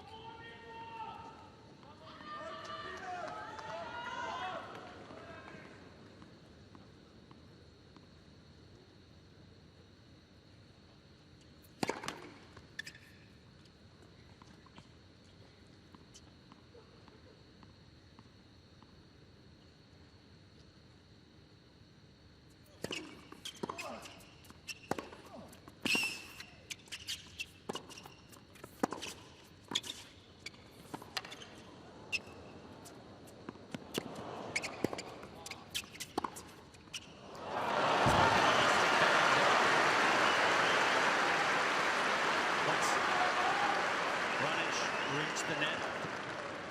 Djokovic got the lob over his head, and Milos, as he goes back for this, in came Djokovic right on top of the baseline.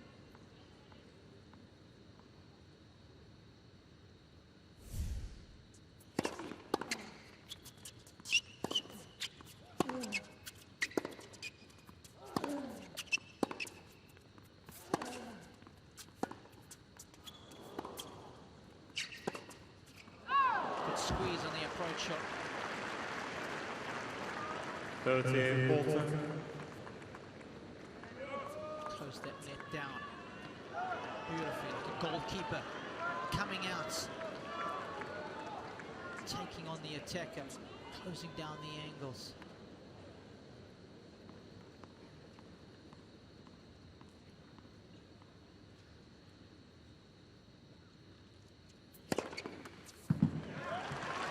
Too good. It's gone up one on a few occasions. Changing things up.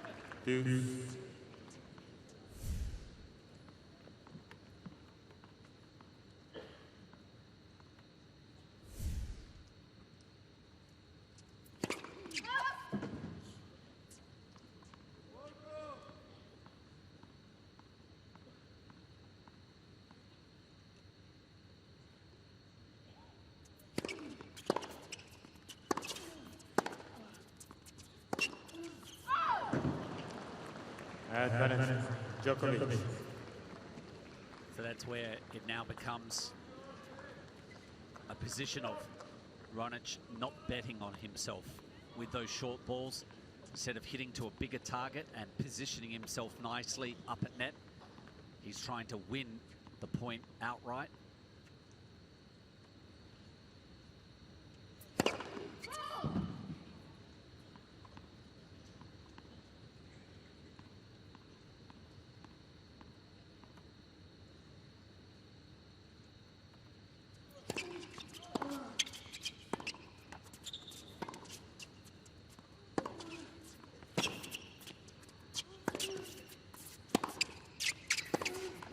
Game, Djokovic.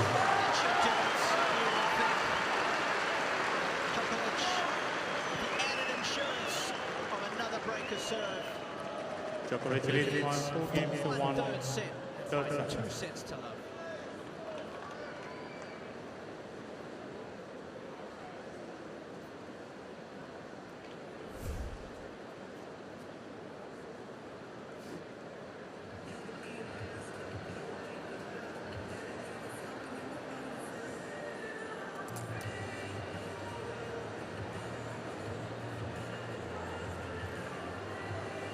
There's the insurance break for Djokovic. According to my stats, as Djokovic comes out to serve the 5-1. In 5 games that he's served in this match where he's held to love. Still not faced a break point.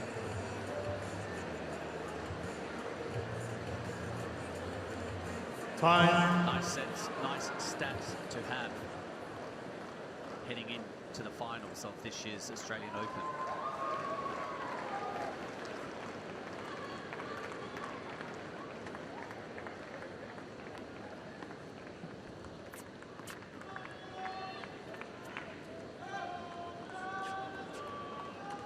So very much in charge now. It's Thank you. just about keeping concentration. Putting this match on ice as soon as possible. That's a good way to start. 15 round.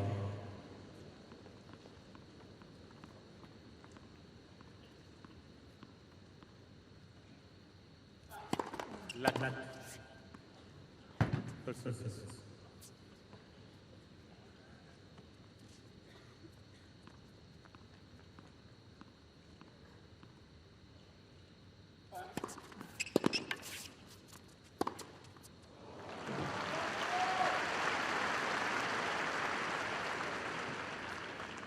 Go to long.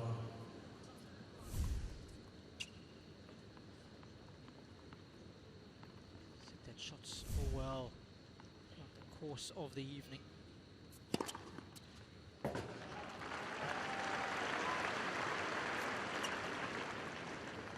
Fall to long.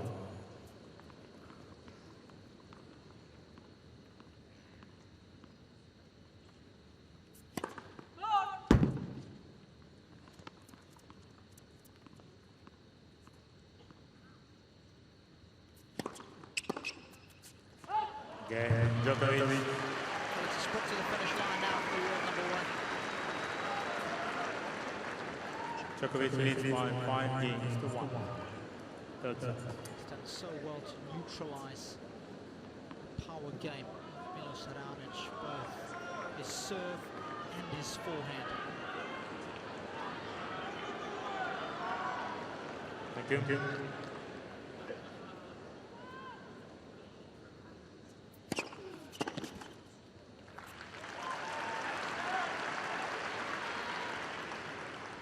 Fifteen long.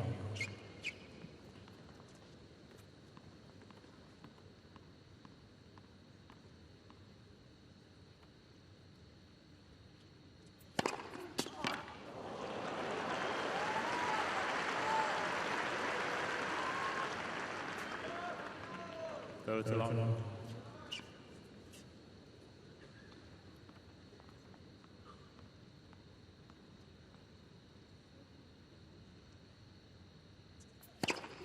Fall to long.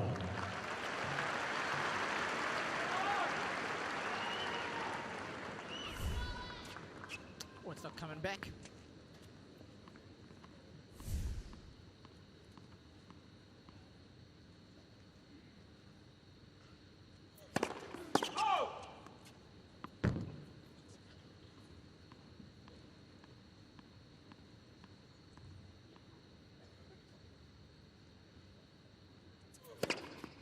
Again, round it. And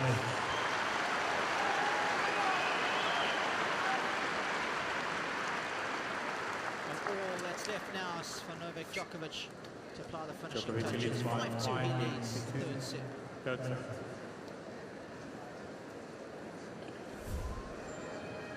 We are all made by something. People, places, and passions help shape us into who we are. The biggest fight I had in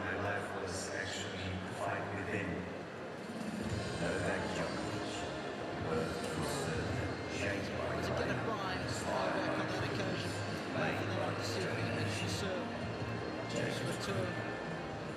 He's been able to outsmart the serve of his opponent.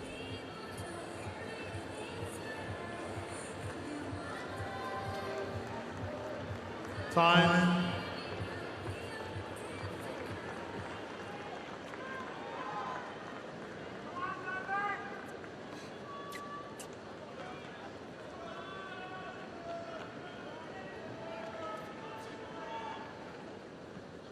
Novak Djokovic serving for a place in the semi-finals.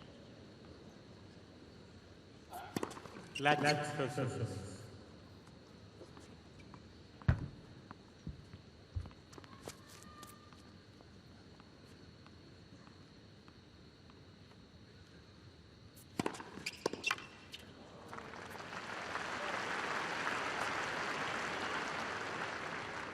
15 long. Not lost a point on serve at all in this third set.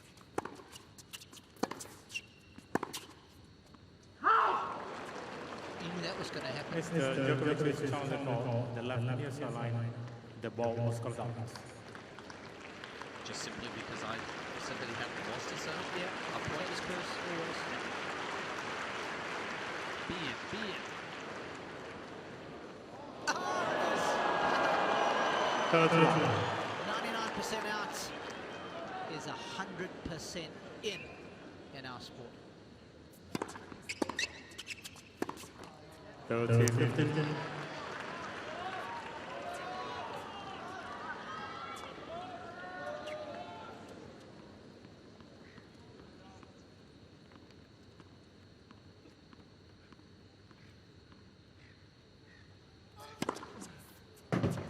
The round is on the ball.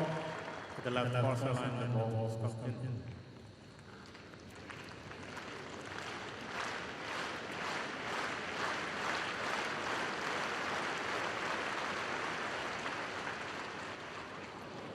Well, he's made that one too.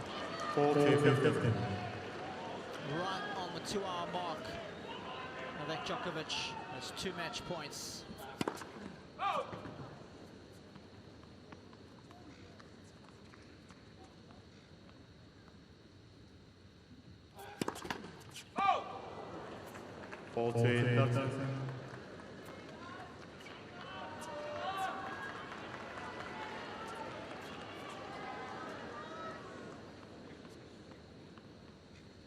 Second match point, the world number 1.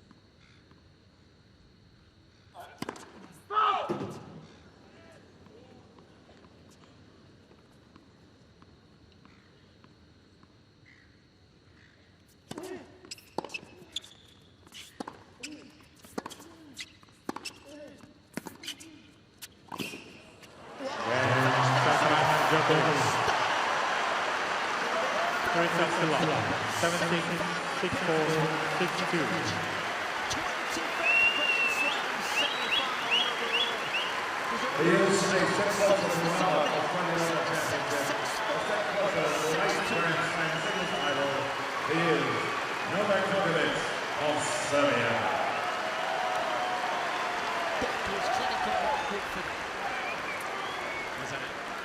Folks, a big round of applause if you would for the efforts of this fighting man. Laver Congratulations.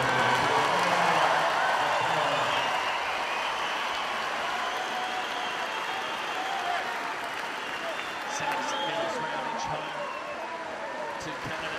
There's probably an idea that he's going to have to come up with a fresh game plan when taking on Novak Djokovic. We have a mixed doubles match, which I know that you're going to enjoy here. Of course, to have centre court. many strings to your bow. And of course, that's what he's working on developing tonight. And Leander Page back here on centre court tonight. Remains undiluted. He is safely through to the semi-finals, where of course it'll be Stan Wawrinka waiting for him. Boy oh boy, they had some good matches over the years in this Rod Laver arena. Very much looking forward to that one in a couple of days' time. did everything well this evening. The return of serve was fantastic. The forehand was well measured, defended superbly off the backhand. Of course, showed some wonderful technique. Place to have a chat with Novak. It's about his straight to the Grand Slam success, Mr. Jim Courier. With Jim Courier.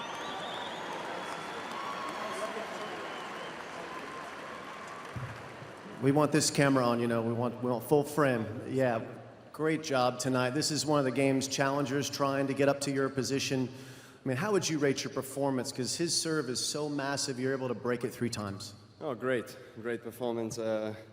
Definitely no complaints. I returned very well, tried to get as many balls back in play. Obviously, I felt like I have a good chance from the back of the court, and you know, some games I had to just let it go and wait for the opportunities, and when they're presented, obviously try to use them, and that's what I've done. I served very well, and overall just a great match. Bad luck for Milos today, but yes, as you said, he's one of the up-and-coming rising stars, you know, one of the 3 players that is you know, challenging the best players in the world. He's already established top 10 player, and I wish him all the best for the rest of the season.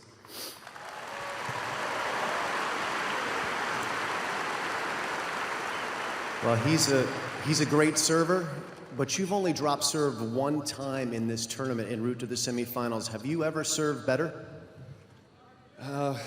Well, there were not many tournaments where I just dropped a serve once, so I should better enjoy it right now. It feels like Boris Becker on the court right now. We're going to get to Boris in a second. Now I know how he feels when he plays, you know, with his service.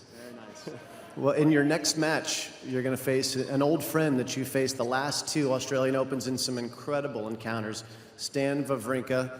You've each split those matches. What about that matchup in the semifinal? Yeah, I mean, you hear the reaction of the crowd. They're definitely expecting a marathon like the last couple of years, and well, I'm definitely sure that both of us will give our best to perform the best possible tennis in that moment, and you know, we always ask from each other the most of our own abilities on the court, and we entertain the crowd gets into it, so I'm looking forward to that. We are all looking forward to that. It's going to be a great night of tennis. But the only thing that didn't go right tonight or well for you was at a certain point, Boris left. I don't know where he went, but you were wondering where he went. You were talking, where's Boris? Where's Boris? It's important that he's sitting in that seat, right? He shouldn't leave, should he? Well, let me think of how I'm going to answer this question. Like everyone, he has a need to go to the toilet, which I understand. But not in the first game of the 3rd set, Boris, please. No, I'm kidding. Of course, I understand, but in the moment I had a break point, and I thought he was guilty for me not using that break point in the 3rd set. Fair enough. Well, it's important to have people that you want to have watching you watch. You also had your #1 fan watching you today. Your wife, Yelena, put a nice picture up on Twitter of your son, Stefan, watching you play, which we'll take a look at up there. Your thoughts on him checking his dad out? See how he enjoys watching TV? He's daddy's boy, definitely. This, well, I didn't know that he was watching me this way, but I felt his energy, so that helped me tonight, definitely. Congratulations. Always great to see Novak Djokovic here on center court.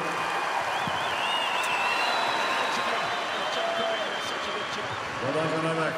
Another day back here on Laver Arena. Semi-final of the Australian Championship. Folks, I hope you all the players in the mixed doubles will enjoy this. Back at home, enjoying her husband's exploits. Stefan, if he realizes how good Dad really is. He will someday. Good answer. Yep. Of course, it was a good performance tonight from Djokovic. We've already highlighted that he did everything well, excelled in every department. Net points won, so dominant behind his serve. Really just had all the answers for Milos Raonic tonight. A deserving winner, right on the 2-hour mark. Novak Djokovic safely through to the semi-finals, where we were very much looking forward to the matchup against Stan Wawrinka. Boy, oh boy, they had some battles over the years here. So, that is it for the Final Four. It'll be Murray up against Burdick and Djokovic taking on Wawrinka.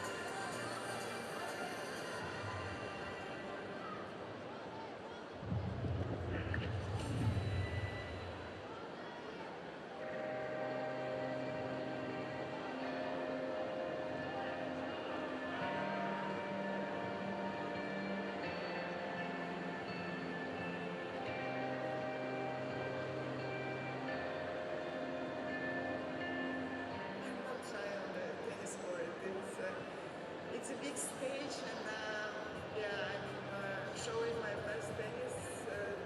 That's what I really love to do, and for what I'm living actually. So it's a really enjoyable time out there.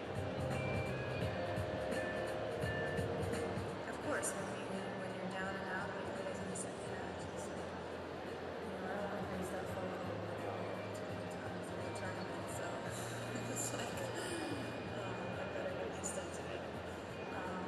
So yeah, it's important to change some things around and just to come out with a little bit of a different perspective and play a bit better. So that's it.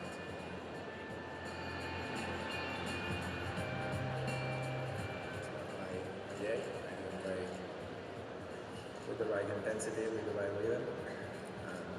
Hope one player better than me. That's just the beginning of the season. I want to keep having chances to compete well against everybody.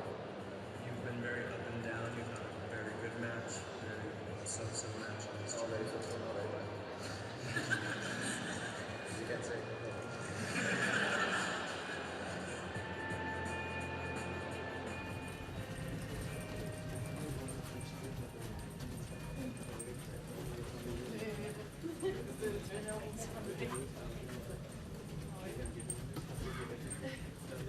I got to rehearse it, and I'm like, I'm like right here. I felt like so opposite. Like 3 days it took me. Normally it's like, yeah. But then I was already. Yeah, this is what I'm glad that I'm in there. So it's like I do this.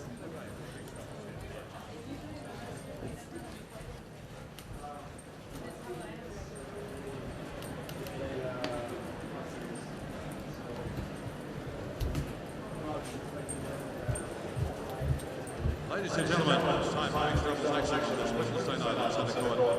Would you welcome from Switzerland, Martina Hingis, and her partner from India, Laver.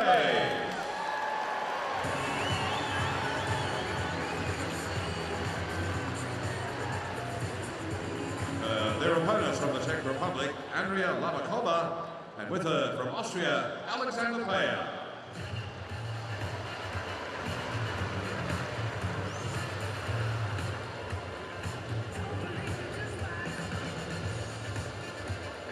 And striding purposely on the courts as our chair umpire for this match.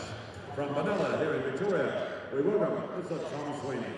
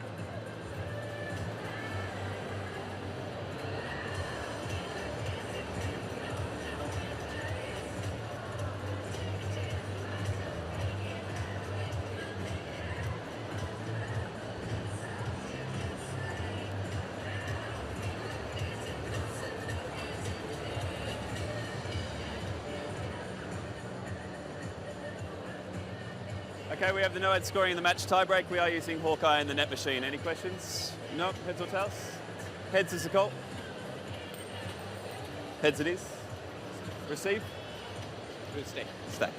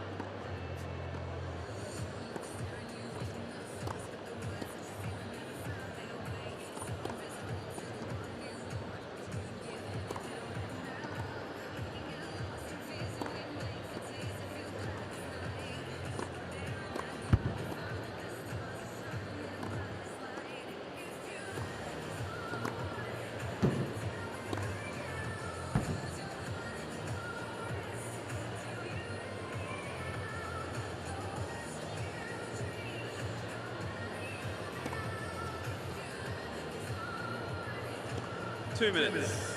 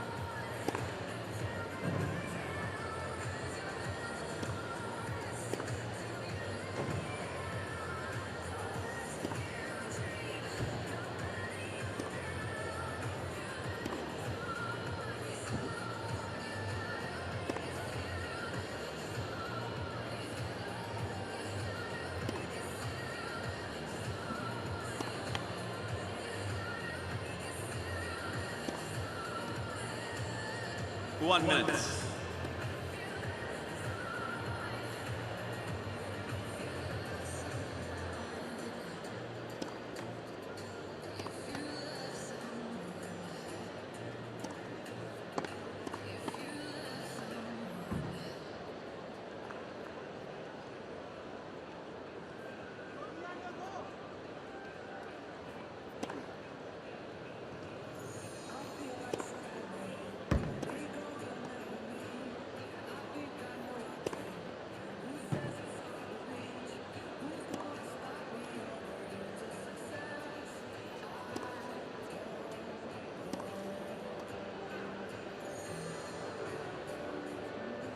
Ladies and gentlemen, this quarterfinal match will consist of 2 tiebreak sets with no end scoring. A 10-point match tiebreak will be played at 1 set off. The matchkeeper player won the toss and chose to receive. Time.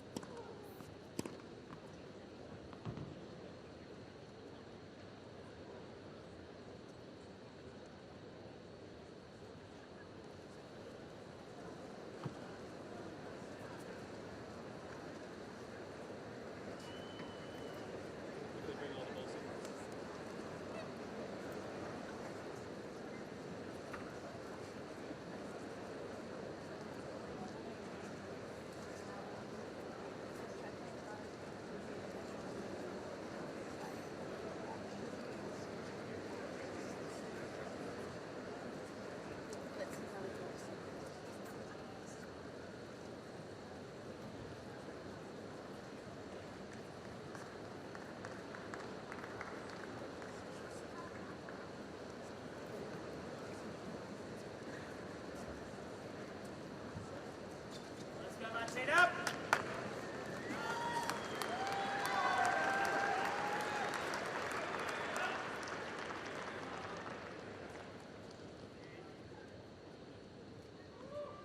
First set, Leander pays to serve ready. Play.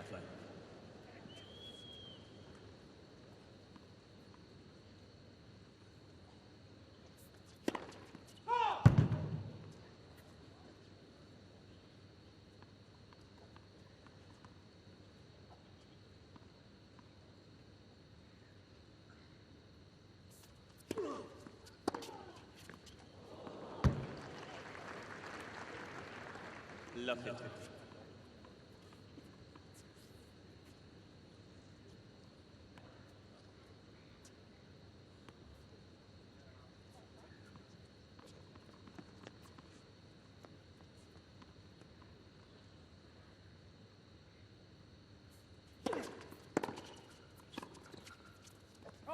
Love it.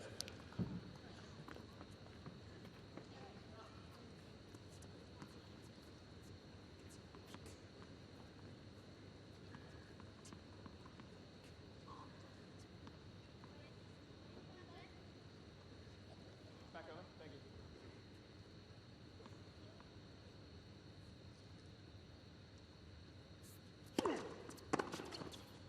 Out. 15-30.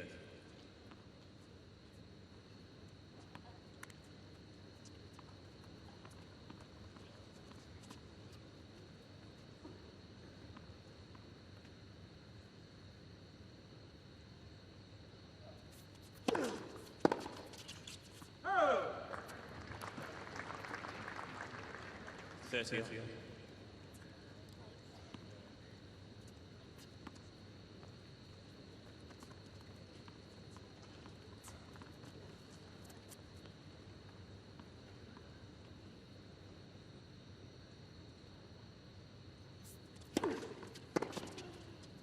Out. 14.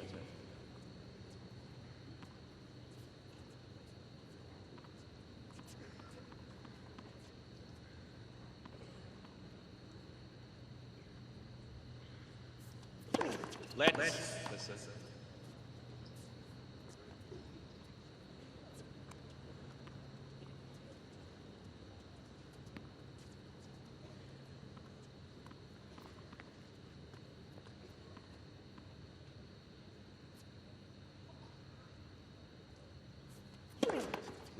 15-15.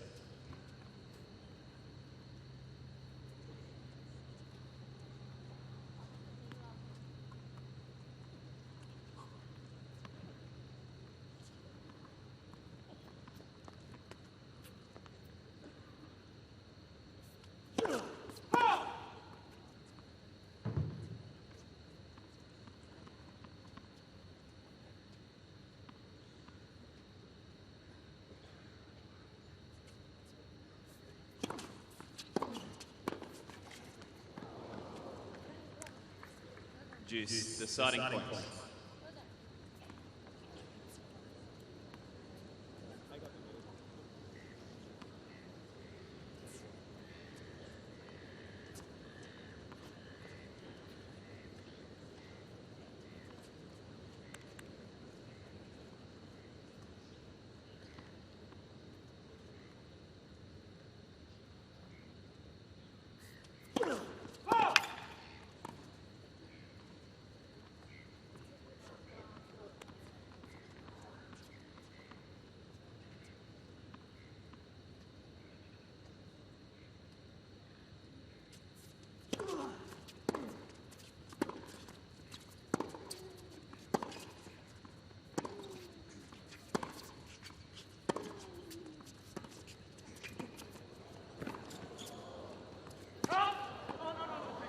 Challenge call on the left baseline, the ball's called out.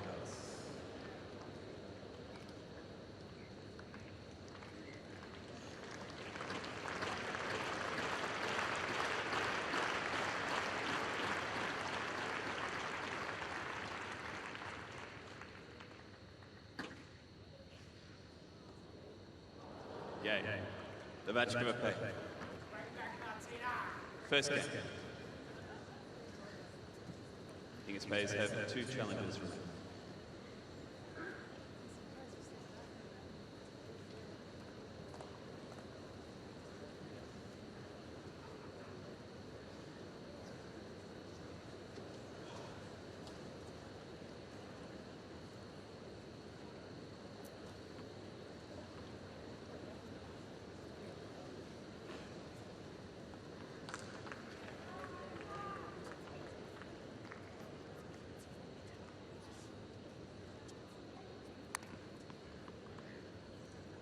Alexander Payat.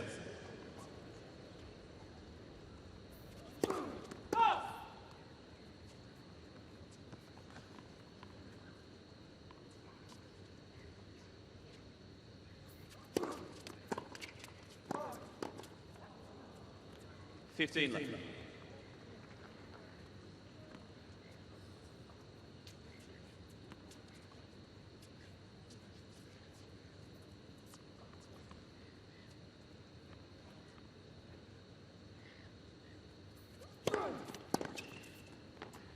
Thirty left.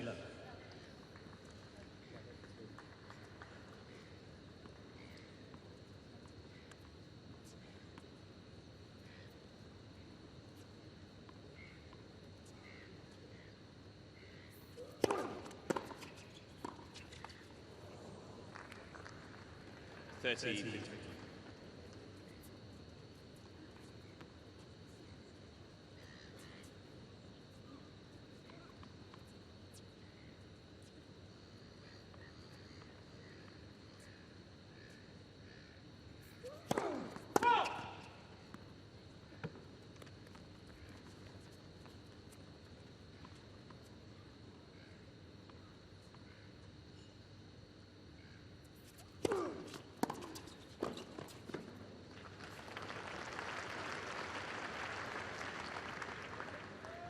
Thirty off.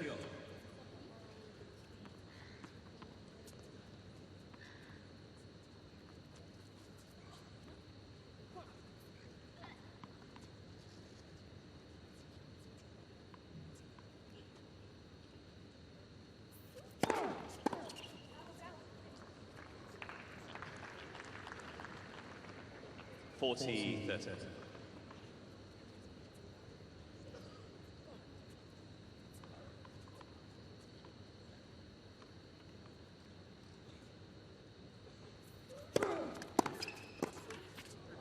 Game.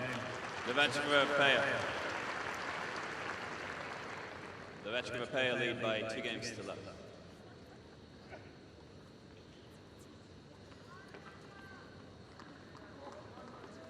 Martina Hingis to set.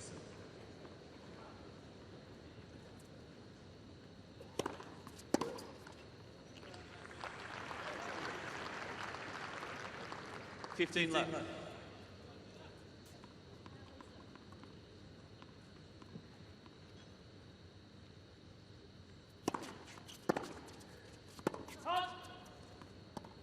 30.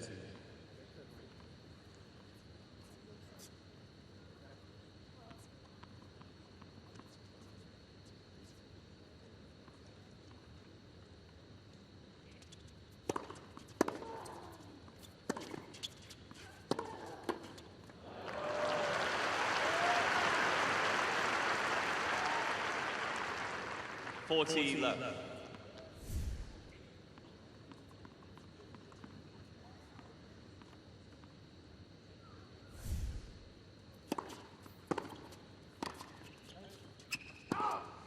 Correction, boys, good. Replay.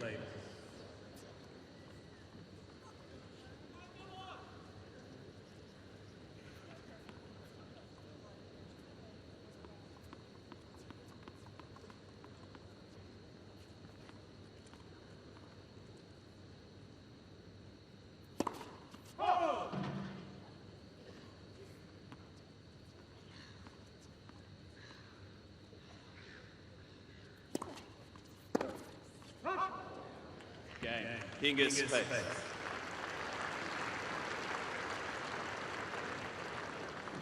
The veteran Rafael lead by 2 games to 1. Experience a life more magical at the Australian Open Tennis. Cool off in Elsa's frozen ice rink. Race into Radiator Springs with Lightning McQueen and climb aboard Jake's pirate ship. Get lost in Tinkerbell's interactive maze and bump fists with Baymax from Big Hero 6. Get closer to the magic of Disney. Friday 30th of January to Sunday the 1st of February at Hisense Arena in Melbourne. Ground passes on sale now.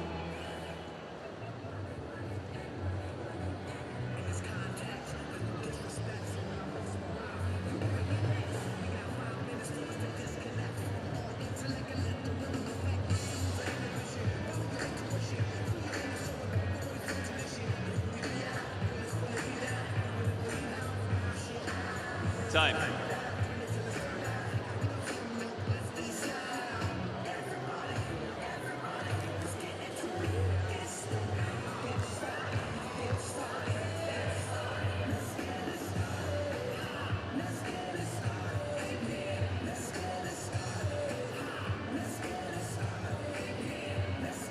Andrea left to serve.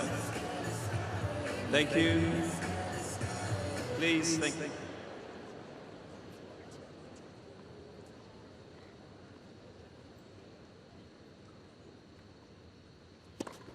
Let's listen.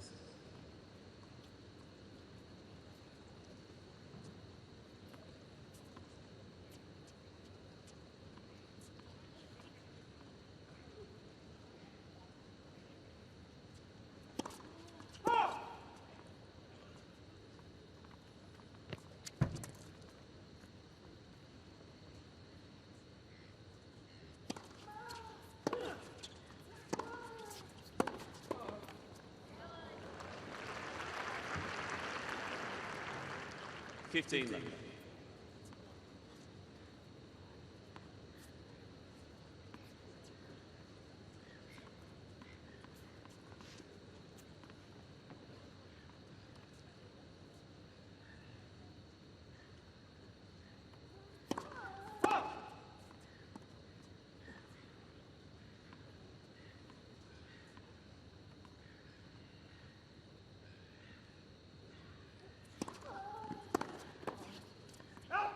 Fifteen on.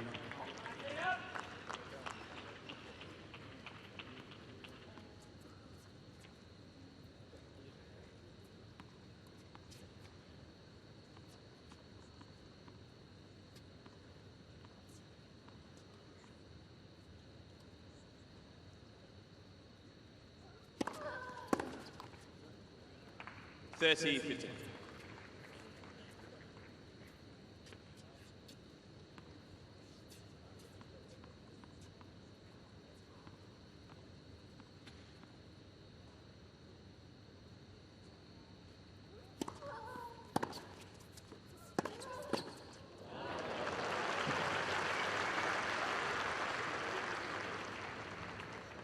Thirty off.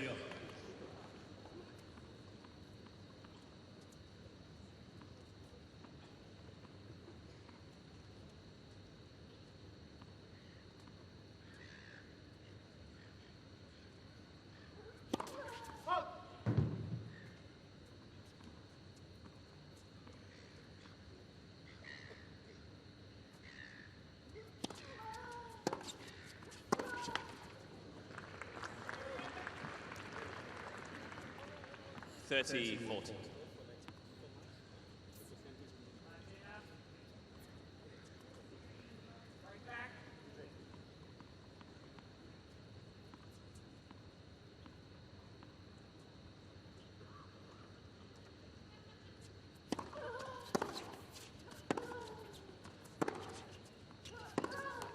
Game.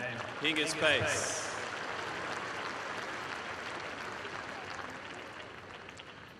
Two games.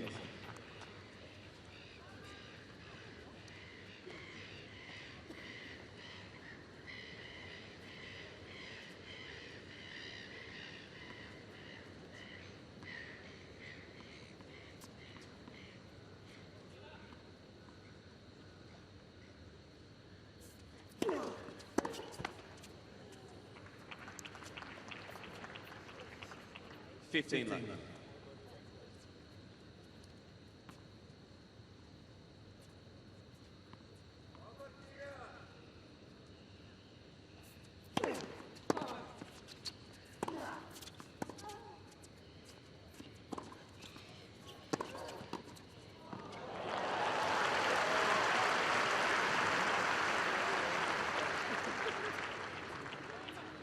Thirty left.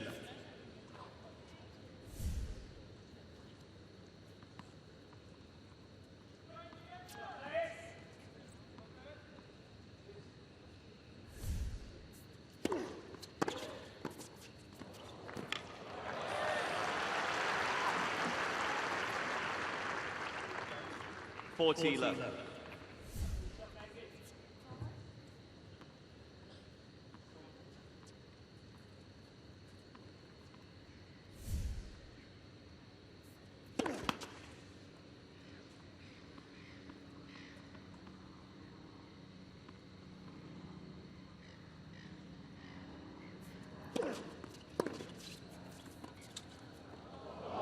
Game, Hinger's pace.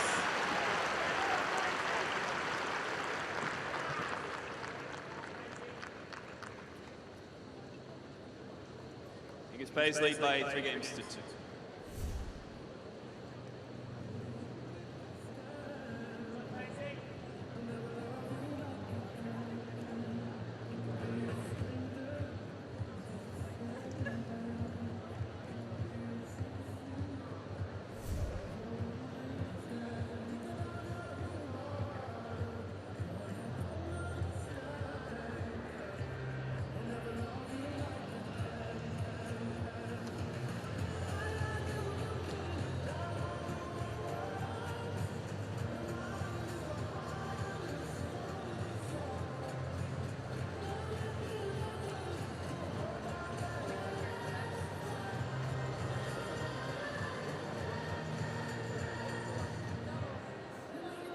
Time.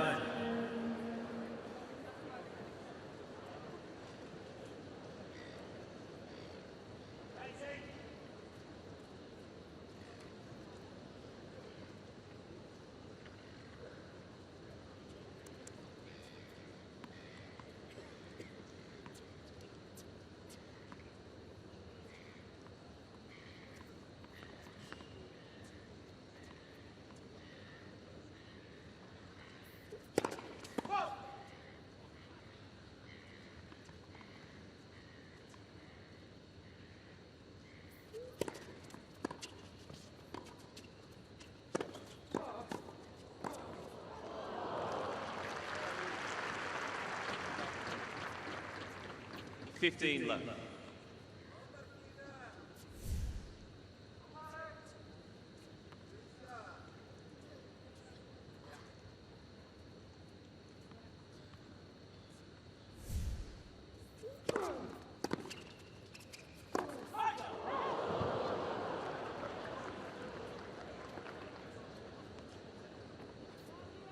Fifteen.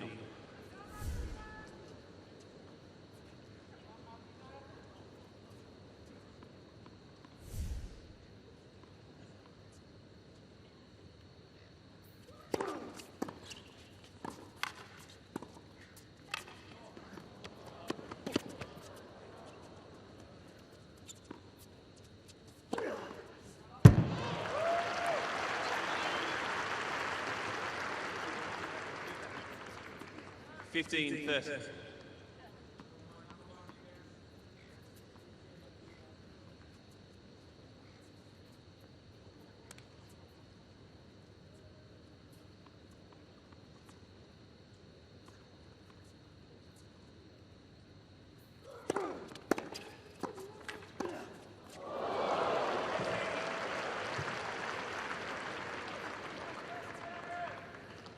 Fifteen 40.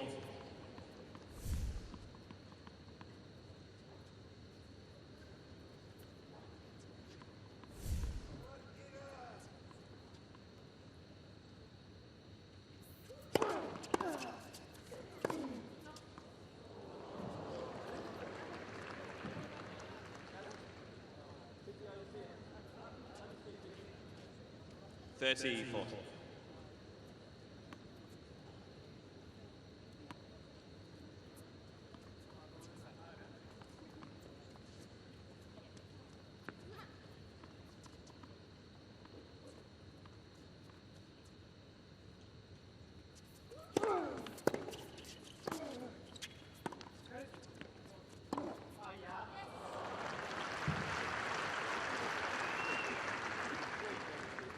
Juice, deciding point.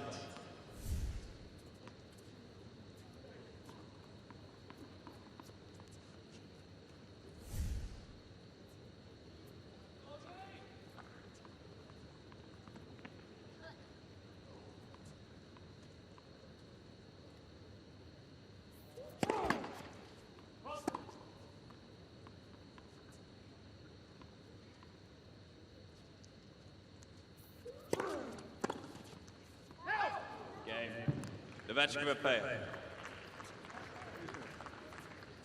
3 games.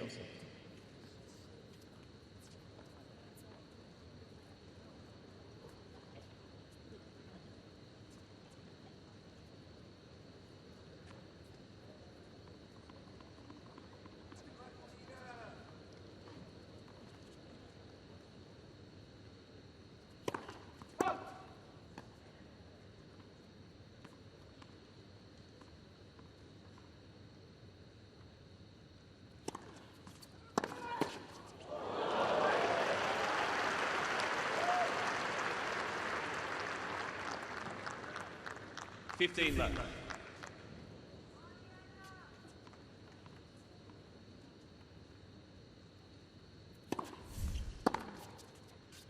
Thirty left.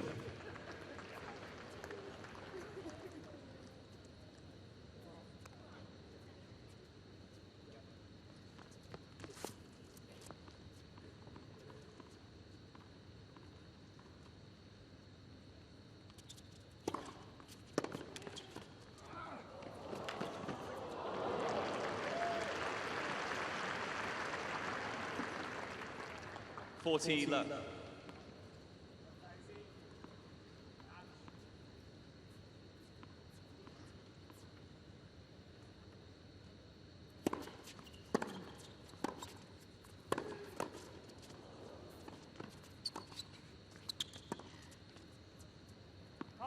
Game.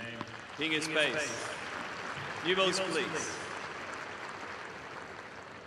King is space lead by 4 games to 3.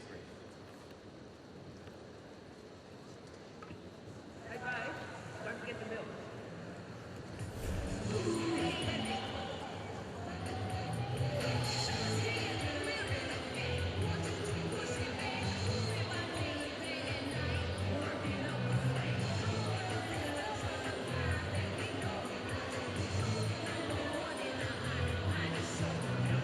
Every Kia now comes with Australia's only 7-year unlimited kilometre warranty.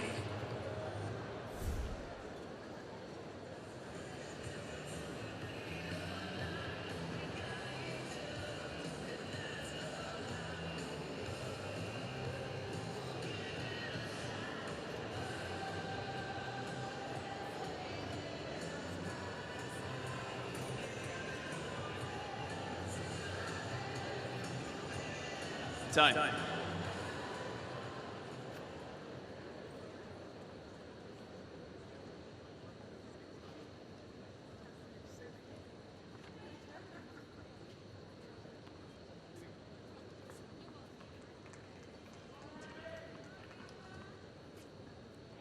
New balls.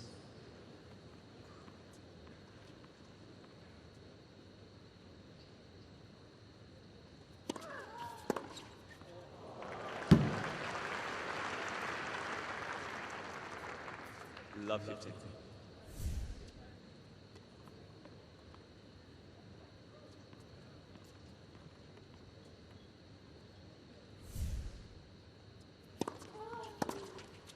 Out. 15 on.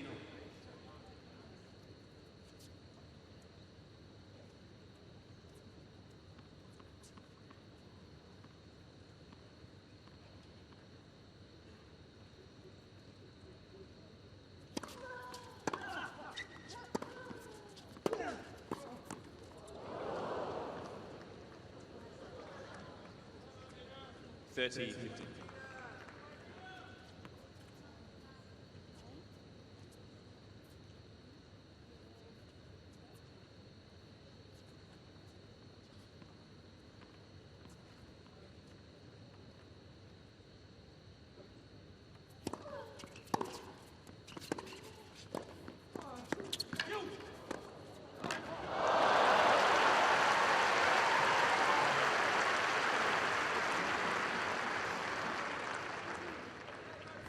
Thirty on.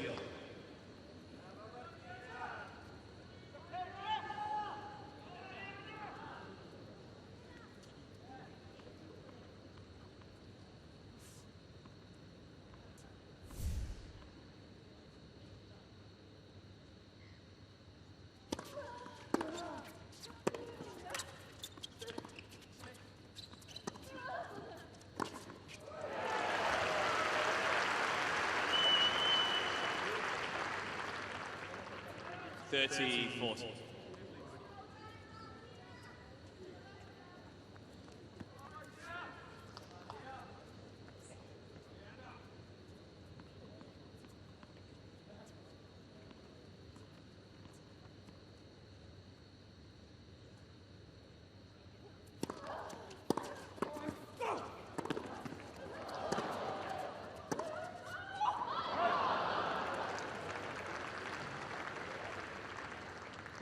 Juice deciding point.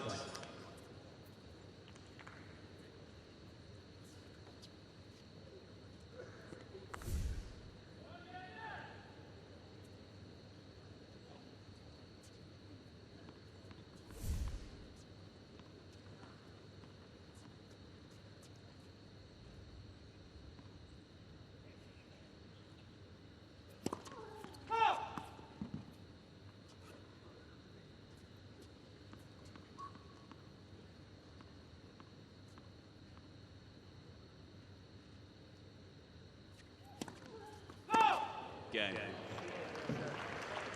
Hingis pays.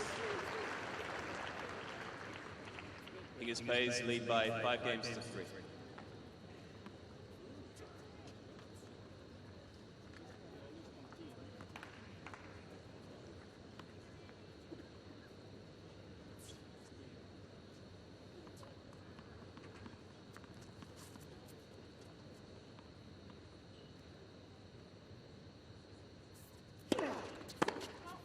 Out. 15 left.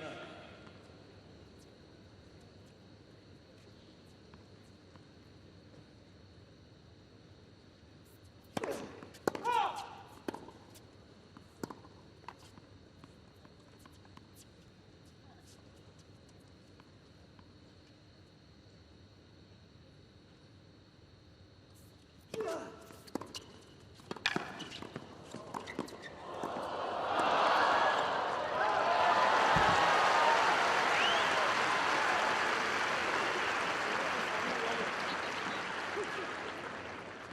30 left.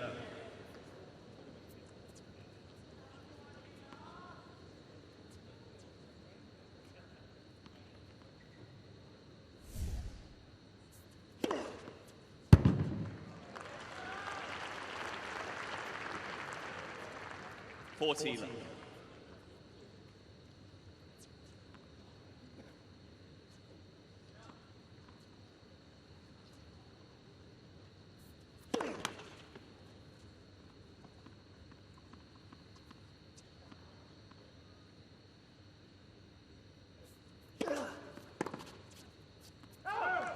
First set, Hingis pace. 6 games to 3.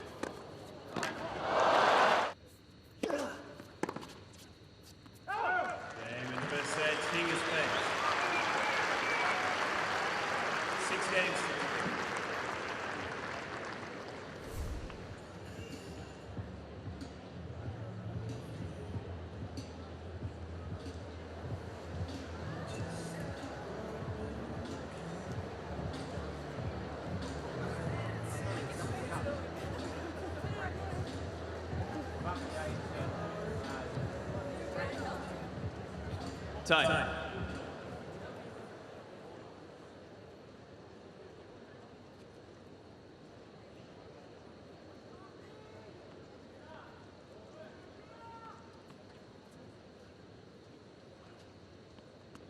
Second set. Payer to set.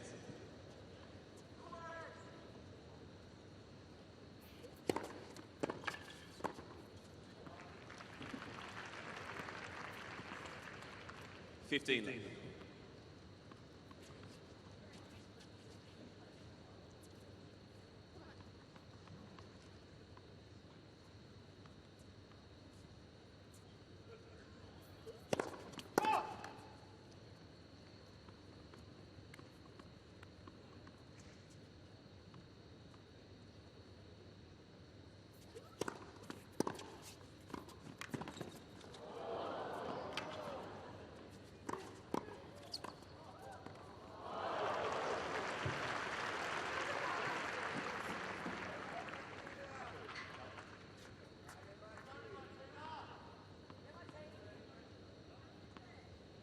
The match will play a challenger call on the right far sideline, the ball's body.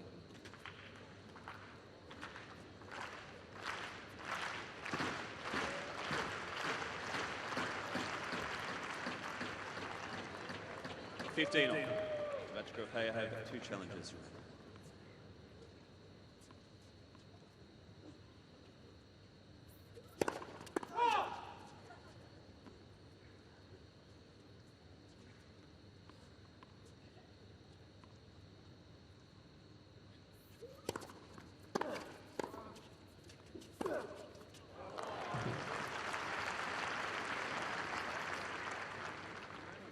Fifteen 30.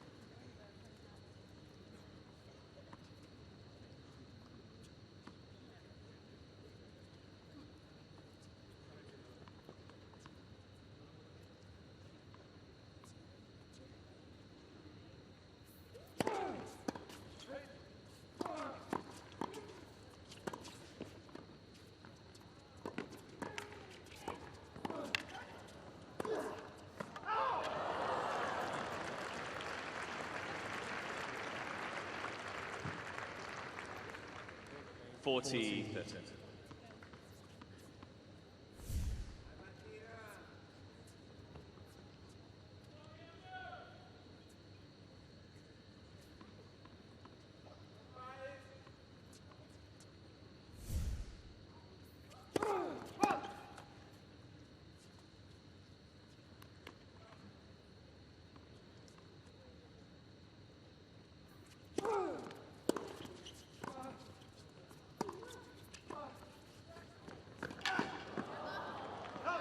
Game Laver Pay.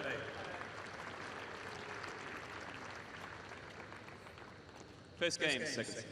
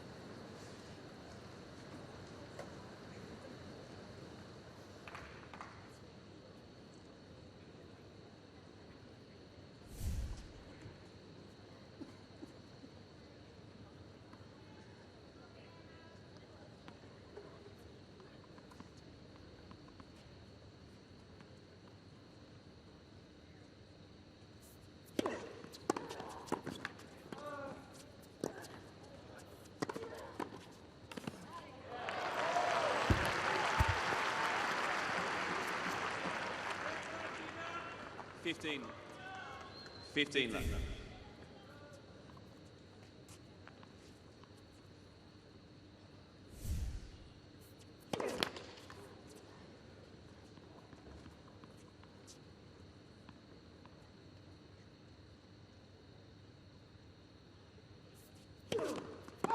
Fifteen.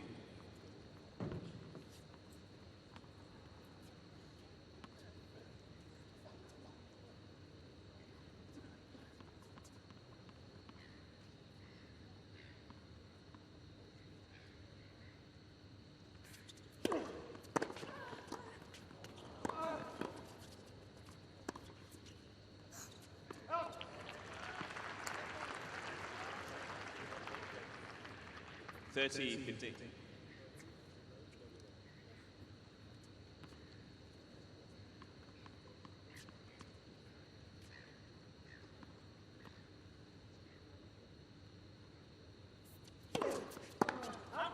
Out! 40-15.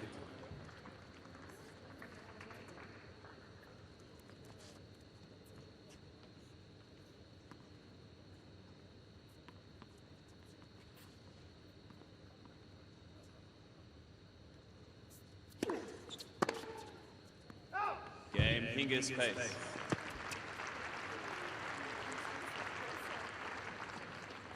One game.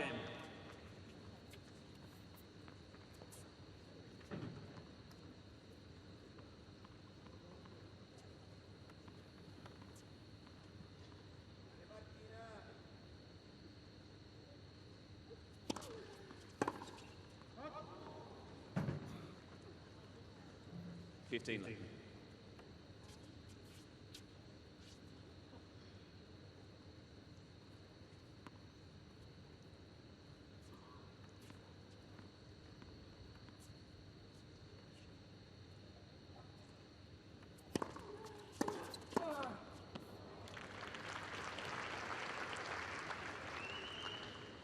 Thirty left.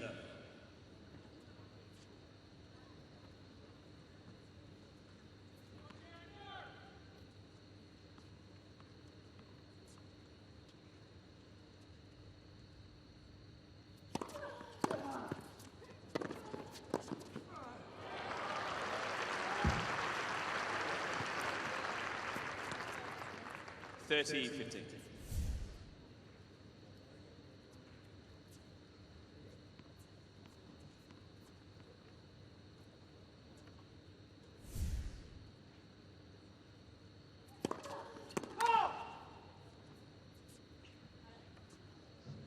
The Vashko player challenging the ball on the right to serve. The ball was called up.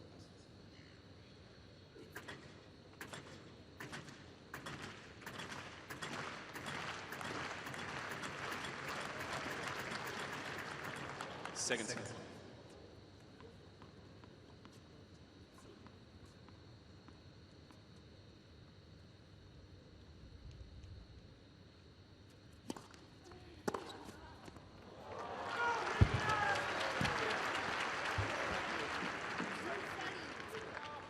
30 all.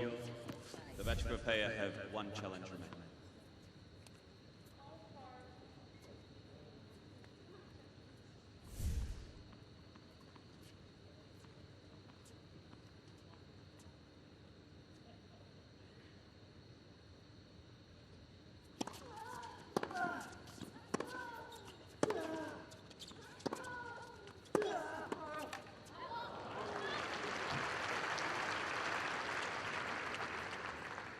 40-30.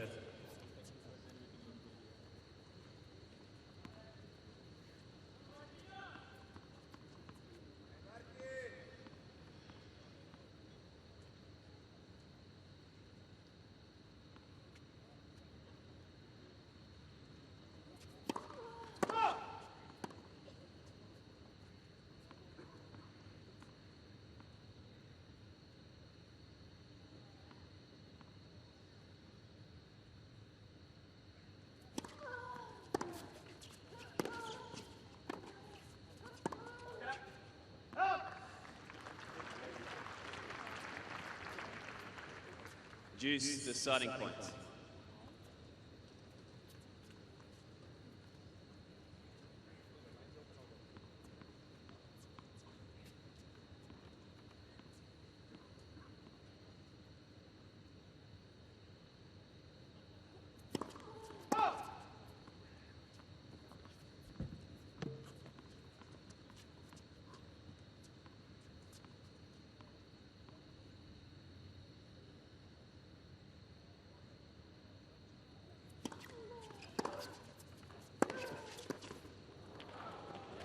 Game Hinga space.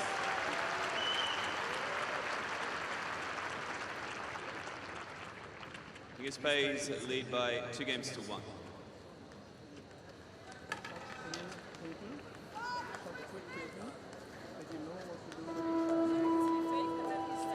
None of us look alike, none of us have the same talents, so why should we go out and do things the exact same way? It doesn't make sense. Early breath. Good. Speed up your racket. The way that you play tennis and the strengths that you have are unique to you. You need to develop those so that you can be your own best person out there. That uniqueness is special.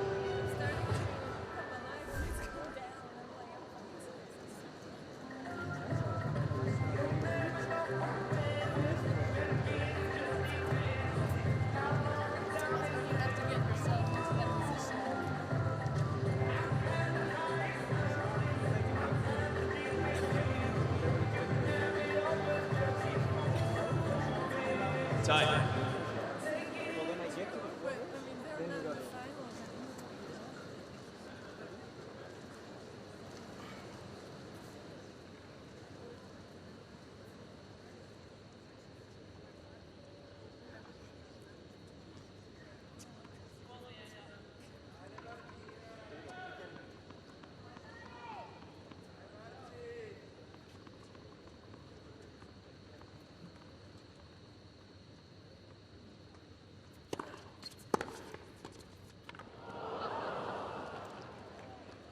Love 50.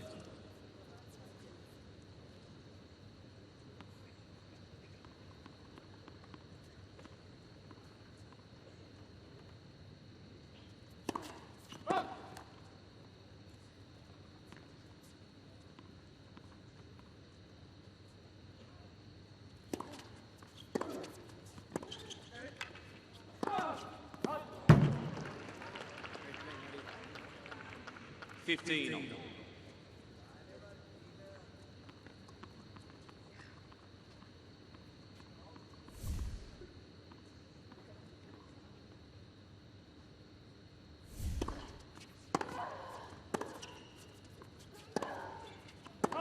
$30-15.